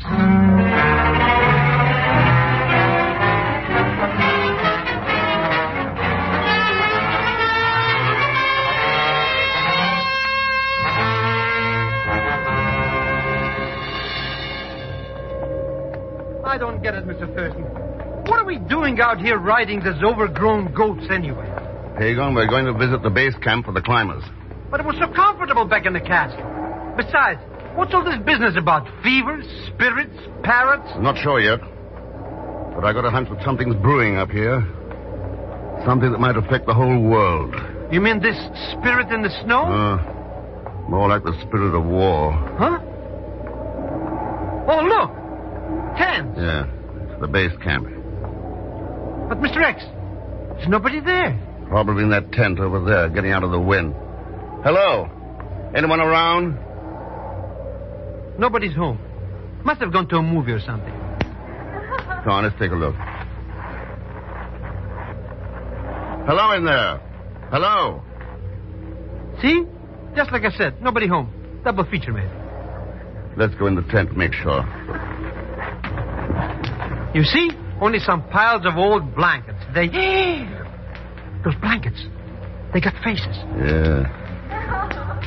Those were natives, Pagan. Mr. X. Look at them. Emaciated skin, all raspberry marks on their faces and hands. But what happened? What does it mean? Means that Salar was wrong. The base camp's been wiped out in sub-zero weather by a tropical disease. Psittacosis. Mr. X, that noise. Yeah, I was wrong, too. There are parrots on Lamba Parbat.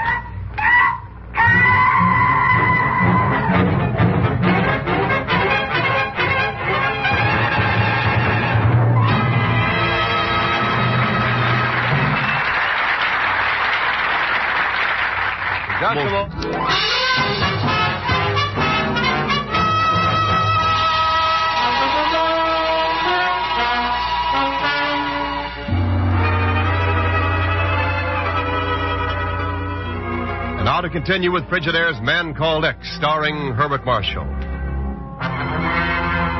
In response to a mysterious letter from his friend Dr. Bill Conrad, Ken Thurston has gone to far-off Bhutan. There he learns Conrad is dead and finds a seeming paradox in nature. For the virulent tropic disease psittacosis, parrot fever, has wiped out the camp of a mountain climbing expedition on the wintry slopes of Mount Lamba Parbat. Now Ken and Pagon stand in the desolate camp, watching a screeching parrot waddle away to the snows. Mr. Rex, you mean that parrot bird killed all those men dead? Pagan, somebody helped it spread a deadly virus among them. But who would do a thing like that? Yeah, and why? Maybe a certain Professor Reader can answer that. Huh? Reader's here, all right. Must be. Somewhere on Lamba Parbat. Still trying to turn the world into a wholesale slaughterhouse. There is no hope for the unbelievers of this world, O evil one. Mr. Rex, look. Yeah, we've got company. But he's got his gang with him. They're pointing those rifles at us. Who is he, anyways? Pagan, I think you're looking at the Lama Sholto. Yes, unbeliever, I am Lama Sholto, guardian of the temple. Too bad you didn't spend your time guarding the men of this camp. Looks like they really needed it. The curse of the angry spirit struck them down, as it is going to strike you, who brought the shadow to this land. You are coming with us now, the place of sacrifice, at the temple of the spirit of the snow. Mr. Rex, what does he mean? Pagan, I think he means to take us for a ride. Oh, no.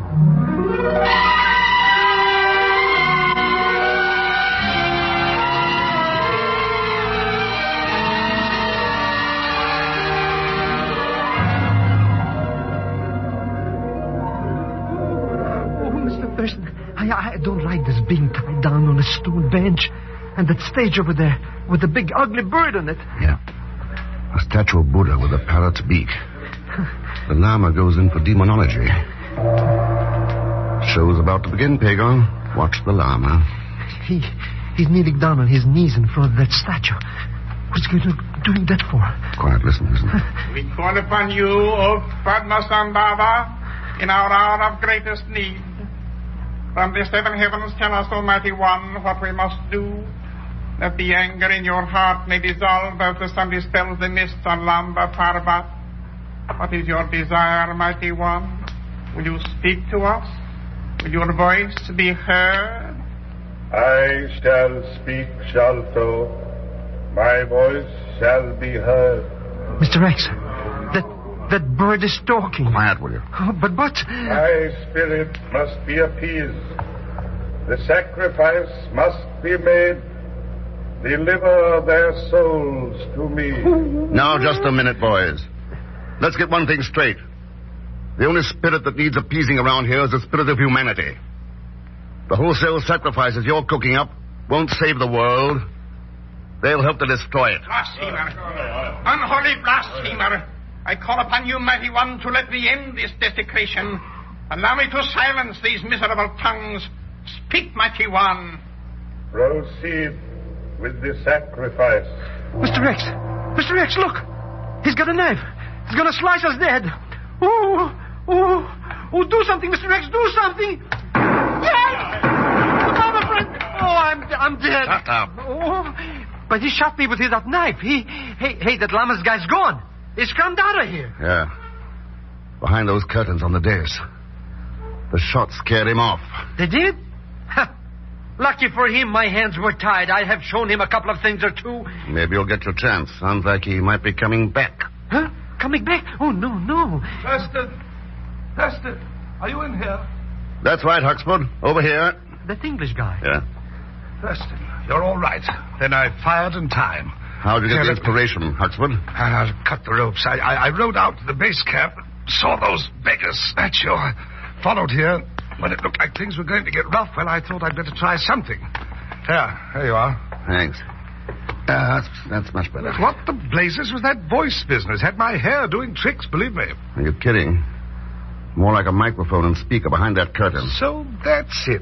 And this fake spirit bloke must have been... Look out, Thurston, look out! No! What's the matter, Huxford? Trigger happy? Someone just poked a gun out from behind that curtain. I think I potted the blighter. Well, let's take a look. Good Lord. Yeah. He had a gun, all right. still frozen in his hand. But, Mr. Thurston, it's that Lal Chowder. You mean he was playing this spirit ghost? Why don't you try asking the parrot sitting on his shoulder? Oh, no!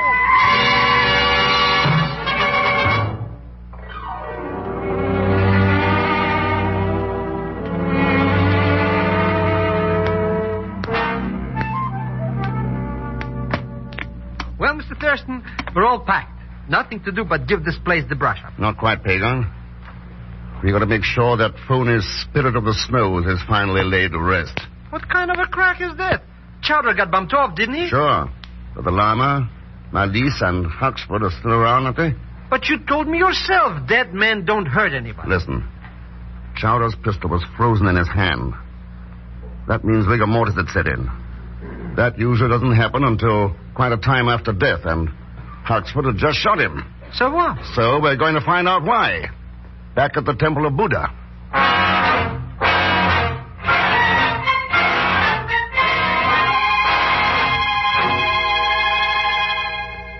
Mr. Thurston, why are we taking this dark passage anyhow? Because it started behind those curtains, Pagan. I want to find out where that llama was going.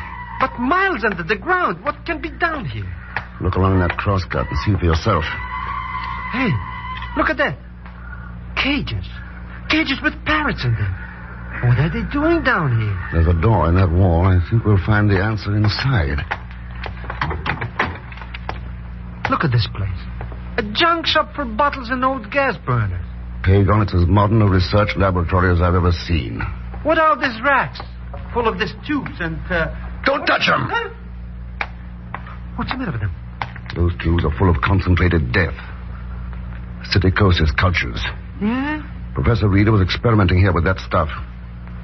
That's what killed those natives. He was using human beings as guinea pigs, trying to develop a weapon for biological warfare. So you have discovered the real answer at last, Mr. X? Mr. Thurston, that girl's here again. Hello, Marlies. Decided to be in on the finish? There is little use in starting something if one does not see it end. So I followed you here. Mr. X, she's the professor. How about that, Marlies? No, Mr. Thurston, I was the one who found Dr. Conrad's letter the day after he died and sent it to you. Then I began to suspect that he'd been murdered. I grew afraid. That is why I tried to warn you away. Then that crack-potted llama must be the guy. Wrong again, Pagan. It's John Huxford. Huh? That right, Huxford? Quite right, Thurston. But he's got a gun. Yes. You know, I was doing quite well with my little experiments here until you came along. Yeah, your mountain climbing provided a swell excuse for bringing in scientific equipment and supplies. I suppose Conrad tumbled, so you ought to get rid of him. Exactly. But how did you, tumble, Thurston? Why would a mountain climber in Bhutan be interested in silicosis? You were. And your melodrama in the temple backfired. You thought Salal would make a perfect alibi, but you forgot one thing. Rigor mortis. Rigor mortis? Sure. It proved that he'd been killed much earlier. A dead man can't shove guns through curtains, Huxford. And you couldn't have known he was there unless you had put him there yourself. One can't be perfect in everything, Thurston. At least those test tubes and their cultures are perfect. There are nations, you know, that will pay me millions for them. Yeah, too bad you'll never get a way to sell them. Put down that test tube, you fool. It contains enough virus to destroy a city. That's what I figured. You made one more mistake, Huxford. You forgot that glass is breakable. You've smashed it, you idiot. That virus will kill us all. Let me out of here. Not so fast, Huxford. Nice work, Mr. X. Yes, you have, Professor Rader, Mr. Thurston. But what good will it do us? You heard what he said. That virus is deadly. Yeah, but there's nothing deadly about distilled water. Distilled? That's what it says on the rack I took that tube from. Huxford was too panic-stricken to notice. Phew. They were not going to die after all. Well, but Mr. Thurston, are you sure he was that spirit in the snows? Yeah, Pagan. I'll guarantee it. I only wish it was easy to get rid of another spirit. Spirit of war. That's the deadliest of all viruses in the world today. One that could spread like a plague all over the globe. That's the disease we've got to get under control before it destroys us.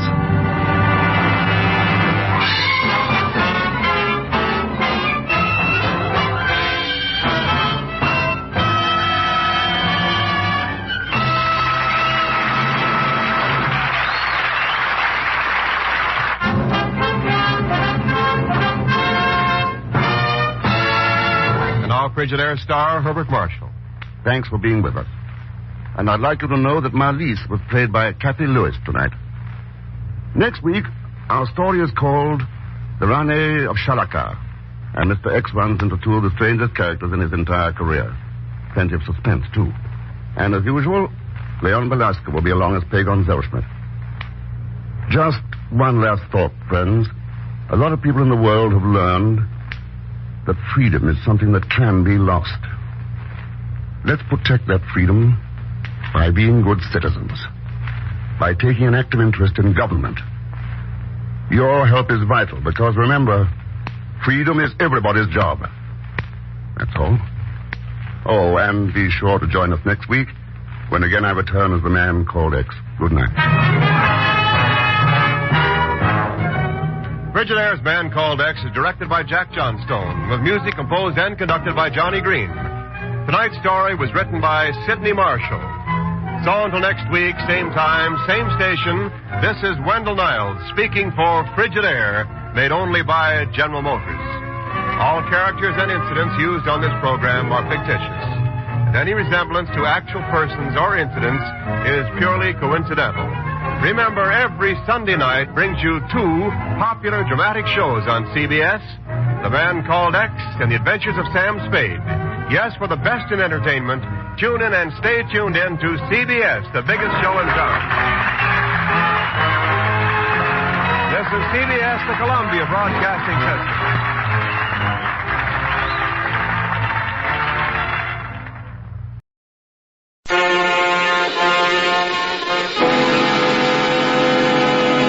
The Man from Homicide.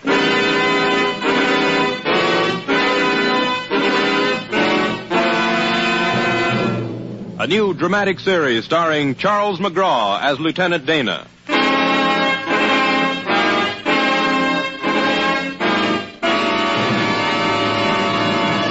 According to Webster's Unabridged Dictionary, homicide is the killing of one human being by another.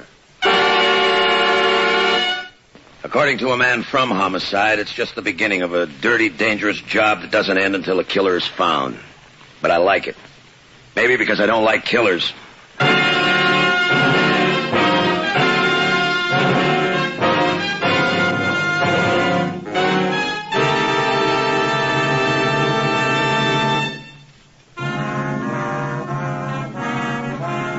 We don't bother much with names at headquarters. We give them a number and a file card. When they're in and the case is closed, we file a card and forget it. Only sometimes we don't forget that easy. The perfect cop would have a computing machine for a brain and a hydraulic pump for a heart. The perfect cop would never get hurt. I'm not a perfect cop. Terminal Street pitches up sharp from San Miguel Harbor. It's not the kind of street you'd be taking a walk on unless you were a cop like me. On a case that started with a dead man in a ditch. A dead man who'd collected too many ice picks. I walked up Terminal Street at night with only the shadows for company until...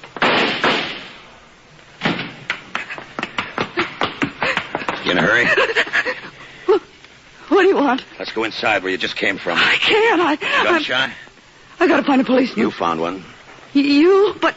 No uniform? No, but the city gives me a badge to carry around. Oh. Lieutenant Dana, Homicide, come on. I'm so glad you were here. I'm frightened. I almost fell into that garbage can. I'm sorry, but we'll still have to go into that house. I know. Door's locked. Let me have your key. All right, Never mind. Turns out it wasn't locked. Well, it's nice to know you have a key. It's nice carpet. Yes. Houses around here don't run the carpets often. You left the lights on. Where is he? The living room. Door on your left. Thanks. Why don't you sit down for a minute?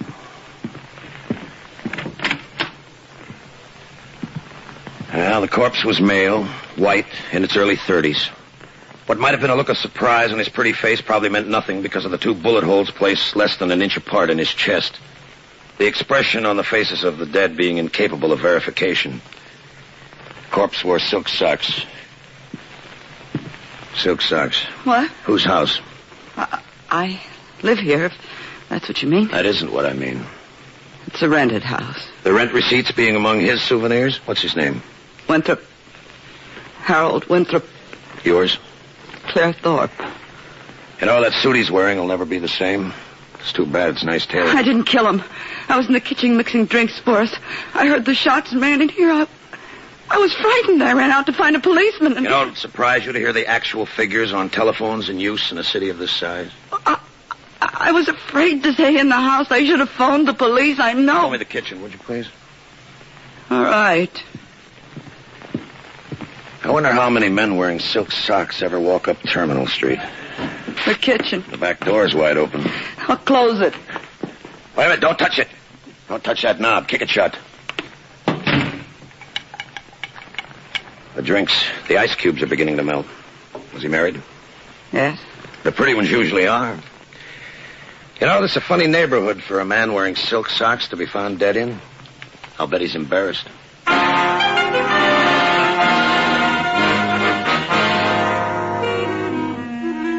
The mills began to grind. I phoned in, and after a little while, during which none of us said anything, me, Claire Thorpe, the corpse, company came. Come on, boys, let's get at it. A handful of educated cops who did things with fingerprints and blood stains and photographs from 19 different angles. The gun that killed Winthrop was among the missing.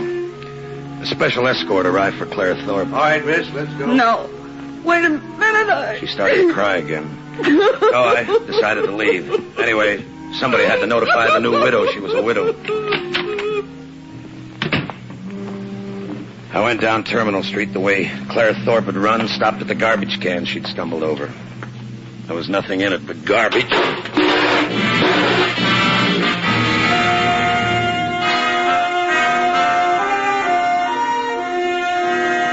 The place covered what seemed like a couple of acres.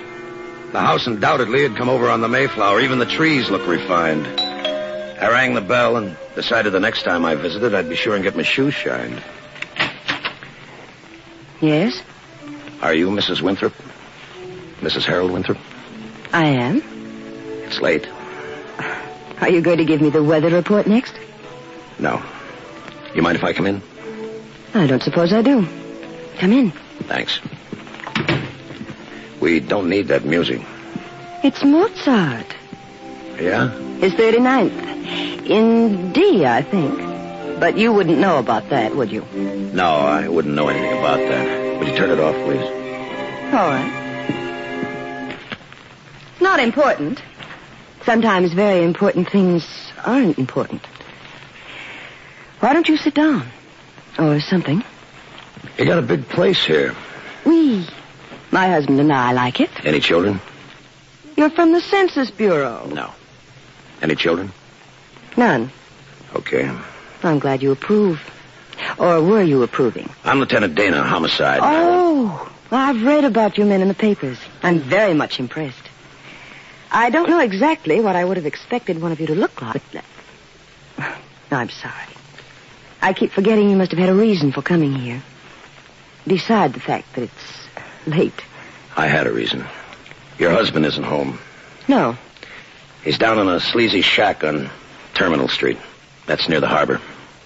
Am I supposed to ask you what he's doing there? You can if you like. All right.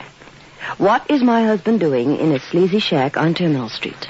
He's lying on an imitation Oriental rug with a couple of bullets in his heart. You shouldn't wear your hat indoors, Lieutenant. I'm sorry. You won't mind if I don't try to squeeze out a tear? No. Harold hasn't meant anything to me for a long time. Alive or death hasn't changed that. He wasn't very much of a man. I suppose that's why he had to go slinking down back alleys trying to prove something to himself. Who killed him? Did you ever hear of a woman named Claire Thorpe? No, but he'd hardly tell me about her, would he? Where are the servants? Asleep. Been home all evening, Mrs. Winthrop? Yes. What time did the servants turn in? Around 10.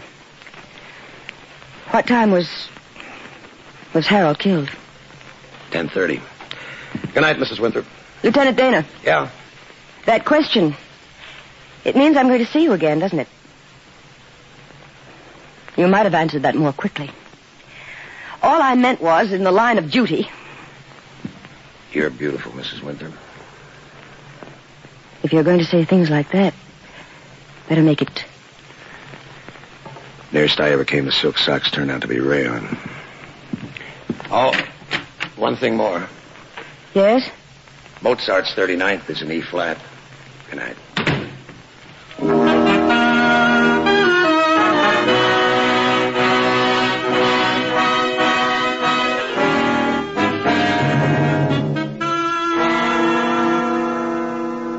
First interview with Mrs. Winthrop ascertained that she had no alibi for the time of her husband's murder. No grief for his death. Failed to discover possible motive, if any. Ignore female.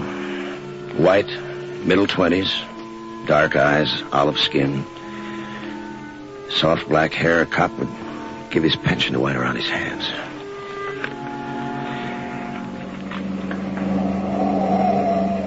Heading south on Claremont, I picked up a trailing car in my rearview mirror. His left beam was weaker, which led to recognition after a half a mile. Proceeding south on Claremont, I swung my car across the road. I got out and was waiting for him. He was fumbling for the reverse when I got his door open. You looking for me? Your car is blocking traffic. What traffic? I'm in a hurry, mister. Get out. I said get out. Who do you think you are? Who do you think I am? Okay. Now turn around. All right, Dana. Give me that gun. You got a license for it? Who put you on me? Wouldn't you like to know? Who put you on me? You can't get away with beating... You're a hood carrying a gun. Maybe you never heard. I don't like hoods who pull a gun on me. I lose my temper with them. Stop it. Who put you on me, crybaby? Ready. I know. He owns the Avon Club. Roulette and dice. The wheel's square, but the dice are loaded. Let's go visit. Okay. Want to go in my car? No, my car. The city pays for the gas.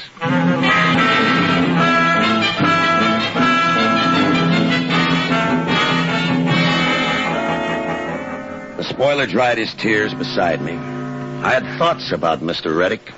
The department had been interested in him for quite a while. Crooked gambler. Man had a string of hoods in the payroll. A man who'd maybe seen to it that a rival wound up dead in a ditch punctured with ice picks. Also a man who liked women, not to mention vice versa. Oh, me, spoiler. You I can recognize with, pardon the expression, the naked eye. Whose muscles? Lou Dana, Benny. Social call, copper? We'll leave it at that. We'll do even better than that, copper. You'll leave. No. Got a search warrant? No. Goodbye, copper. Keep your finger off that buzzer. What are you... This isn't a raid. I don't care for right now what's going on in the club. I'm visiting Reddick. He ain't in.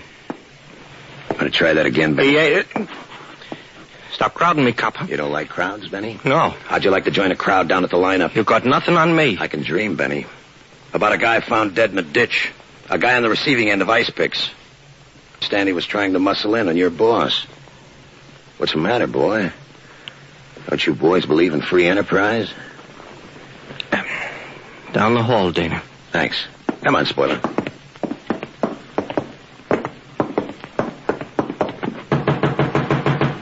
Yes? Speak up, spoiler. Spoiler, Mr. Reddick. Come in. Spoiler, I thought you were supposed to... He is trailing me. Trailed me right into your office, Reddick.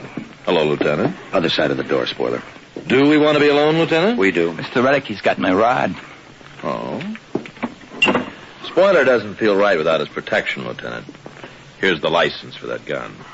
Oh, pretty engraving. It's a shame I can't read. You could get in trouble taking the spoiler's gun. He could get in worse trouble. He's a little careless. Now that you mention... Mr. Reddick, it ain't my fault. He beat up on me. Look at my face. It's swollen. Biggest mosquitoes you ever saw this. Mr. Reddick, yeah, do something about it. You send me after him, you know. Spoiler. Yeah, Mr. Reddick? Yeah. Sure, okay, but...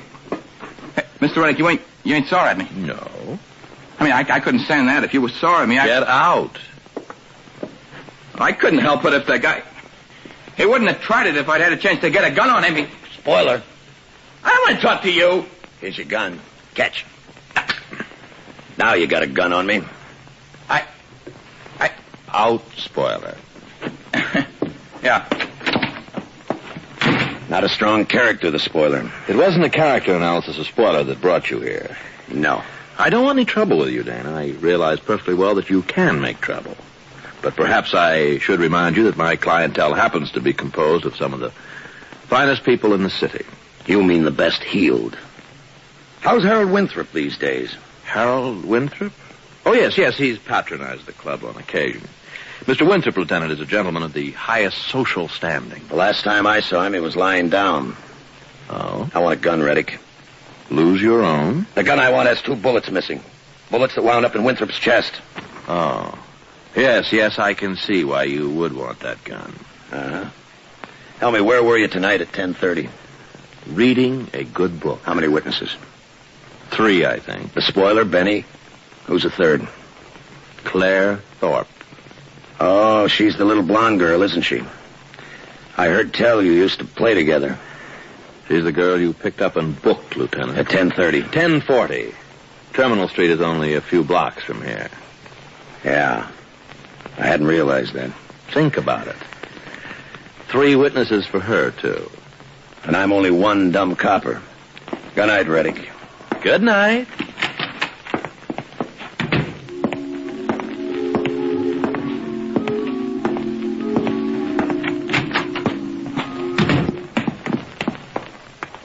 It was dark in the alley back of the gambling club. I was close to my car and maybe careless.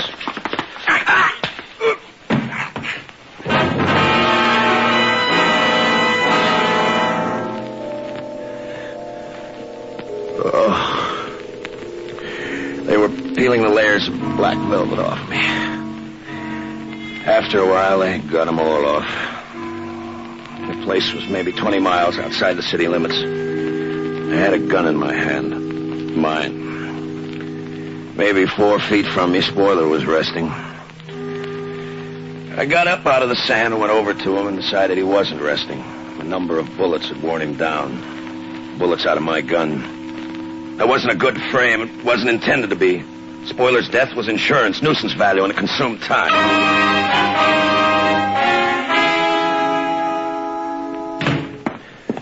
Wake up, Dave.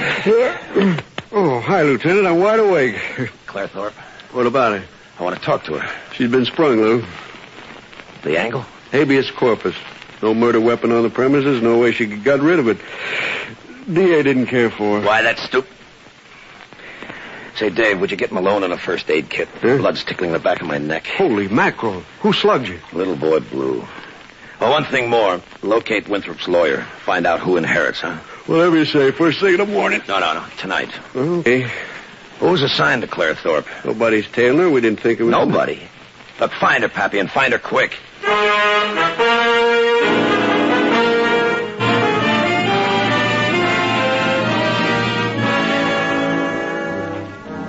I sat around headquarters and waited.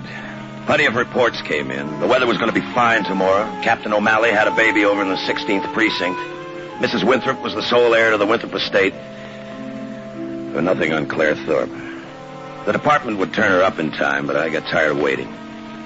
Maybe she'd gone back to the house on Terminal Street.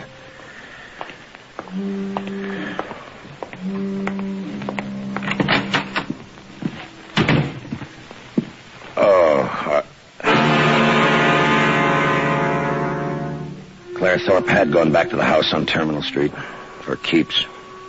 I phoned the sergeant. Then I sat on a flimsy bench in front of the vanity staring at my bandage in the mirror, stirring the Rochelle powder in the open box on the table. Claire Thorpe had stopped eating.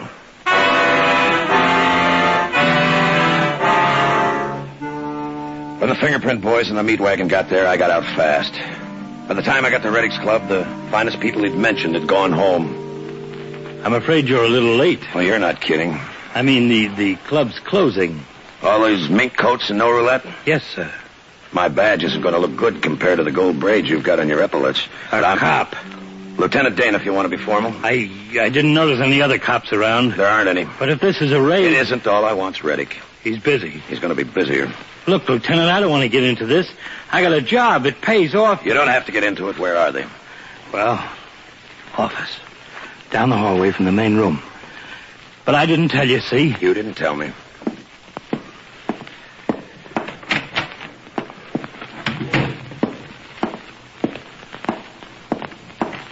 Don't like it, Mr. Reddick. Now, look, Benny, Good evening. dear, dear. Lieutenant Lou Dana. Glad you remembered me from the last time. Benny, take your hand out of your pocket. Sure, copper. See? Gun. You got a license for it? Never mind. Mr. Reddick will have one on file. Oddly enough, Lieutenant, I have. Makes it nice and legal. Checking in all the guns in the city, Lieutenant. No, I got a report for you from the Bureau of Vital Statistics. Indeed. Yeah, indeed. The population of the city's dropped within the last couple of hours. By 2. 2? The spoiler, but that wouldn't be news to you. You said 2? Oh, imagine my forgetting. Claire Thorpe. Claire? Dead? As dead as they ever get, and they get very dead, Reddick. You had her sprung. Yes, but that was... Run her out in the open. The open's a good place to get shot. You'll have to do any further talking with my attorney. Oh, why don't you stop? I haven't got a whereas on me. Harold Winthrop, the spoiler, Claire Thorpe. Let's think about the spoiler, Reddick. He was my boy. How'd you happen to know he was dead? Don't bother. Benny told you. How'd Benny know? Benny shot him with my gun. Benny? Wise copper. That wasn't nice. Especially when you had a gun of your own, licensed and all. Spoiler fell down on the job. He let me spot him trailing me. He wasn't a strong character, so he died. You're doing fine. The rest is tougher. Reddick, you never were a big man. Now you are. How come? Merit is always recognized and rewarded. Oh, yeah, in the copybooks. You moved up when the heavy money boys started dropping in at your club. Why? They were treated properly. They were robbed blind. But what made them suddenly decide you were a nice boy to play with, huh? Oh, no, wait a minute. Don't bother thinking up the answer. We got it from a stoolie weeks ago. The name is Winthrop. One of the oldest and classiest names in the city. I was proud to be numbered among his friends. In that case, then you're the one to ask. What was a guy like that doing in a house in Terminal Street? Lieutenant, you've seen Claire Thorpe. Oh, yeah, sure. Right after Winthrop was killed. She made a break from the house and ran into me. I took her back inside. But Reddick, before I did, she stumbled over a garbage can. The poor girl must have been nervous. The poor girl was smart. You know what she did, Reddick? She got rid of a hot gun in that garbage can. Then all you had to do was search it. At the time, I couldn't know about the gun. Afterwards, all I came up with was garbage. Just like a cop. She stuck her neck out. Why? She was in love with you, that's why. She must have thought she was covering for you. You had the house staked out. Somebody spotted her act, fished the gun out of the can. That was Benny. No, it was this... Correction. Spoiler. Who do I get for him, Reddick? Actually, as I told you before, I know nothing about the spoiler's death. It's a blow to me, Dana. A very sad blow. I don't think you realize how much of a blow. They let accessories smell the cyanide gas just as quick as killers. I wasn't... Before, during, and after the fact, Reddick. No, I was... Who do I get for the spoiler? Dana, I will admit that, well, one of my employees may have lost his head. Shut up, Reddick. I wouldn't know, of course. True, Benny did happen to go out for a while. What time was the spoiler shot? Roughly 1:40 a.m. That, roughly, is when Benny went out. Mr. Reddick, don't do that. Well, Benny, I'm sorry. I'll get you the finest lawyer. You needn't worry about his fee. I'll take care of that. We must be sensible about this, Benny. I can help you. I'm dying. Let's have your gun, Benny. Why don't you come and get it, copper? All right. I will. You better stop right where you are, copper. Maybe it ain't supposed to be smart blasting a cop. I want your gun, Benny. All right, another step, just one step more, you get it. I don't mean the rod either. I mean bullets in your belly. Your gun, Benny. What's the matter? What's the matter? What's wrong with you? You think bullets won't hit you? You think you're different from other guys just because you're a cop? Will you stop moving in on me? What's wrong with you? I'm Lou Dana, Benny. All right. Take it. No, Benny. Pick it up. Hand it to me. Here. Thank you, Benny. Reddick, you're coming with us. All right, Lieutenant, I'll be glad to. Of course, it's only for a little while. That'll be between you and the district attorney's office. Oh, one thing more. Yeah? The other gun, Reddick. The one that was used on Winthrop. You're sure I've got it? What kind of a question is that? Yeah. All right, Dana. It's in the drawer here. Right, I'll take it. Be careful. Don't take the handkerchief off that gun. Don't worry. I'll keep it warm.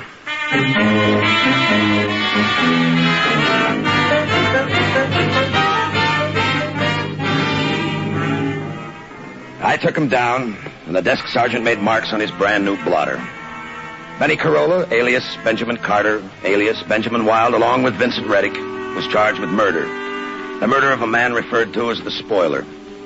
We left the other deaths off the blotter. A man can die only once. And then, I got my shoes shined. Come in, Lieutenant Dana. You'll have to overlook my dressing gown. I was just about to go to bed. I'm sorry, Mrs. Winthrop. Lieutenant, what's your first name? Lou, why? I don't know. I just wanted... I don't know why. That's not important. Let's not discuss things being important. Or are you being unkind and trying to remind me that I thought Mozart's 39th was in D? Mozart's dead. Yes, and so is my husband. But won't you call me Kate anyway? Oh, Never mind, I know. You're here on business. All right, Lieutenant. You found out that I inherit Harold's estate, haven't you? Yes. That's why you're here, isn't it? I admit that's for me. Yes, Pappy. Uh-huh. You're fine. All right, go back to sleep. What was that, Lieutenant?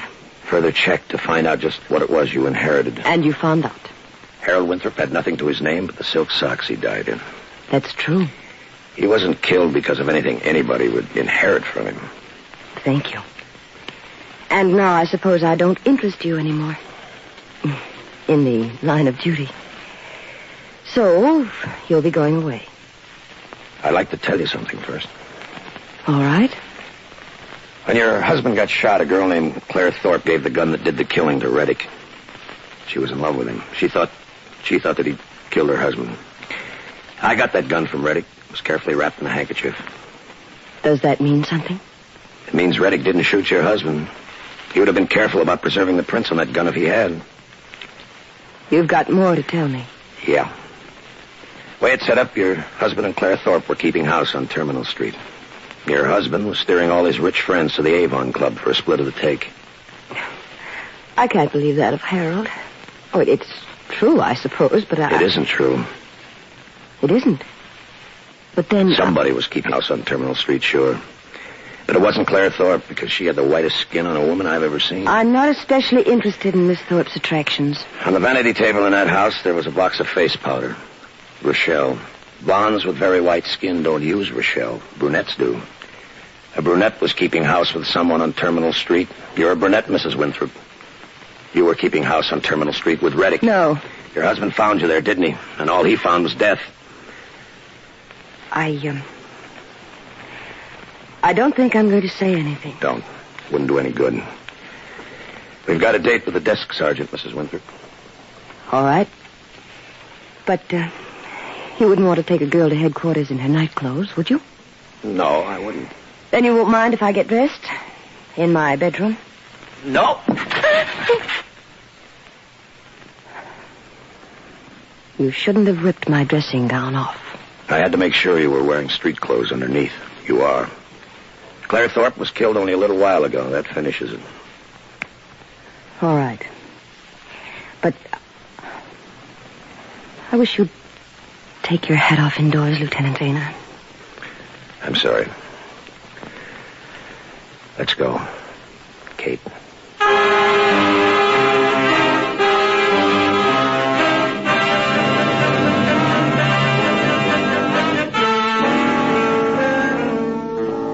Catherine Winthrop was booked at the 14th Precinct for the murder of her husband, Harold Winthrop, and for the murder of Claire Thorpe. Her prints on the murder gun clinched it. We gave her a file card and a number and the eyes, the warm lips, the hair a man would give his soul to get his hands on. Didn't mean a thing. I don't like killers.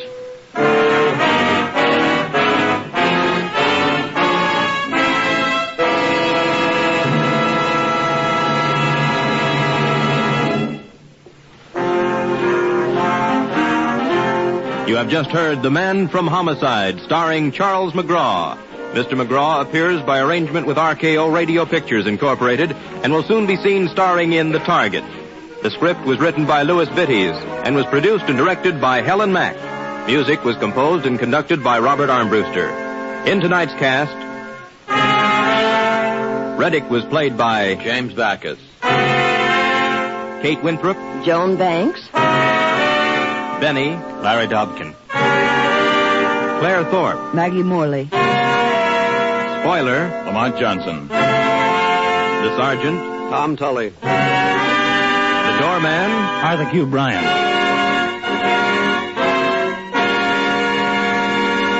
and Lieutenant Lou Dana. Charles McGraw.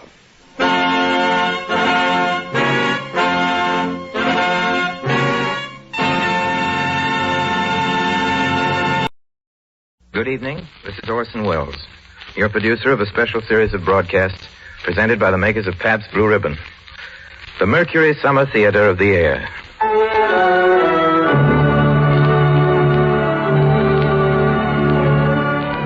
Tonight and every Friday night, Pabst Blue Ribbon presents you with a front row seat in America's favorite summer theater.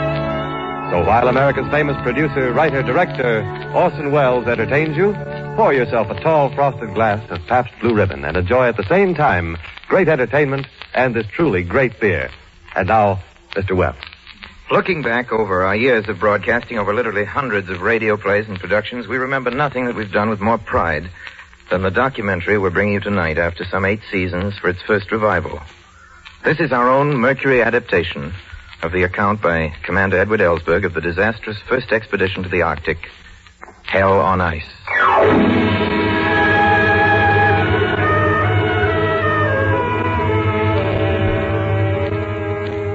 As retired chief engineer of our Navy, a fair share of honors have come my way.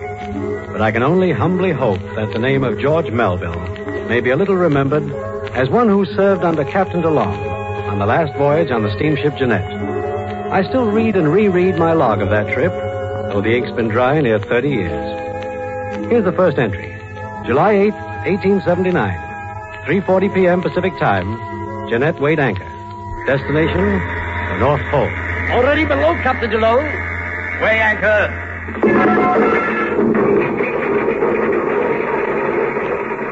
I'll never forget them on the bridge together. George Washington DeLong, a scholarly-looking man with glasses, commander of naval vessels for 20 years on the 7 seas.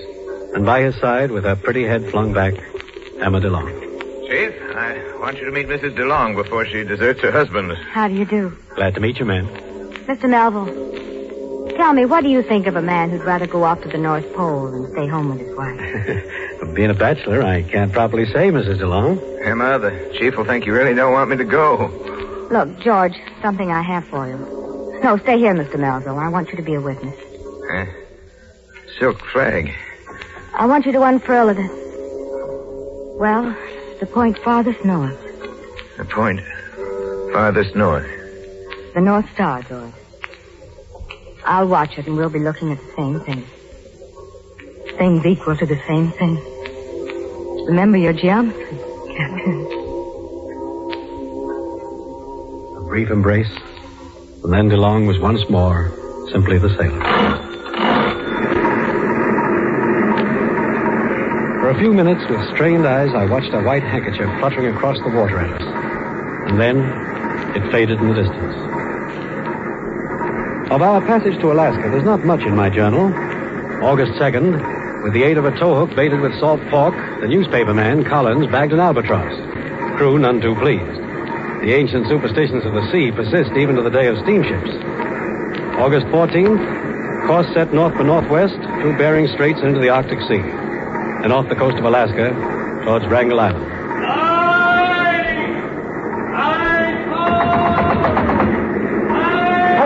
Yes? Oh, Erickson, what is it? There's a head, Captain, on the weather bow. Ice? Oh, swing her hard to lee. Hard to lee, all hands on deck. Every man to his station. Swing her fast, ship. We're closing fast. No use. She won't clear it. Ice, 200 feet ahead. There it is.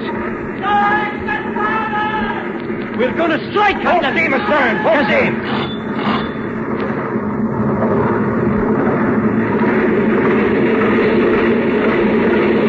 No use, Captain. She's on us.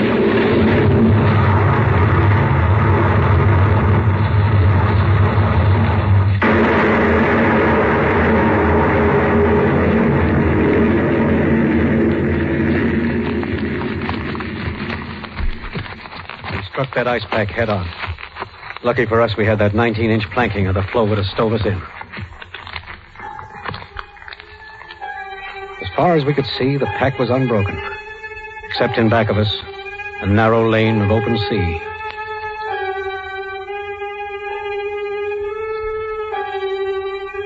Supper that night was a somber meal. Here was ice only 240 miles north of Siberia, latitude 71 degrees 30 minutes, where it had no business to be this time of the year. Finally, the captain, chewing earnestly away on his mutton, broke a silence that was almost as solid as the ice pack. Well, Mr. Chip, think by morning we'll find a lead through this ice? No, Captain, we won't. Seem pretty certain, Mr. Chip. What do the rest of you think? Vanna, now, what do you think? You're a navigator. Well, I think that Chinese cook's coffee is even worse than usual, sir. All water and no coffee beans. What do you say, Chief? Maybe I say I'm saving coffee, in case the ice pack holds. Collins seems to be able to drink his. What I drink is my own affair. Don't take it so hard, Collins. More coffee? Anybody?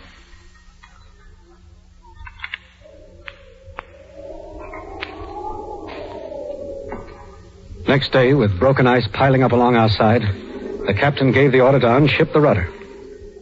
So the end of the first week found us a rudderless ship, drifting with the ice pack. All chance of exploration gone. Stopped at latitude 71 degrees north, which had been reached in these same waters 20 years before by an ordinary sailing ship. This same day, the captain wrote in his log. The same faces at every meal. The same irritations pricking our nerves, the same routine day after day. No shore leave, no ports to visit, nothing but endless ice. Drifting willy-nilly. 1,000 miles from that pole, which, in a blaze of publicity, we'd set out to conquer.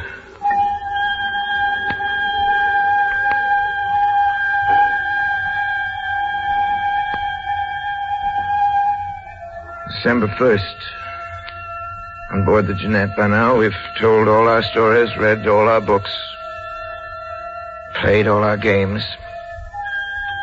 Each morning we wake to the same faces, the same dogs, the same ice. We take the same exercise, make the same calculations as the drift.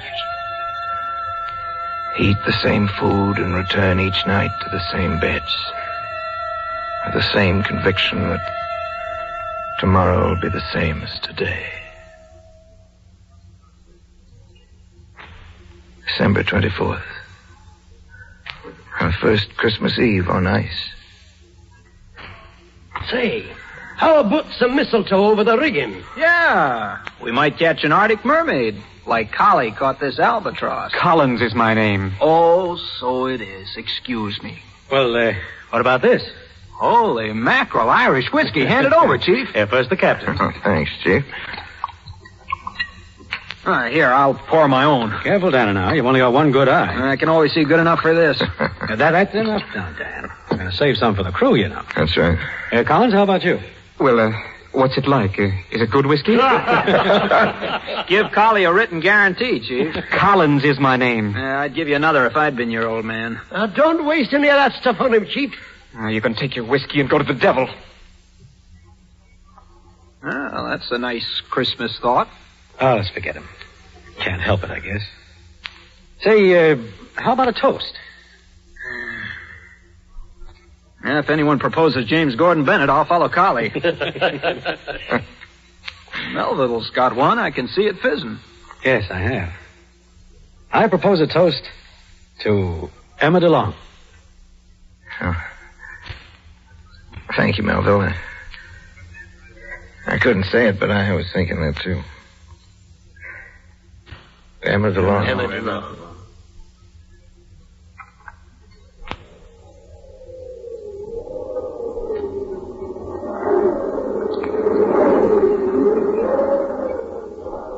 January 5th, temperature 57 below zero. Sun appeared for the first time since November. Today, Dr. Ambler had to operate on Dannenauer's eye. He has to sit in the cabin without a crack of light. We take turns talking to him. We speak next summer and break up the ice. He likes to talk about that.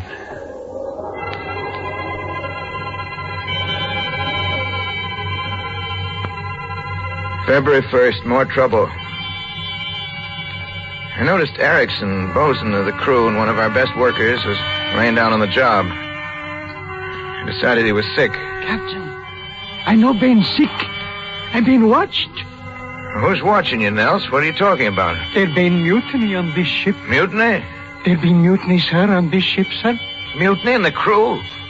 Where'd you get this, Erickson? Yeah, Captain, I tell you, it been like I say. I've been asked to join, but no. No say yeah, no say no, so I've been watched. They got guns. They kill me for it if I tell. Erickson, what do you mean by they? Please, they no can tell they kill me. Now, look, I'm your captain. Do you know what disobedience means? Now, come on, who's behind this? It been... Nobody hear us? Nobody's hearing us. It been... Sam. Sam? Yeah, Chinese cook. Erickson, look at me. Now, right in my eye. Follow my fingers, I move it. Here. Yes, now over here. Follow my finger. Over here. We're going to see Dr. Ambler. But they been kill me. No, I won't let him, Nels. I'll take care of you. But they tell you. I know. Now, here, take my hand, Nels. That's it. Tell you. That's a good fella. I tell you. Now, come along. Come along.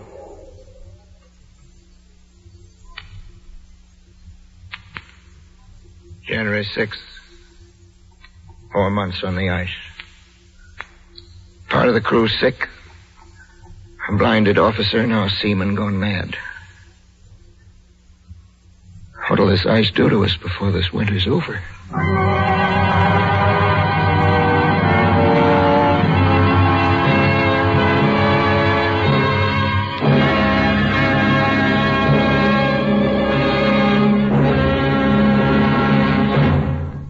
Ladies and gentlemen, you're listening to our Mercury production of Hell on Ice. And now, before we bring you the final act of this true life drama of adventure and heroism, Hell on Ice, here for a brief breather, is Jimmy Wallington, who says, for something SWELL, swell on ice, there's nothing like blended, splendid Pabst Blue Ribbon. No, sir, especially if it's only a little chunk of ice wrapped in a square of burlap and stuck under the stern seat of a rowboat. Oh, boy, does it make a day's fishing the real McCoy when you can reach for a frosted bottle of Pabst Blue Ribbon and enjoy the familiar smoothness, the unforgettable taste you know. Not too heavy, not too light, but fresh, clear, sparkling as the sun on a summer lake, with a real beer taste coming through just the way you like it. Listen, folks, if your dealer can't always supply you with all the Pabst Blue Ribbon you'd like, keep on asking for those never less than 33 fine brews blended into one great beer. Blended, splendid Pabst Blue Ribbon. And now, Orson Welles brings you part 2 of Hell on Ice.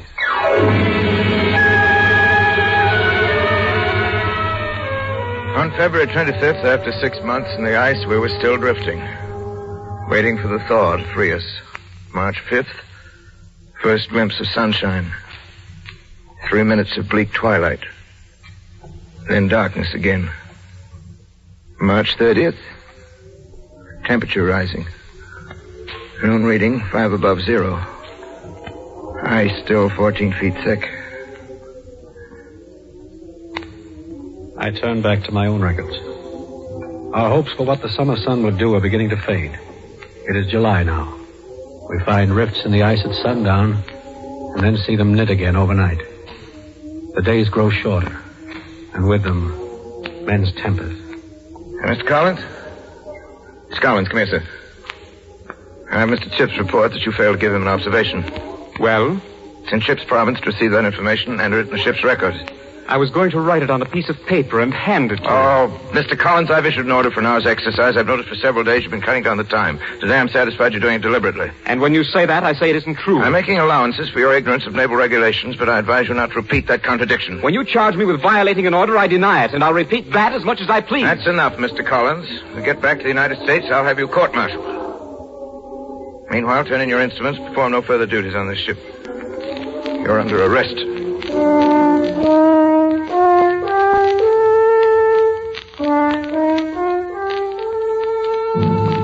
That second winter, the temperature reached 59 below. In May, we saw the sun again.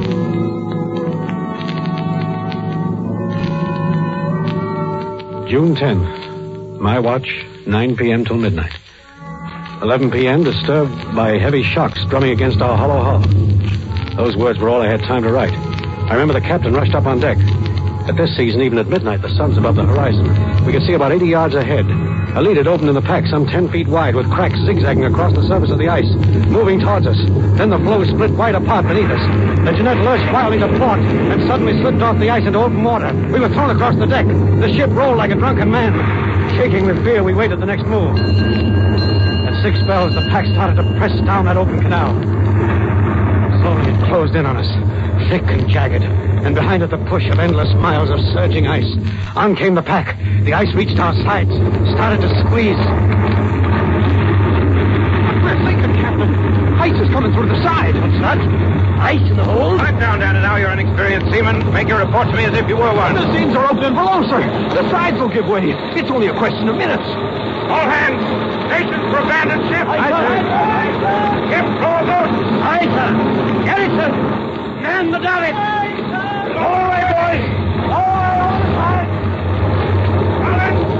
Alan, what are you doing with those step birds? I only brought part of them. She's feeling fast. Shiver. Better jump her, had we. Abandon ship, men. Over the side. Over the side.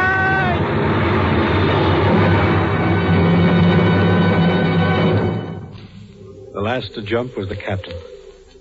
Scattered over the ice like flies, we watched the doomed Jeanette.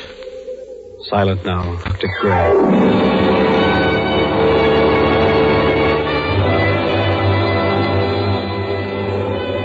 33 men cast away on drifting ice floes. Our fate totally unknown to the world we left 2 years ago. Beyond possible reach of relief. 500 miles away lay the Lena Delta. June 17, 6 p.m. We made our start, course due south. Men and officers harnessed together, tugging at their mountainous burdens. Dogs unable to drag a single sledge.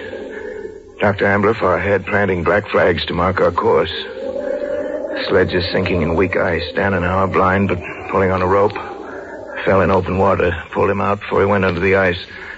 Lee and Erickson collapsed in their harness. One sled used for dragging the sick. Chip, all in, tried to fling himself from the hospital sledge to save us weight, but we strapped him in. Chip cried like a baby at adding to our burden. Unloaded and ferried over open water. Dogs drowned as cutter overturned. Only saved Snoozer. My favorite. By morning, we reached our 2-mile flag. Tried to get some sleep. On again at evening, on the ice firmer. June 23rd. At dawn, the first sledge reached Ambler's 12-mile flag. Chief. Yes, Captain. Come over here. 6 days, we've made 12 miles south, right? Just about, sir. Well, we're 20 miles further north tonight than the day we started. Northwest drifts got us in tow. Are you sure? Don't tell anyone else. The men found out I couldn't get them to lay a hand on another sledge. I just sit here and wait to die. Look at this map. Back here is where the Jeanette sank, you see. And here's where we are today? That's right, 77 degrees, 43 minutes north. We're walking against the drift, and the pack's moving faster than we are. I'm changing our course from south to southwest. That way we've got a chance of reaching the edge. 1 chance in 100. I'm going to take it. Well, Skipper, I'll cut a third off the rations. Good. They'll last 90 days instead of 60. I knew I could count on you, Chief. I always can. And now, you remember, you're going to be my witness at a little ceremony. It's a flag. For Sister Long's flag. Yes. The point farthest north. Yeah, we'll hope this is it. Hold the other hand, Chief. We'll unfurl it for Emma. I think she knew, Chief. Sure, Captain. The North Star. She's right over our heads. things equal to the same thing. She'll be glad, Chief. Now, let's fold it up so nobody will know we had it out, or else they might guess the reason. Got any tobacco left, Captain? I could stand a pipeful. Don't feel like supper. Or is it breakfast? Hand your pipe over. I'll fill it up. Thanks, brother. Chief, this is a grand country to learn patience in.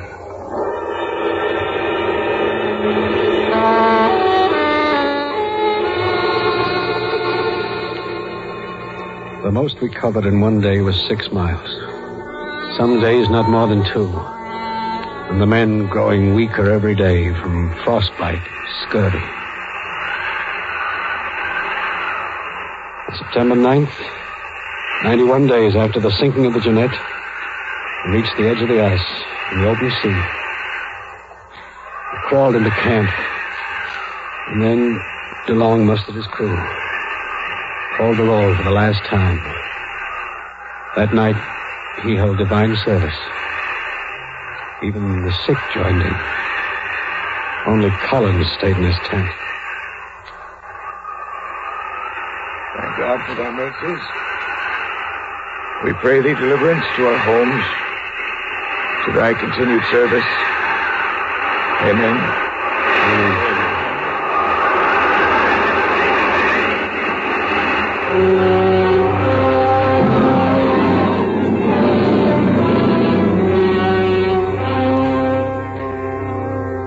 At 7:30 on the morning of September 12th, we shoved off in our 3 boats for Cape Vorkin on the Lena Delta.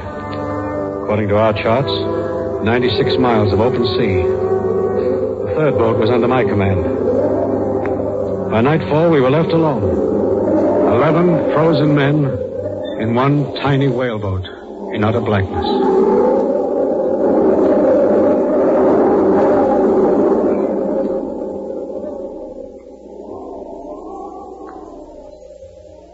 By morning, the ocean calmed. In the gray light, we saw land less than a mile away. But no sign of the captain's boat. The story of the last days of Captain DeLong and his men were pieced together many months later from the captain's diary and the ship's papers that were found in his camp. 135th day. Around October 1st, nothing to report. 136th day. Reached Lena Delta. Doctor says some of the men can't walk even a mile. They'll have to. Erickson dropped in his tracks, both feet frozen, flesh falling off his boots. We cut him some crutches out of the driftwood. Let me stay, Captain. Don't move me. My legs been killing me. Crutches no use. I want only die. Get up, Erickson. Do you think I'm going to leave you? Come on. I'll carry you. Please, Captain. Up, I tell you. We're going on.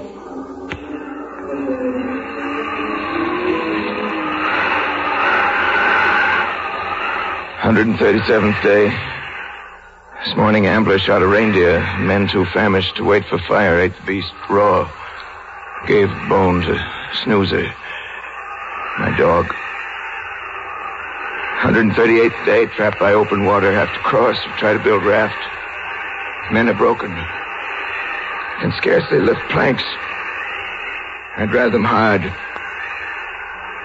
139th day, raft completed, crossed water. Raging blizzard. Midnight, Erickson died. Sea burial. First a prayer and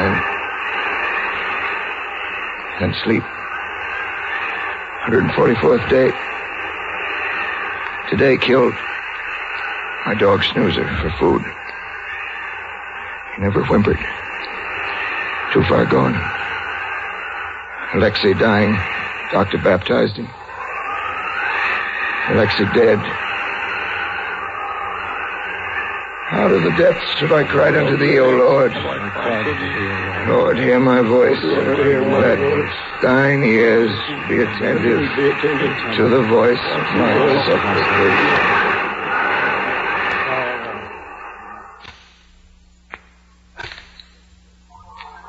152nd day, Mr. Collins' birthday.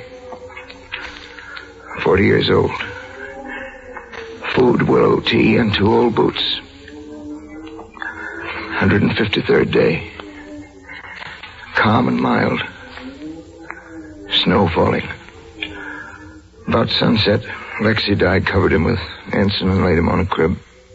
Lee dying, Sam dying. Doctor rubs their hands to keep them warm.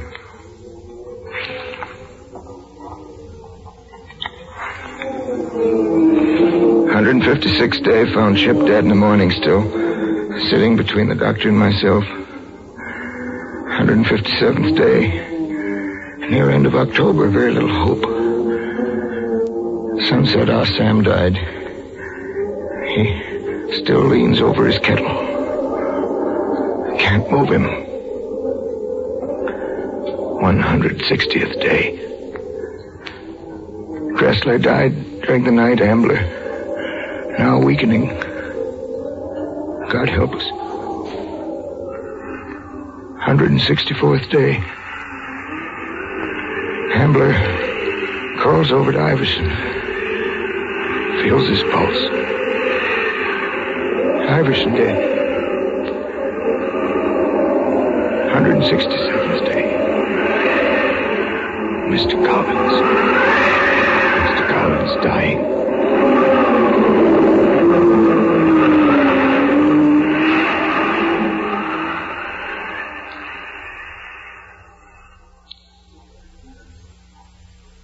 Mr. Collins dying. The captain's last entry in that fateful book. No word of himself. His frozen fingers scrawled their last words. Mr. Collins dying. Months of searching finally brought us to that gale-swept hill. There I made out, stiff and stark above the snow, an upraised arm. The arm belonged to Captain DeLong, half buried in the snow. I figured he'd tossed his journal to safety on higher ground, and his stiffening arm had frozen on the gesture, and I was right. The journal was just above. His face was calm, as if his work was done.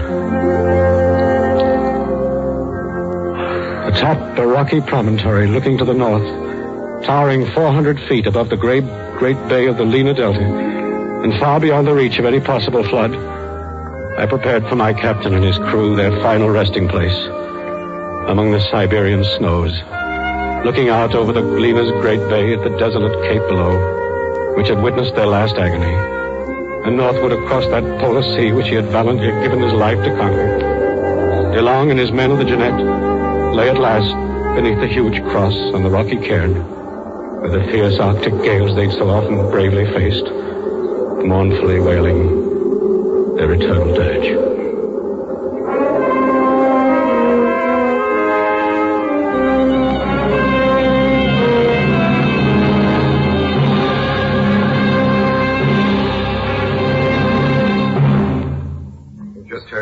Hell on Ice. A Mercury production. Be back to the microphone in just a minute. Let me again remind you to be patient with your dealer when occasionally these days he's unable to supply you with all the Pabst Blue Ribbon you'd like. He's doing his best, you can be sure of that.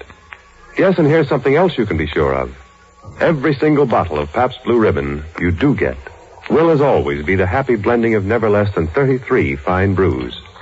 Yes, every foaming, frosty glass you enjoy will, as always, have that famous Pabst Blue Ribbon flavor. Not too heavy, not too light, but fresh, clean, sparkling, with the real beer taste coming through the way you like it. So keep asking for blended, splendid Pabst Blue Ribbon. And I'd like to tell you, ladies and gentlemen, before signing off, that our cast included John Brown, Lorene Tuttle, among many other Mercury players, Elliot Reed, an old Mercury pillar, who comes to us through courtesy of Paramount Pictures, whose current release is the Hal Wallace production, The Strange Loves of Martha. Till next week, then, I remain, as always, obediently yours. This is CBS, the Columbia Broadcasting System.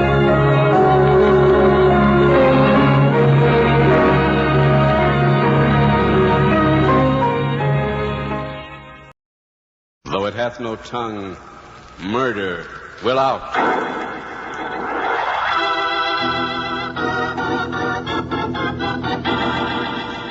Rainier Brewing Company, brewers of Rainier Beer and Ale, presents Murder Will Out.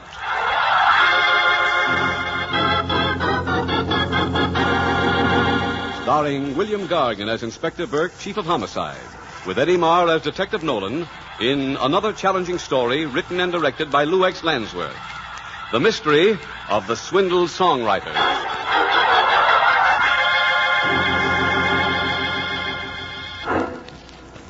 On the second floor of a drab downtown office building was located the American Institute of Music Composers. Despite its impressive name, this establishment was not an institute. It was a bunco racket operated by song sharks. Their victims were unsuspecting amateur songwriters lured by the promise of fame and riches. On the morning of Saturday, April the 20th, 1946, a burly young man entered the Institute's outer office. Hiya, miss. Well, here I am again. I guess you remember me, all right, huh? Why, yes, I... Bailey. Bill Bailey. Oh, yes, of course, Mr. Bailey. Mr. Morse said he'd have my song published today. Oh, I'll tell Mr. Morse you're here. Yeah. Oh, thanks, miss. Hello, lady. How do you do? You mind if I sit down here? Please. Are you a songwriter? Yeah. First one, off the press today. And between you and I, lady, I sure am a lucky guy. Indeed. Yeah. Love song. Oh, how wonderful. Yeah. Today's Shirley's birthday. Shirley? Yeah, that's my girl. I'm going to give Shirley this song I wrote. Birthday present. Oh, how beautiful. Yeah, it sure is. But believe me, lady, I sure had to work. I don't mean writing the words. That comes natural to me. I mean getting the dough to pay Mr. Morse for composing the music and pay him to publish the song. I've come to see Mr. Moss about some words I wrote. No. Well, congratulations, Miss... Mrs. Swope. Mrs. Henry Swope. Well, Mrs. Swope, it's a pleasure to have met a fellow songwriter. Thank you. But I'm not a songwriter yet. No? I hope Mr. Moss thinks I have enough talent to let me join the Institute. How much does he charge? Well, he... Mr. Bailey, Mr. Moss will see you now. Oh, yeah, thanks. Well, excuse me, Mrs. Swope, and good luck. Thank you. Hiya, Mr. Morse. Mr. Bailey, let me shake your hand. You have genius, true genius. Yeah, I guess you could call it that. Oh, the lyrics you wrote. Such words inspired me to compose some of the greatest music of my career. Here, the piano. Yeah. I want you to hear the song even before I show you the printed copies. Listen. Your hands are soft like baby's skin. Your lips are just like berries. Oh, the way I love you is a sin, and I think you're the berries.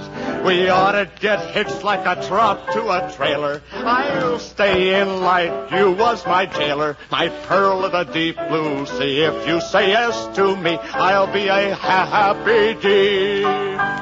Well... You like it? Don't sound a lot like Peggy O'Neill. Mr. Bailey, Peggy O'Neill has been close to the hearts for people for 2 generations. Well, you're in a hurry. I'll get your copies. That'll be $50. $50? Printing charges. But I already paid $50. $25 for music, $25 for printing. You made a down payment. The full price is $100. $100? Hey, wait a minute. You said I could have professional copies for $25. Professional copies? Why, Mr. Bailey, you ordered the deluxe sheet music edition, specially dedicated to Shirley Hobson. I have your signed order right here. Yeah, but you said it was for free. For $50, I could dedicate my song to Shirley, and I ain't going to spend no more. Don't get excited. I got to have my songs today. Today's Shirley's birthday. Mr. Moss, will you step in the other office, please? Excuse me, Mr. Bailey. Yeah, but I ain't going to leave till I get my songs, you hear?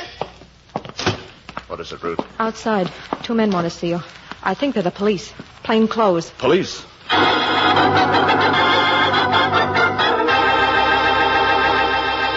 So starts the mystery of the Swindled Songwriters. Another Inspector Burke mystery drama brought to you by Rainier Brewing Company. After the mystery, 4 contestants chosen from our studio audience as amateur detectives will compete for prizes. They'll be asked a number of questions regarding police findings and who they think committed the crime, and the one clue that reveals the criminal. But first, here's Larry Keating. What's it going to be tonight, Larry? I was just thinking about that tune, Reed.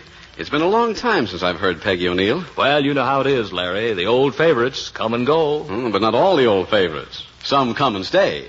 68 years ago, and that's longer than most of us have been around, a favorite was born that's still going strong. And I mean Rainier beer. Yes, Rainier had to be good to please so many generations. And it is. What's more, today it's better than ever. The Rainier you buy today is made best to taste best. Yes, made best to taste best. Rainier's own hops, Rainier's own malt. But above all, the priceless ingredient of tradition. 68 years of brewing skill bring you the beer made best to taste best. Rainier for good cheer.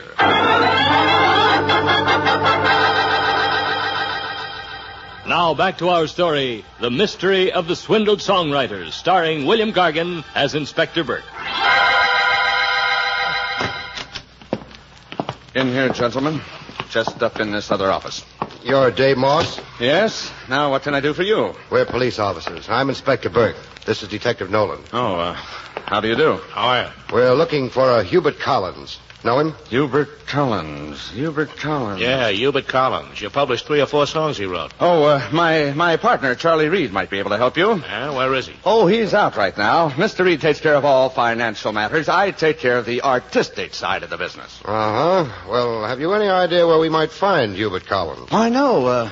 Is something wrong? Yes. Last night, an unsuccessful attempt was made to rob the store where Collins works. And the description we have fits this Hubert Collins. The person attempting this robbery was surprised by a special patrolman.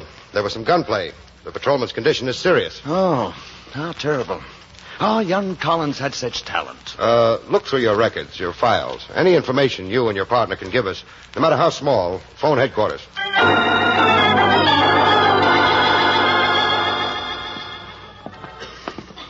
Where you been, Charlie? I came in while they were here. Ruth tipped me off.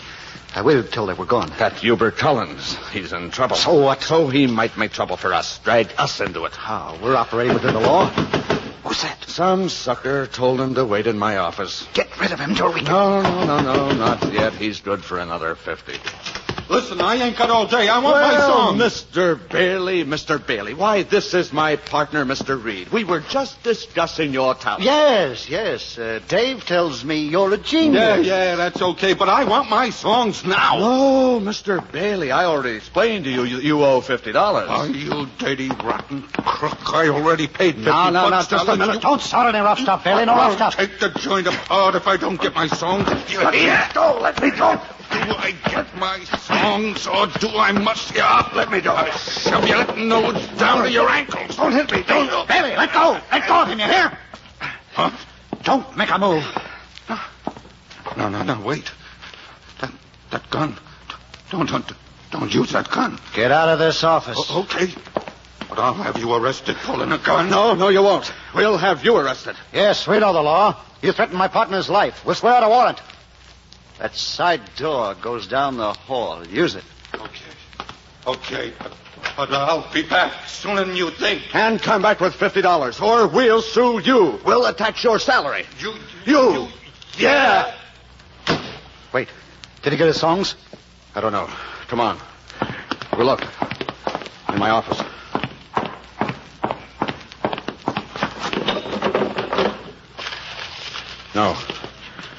No, his songs are all here. My desk drawer. All 12 copies. Okay, put them back. If the sucker wants them, he'll be around. Yes, he'll cool off. He'll show up with the other 50.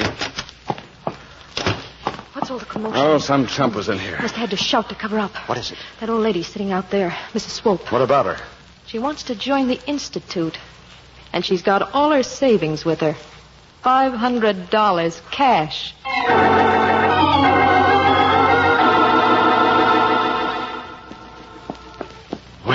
Well, sit down, please, Mrs. Swope. Thank you. You're a songwriter. No, don't tell me you aren't. I recognize talent when I see it. Well, I don't know if I am or not, Mr. Moss. I've written some words for a song.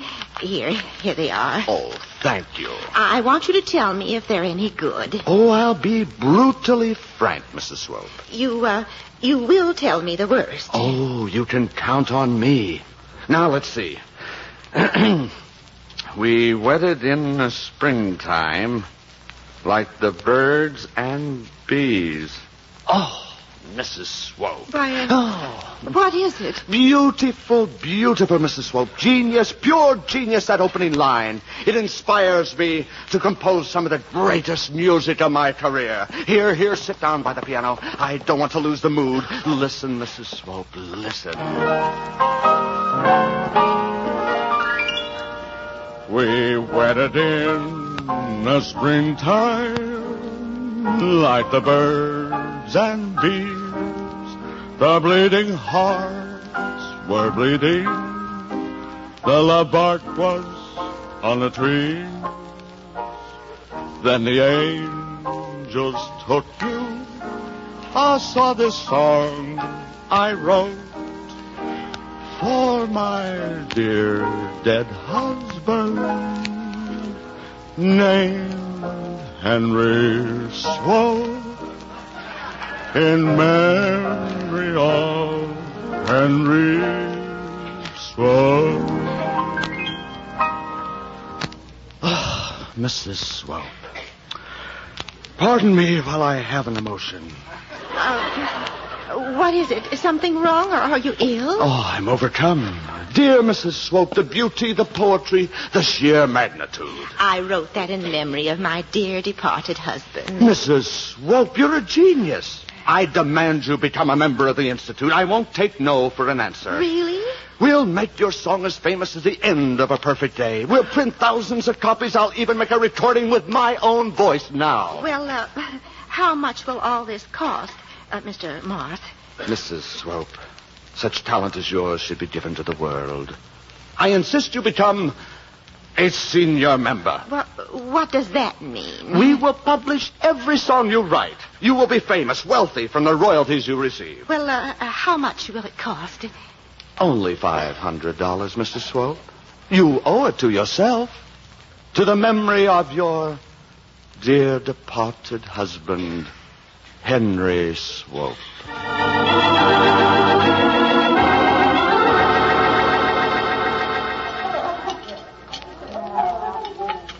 Another cup of coffee, Ruth?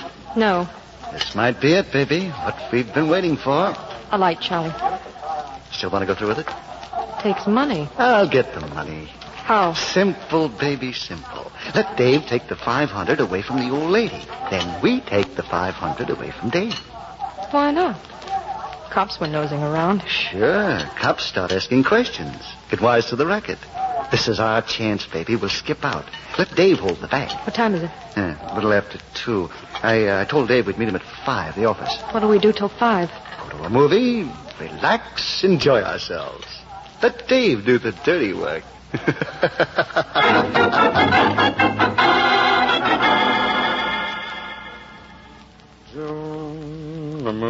Hello, Mr. Moss? What? Hubert Collins. What are you doing here? Listen, Mr. Moss. Hubert, you sap. The cops were here this morning. You gotta help me, Mr. Moss. I've gotta get out of town. Look, it's almost 2:30. There's a bus leaving at 3 o'clock back east. You're out of your mind. Cops will spot every bus depot in town. I've got to take the chance. I can only get some money. Get back east. I can... No dice. Listen, Mr. Moss, I've spent over $500 with you. All I'm asking is a loan of $50.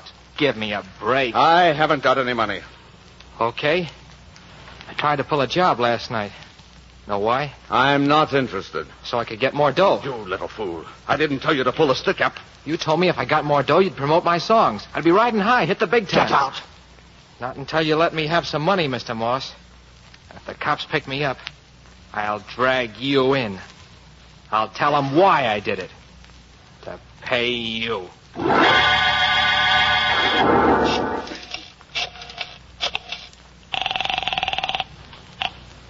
Hello? Police headquarters? This is Dave Moss, Institute of Music Composers. Yes. Some officers were here this morning looking for Hubert Collins. Robbery last night. Yes, that's right. Collins just left here, not 5 minutes ago. He's headed for the Central Bus Depot, blackmailed me out of $50, said he'd tell a lot of lies about me if I didn't... Oh, yes. All right. Send some men right down. You can pick him up.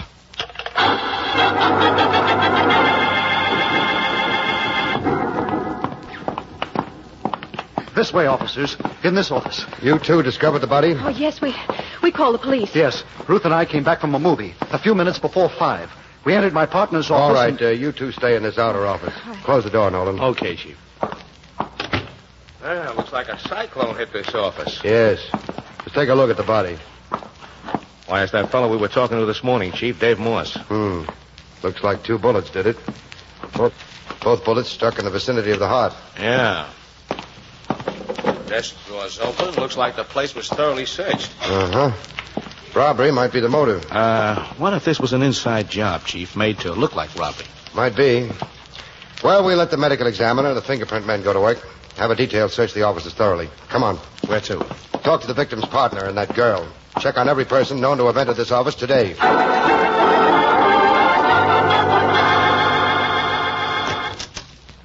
Come in, Nolan. Well, we got all the people lined up, Chief, holding them separate. Good. I had a talk with the girl, Ruth, and that Charlie Reed. Oh? Got their story. What about the reports? Anything new come through? No trace of the murder weapon yet. Ballistics identifies the 2 death slugs as having been fired from a .32 Smith & Wesson. Uh-huh. Medical examiner definitely establishes Dave Moss met his death sometime between 4 and 4:15 p.m. Well, right now, as far as we know, there was only 2 persons know Dave Moss is dead. Yes, the girl Ruth and the victim's partner, Charlie Reed. What do you think about our plan? You think it might work? Well, you can't tell. The shock impact might be a complete surprise to our suspects. We'll watch their faces carefully. Well, I got the record player rigged up in Lieutenant Williams' office and that record we found in Moss's office. When we're ready, I'll press the buzzer, signal the lieutenant. He'll phone me, and then we'll listen to the record on the intercom. Good. That way everybody in the room can hear. Well, let's go to work, Nolan. Bring in our people.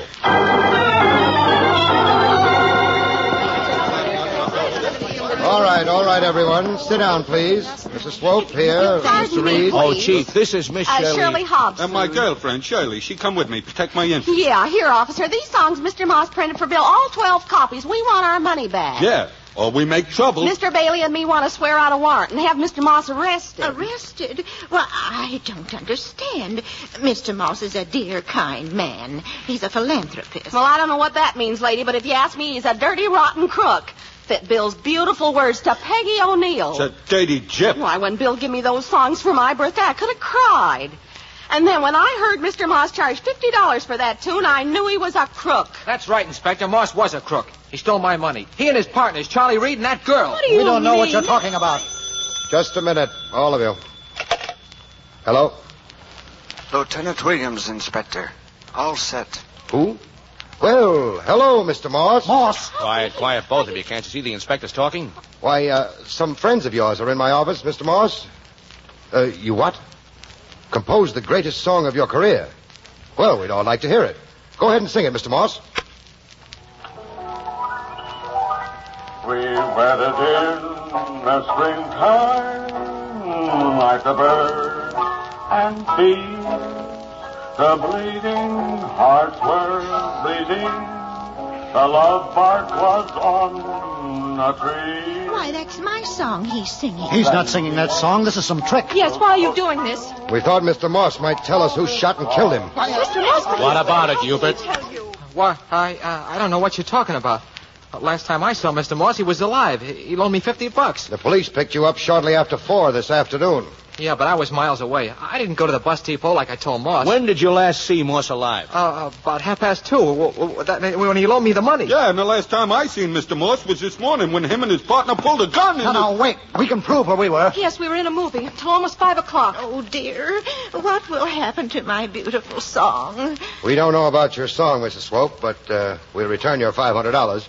$450 was found on Mr. Reed's person, and Hubert Collins had the other $50. I already explained to you, Inspector, I had nothing to do with killing Moss. No, when we saw Dave Moss on the floor, Charlie looked in the drawer in the cash box. The $450 was there. I took it. We were partners. Here you are, Mrs. Swope, your $500. And we're holding one of you for the murder of Dave Moss.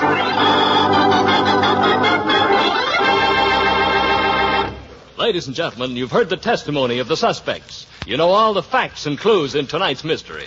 Did you find the one clue that reveals the killer? In a minute, Larry Keating will question our 4 amateur detectives who were chosen from the studio audience about tonight's police findings. But first, have you ever heard this at your house? Gee, Mabel, I hope that isn't more company. We've got a house full now. Well, chances are it is more company. That's the way things happen. So why not be ready for them? the economical way is to keep a good supply of Rainier Ale on hand. It's the West's favorite, bound to please whoever's at the door. It's convenient to serve, too. Just uncap a few cold bottles, and your refreshment problem is solved. Rainier Ale, the West's favorite, economical and convenient to serve. I'll remember that. Yes, and remember Rainier is made best to taste best. It's Rainier for quality, for flavor, for good cheer. And now here's Larry Keating, ready to question our 4 amateur detectives regarding the evidence furnished by Inspector Burke. Our amateur detectives tonight are Mr. Irwin B. Hershen of Hollywood, California, Mrs. Molly Malone from Springfield, Missouri, Mr. Keith Williams of St. Louis, Missouri, and Mrs. Rita Hatton of Los Angeles, California. Before we get underway, I'd like to point out the rules of tonight's crime quiz. To each contestant who finds the murderer and the correct clue, Rainier Brewing Company will pay a $50 savings bond. If our amateur detectives find the murderer but do not have the correct clue, they receive a $25 savings bond. And here's something else. To each contestant solving tonight's mystery, Rainier also awards a special gold detective certificate, suitably framed. The winners of this award rate the honor of joining the ranks of expert amateur detectives. And now, Inspector Burke has given me the basic evidence in tonight's mystery. Each contestant will be asked several questions. For answering correctly, Rainier Brewing Company will pay $5 in saving stamps. Now, let's review this evidence. First of all, here is Mr. Irwin Hershen. Is that the correct pronunciation, Mr. Hershen? That's correct. All right, fine. Here is your question. The victim, Dave Moss, was shot and killed. At approximately what time did the medical examiner establish his death? Between 3 and 4 o'clock. 2 and 4, I think. Between 2 and 4? No, it couldn't have been 2 and 4. It was... Take your time. Between about 2:30 and 3 and 4 o'clock. Well, I'm sorry, old man. If you had said between 4 and 4:15, you would have had it right on the nose. Better luck next time, and let's talk to Mrs. Molly Malone now. Mrs. Malone, the Ballistics Bureau identified the 2 slugs that caused the victim's death. What caliber were these 2 bullets, do you know? 32 Smith & Wesson. 32. I see you were consulting all the data you have there. Very good. That's the way. Give this thorough... I knew the time he was killed, too. You did? Great. Well, I'm sorry, but we asked that the young man. But now here. All right, you know so Maybe much, I Mrs. won't know the next one. I'll bet you will. Do you know what make the gun was? Smith & Wesson. Oh, how easy. Well, I'm sorry we can only give you $5 for all this information. $5 in saving stamps, but you'll be back again and get some more money, we hope. Now, here is Mr. Keith Williams. Mr. Williams, you're quite a big boy. How tall are you? 6 feet 3.5. 6'3.5", and you are from St. Louis, eh? That's correct. And I see you were with the amphibious forces in the Navy, right? That's right. Here's your question. The receptionist, Ruth, found out Mrs. Swope carried her savings with her. How much money did Mrs. Swope have? $500. That's a lot of coconuts, isn't it? That's certainly. Good. You get $5 for giving us the correct answer, Mr. Williams. Now, Mrs. Rita Hatton, if you please. Shortly after 4 p.m., Hubert Collins was picked up by the police. How much money did Hubert have in his possession? 50? Do you know where he got said 50? From Moss. From Moss. He sort of borrowed it and rather blackmailed the money from Dave Moss, didn't he? Yeah. But you get $5 in saving stamps from Rainier with our very hearty congratulations, Miss Hatton. Now here is Irwin Hershen once more. The victim's body was found by Charlie Reed and the girl Ruth. At about what time did this happen? At 4:45. 4:45, I would say, would be very close to it. A few minutes before 5 p.m. Where did these 2 claim they were at the time of the killing? They were at a movie. And $5 to you, sir, courtesy of Rainier. Very good. Mrs. Malone, once more. Mrs. Malone, I see you have the books at hand again here. You're studying your Gladstone, I see. Here is your question. When did Bill Bailey say he last saw Dave Moss alive? Look it up. Take plenty of time. Let's go ahead. That's on page 4, I think, Mrs. Malone. What? This is, we're discussing Dave Moss. When did Bill Bailey say he last saw him alive? That might be in the footnotes there. Do you want to look for it? Haven't got it? No, 2:30. He pulled the gun on Collins. He pulled the gun on Collins at 2:30. But now we want to know when Bailey's... That's the wrong page. Yeah, wrong page? Now the question I read. May I repeat the question? Granted. Here is the question. When did Bill Bailey say he last saw Dave Moss alive? Is your secretary here? We could send... No? Mrs. Malone has it all written down on the back of all envelopes, laundry bills, everything. What? Haven't got it? Would you care to make a stab in the dark? Now think this over. You heard the story. When did Bill Bailey say he last saw Dave Moss alive? Guess I don't know that one. Well, I'm sorry. It was in the morning when Moss and Charlie Reed forced him out of the office at the point of a gun. Too bad. Now, Keith Williams again. When Bill Bailey was tossed out of the Song Shark's office, did he have the printed copies of his song with him? No.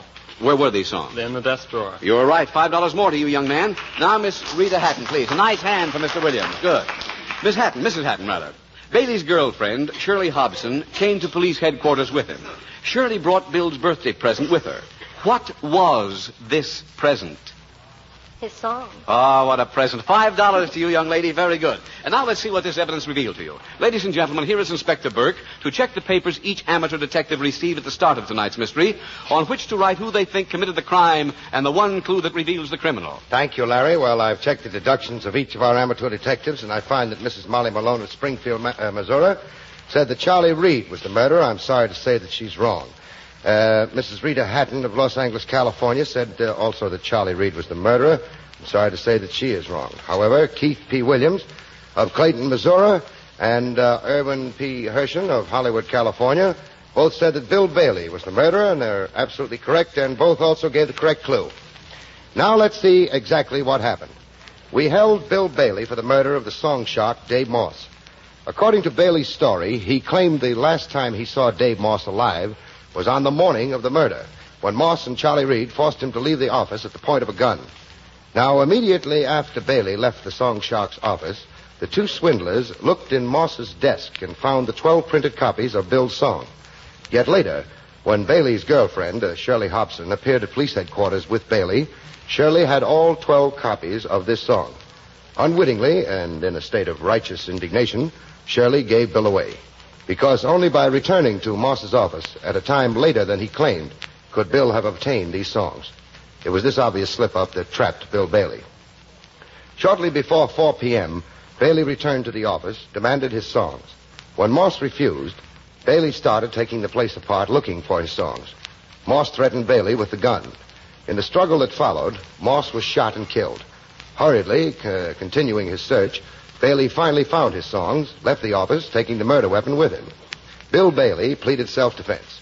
Hubert Collins was held for the attempted robbery of the store he worked in and wounding the patrolman. Charlie Reed and Ruth were arrested by the Bunko Squad.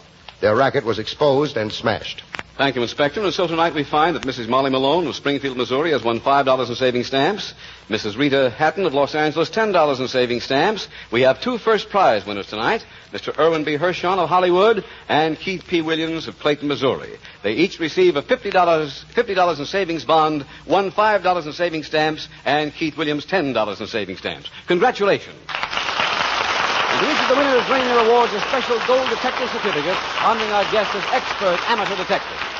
And now, Inspector, what about next week's story? Next week's story, Larry, is about an innocent witness to one of the strangest cases on record. Threatened, terrified for his life, this person came to the police and revealed a fantastic plot. What this strange plot was will be told in the mystery of the startling secret. I'll see you then. Good night, everyone. Good night, Inspector. So we bring to a close another Inspector Burke mystery drama, starring William Gargan, and brought to you by Rainier Brewing Company of San Francisco and Los Angeles. Brewers of Rainier Club Extra Pale Beer and Rainier Old Stock Ale. All characters and incidents used on this program are fictitious. Any resemblance to actual persons or incidents is purely coincidental. This is Larry Keating saying goodnight for Rainier Brewing Company and inviting you to listen in again at the same time next week. This is ABC, the American Broadcasting Company.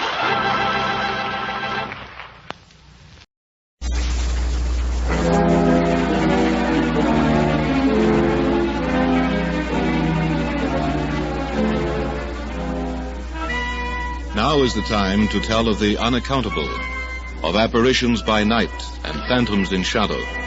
Time to tell strange tales of fantasy and the supernatural. Mystery Theater presents The Hitchhiker by Alan King.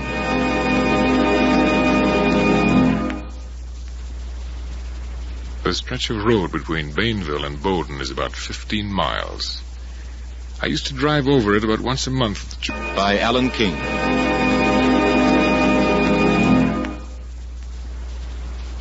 The stretch of road between Bainville and Bowdoin is about 15 miles. I used to drive over it about once a month with George Kirby. George was supervisor for the J.K. Land and Land Company, and we used to make a monthly inspection trip over his territory.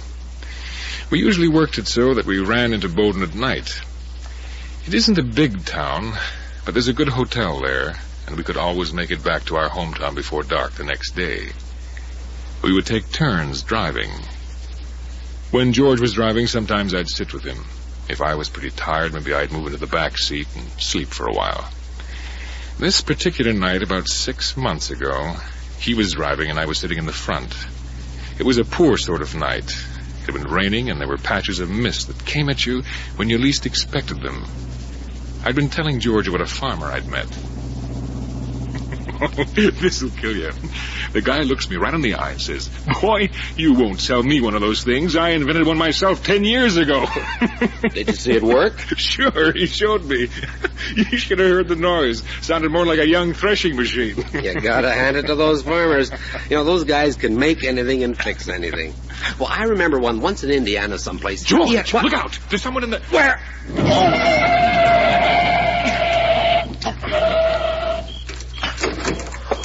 Oh, my God. Come on, quick. Where is he? He must be underneath. I hit him, I know that. Yeah, he's underneath. Looks like he's wedged under the crankcase or something. Well, is he alive? I don't know. Are you hurt badly? Can you move? Must be knocked out. Wait till I see. His legs are clear. I think we can get him out. Tell you what, son. Get in. Put the car to low then. Ease her forward when I tell you. Okay, George. But easy, son. Go very, very slow.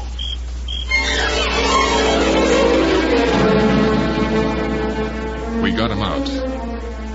I'm not sure if he was alive. His face was all mucked up with gravel and oil. But he was dead when we got to Bowden. We talked to the police. There was an inquest later. George wasn't held. It was an accident. George Kirby and I went about our business.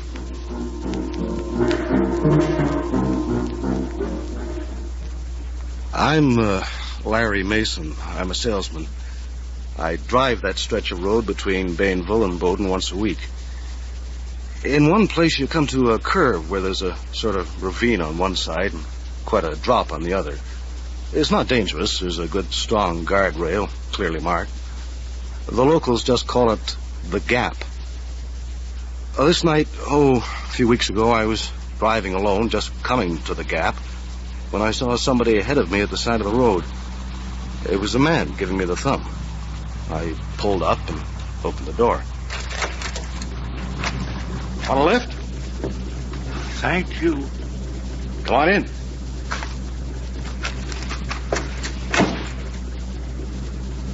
Going down to Bowden?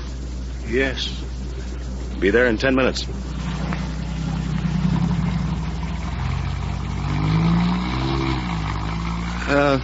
Don't often see anybody around here at night.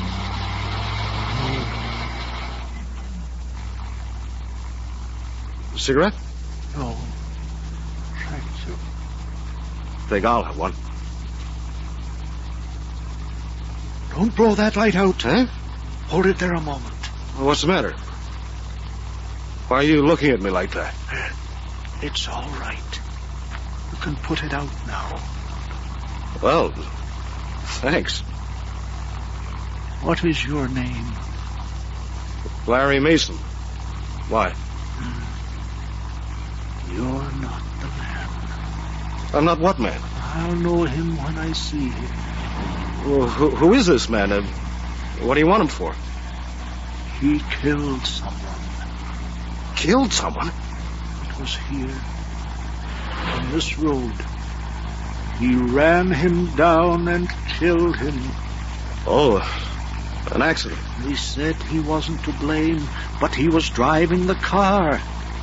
The man was just standing there, hitching a ride, just as I hitched a ride with you.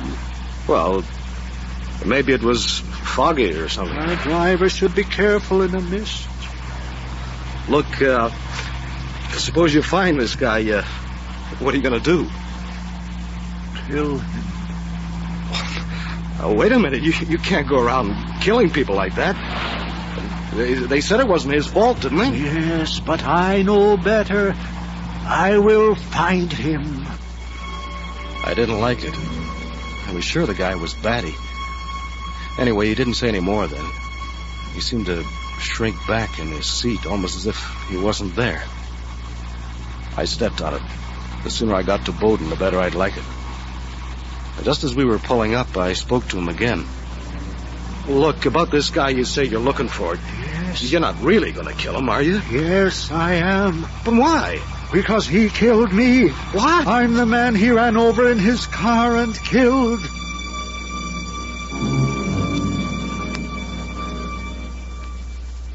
Whether the door on his side opened or not, I hadn't any idea. But I do know that suddenly he was gone. I just sat there. I lit a cigarette and kept telling myself the guy hadn't been in the car. He hadn't talked to me. And all the time I knew I didn't know what I knew. I threw the cigarette away and went in for a coffee. Biddy Kirk was behind the counter with the usual grin all over her fat face. Hiya, Larry. Hi, Biddy. Coffee? Yeah. And what else? We got some nice... Hey, what's the matter with you? You look like you want something stronger than coffee. Coffee will do. Nothing to eat. Are you sick or something? No, I'm not sick. Okay. Here you are. Here's your coffee. Thanks. Look, are you sure you're okay? You don't look very good. I'm okay. Say, Biddy. Yeah? Do you remember about... Oh, I guess it must have been a few months ago. There was a bat... Hi, Biddy. Jack. Larry. Hi. How's the coffee tonight, Biddy? Strong enough for you. Swell. Coming up. Anything to eat? I don't know. I'll drink the coffee first. Okay. Here. Well, call me if you want something. Gotta get back in the kitchen and get some sandwiches made. You just drive in from Bainville? Yeah. Why? Oh, I just wondered. What's on your mind? Lose a big order or something? No, I gave a guy a lift down here. So what? So did I. Do it all the time. What's new about that? There's something funny about the guy. I picked him up just the other side of the gap. Gave me the creeps. Wait a minute. What'd this guy look like? Oh, pale sort of hair, dead-looking, grayish sort of face. Yeah? Go on. He talked about an accident. I lit a cigarette and he sort of peered into my face when I struck the match. And then he said, I wasn't the guy he was looking for, or something like that. Where did you drop him? Brought him right into Bowden. Stopped the car and he was gone just like that. Larry, I picked up that guy myself. Just the other side of the gap. I shouted at him. It wasn't the same man. He was kidding me. It wasn't possible. But the description tallied. The only difference was he'd only ridden a couple of miles with Chuck and hadn't said anything about the accident. Accident? What accident? I'll tell you in a minute. First of all, when I'd brought him into Bowden, how did he get back to the other side of the gap in time for you to pick him up? You were right behind me. He couldn't. Not unless he's got a twin brother. Or unless he's a ghost who likes hitching rides. Yeah. That's about the only explanation. Hey, what is this? You trying to tell me you believe... Just a minute, chum. Biddy? Yeah? Getting hungry out there? Can you come out a minute? Sure. What'll it be? Corned beef on rye? Biddy, I want you to tell me something. Can you remember an accident between here and Bainville? Oh, I can remember plenty of them. Oh, yes, I know, but this one... Well, I don't know the name of the man who was driving. I don't even know when it was, but he hit a hitchhiker. A hitchhiker? Can you remember it, Biddy? Sure, yeah. Yeah, that was George Kirby. He was driving not very long ago. And Sam Henderson was with him. Yet he had the inquest up in Bainville. Yeah. It was a misty night, I remember. George said at the inquest he couldn't see very well, and he hit this guy before he even saw him. Who was the guy he hit? Do you know? Oh, he lived up by the gap. I didn't really know him. Seen him in here a couple of times. He was a writer or something. What's all this about? Well, what did he look like? Pale sort of guy. Looked like he needed a good meal. Kind of mousy-colored hair. That sounds like... What sort of a voice had he? Oh, I don't remember. Yeah, kind of quiet and slow, I think. That's what I wanted to know. Okay, thanks, Biddy.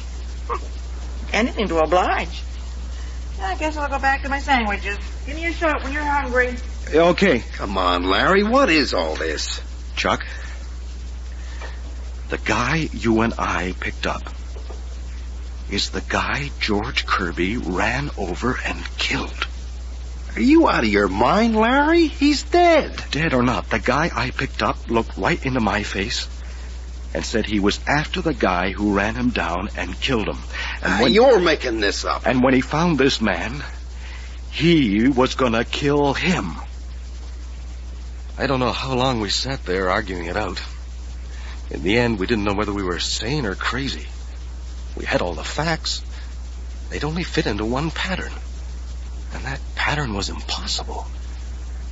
In the end, we did come to one conclusion. It seems to me, whatever way you look at it, this George Kirby may be in danger. Yeah, but from what? Or from whom? Somebody's threatening him. Or trying to scare him. Somebody pretending to be a ghost. There must be two people pretending to be a ghost. There's one thing certain. The man you picked up tonight can't be the same man I picked up. It's not physically possible. Chuck, I don't believe in ghosts any more than you do. But what happened tonight can't be explained. Can. It must be. Well? Maybe these two men we picked up were twins. Triplets. The third one was the guy who was killed. Well, that's fantastic. Is a ghost any less fantastic? No, but... Well, anyway, we gotta warn this guy, Kirby, that someone's after him. We don't even know him. Oh, we can leave a message with Biddy. Give her a shout. I want something to eat anyway. Oh, Biddy, how about a sandwich? Getting hungry now, eh? Yeah. Give me a corned beef and rye and a dill. And another cup of coffee. Now, how about you, Larry? That'll do for me, too, I guess. And, Biddy. Yeah? Will you be seeing this, George Kirby sometime? Don't guess so. He comes in pretty regular. Could you give him a message? Sure. What is it? Well, just tell him that... Well, we found out that somebody's threatening him, see? Threatening him? Who is? Well, we don't quite know. Tell him not to pick up anybody between here and Bainville. I don't get it. It's all right, Biddy. He's in danger. And we don't know him, so the only thing we can do is leave the message with you. Well, I'll tell him. But he'll probably laugh in my face. Well, maybe he will. But tell him anyway, see?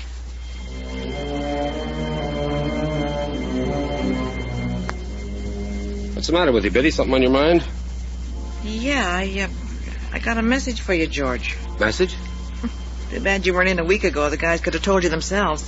What guys? Oh, Larry Mason and Chuck Reynolds. Never heard of them. Well, they left this message anyways.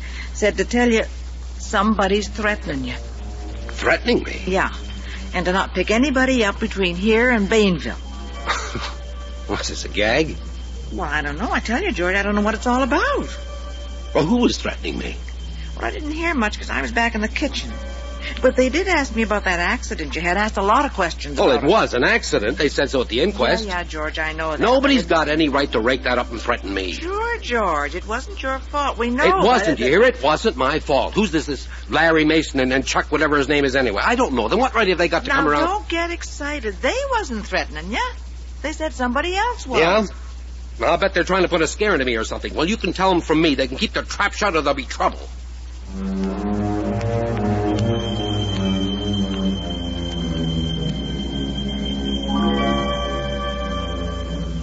The next time I saw Biddy, I heard how George Kirby had taken the warning. That's what you get for trying to help somebody. Anyway, I'd done what I could. And as the days went by, I began to feel as though I'd dreamed the whole thing. It was all too fantastic. Then one day I met George Kirby face to face. I'd gone to Indianapolis for a sales meeting. I was sitting in the hotel lobby after dinner when a big man came up to me, looking full of fight. Are you Larry Mason? Yes? I'm George Kirby. I want to talk to you. George Kirby? Yeah. I just want to tell you I don't like being threatened. Now, look, I wasn't... I got your message. I don't like that sort of thing. Don't be a fool. I'm not threatening you. Sounds like it to me. Listen, I picked up a guy between Bainville and Bowden. He looked me over carefully, asked my name, and then said I wasn't the guy he was looking for. But then he said he was looking for the man who killed somebody in an accident on that road not long before. Go on. He said when he found that man, he was going to kill him.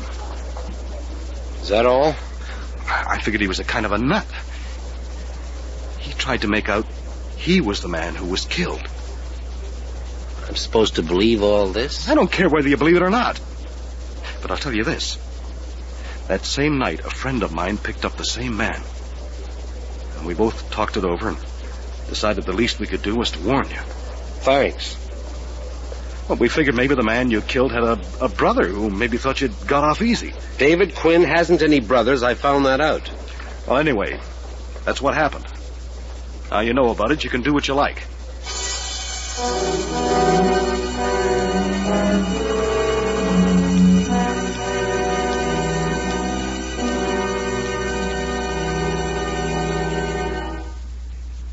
The way he treated me, what happened to George Kirby? But whether I cared or not, I was to be there when it did happen. And because I was there, I found myself giving evidence before a coroner's jury. A jury inquiring into the death of George Kirby. Now, Mr. Mason, will you tell us what you saw on the night in question? Well, I was driving from Bainville to Bowden. I guess I left Bainville about 11 p.m. Did you see the Kirby car? Well, there was a car ahead of me. I could see its taillights. But I didn't know then whose it was. Yes, go on. As a matter of fact, it passed me. I could see it for a while, and then it went around a curve, and I lost sight of it.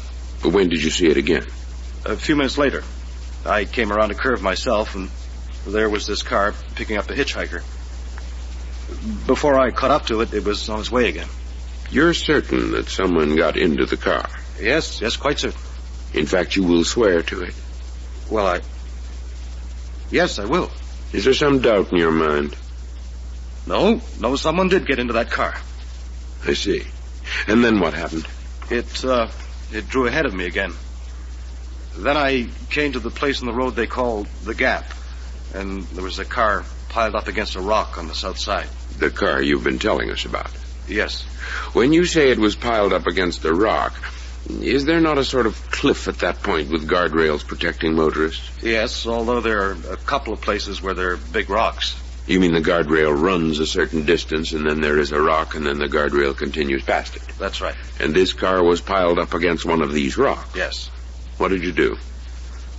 Well, I stopped and ran over to the car. It must have turned over at least once. The top was all smashed in, and so was the front. Kirby was behind the wheel. He seemed to be crushed, and there was another man in the back who didn't seem too badly hurt. That was Samuel Henderson? Yes, I got him out of the car. And then I tried to get at Kirby, but I couldn't move him. So all I could do was watch for a car passing, which I did. I flagged it and sent Henderson down to Bowden for the police and some kind of a tow truck. And you waited there until they came? Yes. Was there anyone in the front passenger seat of the Kirby car? No. Are you quite certain? Quite certain, and there couldn't have been. Why do you say that? Well, because the front was so badly crushed, he would still have been there. But you told us a moment ago that you saw the Kirby car stop and pick up a hitchhiker. Do you still say that? Yes. Then how do you account for the fact that there was no one else in the car when you found it? I can't account for it. Maybe he was in the back seat and got out before I arrived. Perhaps. We shall see about that. I may wish to examine you further on this point. You may step down now.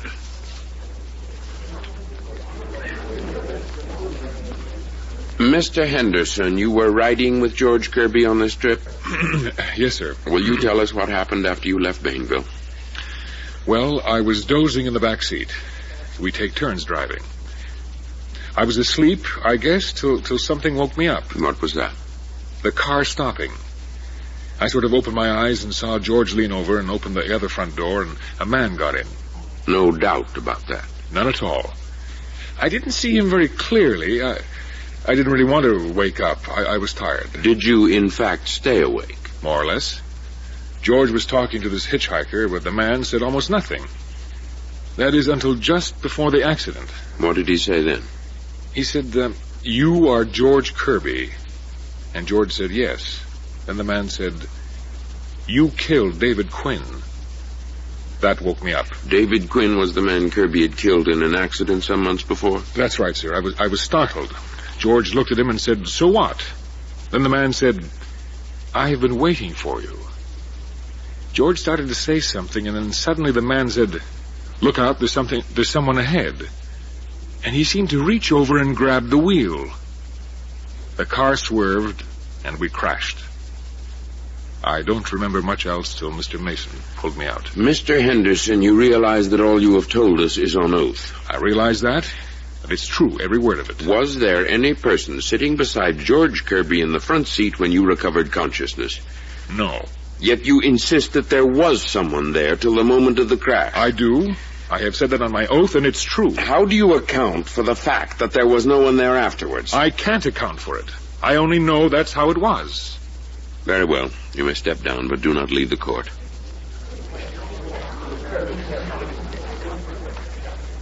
You are a trooper with state police? Yes, sir, I am. I understand you were called to the scene of the accident in question between 11 and 12 at night. Yes, sir. What did you find on arrival? I found the Kirby car piled against a rock on the south side of the road. It had hit the guardrail and bounced off it and then turned over. Mr. Mason was waiting for me. I found George Kirby pinned behind the steering wheel, apparently unconscious. I had brought up a truck from the police garage, and we had to use tools to get the door off on the driver's side so we could get Kirby out. How badly was he injured? He was dead when we got him out. What did you do then? I took a statement from Mason, and then I went back and examined the marks of the car on the road. I saw that it had apparently swerved right over to the guardrail. How do you come to that conclusion? By the skid marks. Kirby must have applied the brakes, and they left marks. Did you examine carefully the front of the car and the roof? Yes, sir.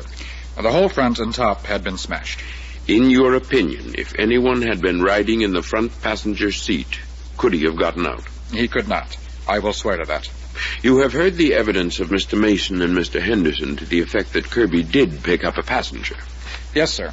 All I can say is he must have got out before the crash. But Mr. Henderson says he did not. I don't know about that, but I will swear that no person was in that front seat at the time of the crash. It couldn't be. They had Henderson and me back on the stand, and they made monkeys out of us. It wasn't so bad for me. The hitchhiker could have got out of that car without my seeing him. But Henderson wouldn't budge an inch from his story. In the end, we both slunk out of the inquest with everyone convinced we'd both committed perjury. Henderson took me over to the hotel to have a drink in his room. I sure needed it.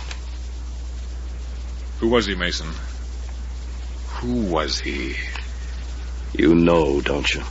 Yes. Yes, I know, and yet... And yet it couldn't have been. You imagined it.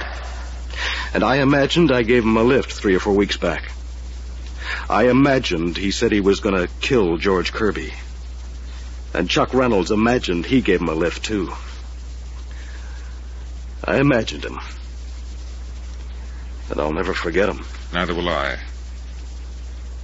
Neither will I, because... Oh, don't say it, Henderson. After all, we don't believe in ghosts, do we? I believe in what I see, Mason. Then you didn't see anything. Mind if I help myself? I need it. Now, please go ahead. Thanks.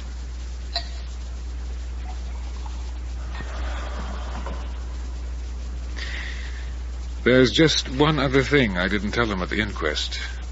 What was that? Where the hitchhiker grabbed the wheel and swerved the car. Well? It was precisely at the spot where David Quinn was killed.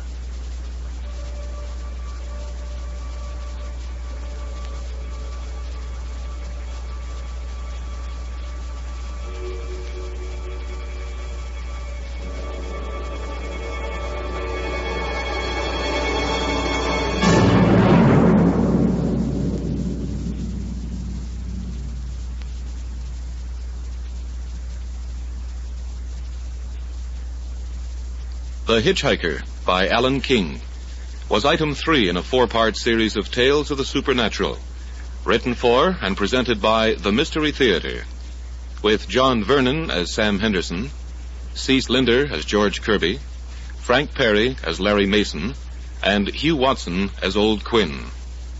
Beth Lockerbie was heard as Biddy, Tom Harvey as Chuck, Jack Creeley as the coroner, and Alan Doremus as the state trooper. Sound effects were by Alex Sheridan. Technical operation by John Skillen. This is Bill Lawrence speaking. The Signal Oil Program, The Whistler.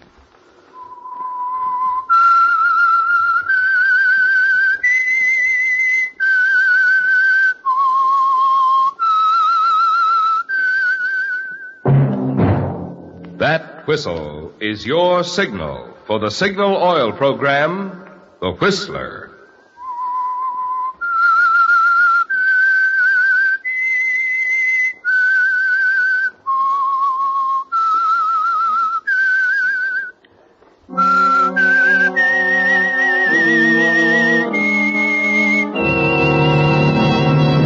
I am the Whistler, and I know many things, for I walk by night.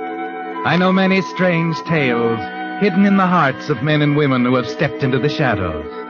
Yes, I know the nameless terrors of which they dare not speak. Yes, friends, it's time for the Signal Oil Program, The Whistler, rated tops in popularity for a longer period of time than any other West Coast program in radio history. And Signal gasoline is tops, too, tops in quality. It takes extra quality, you know, to give you extra mileage. And Signal is the famous Go Farther gasoline. So look for the Signal circle sign in yellow and black that identifies friendly dealer-owned Signal stations from Canada to Mexico. And now the Whistler's strange story, The Dark Room.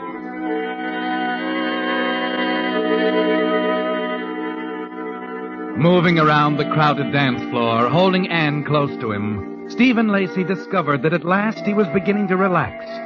The trial, the war of words waged with the district attorney, the final unexpected victory and the excitement afterwards had been almost too much for him. He was grateful that it was over now and hoped that with Anne's help he could somehow set things right again. Someday be welcome at parties like this. What is it, Steve? What are you thinking? About your uncle. How he must feel about me. Impressed, I'm sure. Everybody else in that courtroom was. But he was so determined. What of it? A district attorney can't win every case he prosecutes, even if he is my uncle. He was so convinced Sean Fenton was guilty. And you were just as convinced he wasn't. And that's what public defenders are for, and... Oh, please, Counselor. Worry about someone else for a while, will you? I'm sorry, Anne. Now, if he weren't your uncle... Oh, Stevie isn't even thinking about the case. Too many other things on his mind. You know why he's giving this party, don't you? He's running for governor. Governor? I had no idea. Yes, he's announcing his candidacy tonight. Oh, there he is now. Uncle Frank! Uncle Frank! Yes? Oh, Anne, everything all right? How was it? Good evening, Mr. Keniston. Lacey? Why, everything's wonderful. We just wanted to wish you luck on your speech tonight, Uncle Frank. Lacey, I'd like to talk to you for a minute. To me? Of course. Excuse us a minute, Anne. Do I? Oh, all right. Please don't be too long. We'll go out on the terrace. Won't be interrupted. Nice night. Yeah. I'm sorry about today, Mr. Keniston. But I argued that case the way I saw it. And very neatly, too. I think you proved to the jury that Sean Fenton was quite innocent. You mean I didn't prove it to you? Yes, you did. Oh. Then that's what you want to tell me, that it's all over. No, Lacey. It's just beginning. I'm far from through with Sean Fenton. What? Lacey, you're new to this business. I don't think you've learned that there's often more to a case than just what's being presented. I don't follow you. Fenton has a past record. Served time twice for embezzlement and I know forgery. all about that, but it's a past record. You proved he was clean on this last count. But I know the man's a menace to society, and I'm going to put him behind bars. I see. Matter of fact, I got an anonymous call tonight. Somebody who suggested that we look up a man in Seattle. A fellow named Josh Hogue. What about him? Well, Holt wants to talk for some reason. Tell us some things we ought to know about Sean Fenton. Some things that might prove a lot more important than a forgery charge. Mr. Keniston, are you telling me you'd put any stock in an anonymous telephone call? Well, I'm telling you things I think you ought to know for your own good and my niece's. I happen to believe this tip. I'm sending a man to Seattle first thing in the morning. I'll bet you do. To make yourself look good. And what do you mean by that? You're right, Mr. Keniston. I am new in this business. But not so new that I can't smell cheap publicity for a political campaign. Why, you ungrateful. Must have been a big disappointment. On the night you announced your candidacy, the papers couldn't also say you just won another case. Why, you'll be sorry you said that. Because I upset your apple cart? Only you're not through. You're going to fight the case in the papers. Scrape up a... Uncle Frank. Go inside, Anne. We're talking. No, you're not. You're quarreling. Steve, I want you to... It's all right, Anne. We can settle this if you'll only go in... No, don't stay, Steve. It won't settle anything. Anne. I want you to go, Steve, right now. Please. But... All right, I'll go. Good night, Anne. I'll call you tomorrow.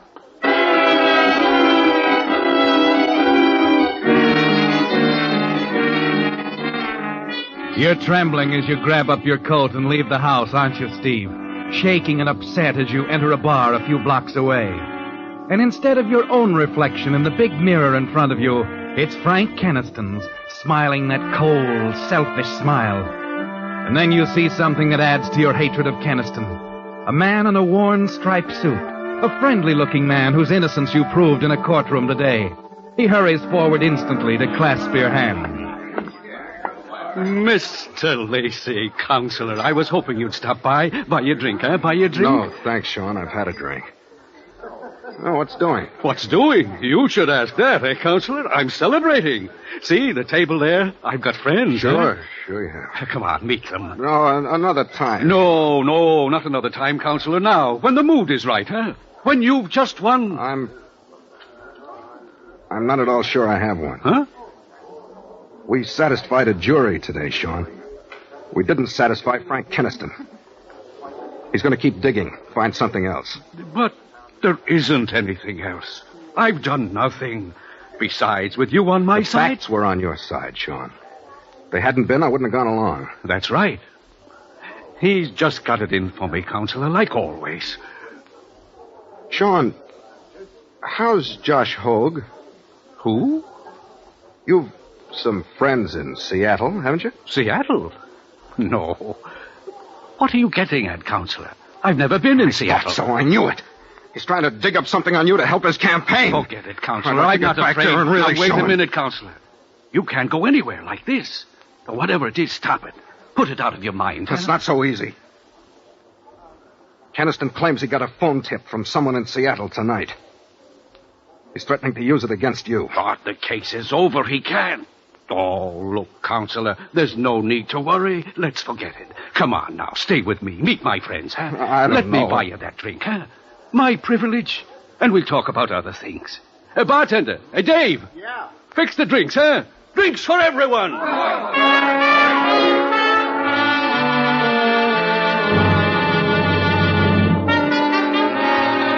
Come on, Counselor, drink up. Drink up. Any friend of Sean's is a friend of mine. I'm Brian, Counselor. Around again, bartender, around again.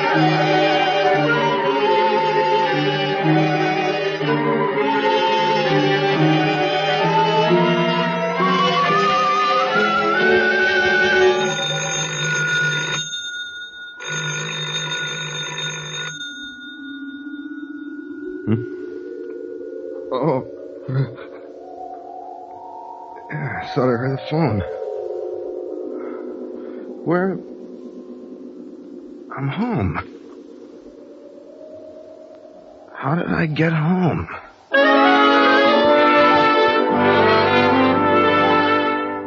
Yes, Steve. You sink back, surprised to find yourself lying half-dressed in your own bed. For a few moments, you stare up at the ceiling, unable to remember anything. Then, as you doze off, you have a vague impression of walking into a darkened room, of sharp words, a struggle. Who was it? But before you can remember anything more... Oh, the phone again. You get to your feet, Walk painfully across the room to the phone, catching a glimpse of yourself in the mirror. There's a cut over one eye and a red welt across the back of one hand. Yes. Steve, it's Anne. I've been trying to get you. Anne? I've got to see you right away. Steve, they found Uncle Frank. Found him? In his study this morning. He was murdered sometime around 3 o'clock.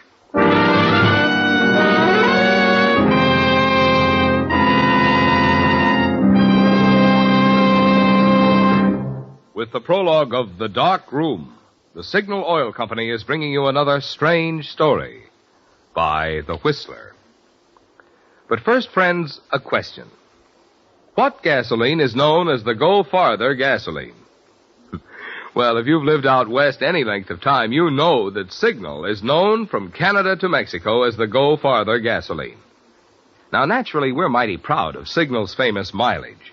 But even more so, we're proud of the extra efficiency Signal gasoline gets from your motor, which makes such mileage possible.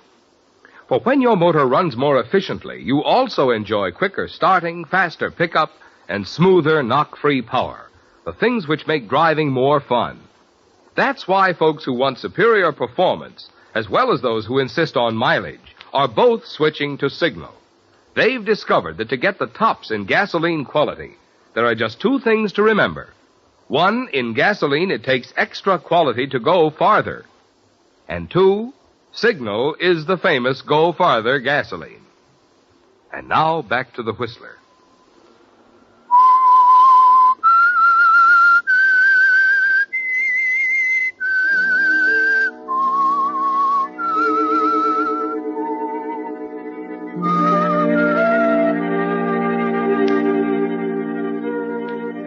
It's coming back to you, isn't it, Steve? As you stand at the telephone there, listening to Anne. You remember the quarrel with District Attorney Frank Keniston, the party with Sean and his friends, then awakening in your own room. And suddenly the terrible nightmare returns. Again you recall walking into that darkened room, and now it seems to be Frank Keniston's study and the man with whom you struggle. Steve! Steve, what's wrong, Steve? You hang up on Anne, abruptly, afraid to talk to her, to see her until you find out for sure. You do your best, taking care of your cut face, the bruised hand, then dress and go downstairs to talk with Mrs. Everett, the apartment house manager. There are a few things you must know, Steve, answers you might have to have for the police. Why, yes, I heard you come in, Mr. Lacey, a little after midnight. Midnight? You're sure of the time? Oh, quite sure. You see, I'd been to a bar. Oh, I knew that, Mr. Lacey. You were not exactly quiet coming in. I'm sorry. There was a little celebration after the trial. Oh, you don't have to apologize, Mr. Lacey. Nice to know you're human. You're so quiet and reserved. You're certain it was me that you heard, Mrs. Everett? Oh, yes. You woke me up, my apartment being right under the stairs here. Yes, I'm sorry. And then when you came down, I opened the door to see if you were all right. I came back down? Yes, and went out again. No. I didn't hear you come in the second time. You must have been feeling a little better. Mrs. Everett, did you actually see me going out? Oh, absolutely. You were wearing that checked overcoat of yours. Just going through the front door as I glanced out. My coat. Where is... I must have left it someplace.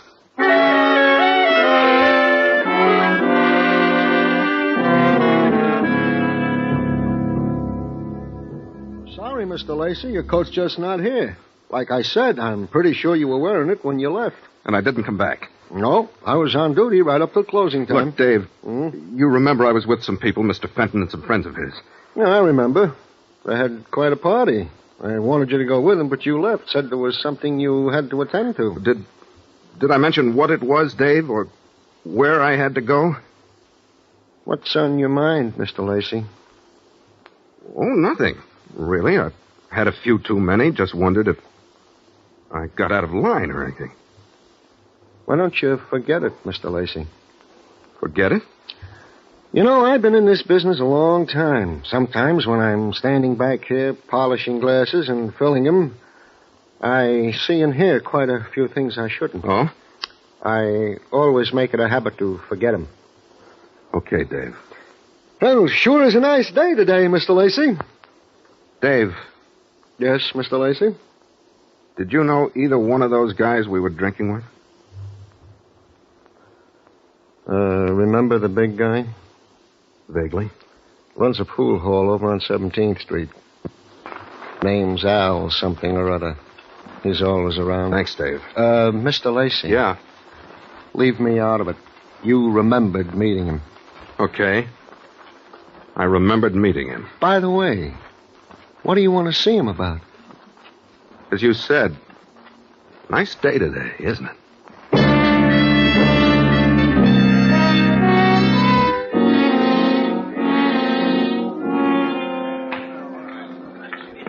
You want to rack up, buddy? No, thanks. Al around? You've got business with him? Yeah, we're old friends. You see him around? That's him. Back there, isn't it? Last table? Yeah. Al, somebody wants to see you. Send it back. Go ahead, buddy. That takes you, Joey. Hey, what can I do? Oh. Well, how you feeling this morning? I'm all right, Al. Talk to you a minute? Well, ain't we talking? Oh. Hey, Joey, get lost, huh? Business. Okay. Okay. Al, I don't know you very well, but I'm a good friend of Sean Fenton's, and I couldn't reach him. Oh, you want Sean? Hey, he'll be back. Probably buying some stuff. He's going to take a vacation. Hey, a friend of mine's getting his ticket. I don't have to talk to him particularly. Maybe you can help. Well, sure. I'm a little mixed up about last night, Al. If anyone was to ask just when I left you guys... You want us to say you didn't leave us, that it? No, I was only trying to find out... We'll say it. That settle your problem? No, Al, you misunderstand. Oh, that's so?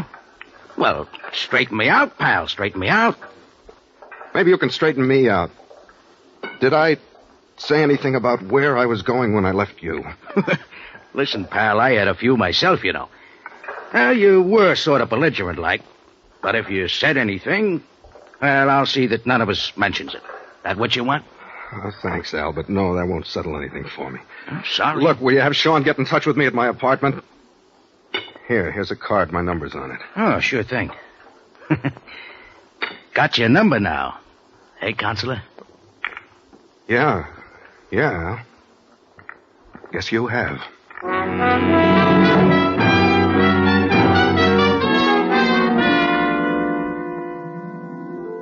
You find your overcoat, Mr. Lacey? No, Mrs. Everett. Sorry to trouble you again, but... Well, now I've misplaced my keys. Or left them in the apartment. Locked out, Mr. Lacey. Well, this is your day. I'll get you another one. Thanks. Anybody around asking for me? Your young lady called. Oh? Seemed awfully upset. There you are. She tried your number, then she rang me. She wanted you to call her back as soon as you got in. Yeah, well, thanks, I will.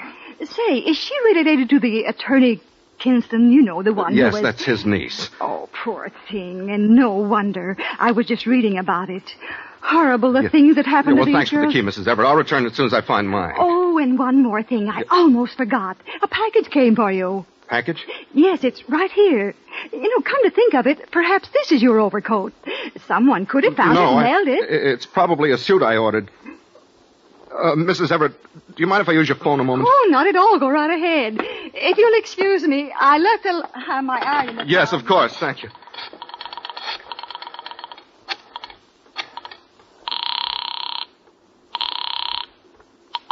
Hello? Anne? Steve, where have you been? I've been trying to get you. I know. Anne, I got the package. Your coat? Then you did send it. Darling, Let me do the talking. There isn't much time. Somebody might hear. I want to meet you in about an hour. Drive your car out to the 27th Avenue entrance of North Park. When I drive by, follow me. We'll find someplace where we can talk. All right, Steve. I'll leave right away. No, I've got something to do first, and I might want to get in touch with you. Stay there until I call again. Yes. Anne, Yes, Steve? don't talk to anyone until I've seen you. All right, darling. I understand. Bye. Yes.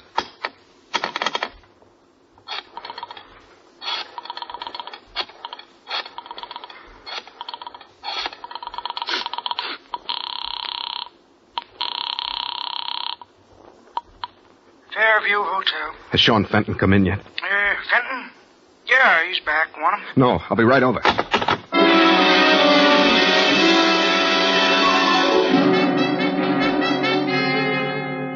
wait a minute, Counselor. I don't think I get you right. I'd do anything to help you. I want a passport, Sean. Personal papers. Anything I might need. But you asking me to do a forgery job? That's what I'm asking. But Oh. I get it. Huh? You're not sure about me. You're putting me to the test, eh? Well, you've got nothing to worry about. No. No more of that for me. Sean. No, I won't go back on my word to you, Counselor. You're talking to an honest man. Sean. This isn't anything like that. This has to be done. I'm in a jam. You? Counselor? I read in the papers. Never mind what you read in the papers. I need those passports. You once told me, Counselor, it does no good to I'll run. decide the points of law. Will you do what I ask? All right, Counselor. I'll get a name from the old death notices at the library. You'll need some photographs. All right, I'll get them. Old prints, not too clear. Okay. Not a word to anybody, Sean. Would I dare say anything? No. When can you have the passports ready? Tonight, 10 o'clock meeting. All right, I'll call you. Oh, one more thing. What? Where are you going on this trip? South America. There's a boat leaving at midnight. It's a bad idea, Counselor. Bad idea. But I'll do it for you.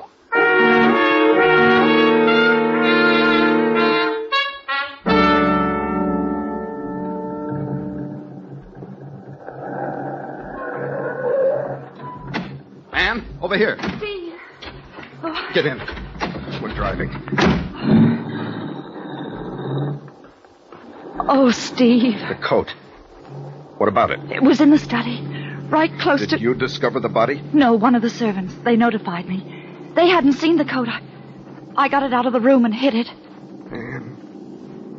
Ann. Steve, I've got to know, did you... I don't remember anything. I did threaten to go back.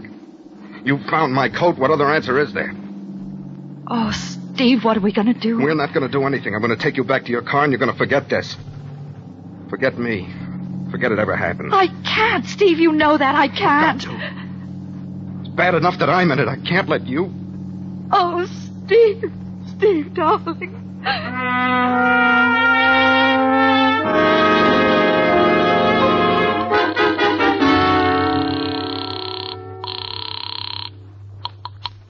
Hello? It's Steve, Sean. Oh, yes, Counselor. The passports. You got them ready? Yes, everything you need. Can you bring them over? Counselor, are you sure about this? Is it the only way? Yes, Sean. It's the only way.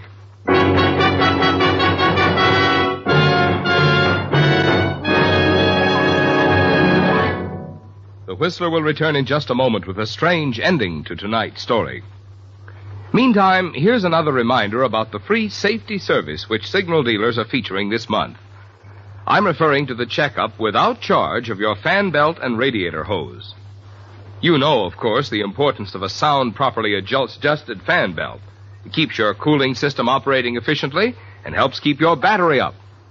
Also, I don't have to warn you of the hazards of a leaky or weakened radiator hose.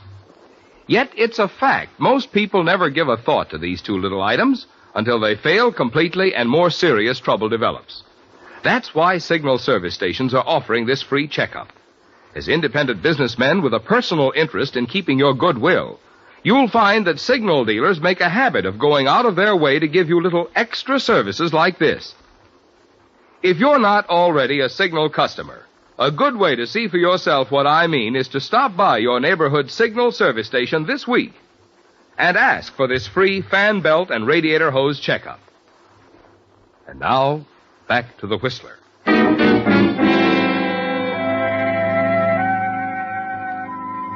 It's over now, isn't it, Steve? The wondering, the waiting, the agony of doubt that began with that nightmare of a struggle in a darkened room. You're certain now that you did go back and kill the district attorney, Frank Keniston. And though you've advised 100 clients against it, running away seems to be the only answer. Then as you wait for Sean Fenton to bring your forged passports, another terrible thought strikes you.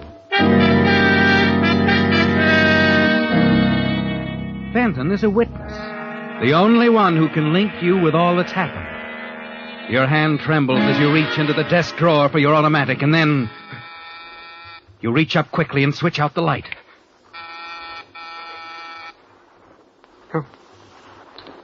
Come in.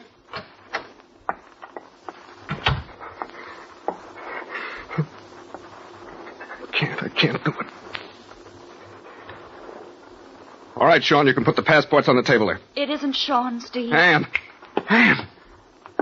You little fool! Steve, since this afternoon I've been thinking. It isn't right. I know what I'm doing, Anne. Believe me, I know what I'm doing. Do you? You've got to get out of here. Someone's coming. You're running away, aren't you, Steve? Your suitcase is all packed. Your overcoat on the chair. And you've got to get... Steve, someone... Wait a minute. Who is it? It's me, Counselor. Open up. Sean Fenton. Yes. Just stay where you are. Forget anything you might hear. All right, Sean. Okay, Counselor. I don't like this coming around. Who's this? Never mind. Have you got the passports? The passports, Counselor? Well, look, I tell you she's all right. Where are the papers? I've got them here. They're pretty good. All right, let me see them under the light. Move my overcoat. Bring up that chair. All right, Counselor. What? Sean. What's the matter? I said to move my coat. Yeah. I'll move it. What? Wait. My keys. My missing keys. They fell out of the pocket. They were in my coat all the time. But, Steve, if they were in your coat, how did you get back in your room last night? I couldn't have, without breaking down the door. And the landlady didn't hear me come back. Maybe I didn't go out again at all. Counsel, it's late. Wait. Wait a minute, Sean. Yes, Counselor? Where did you go after I left you last night? Why, I was with Al. I mean, after you left Al. Steve, do you think... You came here, Sean. Followed me home. You knocked me out and took my overcoat. It was you the landlady saw going out the door, not me. But would I steal your coat? Yes, you would. If you wanted to frame me. You knew I'd argued with Keniston. It was a perfect setup for a frame, wasn't it? You purposely left my coat in Keniston's study when you went back there to kill him. Steve! No, Counselor, you got me wrong. You won my case for me. I had no reason. You had every reason. That phone call from Seattle about Josh Hogue. It meant something, didn't it? You silenced Keniston before he could start an investigation, and after you had me out of the way, you were probably going after Hogue. What was it up there in Seattle, Sean? Another murder? No, I don't know anything about this Hogue. You're turning on me, Counselor, just like Kenneth. Steve, shall I get... No, I'll get it. Yes. Yes, he's here. No, I'll give him the message. Okay, thanks. Yes, I'll tell him. That was your friend, Al, Sean. He wanted me to tell you he managed to get those airplane tickets for your vacation in Seattle. No, don't move. Keniston was right about you from the beginning. He said you belonged behind bars, and that's where you're going. Except that when your murder trial is over, it won't be for long, Sean. Not for very long.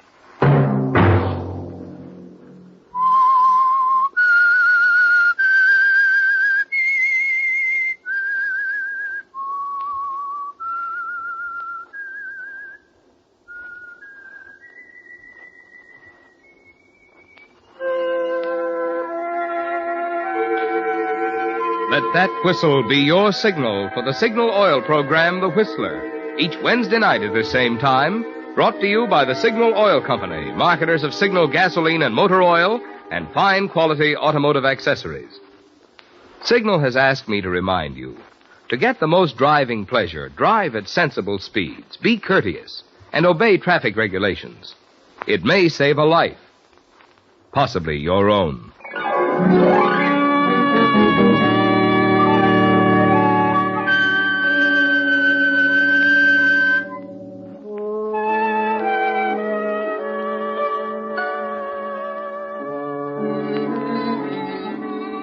Featured in tonight's story were Elliot Lewis and Francis Robinson.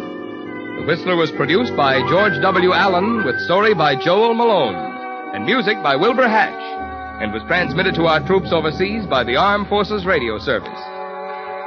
Next Wednesday, for a full hour of mystery over most of these stations, tune in a half hour earlier. Enjoy The Saint as well as The Whistler. This is Marvin Miller speaking. This is CBS, the Columbia Broadcasting System.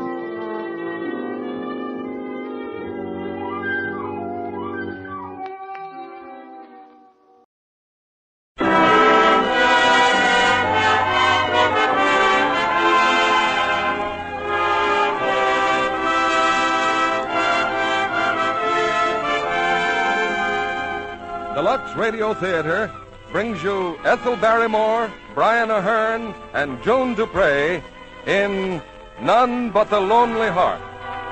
Ladies and gentlemen, your producer, Mr. William Keighley.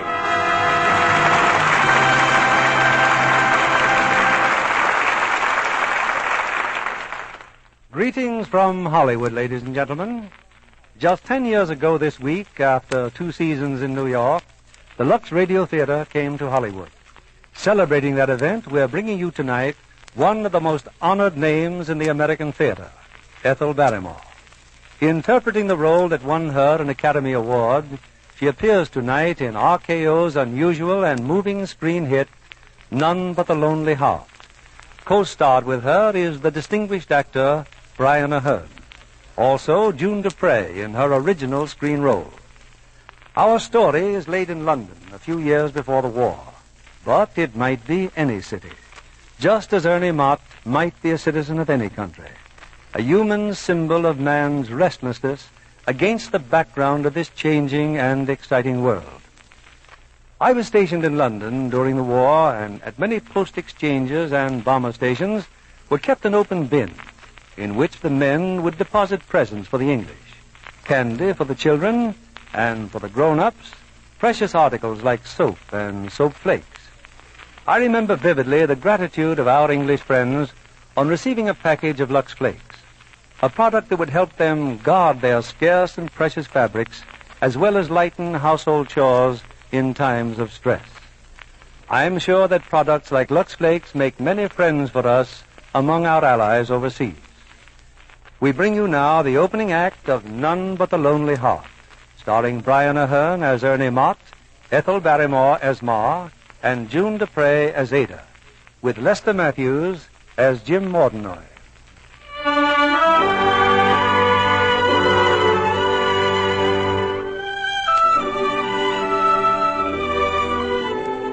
This is the story of Ernie Mott, humble citizen of the city of London.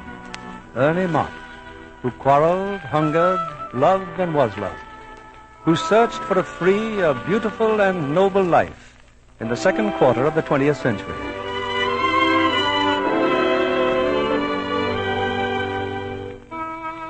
There's a second-hand store with living quarters adjoining on the fringe of the London slums. This is home to Ernie Mott. Here his mother runs the shop, and here Ernie retreats after his empty wanderings over the face of his native land. From such a journey, Ernie Mott has just returned. Where you been, Ernie? Oh, just knocking about, Ma. You know me, tramp of the universe. What'd you come back home for, son? Miss me? Can't say I did, Ma. Well, anything in the shop need repairing, painting, polishing, doing a spot of gardening? I mean to do my best by you, Ma, love. Here, how about giving your son a kiss, eh? After all. Ah. Happy couple, aren't we? A bit of proper respect is what's needed. I get no more from you than I got from that father of yours. And that's that. That's that. So you got your choice. What choice? Stay or get out. Take hold here in the shop or don't come back. What call have you anyway to go wandering around the country year in, year out like a breath of homeless wind? Don't I treat you all right, or what? Oh, you treat me fine, Ma, love. Now, where's me cap? I'm off. Ernie? Oh, just a peep at the old neighborhood, Ma. Won't be really off till morning. Here, come on, Nipper. Come on, doggy. Think more of that beast you do with me, Ernie. Oh, I wouldn't say that, Ma, but part of myself he is. Here we go, doggy.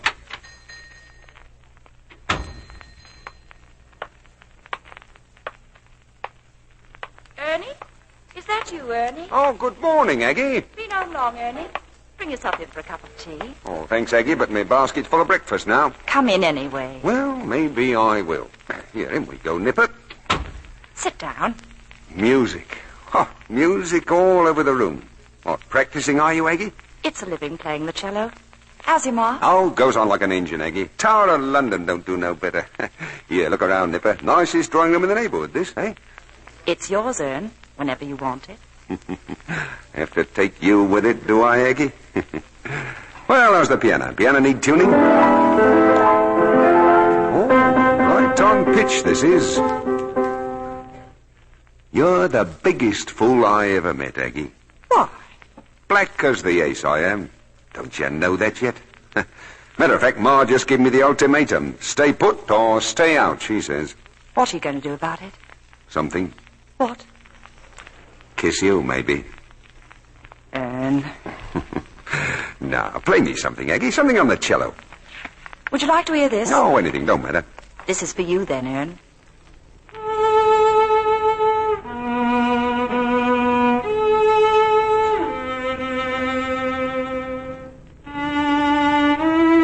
What's that music called, Aggie? None but the Lonely Heart. Italian? No, Russian. Ah, that's nice. Oh, well. Going? That's right. Where to now, Ern? Oh, I don't know. Maybe that new place down the road. What new place? Well, there's a sign outside. It says, Fun Fair. Oh, that. A regular carnival, Ern. Dancing and shooting gallery. Darts and your fortune told. I don't need me fortune told, Eggy girl. Will I see you tonight? That's right. About 9? Oh, you're all alike, you women. I don't go on no timetable like a train. I'm Ernie Mott, I am. Citizen of the Great Smoke. I don't stay put. I understand. Do you? Of course. Well, then, maybe I'll see you tonight. Maybe I will, and maybe I won't. Bye, Ernie boy.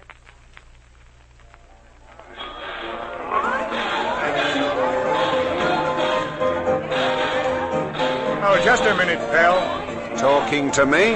That's right. I was watching you at the shooting gallery just now. Learn anything? I learned that a chap who can put all 8 shots in the rabbit is a good man to know. I'm Mordinoy, Jim Mordinoy. Am I supposed to know you? Thought as how you might. Yeah, what's bothering you, pal? The piano. It's out of tune. Yeah, what about it? What about what? Piano. Do I tune it or do I don't? Cost you only half a bar. Well, life's easier than that. Here, take a quid and leave the piano undisturbed. Now, why would I take your quid? Just to be a pal. You know, I can't understand a man of your talents wearing them rags. Uniform of me independence, Mr. Mordinoy. Clothed in your perfect pitch, I suppose you are. Now you understand me. Ah, life's a piece of meat when you know how. Here, what's most of them floating around in here, eh? Victims, that's what they are. Hurry, worry, and scurry to make a bit of brass, right? Right. Now, what's your kind, Mr. Mordinoy? Willful and deceitful. Take what you want, right? Right. So that's what it's all about. Either be a victim or be a thug. Ah, but suppose you don't want to be neither, eh? Like me. Not Pierre and not the hound, eh? Then what? Then what? Who's talking to you? Hey, who's the piece of pastry selling the tickets over there? Name's Ada Brantlin. Ah, see you, Mr. Mordinoy. Change, please, miss. Happy to oblige. Here, who's this Mordinoy bloke, Ada? Runs the place now, don't he? Wouldn't dirty his hands on it. What's he doing here? Happens a gentleman comes in to converse with me. How do I get in your good books, Ada? Your nice hands you've got. Lovely fingernails, too. Don't you know when your health is good? Who are you, anyway? Name of Ernie Mott, Ada. Tune pianos, that's me. Polish furniture, shoot rodents with a rifle. Here, are there any bugs in your house? Send for Ernie Mott. Know how to medicate dogs and cats. Excellent at repairing clocks and other delicate machinery. Why, I invent inventions. What do you invent? Well, I happen to be working on my greatest invention at the present time. A human animal which don't look for a master. It ain't easy. Come closer, Mr. Mott. I like that kind of talk. You do? Sounds balmy as the Muffin Man, but I like it. Well, now that brings up just one question, Ada, dear. What? What time do you get off? 6:30, around the back. Thanks, Ada. See you at 6:30. Go on, Nipper. Come on, doggy.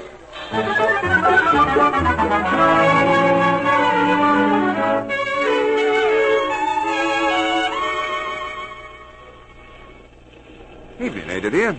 Charitable sort you are, aren't you? Meaning what? I saw you just now giving money to a beggar. Got so much money you had to give it away. Oh, him. Oh, knew him when? When what? When he was a man. Hey, you know what old Ike Weber says? Friend of Mars, old Ike is. Has a pawn shop down the road. Well, Ike once tells me this. As I was out walking, he says, I saw in the distance what seemed to be an animal. Come up closer and see he was a man. Come still closer and see he was my brother. Meaning what? Oh, forget it. You tired? Always tired. Let's go, Mr. Mott. Nice strong cup of tea for two. Oh, why not?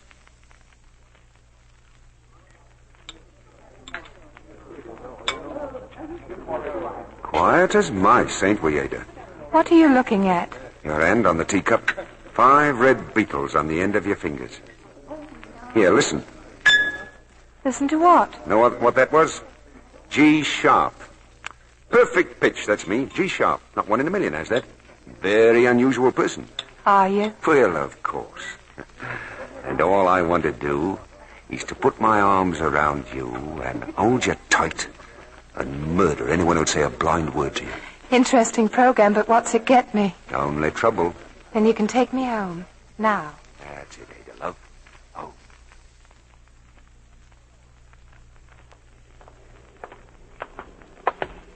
Here's where I live, Ernie. Night. Hey, you're in a hurry, aren't you? It's later than I thought. Time is not of the essence with me. No place to go, and going there tomorrow. I don't pretend to know what that means. Never see me happy home again. Oh, fight like cats with my ma, I do. Wants me in that silly, dusty business of hers, squeezing pennies out of paupers. Ha! No, thank you. You're leaving London? Can't think of any reason not to. Can you? Here, inviting me in, Ada? No. And I'd like to bash you one. Why, I feel like I know your whole lifetime, Ada, dear. Do you want to see me cry? No. Then say goodbye. You're leaving in the morning. No sense to this, is there?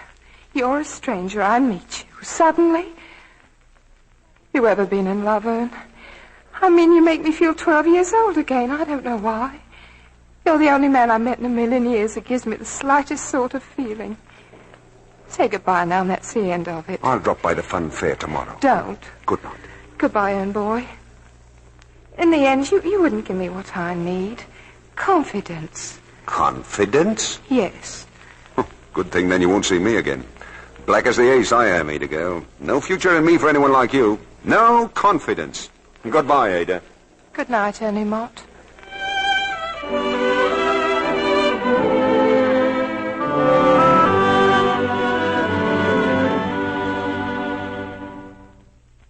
And you'll buy the clock, Ike. No questions, Mrs. Mott. It's worth every penny you ask, irregardless. Thanks, Ike. Mrs. Mott, maybe your son would like to clean the mechanism. He's got a real talent for such things. Ernie? Still the same old trouble? He won't stay home?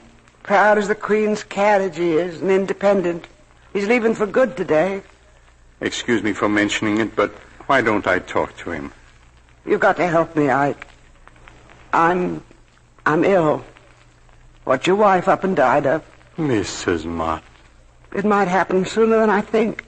Thinking out loud, it would be very fine if you had your son with you for the next few months. You need rest and special considerations.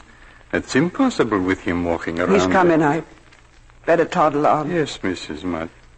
Oh, the clock. I'll send my Mr. Lesser for it this afternoon. Thanks, Ike.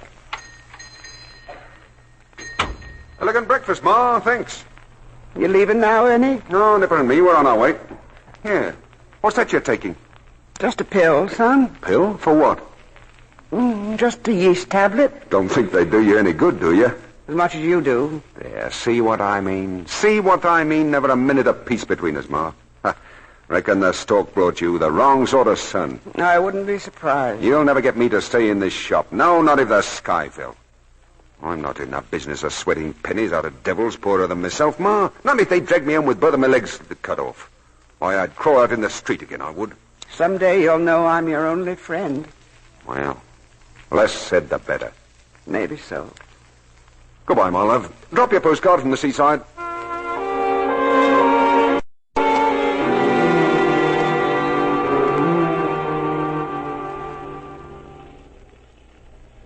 You are Maggie? It's me, Ernie. Oh, I just came to say goodbye, Aggie, dear. Thought you were stopping by last night, Ern. Couldn't make it, Aggie. Well, where are you off to? Rehearsal. Best say goodbye.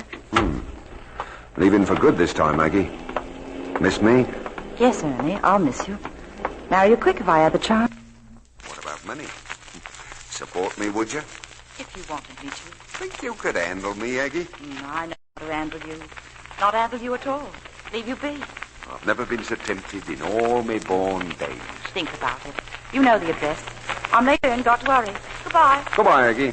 That's our is Mr. Mott today? Well, if it isn't Ike Weber. Glad to see you, Ernie. Ernie, I need about £2 worth of clocks repaired if you're not busy. Oh, I'm on my way to Liverpool, Ike. Don't they use money in Liverpool anymore? £2 worth? A man with your talents, you could finish it in a day. You're a gent. Come on, Nipper. Today we're mending clocks.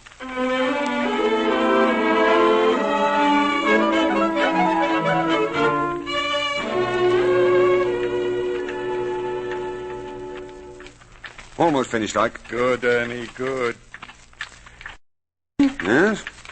Did you ever realize your mother was once upon a time maybe the most beautiful woman in the East End of London? What about it? Excuse me if I put a flea in your ear. She's a very sick woman, Ernie. You owe me £2, Ike. Pay it. Here. Here is your £2. Here. What is it that she's got? A pain for her no-good son? Your mother is not a superficial woman. When she gets ill, she gets ill. What is it? Cancer. I recommend you not to say a word to her. Thanks for the job, Ike. Goodbye. Everything with a kiss.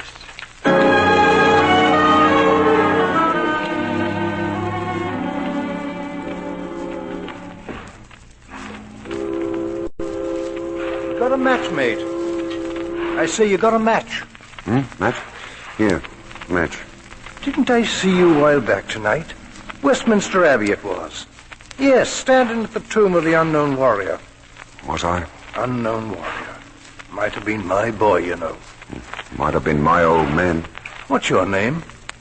Ernie Mott. As the bacon said to the egg, so pleased to meet you. Henry Twight's my name. Ernest Verdun Mott, if you want it all. And how did you come by a rare old title like that? My father rolled up there at Verdun in the war.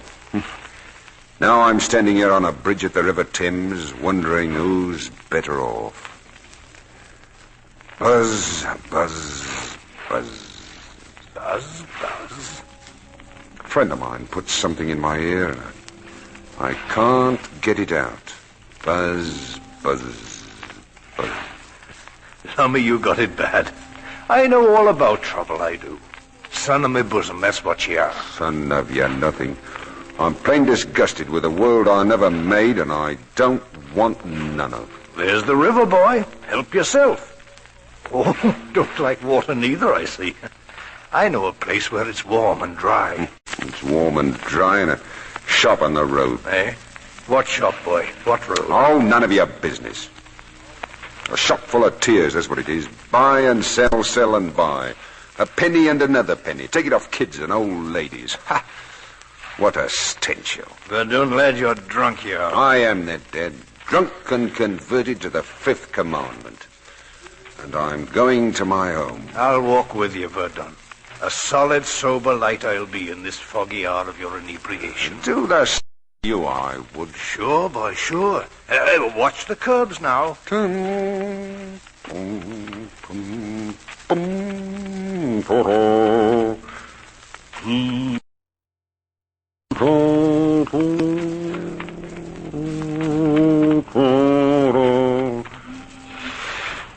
Yeah, what is it, eh? What? It's a lovely voice you have, Verdun. Lovely. Buzz, buzz, buzz. Home, lad. Home you go.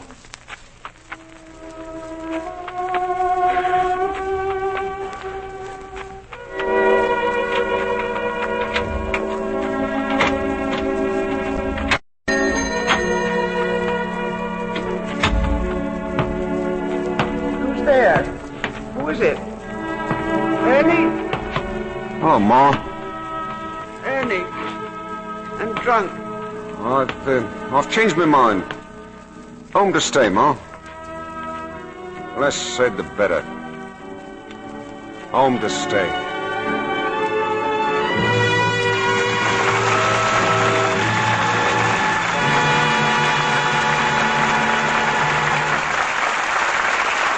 In just a moment, we'll return with Act Two of None But the Lonely Heart, starring Ethel Barrymore, Brian Aherne, and June Dupre. Why so thoughtful, Sally? Well, Mr. Kennedy, Anne just announced her engagement, and we're giving her a lingerie shower. So I'm writing a special verse for each gift. Official poet, eh? Well, let's have a sample. This one's for a luscious ice blue satin nightie. Through scores of stores I wandered, endured the crowds and clamor, to buy for you this nightie with lots and lots of glamour. Not bad, Sally. Though it makes shopping sound like work. Well, it is hard to find just what you want these days. That's why I wrote this verse for another gift. A negligee from Nancy with pretty pastel flowers. Lux Care will keep it lovely for many leisure hours. Good advice, too. You remember what actual washing tests have shown about Lux Care. But what are you giving Anne? 2 of the frilliest, laciest slips ever, Mr. Kennedy. And some more sound advice. We're frilly and lacy for very best wear. Cherish our beauty with gentle Lux Care. Anne's going to have her trousseau a long, long time if she follows your advice, Sally. Yes, indeed. Those famous washing tests you mentioned, Mr. Kennedy, they showed that undies stay lovely 3 times as long the Lux way. I wish the women in our radio audience could see how colors faded and seams pulled apart when the garments were washed carelessly, with strong soap, hot water, rough handling, and how lovely identical underthings looked after many Luxings. Lux Flakes are thrifty. Here's another thrift tip, Mr. Kennedy. I wash several underthings together. They take less Lux that way, make Lux Flakes go further. Here's Mr. Keeley at the microphone. Act 2 of None But the Lonely Heart, starring Brian Ahern as Ernie Mott, Ethel Barrymore as Ma, and June Dupre as Ada.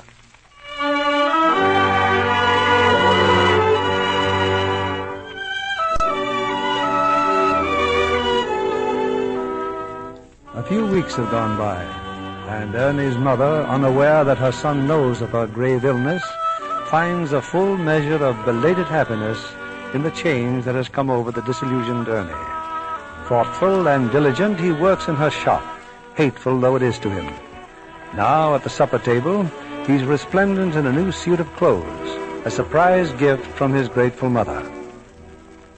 I tell you, Ma, I never had duds like these in all my born days. Glad you like them, son. Oh, makes me give it the knees, this surprise of yours. You surprised me most, taking hold here the way you have. Ah, expect you to do something for me tonight, Ma. What? Well, stroll around a bit. Maybe you see a film. The 2 and 4penny seats. Oh, go on, Saws. I'm old enough to be your mother. Come on, Ma. Come on, do it. Couldn't, son. Too rich for my blood.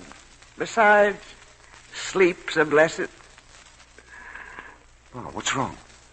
Something hurt you? Nothing of the sort.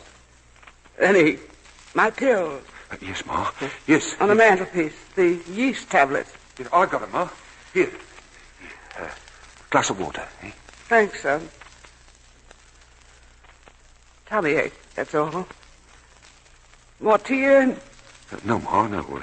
Full up to here. Then what are you sitting round for? Go on out, enjoy yourself. It's a bit of change you want here. Seen right through me, you did. Thanks, Ma. Losh you, and off you go, then. Thanks, Ma. Good night. Night, Ern. Your new hat's on crooked.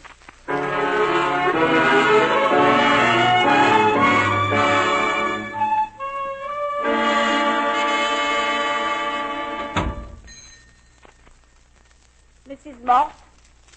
You about, Mrs. Mott? What are you doing here, Ma Snowden? You alone? I'm alone. Like to do a bit of business, Mother Mott? Don't you Mother Mott me. I've told you a dozen times I'm not in business to sell stolen goods. Easy now, dearie Mrs. Mott. Used to be just £1 here and £1 there. It's all changed, dearie Mrs. Mott. Get out. £500. And what's the income of this shop compared to a sum like that, eh? £500. Shoplifting. Save your breath, Mrs. Snowden. Me and my friends do the lifting. You just do the selling. What's wrong about that? You heard me. No bid. Here's Ma Mott, I says to myself. Let her make enough to live out her life in peace, I says. And maybe leave a bit for her boy, too. Good old Mother Mott, I says. And what do you say? I say get out, Mrs. Snowden. Call me a thief, you do. Happen to change your mind, you know where I'll be. £500, not less.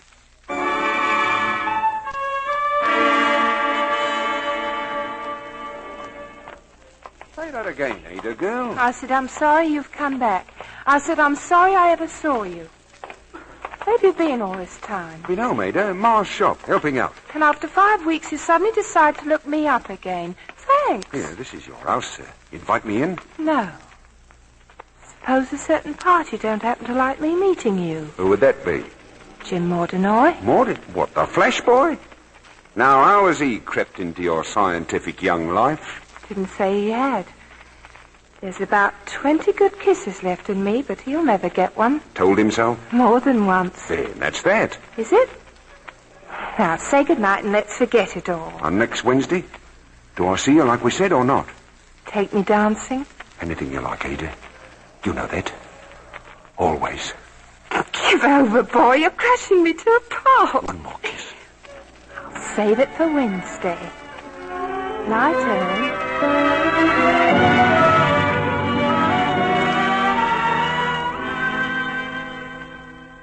Fine time of night to be calling Ernie Mott. Well, come on in. I saw you light, Aggie. Just get home? Yes, been playing at a club dinner. Will I put on some coffee? No, thanks. No. Aggie, you a fortune teller? Somewhat. Well, I'm on the fringes of a great romance. What'll I do? Have it. But it's not with you, Aggie. That's no news, is it? Oh, really, Ern, you're a fool. You're clever, you're human, but you're a fool. You're trying to tell me that you love another girl. I've known for weeks that's why you're staying home. Oh, no, that isn't why, Aggie. My ma's ill. Last card in the pack, it looks. Oh.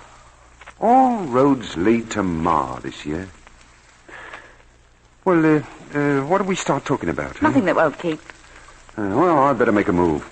I got an idea Ma don't sleep every night. Ern, wait a minute. Don't worry for me. I'm here if you need me. If I love you, it's something I can't help. People are what they are and love what they love.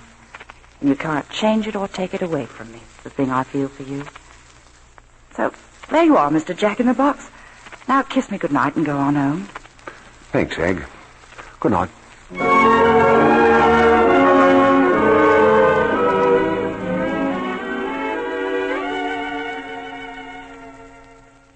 Well, Mrs. Mott, here is the inventory. Everything in your shop with the value. What's it all come to, Ike? A little more than 200 pounds. 200 pounds. That'd go through Ernie's generous hands in a year. Look at him working out there, Ike. Never know it was the same boy, would you? In his heart, Ernie has always been good, Mrs. Mott, irregardless. There's such a thing as prayers being answered, you know. Thanks, Ike. Always been a real friend, you have. Any time, Mrs. Mott. A pleasure, irregardless.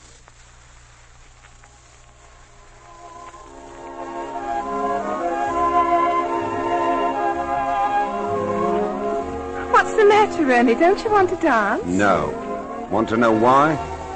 3 reasons. 1, don't dance good enough.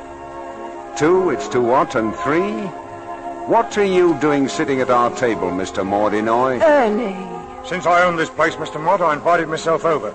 Thought you and Ada would like this wine. The evening's young, Ernie, dear. Don't get upset. What kind of wine is this, Mr. Mordenoy? And what's so funny? Well, I thought everybody over 16 knew champagne when it did his gizzard. Well, I won't be 16 till next March, see? Well developed for a boy, ain't you? If you're going to start a quarrel... Mott likes me. He won't fight with me. Why should I like a mug like you? You know what I like about you, Mott? Your attitude. Either kill or make you. Oh, by the way, Ada, I bought the fun fair today. You mean now I'm... Ada, how about a dance? Oh, didn't see you, Mr. Mordenoy. Sorry. Mr. Mordenoy don't mind. Said love to. And now we're all alone, Mr. Mott. You and me. How's your ma doing that shop of hers? Who told you about that? It interested me to find out. Why? Because you're a cut above the usual article that floats about. Only a cut, eh? There's that attitude again. Ada's interested in you, it seems. Oh, nothing special, Mordenoy. And I'm interested in Ada. Very special. I'm going to do something for you, Mott. Like to stuff your pockets? Work for me, and you'll start at £50 a week. Breaking whose neck? Don't you think you're being rude? I've been after Ada too long to lose her even for a second. She knows it. Now you know it, too. But Ada won't wear you, it seems like. Ada always was a bit giddy. I recall a couple of weeks at Brighton. We shared a joining room. Now, wait a minute, Monty. You're young and excitable, Mott. You see, Ada is Mrs. Mordinoy. Didn't you know? Here, come back, Mott. Sit down.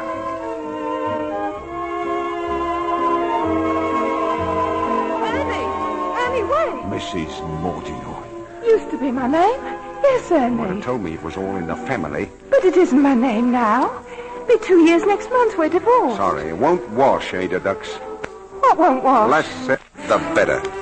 Quick's the word then, Mr. Mott. There's the door. Let you in and they let you out. Thanks, Ada. Good night.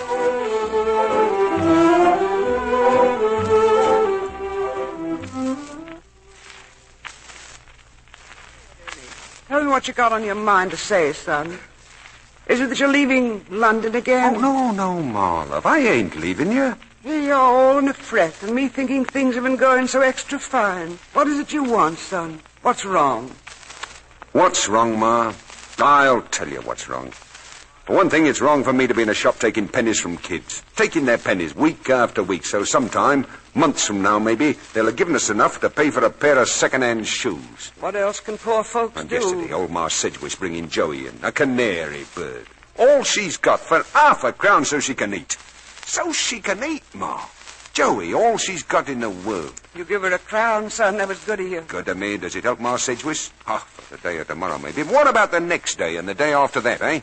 What are you looking for, Ernie? Peace, that's what I'm looking for, peace. Without having to snatch it from the smaller dogs. I want peace with all the trimmings. Won't find nothing like that in this world. Not in our time, son. No way to beat it, boy. There is a way, Ma. You stop being a hare. You travel with the hounds. Where are you off to? Oh, look around. Take a walk. Maybe find the hounds.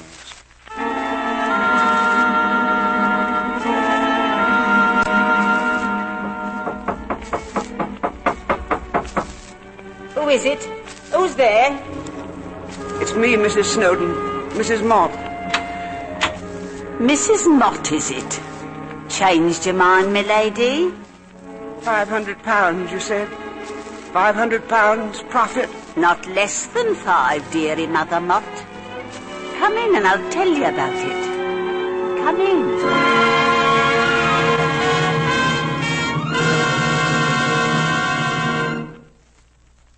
Look for you at the fun fair, Ada. Mordinoy said you'd gone home. What do you want, Ernie? Talk to you? Yeah. Very mysterious, this. Room with a girl you love. I ought to hate you, but I don't. Come here, Ern. Something I want you to see in this other room. You see? I see. That kitty in there. Is she yours? Yes, Ern, that's my kitty. The little girl of all my dreams. Oh, what a wallop you give me, Ada. Here. Put your face up over, Mo. Ernie, put your arms around me, Ern. Don't you see, don't you understand, Ern? I don't want any more trouble in my life. No more, I've had enough. I've got to tell you something, Ada. I've joined up with Mordinoy. I want to make some money. Don't know how to make it quicker. Ernie, really? I'm sorry I ever see you. You joined Mordinoy and you're as good as behind bars right now. He's a thief. You'll see that you do time, Jim will. I'm sorry I ever see you. Aye, what a girl. Don't she ever get tired of saying goodbye? No, you don't. Don't touch me, Ern, ever again. I do a job or two for him. What can I lose? Me? Do you hear that? Me? Don't you see that I love you, Ernie, but it's me or him. And if it's me, we got to go away. Why go away? Mordinoy, that's why. I've never seen him so jealous before. He'll do something to us. Dear, you talk so wild. It's yes or no, Ernie. What worries you, my kitty? I could leave her with my aunt. No, it's not your kitty, Ada. I'm fair crazy about kids. It's my ma. She's very ill, Ada. Couldn't ever leave her now. That's the end, then, Ernie. No. Give me time to use my brain and look about. What's the use of Ada, that? look, it's my birthday tomorrow. Just give me a bit of time for a gift, eh? All right, Ern. A bit of time. Just time to think. And don't be afraid, Ada. Don't be afraid.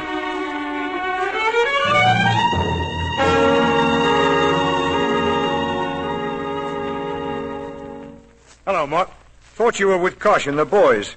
In case you forgot, you got a job tonight. That first shop in the Brompton Road. Oh, I forgot, Jim. Plenty of time.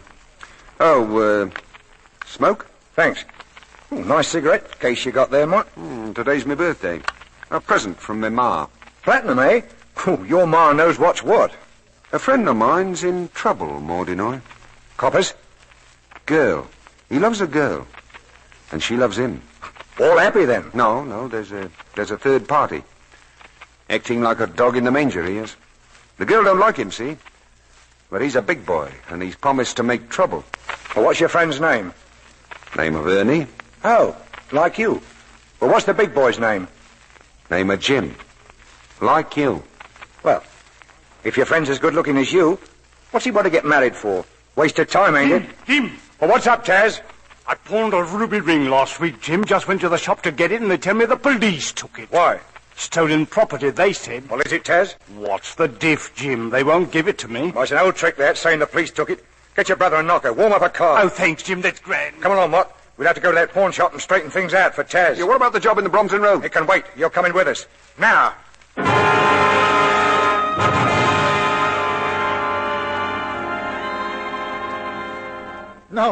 No, you must believe me. I give you my solemn oath. The police took the ring. Now, maybe you'll tell us what it is, Mr. Isaac Weber. My Mr. Lesser told you the truth. The ring was stolen property. You're a dirty, conniving, ignorant crook. And just to teach you a lesson, we're helping ourselves. Nip her with a counter, Taz. Anything you like, take it. Right, Jim. Go with him, Mott. I said go with him. Oh, kid doke. Ooh, look at what we got back here. Makes me mouth water. Watch, chains, rings, cash. Hurry up, Taz. Never had so much fun in my life. Did you find your ring yet? Believe I have, Jim. Believe this one here could be it. Near enough, anyway. What about it, Ikey? Thought you said the coppers took it. The boy lies. Now stop this stupidity and leave my shop. He's still standing, Kosh. What'll we do with him? Show you, Jim. Watch this, Mott. My brother Kosh will learn you. You take a cigarette, Mott. You shove in the bloke's face, you see? Like... What's the big idea, Mott, jolting me? Who's next? You want it next, Taz? Who's next? Get up, Kosh. We're leaving. As for you, Mr. Weber, open your mouth about this, and I'll fix you and your Mr. Lesser good. See? You're not driving back with us, Mott? I'll walk back. Sort of, turned your stomach, did it? Well, think of how you'd feel if we called on someone like your girlfriend. Let's go, Taz.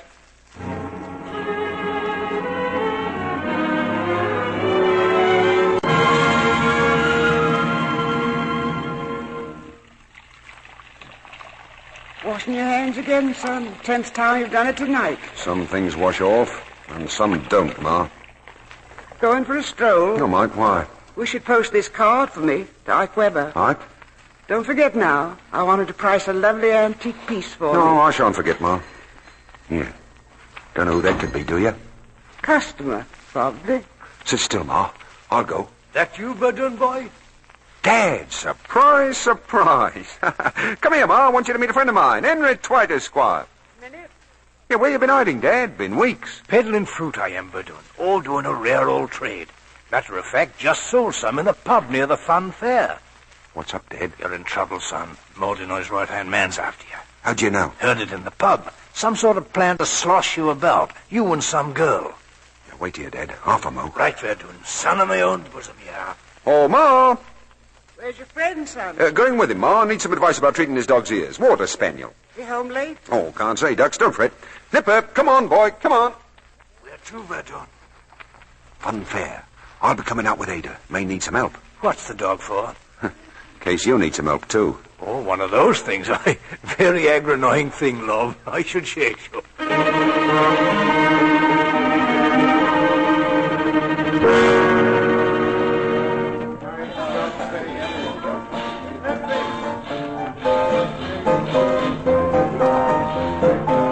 Vienna's still out of tune. Agonizing. Ernie, You pack up, Ada. You're leaving. what are you trying to Hello, do? Mott. Jim wants to see you. He's up there in the office. Who else is with him, Taz? He's alone. Wants to see Miss Brentland, too, now. Then I guess we'd better oblige. Come on, Ada. Can't keep Mr. Mordinoy waiting. Just thought you'd like to hear what I got to say, too, Ada. It's short and it's sweet. Mr. Mott, The holiday is over for both of you. I don't want you two meeting again, see? That's the way, Jim. Appeal to me. I'm a reasonable man. You understand me, don't you? Stop seeing Ada, or you'll wake up at the bottom of the river. If it's love you're looking for, go to the films. Personally, I don't believe in it. What do you believe in, Jim? Nothing. Simple, ain't it? Nothing in the old wide world. Now, if you'll excuse me, I'm going to the nightclub. You see, Mott, I'm a machine. I ain't human. You can't beat a machine. First thing in the morning, Ada, we're taking out a marriage license. Are we? Wonder what the weatherman promises for tomorrow. Likely rain, followed by suicide in bed.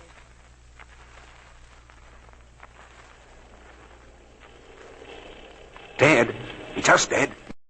Nothing stirring back here, Verdun. Not a mouse. Dad, meet the future Mrs. Ernest Verdun Mott. So this is the future Mrs. E.V.M. will stone the Crystal Palace. It wants a cab, don't it? I should say. Oh, don't be nervous, Ada. Up to your knees in dreams, aren't you? Starting tomorrow with 5 or 6 pounds and a sunny personality. Are we? Supposing I went off with Jim. What a thing to say. Suppose I went off to the North Pole, eh? I don't know what I'm saying anymore, Ernie. Why don't we go away somewhere, just the two of us, please? Couldn't do it, Ada. Here, take Nipper and get in the cab. Nothing will harm you while the dog's with you.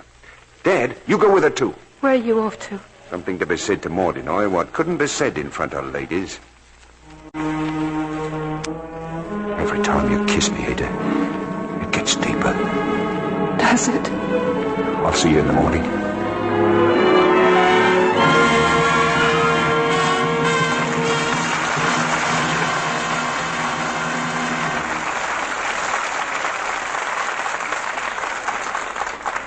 We pause now for station identification. This is CBS, the Columbia Broadcasting System.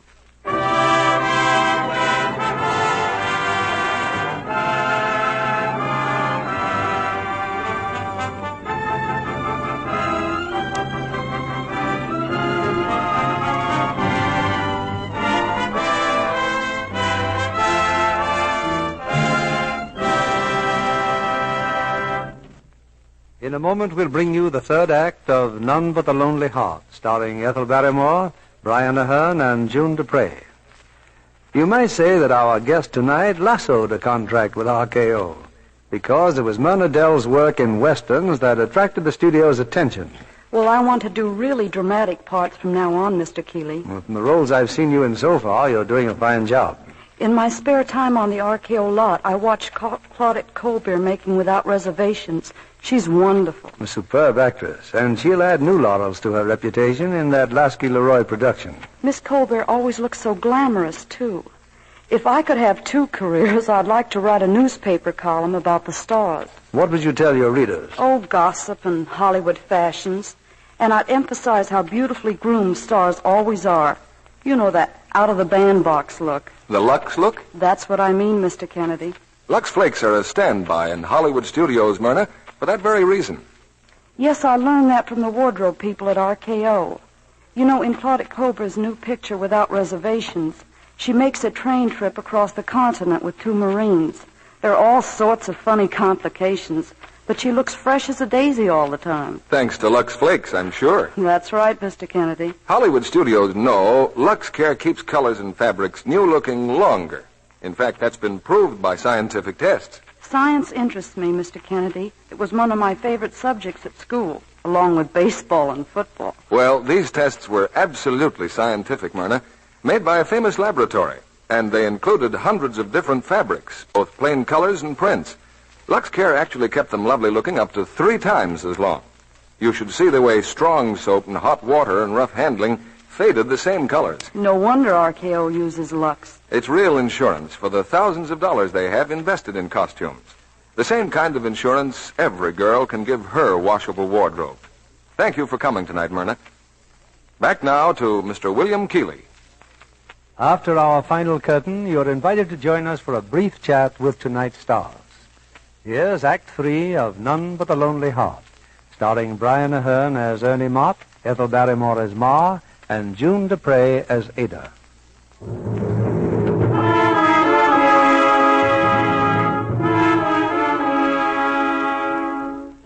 It's a few moments later.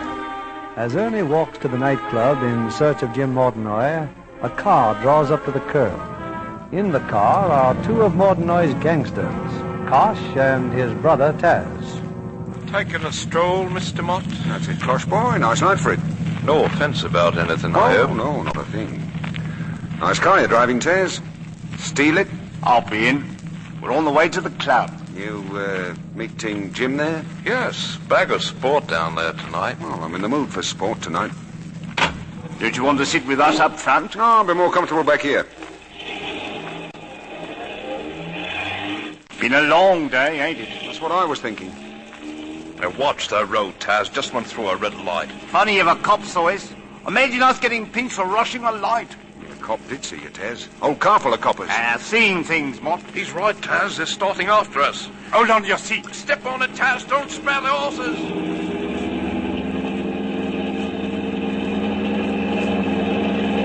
How are we doing, Kosh? Can't tell for all this traffic. Just keep your eyes on the road. You're losing ground, Taz. Can't get any more out of this. My foot's flat on the floor now. This is a police car. This is a police car. Keep going, Taz. We still can lose him. I'll stop wearing Granny's hat if I can't.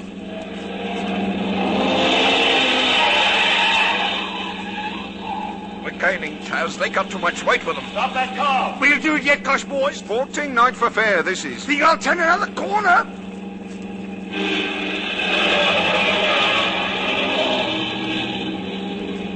You've done them again, Taz. Proper stone cold you Nice have. driving, nice driving. Early snow, them coppers. Always fall off on the stretch. Every time they stop... Taz, watch it.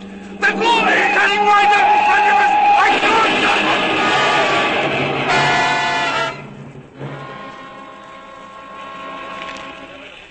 There's 3 men in the car, Sergeant. It's catching fire. Hurry on that door. Get them out. Here, you.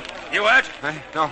I'm all right. Come on out. I want all of you. Me brother, he's hurt. Get me brother out. Hold on to these two. Get back, Sergeant, the petrol. Get me brother out. He's in there. He burned to Hold on to him, Constable. The wheel. Get me brother out. We can't get near that. Me brother. Sorry. Somebody had to do that. Take the Doom to headquarters, Constable. Yes, sir. E flat. What's that? Note of destiny. E flat.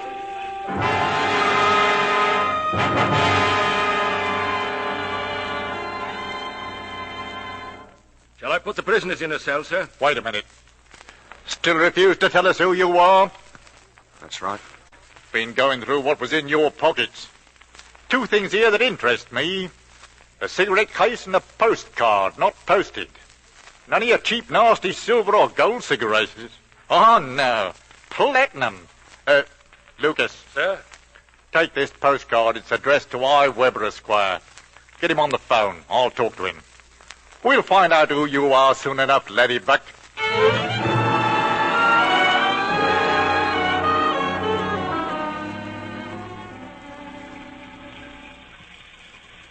You can't stand here in front of the police station, Mr. Mott. Go on home now.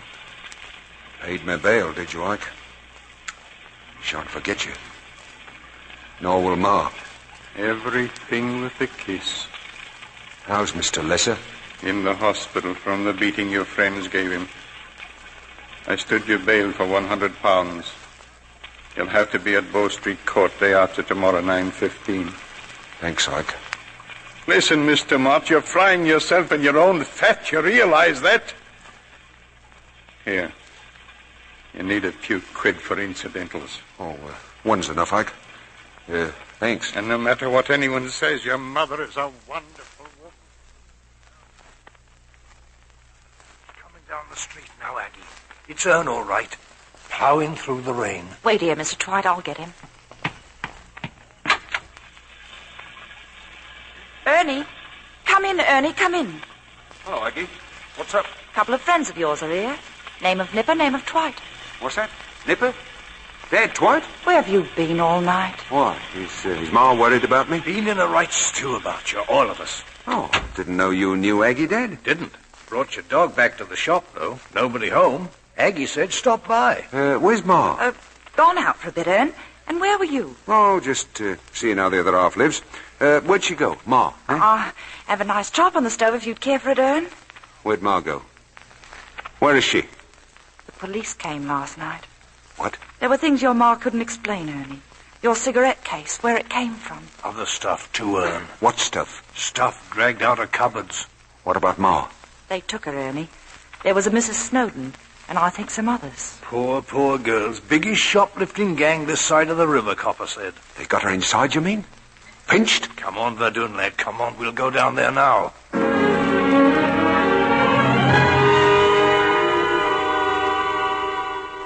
There's a smell to these places, there is. Sort of official sort of smell. Mr. Mott? Yes? This way. Be here when you get back, Verdun, boy. Yeah, but this isn't, what's down here? Why, the old girl's in the hospital here. Didn't you know that? In that door. The nurse will tell you everything, I expect. Your mother's in here, Mr. Mott. Go in. Wait, how much time do they give her? It might be tonight. It might be a week. She's very ill. Your son's here to see you, Mrs. Mott. Just 10 minutes, and you mustn't upset yourself. Ernie? Well, how's me daughter, eh? Hello, Ernie. Where you come from? Oh, I just thought I'd pop in and have a look at you. Raining out? Oh, wet as water, Ma. See Ike this morning? Yes. What I can't understand, Ma, what are you in bed for? What's the matter with you? Tired out. Machinery run down, son. You get into any trouble and see Ike. Been a good friend to me. Well, don't be in here long, Ma. I'm going to get married one of these days. Don't forget. That's right. Find a nice girl to take care of you. Good girl. Yes, Ma. Something steady, not cheap. A head on her shoulders.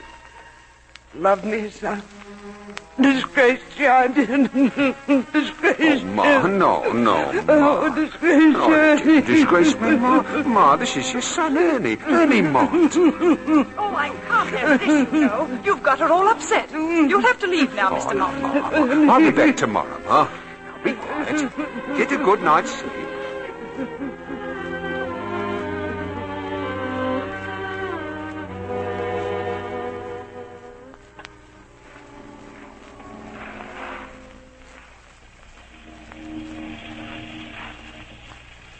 It's all right, Verdun, boy. You can go back there and see her tomorrow.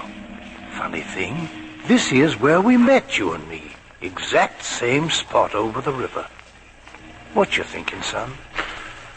I'll best be off to Ada's. She's expecting me. She'll be worried. Here, I bought this toy for a kitty, Dad. Listen. Got a note for you, Ern. She gave it me last night, Ada did. Note? For me? Yeah. You read it, Dad. Dear Ernie Mott, I just couldn't face it. For your sake and mine, I'm going back with Jim. I tried to be different, but it's best this way all around. I hope and pray you will forgive and forget Ada Brantlin. Stop raining, Verdun. What are you thinking now? I'm dreaming, Dad. Dreaming the better man. What a rum go it all is. I should say so. Well, here's where I leave you, Verdun. Leave me? You'll never leave me, you old lopsided muggins. We'll see you sooner. How sooner? Who knows? It's all written in the book. All right, Dad. In the book.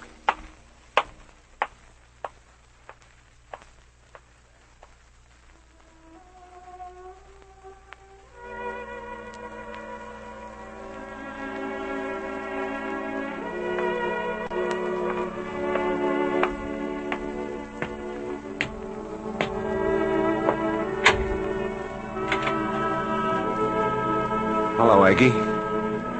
It's me. I'm back. Come in, Ernie. I've been waiting for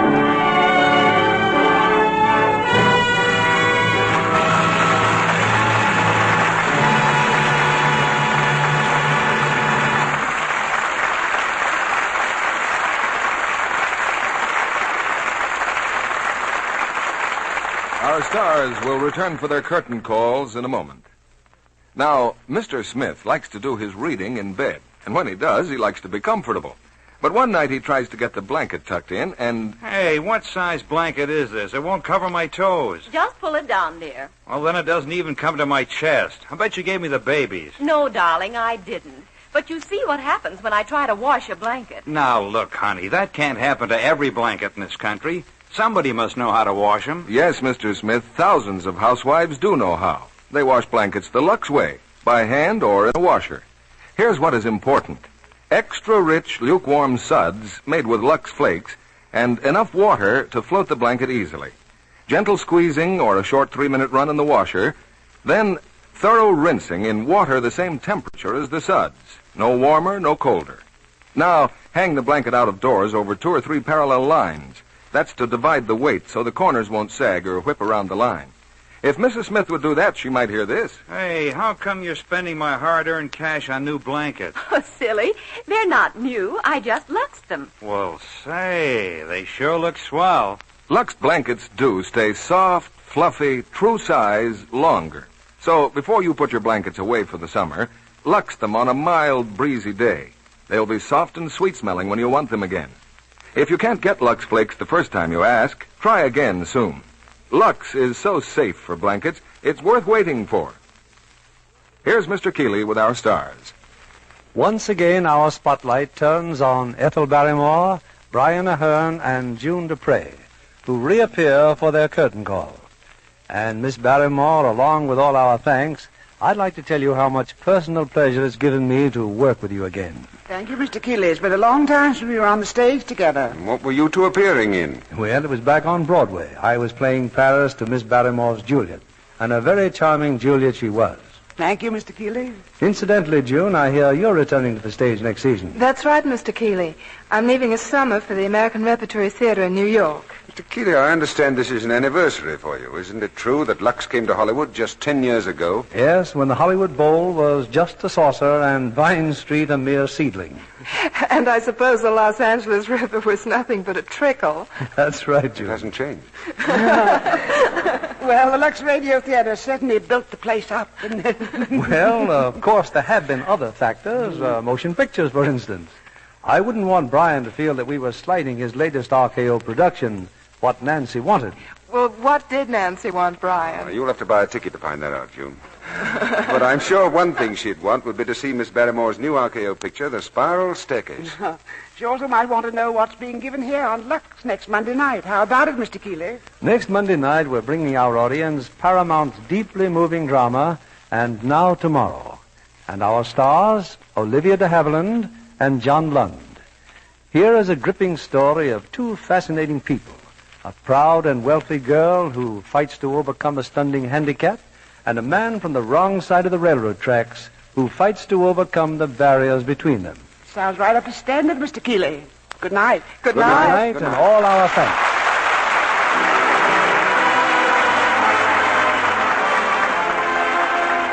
Our sponsors, the makers of Lux Flakes, join me in inviting you to be with us again next Monday evening, when the Lux Radio Theater brings you Olivia de Havilland and John Lund in And Now Tomorrow. This is William Keeley, saying good night to you from Hollywood.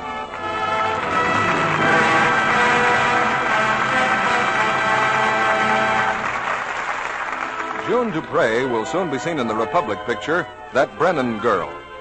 Heard in our cast tonight were Francis Robinson as Aggie, Lester Matthews as Jim, Norman Field as Ike, Eric Snowden as Dwight, and Jay Novello, Gloria Gordon, Jeff Corey, Raymond Lawrence, Claire Verdera, Edwin Cooper, and Charles Seal. This program is broadcast to our men in uniform overseas through cooperation with the Armed Forces Radio Service. Our music was directed by Louis Silvers. And this is your announcer, John Milton Kennedy, reminding you to tune in again next Monday night to hear And Now Tomorrow with Olivia de Havilland and John Lund.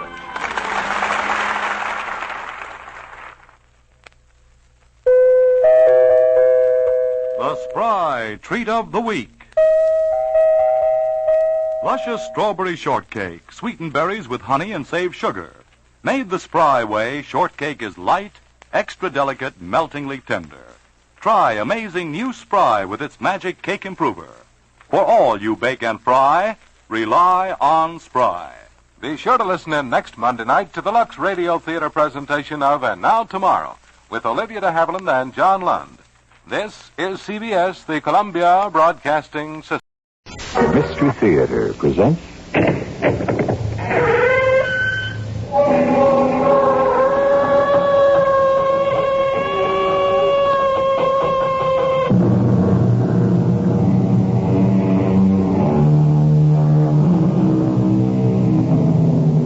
Come in. Welcome. I'm E.G. Marshall. The whole of life is but keeping away the thoughts of death. Those are not my words. They were set down in the 18th century by an Englishman named Samuel Johnson. Our persistent, incurable optimism drives us to live as though there would never be an ending. The knowledge that life will close is buried deep and covered over. But deep as it lies and hidden as it is, the knowledge is there. And we silently wonder, as Mr. Johnson did, must not all things at the last be swallowed up in death? Look there. Look there. Where, Captain? On the horizon. It's a ship. I don't see anything, Captain. Huh? But you must. It's a ship. Yes, it's a ship. It's coming. For me.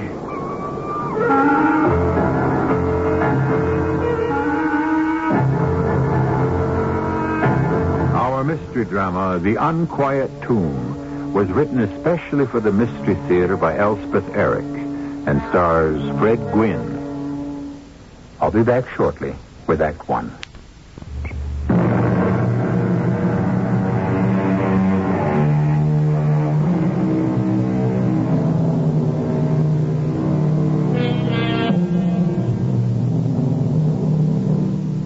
Samuel Johnson was preoccupied throughout his 75 years with the vagaries and vicissitudes that punctuate our brief lives, till he wrote these despairing lines.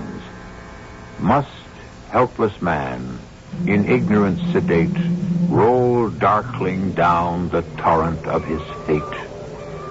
Stay with us now for the story called The Unquiet Tomb. Nicholas! Nick, where are you? Nicholas! Can't you hear me? I hear you, Captain Jack. The sun's starting to set. I know, Captain. Then where in the name of heaven is my brandy? I'm fetching it now. Bring me a shawl to put over my knees. Yeah, I've got it. There's a sharp wind blowing from off the sea. Hand it over. Shall I help? Hand it over. I'll do it myself. I'm still able. Of course you are. Shall I pour your brandy, Captain Jack? Yes, you'd better do that. There you are, Captain Jack. Pour yourself one, too. How's that? I said pour yourself a spot of brandy. Is that so hard to understand? Well, it's been years since you suggested that I drink with you, Captain. Yes, well, I'm suggesting it now. Of course, back there, it wouldn't have been proper for us to drink together. Bad for discipline. Bad for morale, surely. And when we came here, I don't know, we stuck to the same old ways. Force of habit, I suppose. I always understood that, Captain. It would never have entered my mind to presume. But now it all seems stuff and nonsense. Know what I mean? Perhaps I do, Captain. In part, anyway. And besides, I begin to feel the need of human company. It was different, of course, when Nellie was alive. You remember how she was, Nick? I remember. So full of spirits. So happy to be alive. Well, you know. Yes, she was my own sister, Captain. And then there was Kevin Murdoch. And now he's gone. Why did he have to go back, Nicholas? He had a good life here. Why did he want to go back to the polluted life of civilization?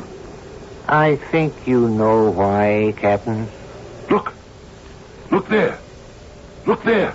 Oh, where, Captain? On the horizon. It's a ship. I don't see anything. But you must. Your eyes are better than mine. There's a ship out there.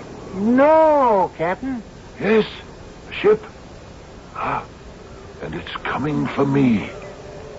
To carry me away. Well, now, Captain, surely you don't mean you leave your island. You think I'd do that? Leave my island? No. But that ship will carry me away. Yes, it will carry me away. A flight of fancy, Captain. There's no ship. What? No? No ship? You imagine it, Captain. Well, you could be right, I suppose. It's possible, you're right. Remember when I purchased this island? From the Dutch? Or was it the French? Or the English? Bought it for pennies. In point of fact, I'm not sure I ever paid them anything at all. Whoever they were. Did I pay them, Nick? I don't believe you ever did. Well, nobody cared. Nobody even knew this island was here till I put in a bid for it. And when I did, they brushed it off like you'd whisk away a fly. What did they want with an island that covered no more than 8 square miles of earth, set in a distant sea? Did they care for its beauty? Its serenity? No. There wasn't a penny to be made from it, so why should they care? Do I speak the truth, Nick? The very truth, Captain. Even you? You thought me mad to settle on this scrap of paradise, didn't you? Didn't you? Well, that was before I'd seen it, sir. But once you'd seen it... Then it was a different matter altogether. Oh, man alive. The joy in my heart when I saw you waving from the small boat. One of my own. My old compatriot. My fellow fighter. I knew straight off that together we'd have ourselves a tiny piece of heaven here. And Nellie. Nellie standing beside you in the little boat. I never expected that. Bringing a woman with you. That was your bit of inspiration. It was to free her mind of an infatuation she'd had for a man back there. And it did. It did. Freed her from everything that was mean and rotten. Remember, Nick, how we set about building this house out of the coral rock? Build it according to no plan at all. What did we need of plans? The soul of this place is to have no plan. No plan at all. Simply to live each day as it comes. To rest each night in order to be ready for the day that will dawn. Aye, we'd rise with the sun. Nellie would give us breakfast. And work like stevedores. Harder than that. Till Nellie called us for dinner. Oh, her sweet voice. I can hear it now. Captain O'Shea, I've dinner set on the bench. There's fried fish today. Captain, I'm toasting the breadfruit, so hurry. Stop your work now. This instant or the fish will be overdone. We're coming, Nellie. We're yours. Now, Nick, serve up the fish and be generous. There's plenty. Oh, this one was a whopper. There's breadfruit for you, Captain. Again? No complaining now. I won't have it. It lacks something. Breadfruit does. Yes. Taste is what it lacks. I took a walk along the beach this morning. And you know what I found? Little yellow plums. Growing right out of the sand. Millions of them. Now, if there was some way to get out the pulp and some way to make a jam out of them. There should be a way. And brandy. A yellow plum brandy. A yellow plum jam. A yellow plum pudding. There's no end to what we can do. No end. No end. We shall go on forever and ever. There will be no end to this dream of paradise. We shall live like this to the end of our days. Agreed?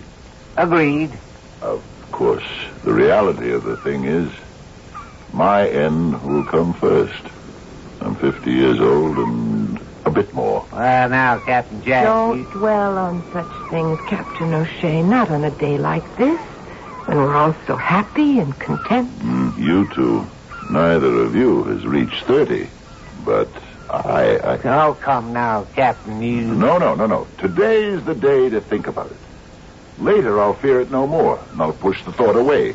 But today I can think about it with a clear mind. If you must. I have it. I have it. What's that, Captain Jack? I'll build me a tomb. A tomb of coral. Inlay the walls with the most beautiful shells to be found on the beach. I can find the shell. Before we go on with the house, Nick, we'll construct a tomb. And build the house about it. Yes. I shall live out my days on this wee island, and when my life is over, I shall lie in my coral tomb and hearken to the waves and the gulls and be at peace. How happy we were, the three of us. It seemed we needed nothing more. No one else. But then, it was a particularly fine day, I remember. The house was finished. We were so proud of it. We were standing on the beach. Remember? You and I, Nick. Captain, that boat's aiming to anchor here. They've lowered a dinghy. There's a man in it. Oh, that's a fine ship. About 30 foot, I should say. Draws about 6 feet. Aye, nice and beamy. What do you say we walk down and welcome him? Find out what drew him here. Hello! Hello there! Hello! Well, he's one of us at least, not some crazy foreigner. Have I your permission, sir? You have better than that, sir. You have my welcome. My name is Kevin Murdoch. And I'm Captain Jack O'Shea. Welcome to Shay's Island, Mr. Murdoch. Thank you, sir. And this is Nicholas Higgins. Of course. Well, at last, Mr. Higgins. You've met before, you two? One night in a bar, many months back, a year ago. It was this man told me about the island, Captain. He was taking his future into his own hands and coming to join you. Well, come up to the house, Mr. Murdoch. We'll give you some fine plum brandy, and you'll tell us I didn't come alone, Captain. My wife was on the boat, and my 2 children. And with your permission... Oh, fetch them. Meanwhile, we go up to the house and tell Nellie we have guests. Nellie? You said Nellie? Yes, Nick's sister. She's my housekeeper, my cook, my companion. Now go. Fetch your family and bring them up to the house. You're very kind. They'll be most pleased. A fine man. And to think that you know him, Nick. Well, hardly that. We only met that one night. We talked some. Yes? Well, he doesn't seem your sort exactly. More a man of my class, if you get my meaning. Oh, yes, I do. I get your meaning. Just what I've needed. And never knew I needed. People of my own sort to converse with. Nick, I'm going to ask this man, Murdoch, to move in with us. What? Here? In this house? Why not? We've plenty of room. But, if they stay... Oh, they'll stay. This island is going to bewitch them as it's bewitched me. They could live on the boat. Oh, no. I want them here. Another woman in the house. Company of the female sort for Nellie. And children running about. Oh, it'll be wonderful. What are you talking about, Captain O'Shea? A woman? Children here? With us? My guests, Nellie. And treat them with every respect, as you do me. Certainly, Captain. Nellie, the man's name is Murdoch. What? You said... Kevin Murdoch. He's here with his wife. Yes, his wife and 2 children. Oh, we'll be quite a household. Do you think it's wise, Captain, having them to live here? It'll be great fun, Nellie. Oh, we'll have such times. Go and fetch brandy and biscuits, and let's make the Murdochs really feel at home. For, know it or not, this is their home. They never did move out, and we were happy together, all of us. Well, weren't we, Nick? For time, perhaps. Yes. Yes, we were happy. I insist upon it. I knew such pleasure, such happiness. I was near to bursting with it until... Yes, Captain? Until the dying began.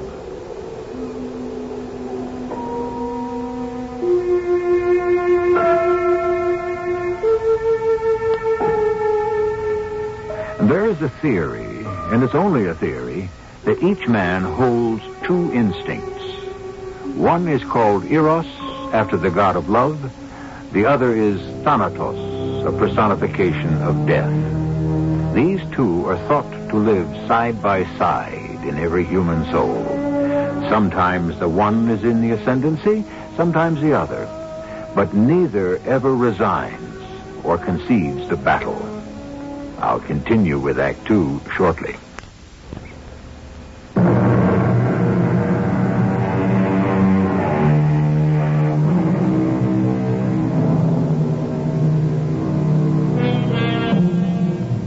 If most of us push away the thought of death, our poets and philosophers dare to think about it and write about it. Here are lines written in the century past by the English poet Swinburne.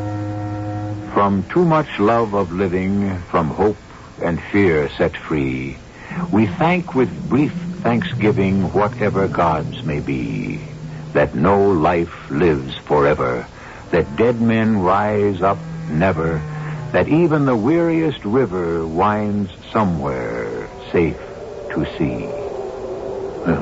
Such happiness, such joy. The house came alive. I could have conversation of an intelligent sort with Murdoch. No offense meant, Nick. None taken, Captain. And with Mrs. Murdoch planning the meals. And she rearranged the furniture.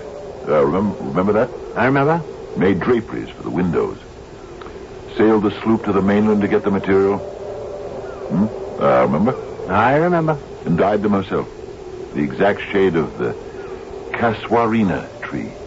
Oh, she did hundreds of things to improve the house. She did indeed.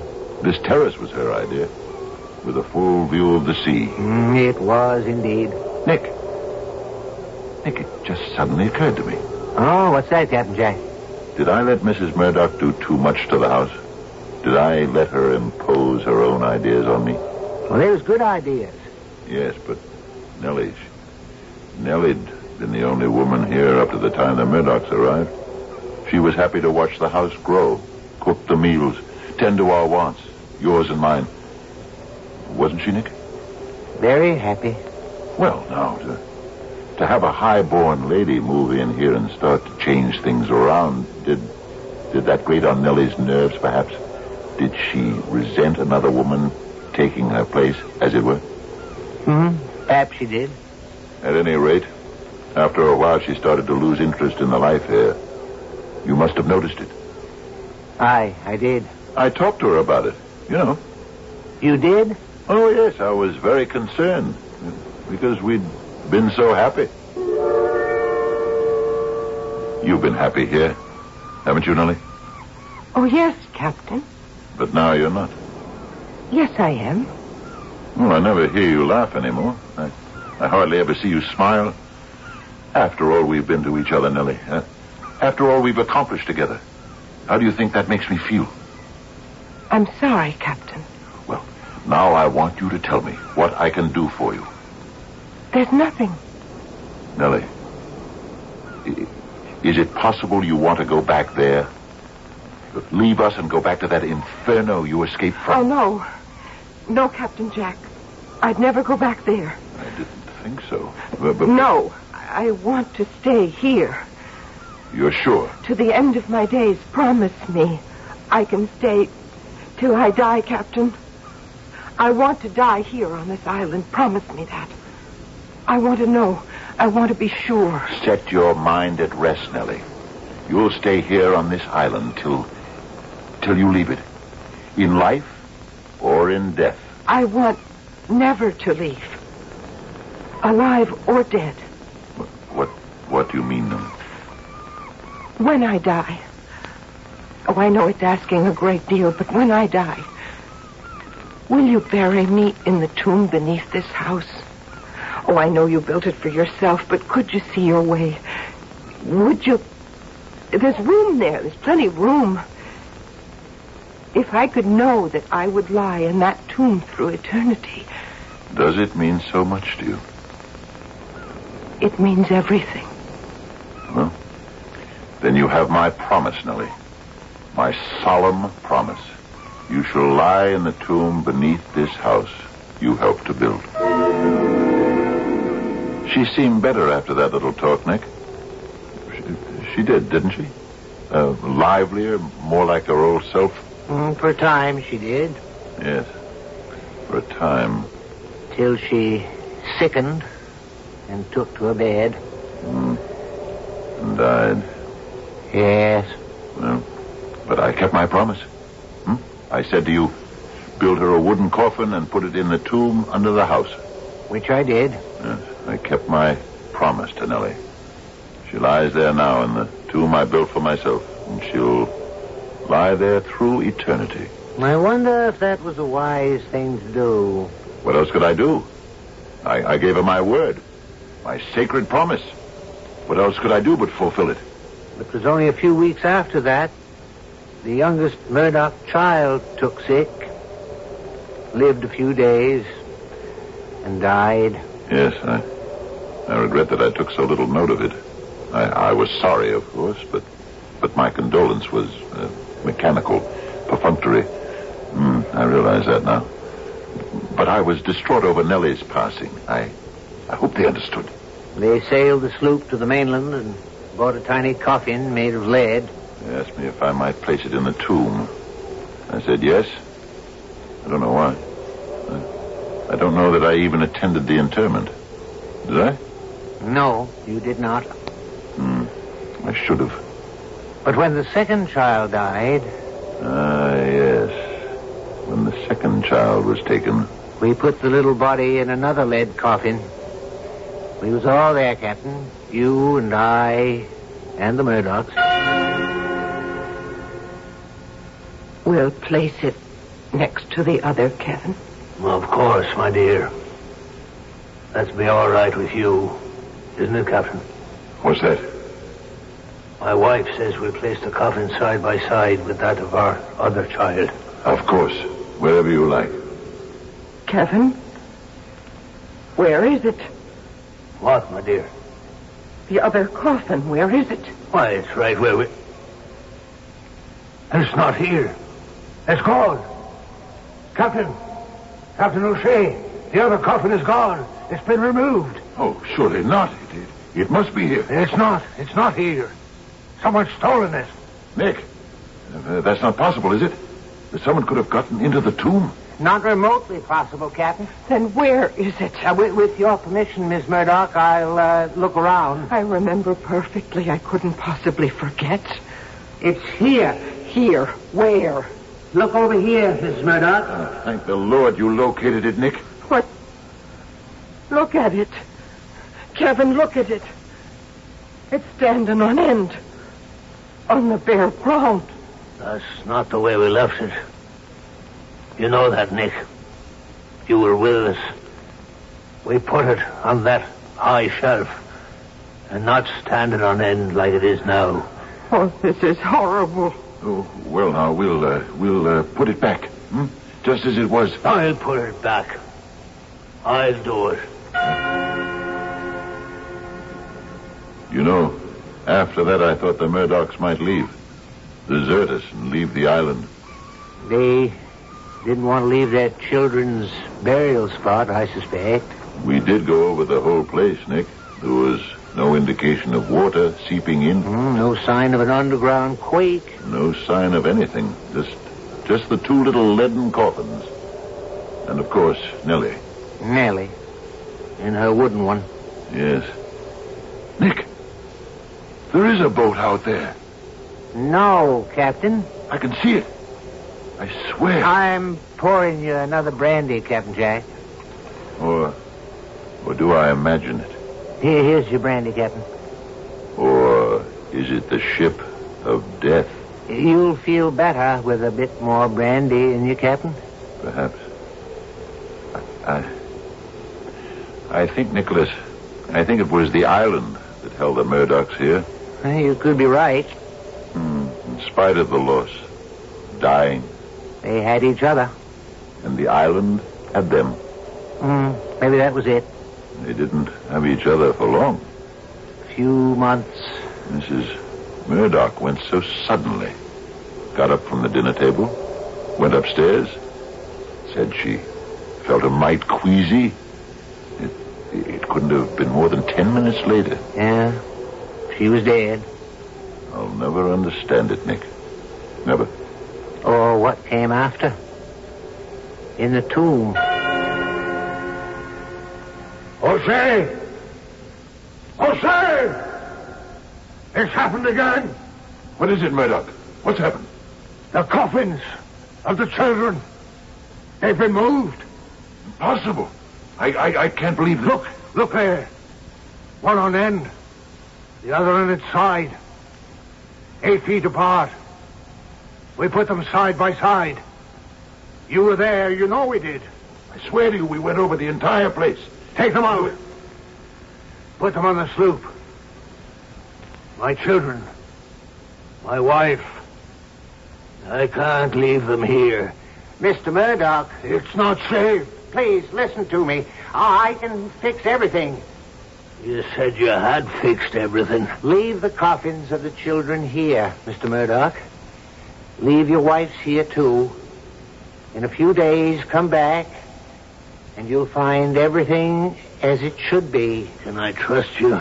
I believe you can, Mr. Murdoch. Trust him, Murdoch.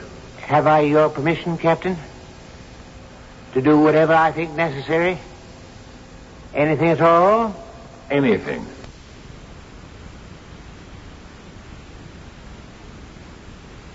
Boom. Yes, Nick. It was worse than before. How? How worse? Not only was the coffins of the children strewn about the place, but Mrs. Murdoch's was tilted to one side, leaning up against the back wall of the tomb. It was marked, scarred, and it was filthy. But what did you do, Nick? You promised Murdoch. I did as I promised. And 3 days later, when Murdoch visited the tomb, everything was in order. The little coffins side by side. Mrs. Murdoch's cleaned and set in place. But what did you do, Nick? Tell me now. The ship is coming in. I'll tell you, Captain Jack. Even if it makes you angry. Even if it makes you hate me. Even if you kill me.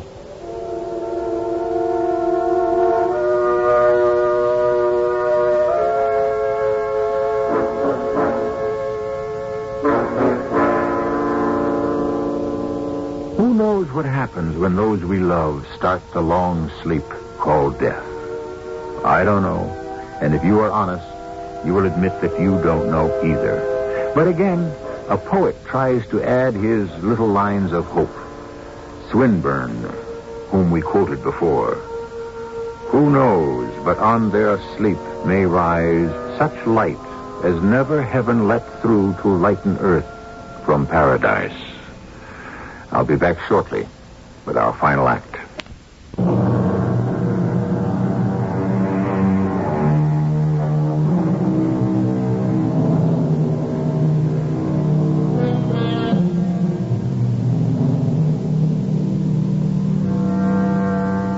Forgive me if I quote to you again from the writings of Algernon Charles Swinburne. He wrote these lines in 1878. in memory of his fellow poet Baudelaire, who had died the year before. There is no help for these things, none to mend and none to mar. Not all our songs, O friend, will make death clear. Nick, tell me now how you put things right in the tomb. Because whatever you did, Murdoch seemed satisfied. He told me so. He would visit the tomb every other day or so, and he'd come to me and tell me everything was in order, nothing disturbed, all the coffins in place. After a while, he stopped going there. His mind was at rest about it. Or it seemed to be. I'm sure it was, Captain Jack. Then why did he leave the island? Why did he have to go? The house seems so empty now, just you and me. I think you know why he left, Captain Jack. No, I don't. I don't at all. Captain, you know what he wanted. He told you what he wanted. Title to the island? Is that what he wanted? He and I talked about it one day. I said I'd gladly give him title, but strictly speaking, I didn't have title myself. But I was sure that after my death, he'd be free to stay on. No, it wasn't the island he wanted, Captain. Then what was it? Why didn't he tell me what he wanted? I'd have given it to him. He did tell you, Captain Jack. But it wasn't in your power to give it to him. He never told me. When did he tell me? Remember the morning you and I was having coffee right here on the terrace, and he come out of the house looking very solemn, very grave, unhappy even?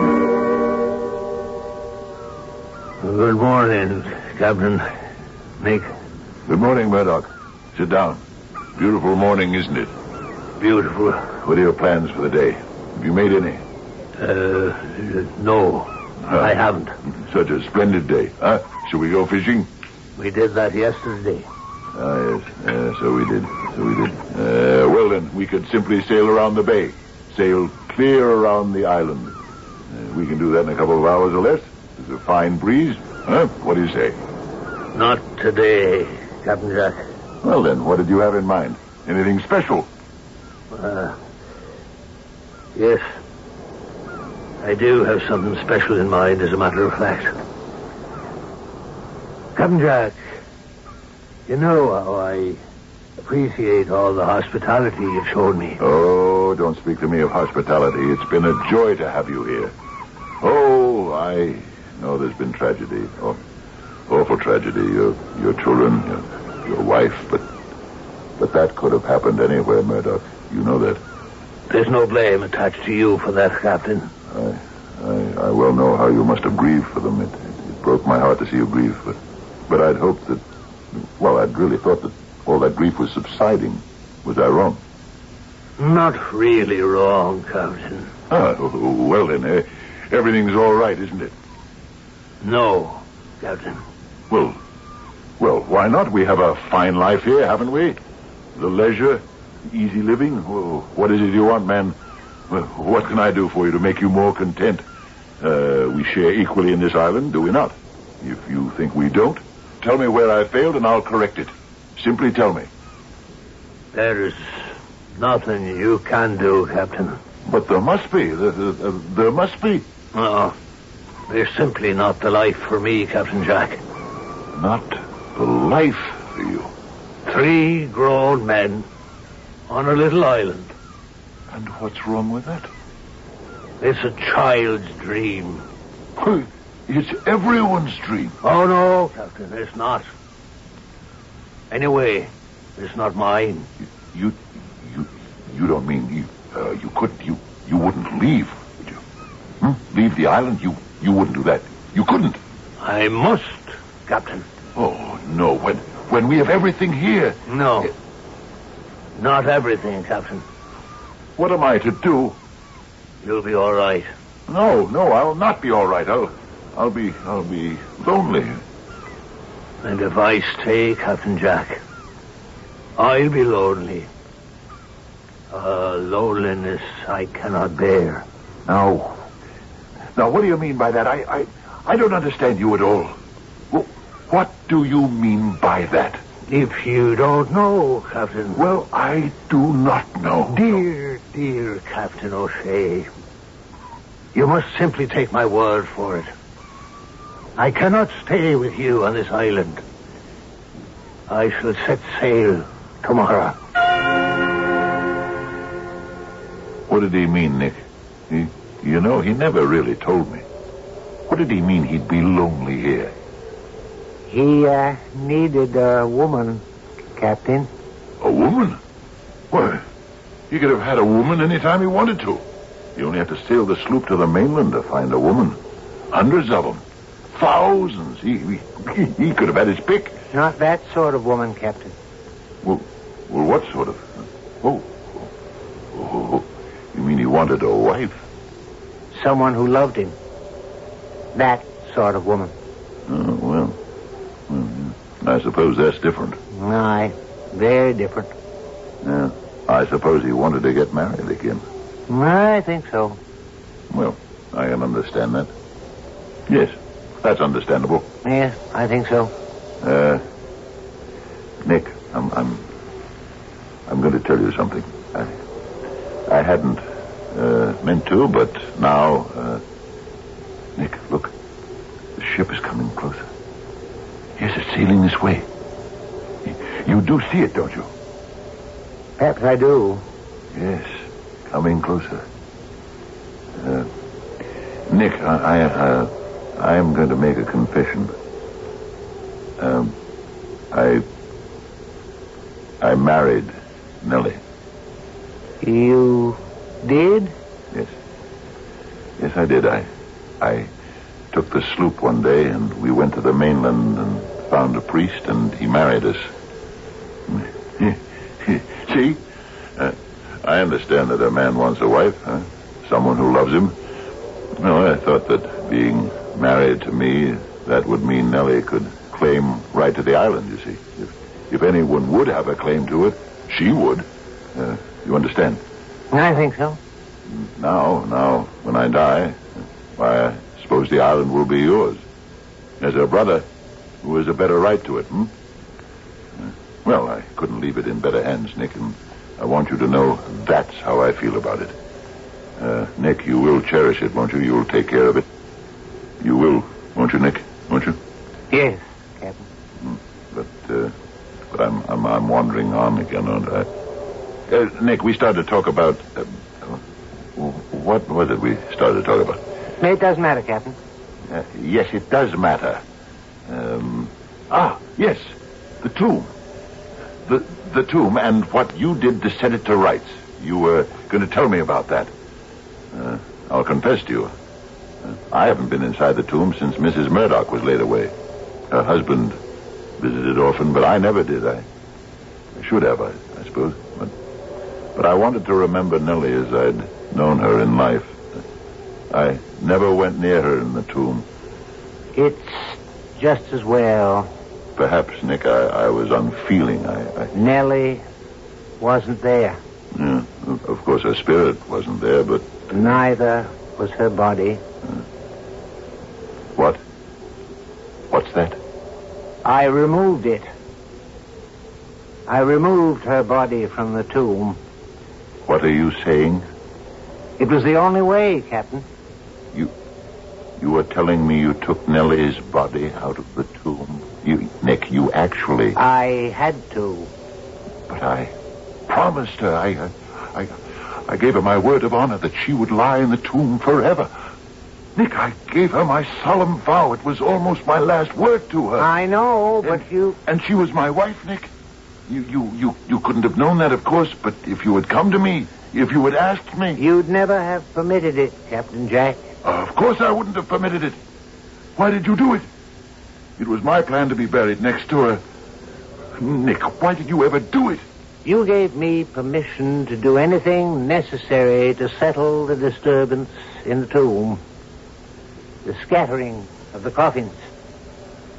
You said I could do anything I saw fit. But not that. Not that. You said anything at all. But why that? Why did you do that of all things? Because it was Nellie who was wreaking the havoc. From her coffin? within the tomb? Yes. But why? Why would she do that? You sure you want me to tell you? Of course I'm sure. Tell me. She loved Kevin Murdoch, Captain. What? She loved Murdoch. She's loved him for a long time. Remember I told you that I brought her here to recover from an infatuation back there? Murdoch? Yes. But he was married, had children. He broke her heart. I thought that here, with us, she might recover. And she was well on the way when he sailed here with his family and took up residence. I tried to warn you. Are you telling me he followed her here? Yes, Captain. He loved her so much. After his own way, he loved her, yes. And she? She loved him? Loved him still? Yes, Captain. And when his children were put into the tomb with her, her fury that she'd held in check for so long, her fury burst forth. When I saw her poor wooden coffin starting to disintegrate, I began to have some fears. And when the coffin of Mrs. Murdoch, her rival, her hated rival, was placed in the tomb, she took her revenge. I'm sorry. What did you do with her? I took her out, Captain. Coffin and all. Or what remained of it. And I burned it. Then I put what remained in the dinghy.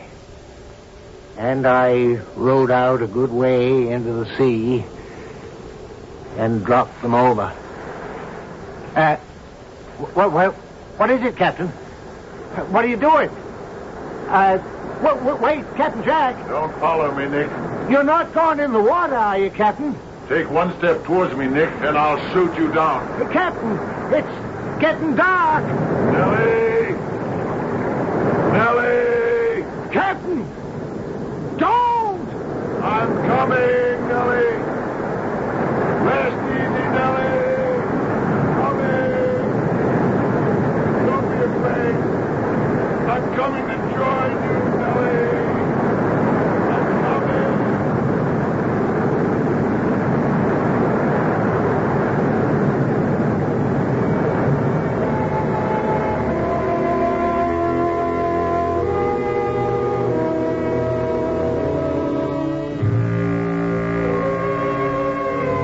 Did Nick try to rescue his friend? If he did, was he successful? Did he bring him back? For darkness was falling over the sea, over the island. Or did he simply stand on the shore and watch his friend go to meet the death he sought, to meet the ghostly ship he had seen coming to fetch him? I'll be back shortly.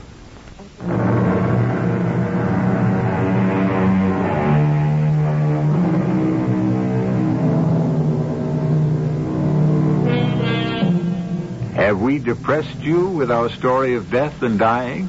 I sincerely hope not. These days we speak more freely about the stark and undeniable fact of death, in hopes, I suppose, of fearing it less and accepting it more equably. Shakespeare told us centuries ago that death, a necessary end, will come when it will come. There's really little more than that to be said on the subject. Our cast included Fred Gwynne, Robert Dryden, and Terry Keane. The entire production was under the direction of Hyman Brown. This is E.G. Marshall inviting you to return to our Mystery Theater for another adventure in the macabre. Until next time, pleasant dreams.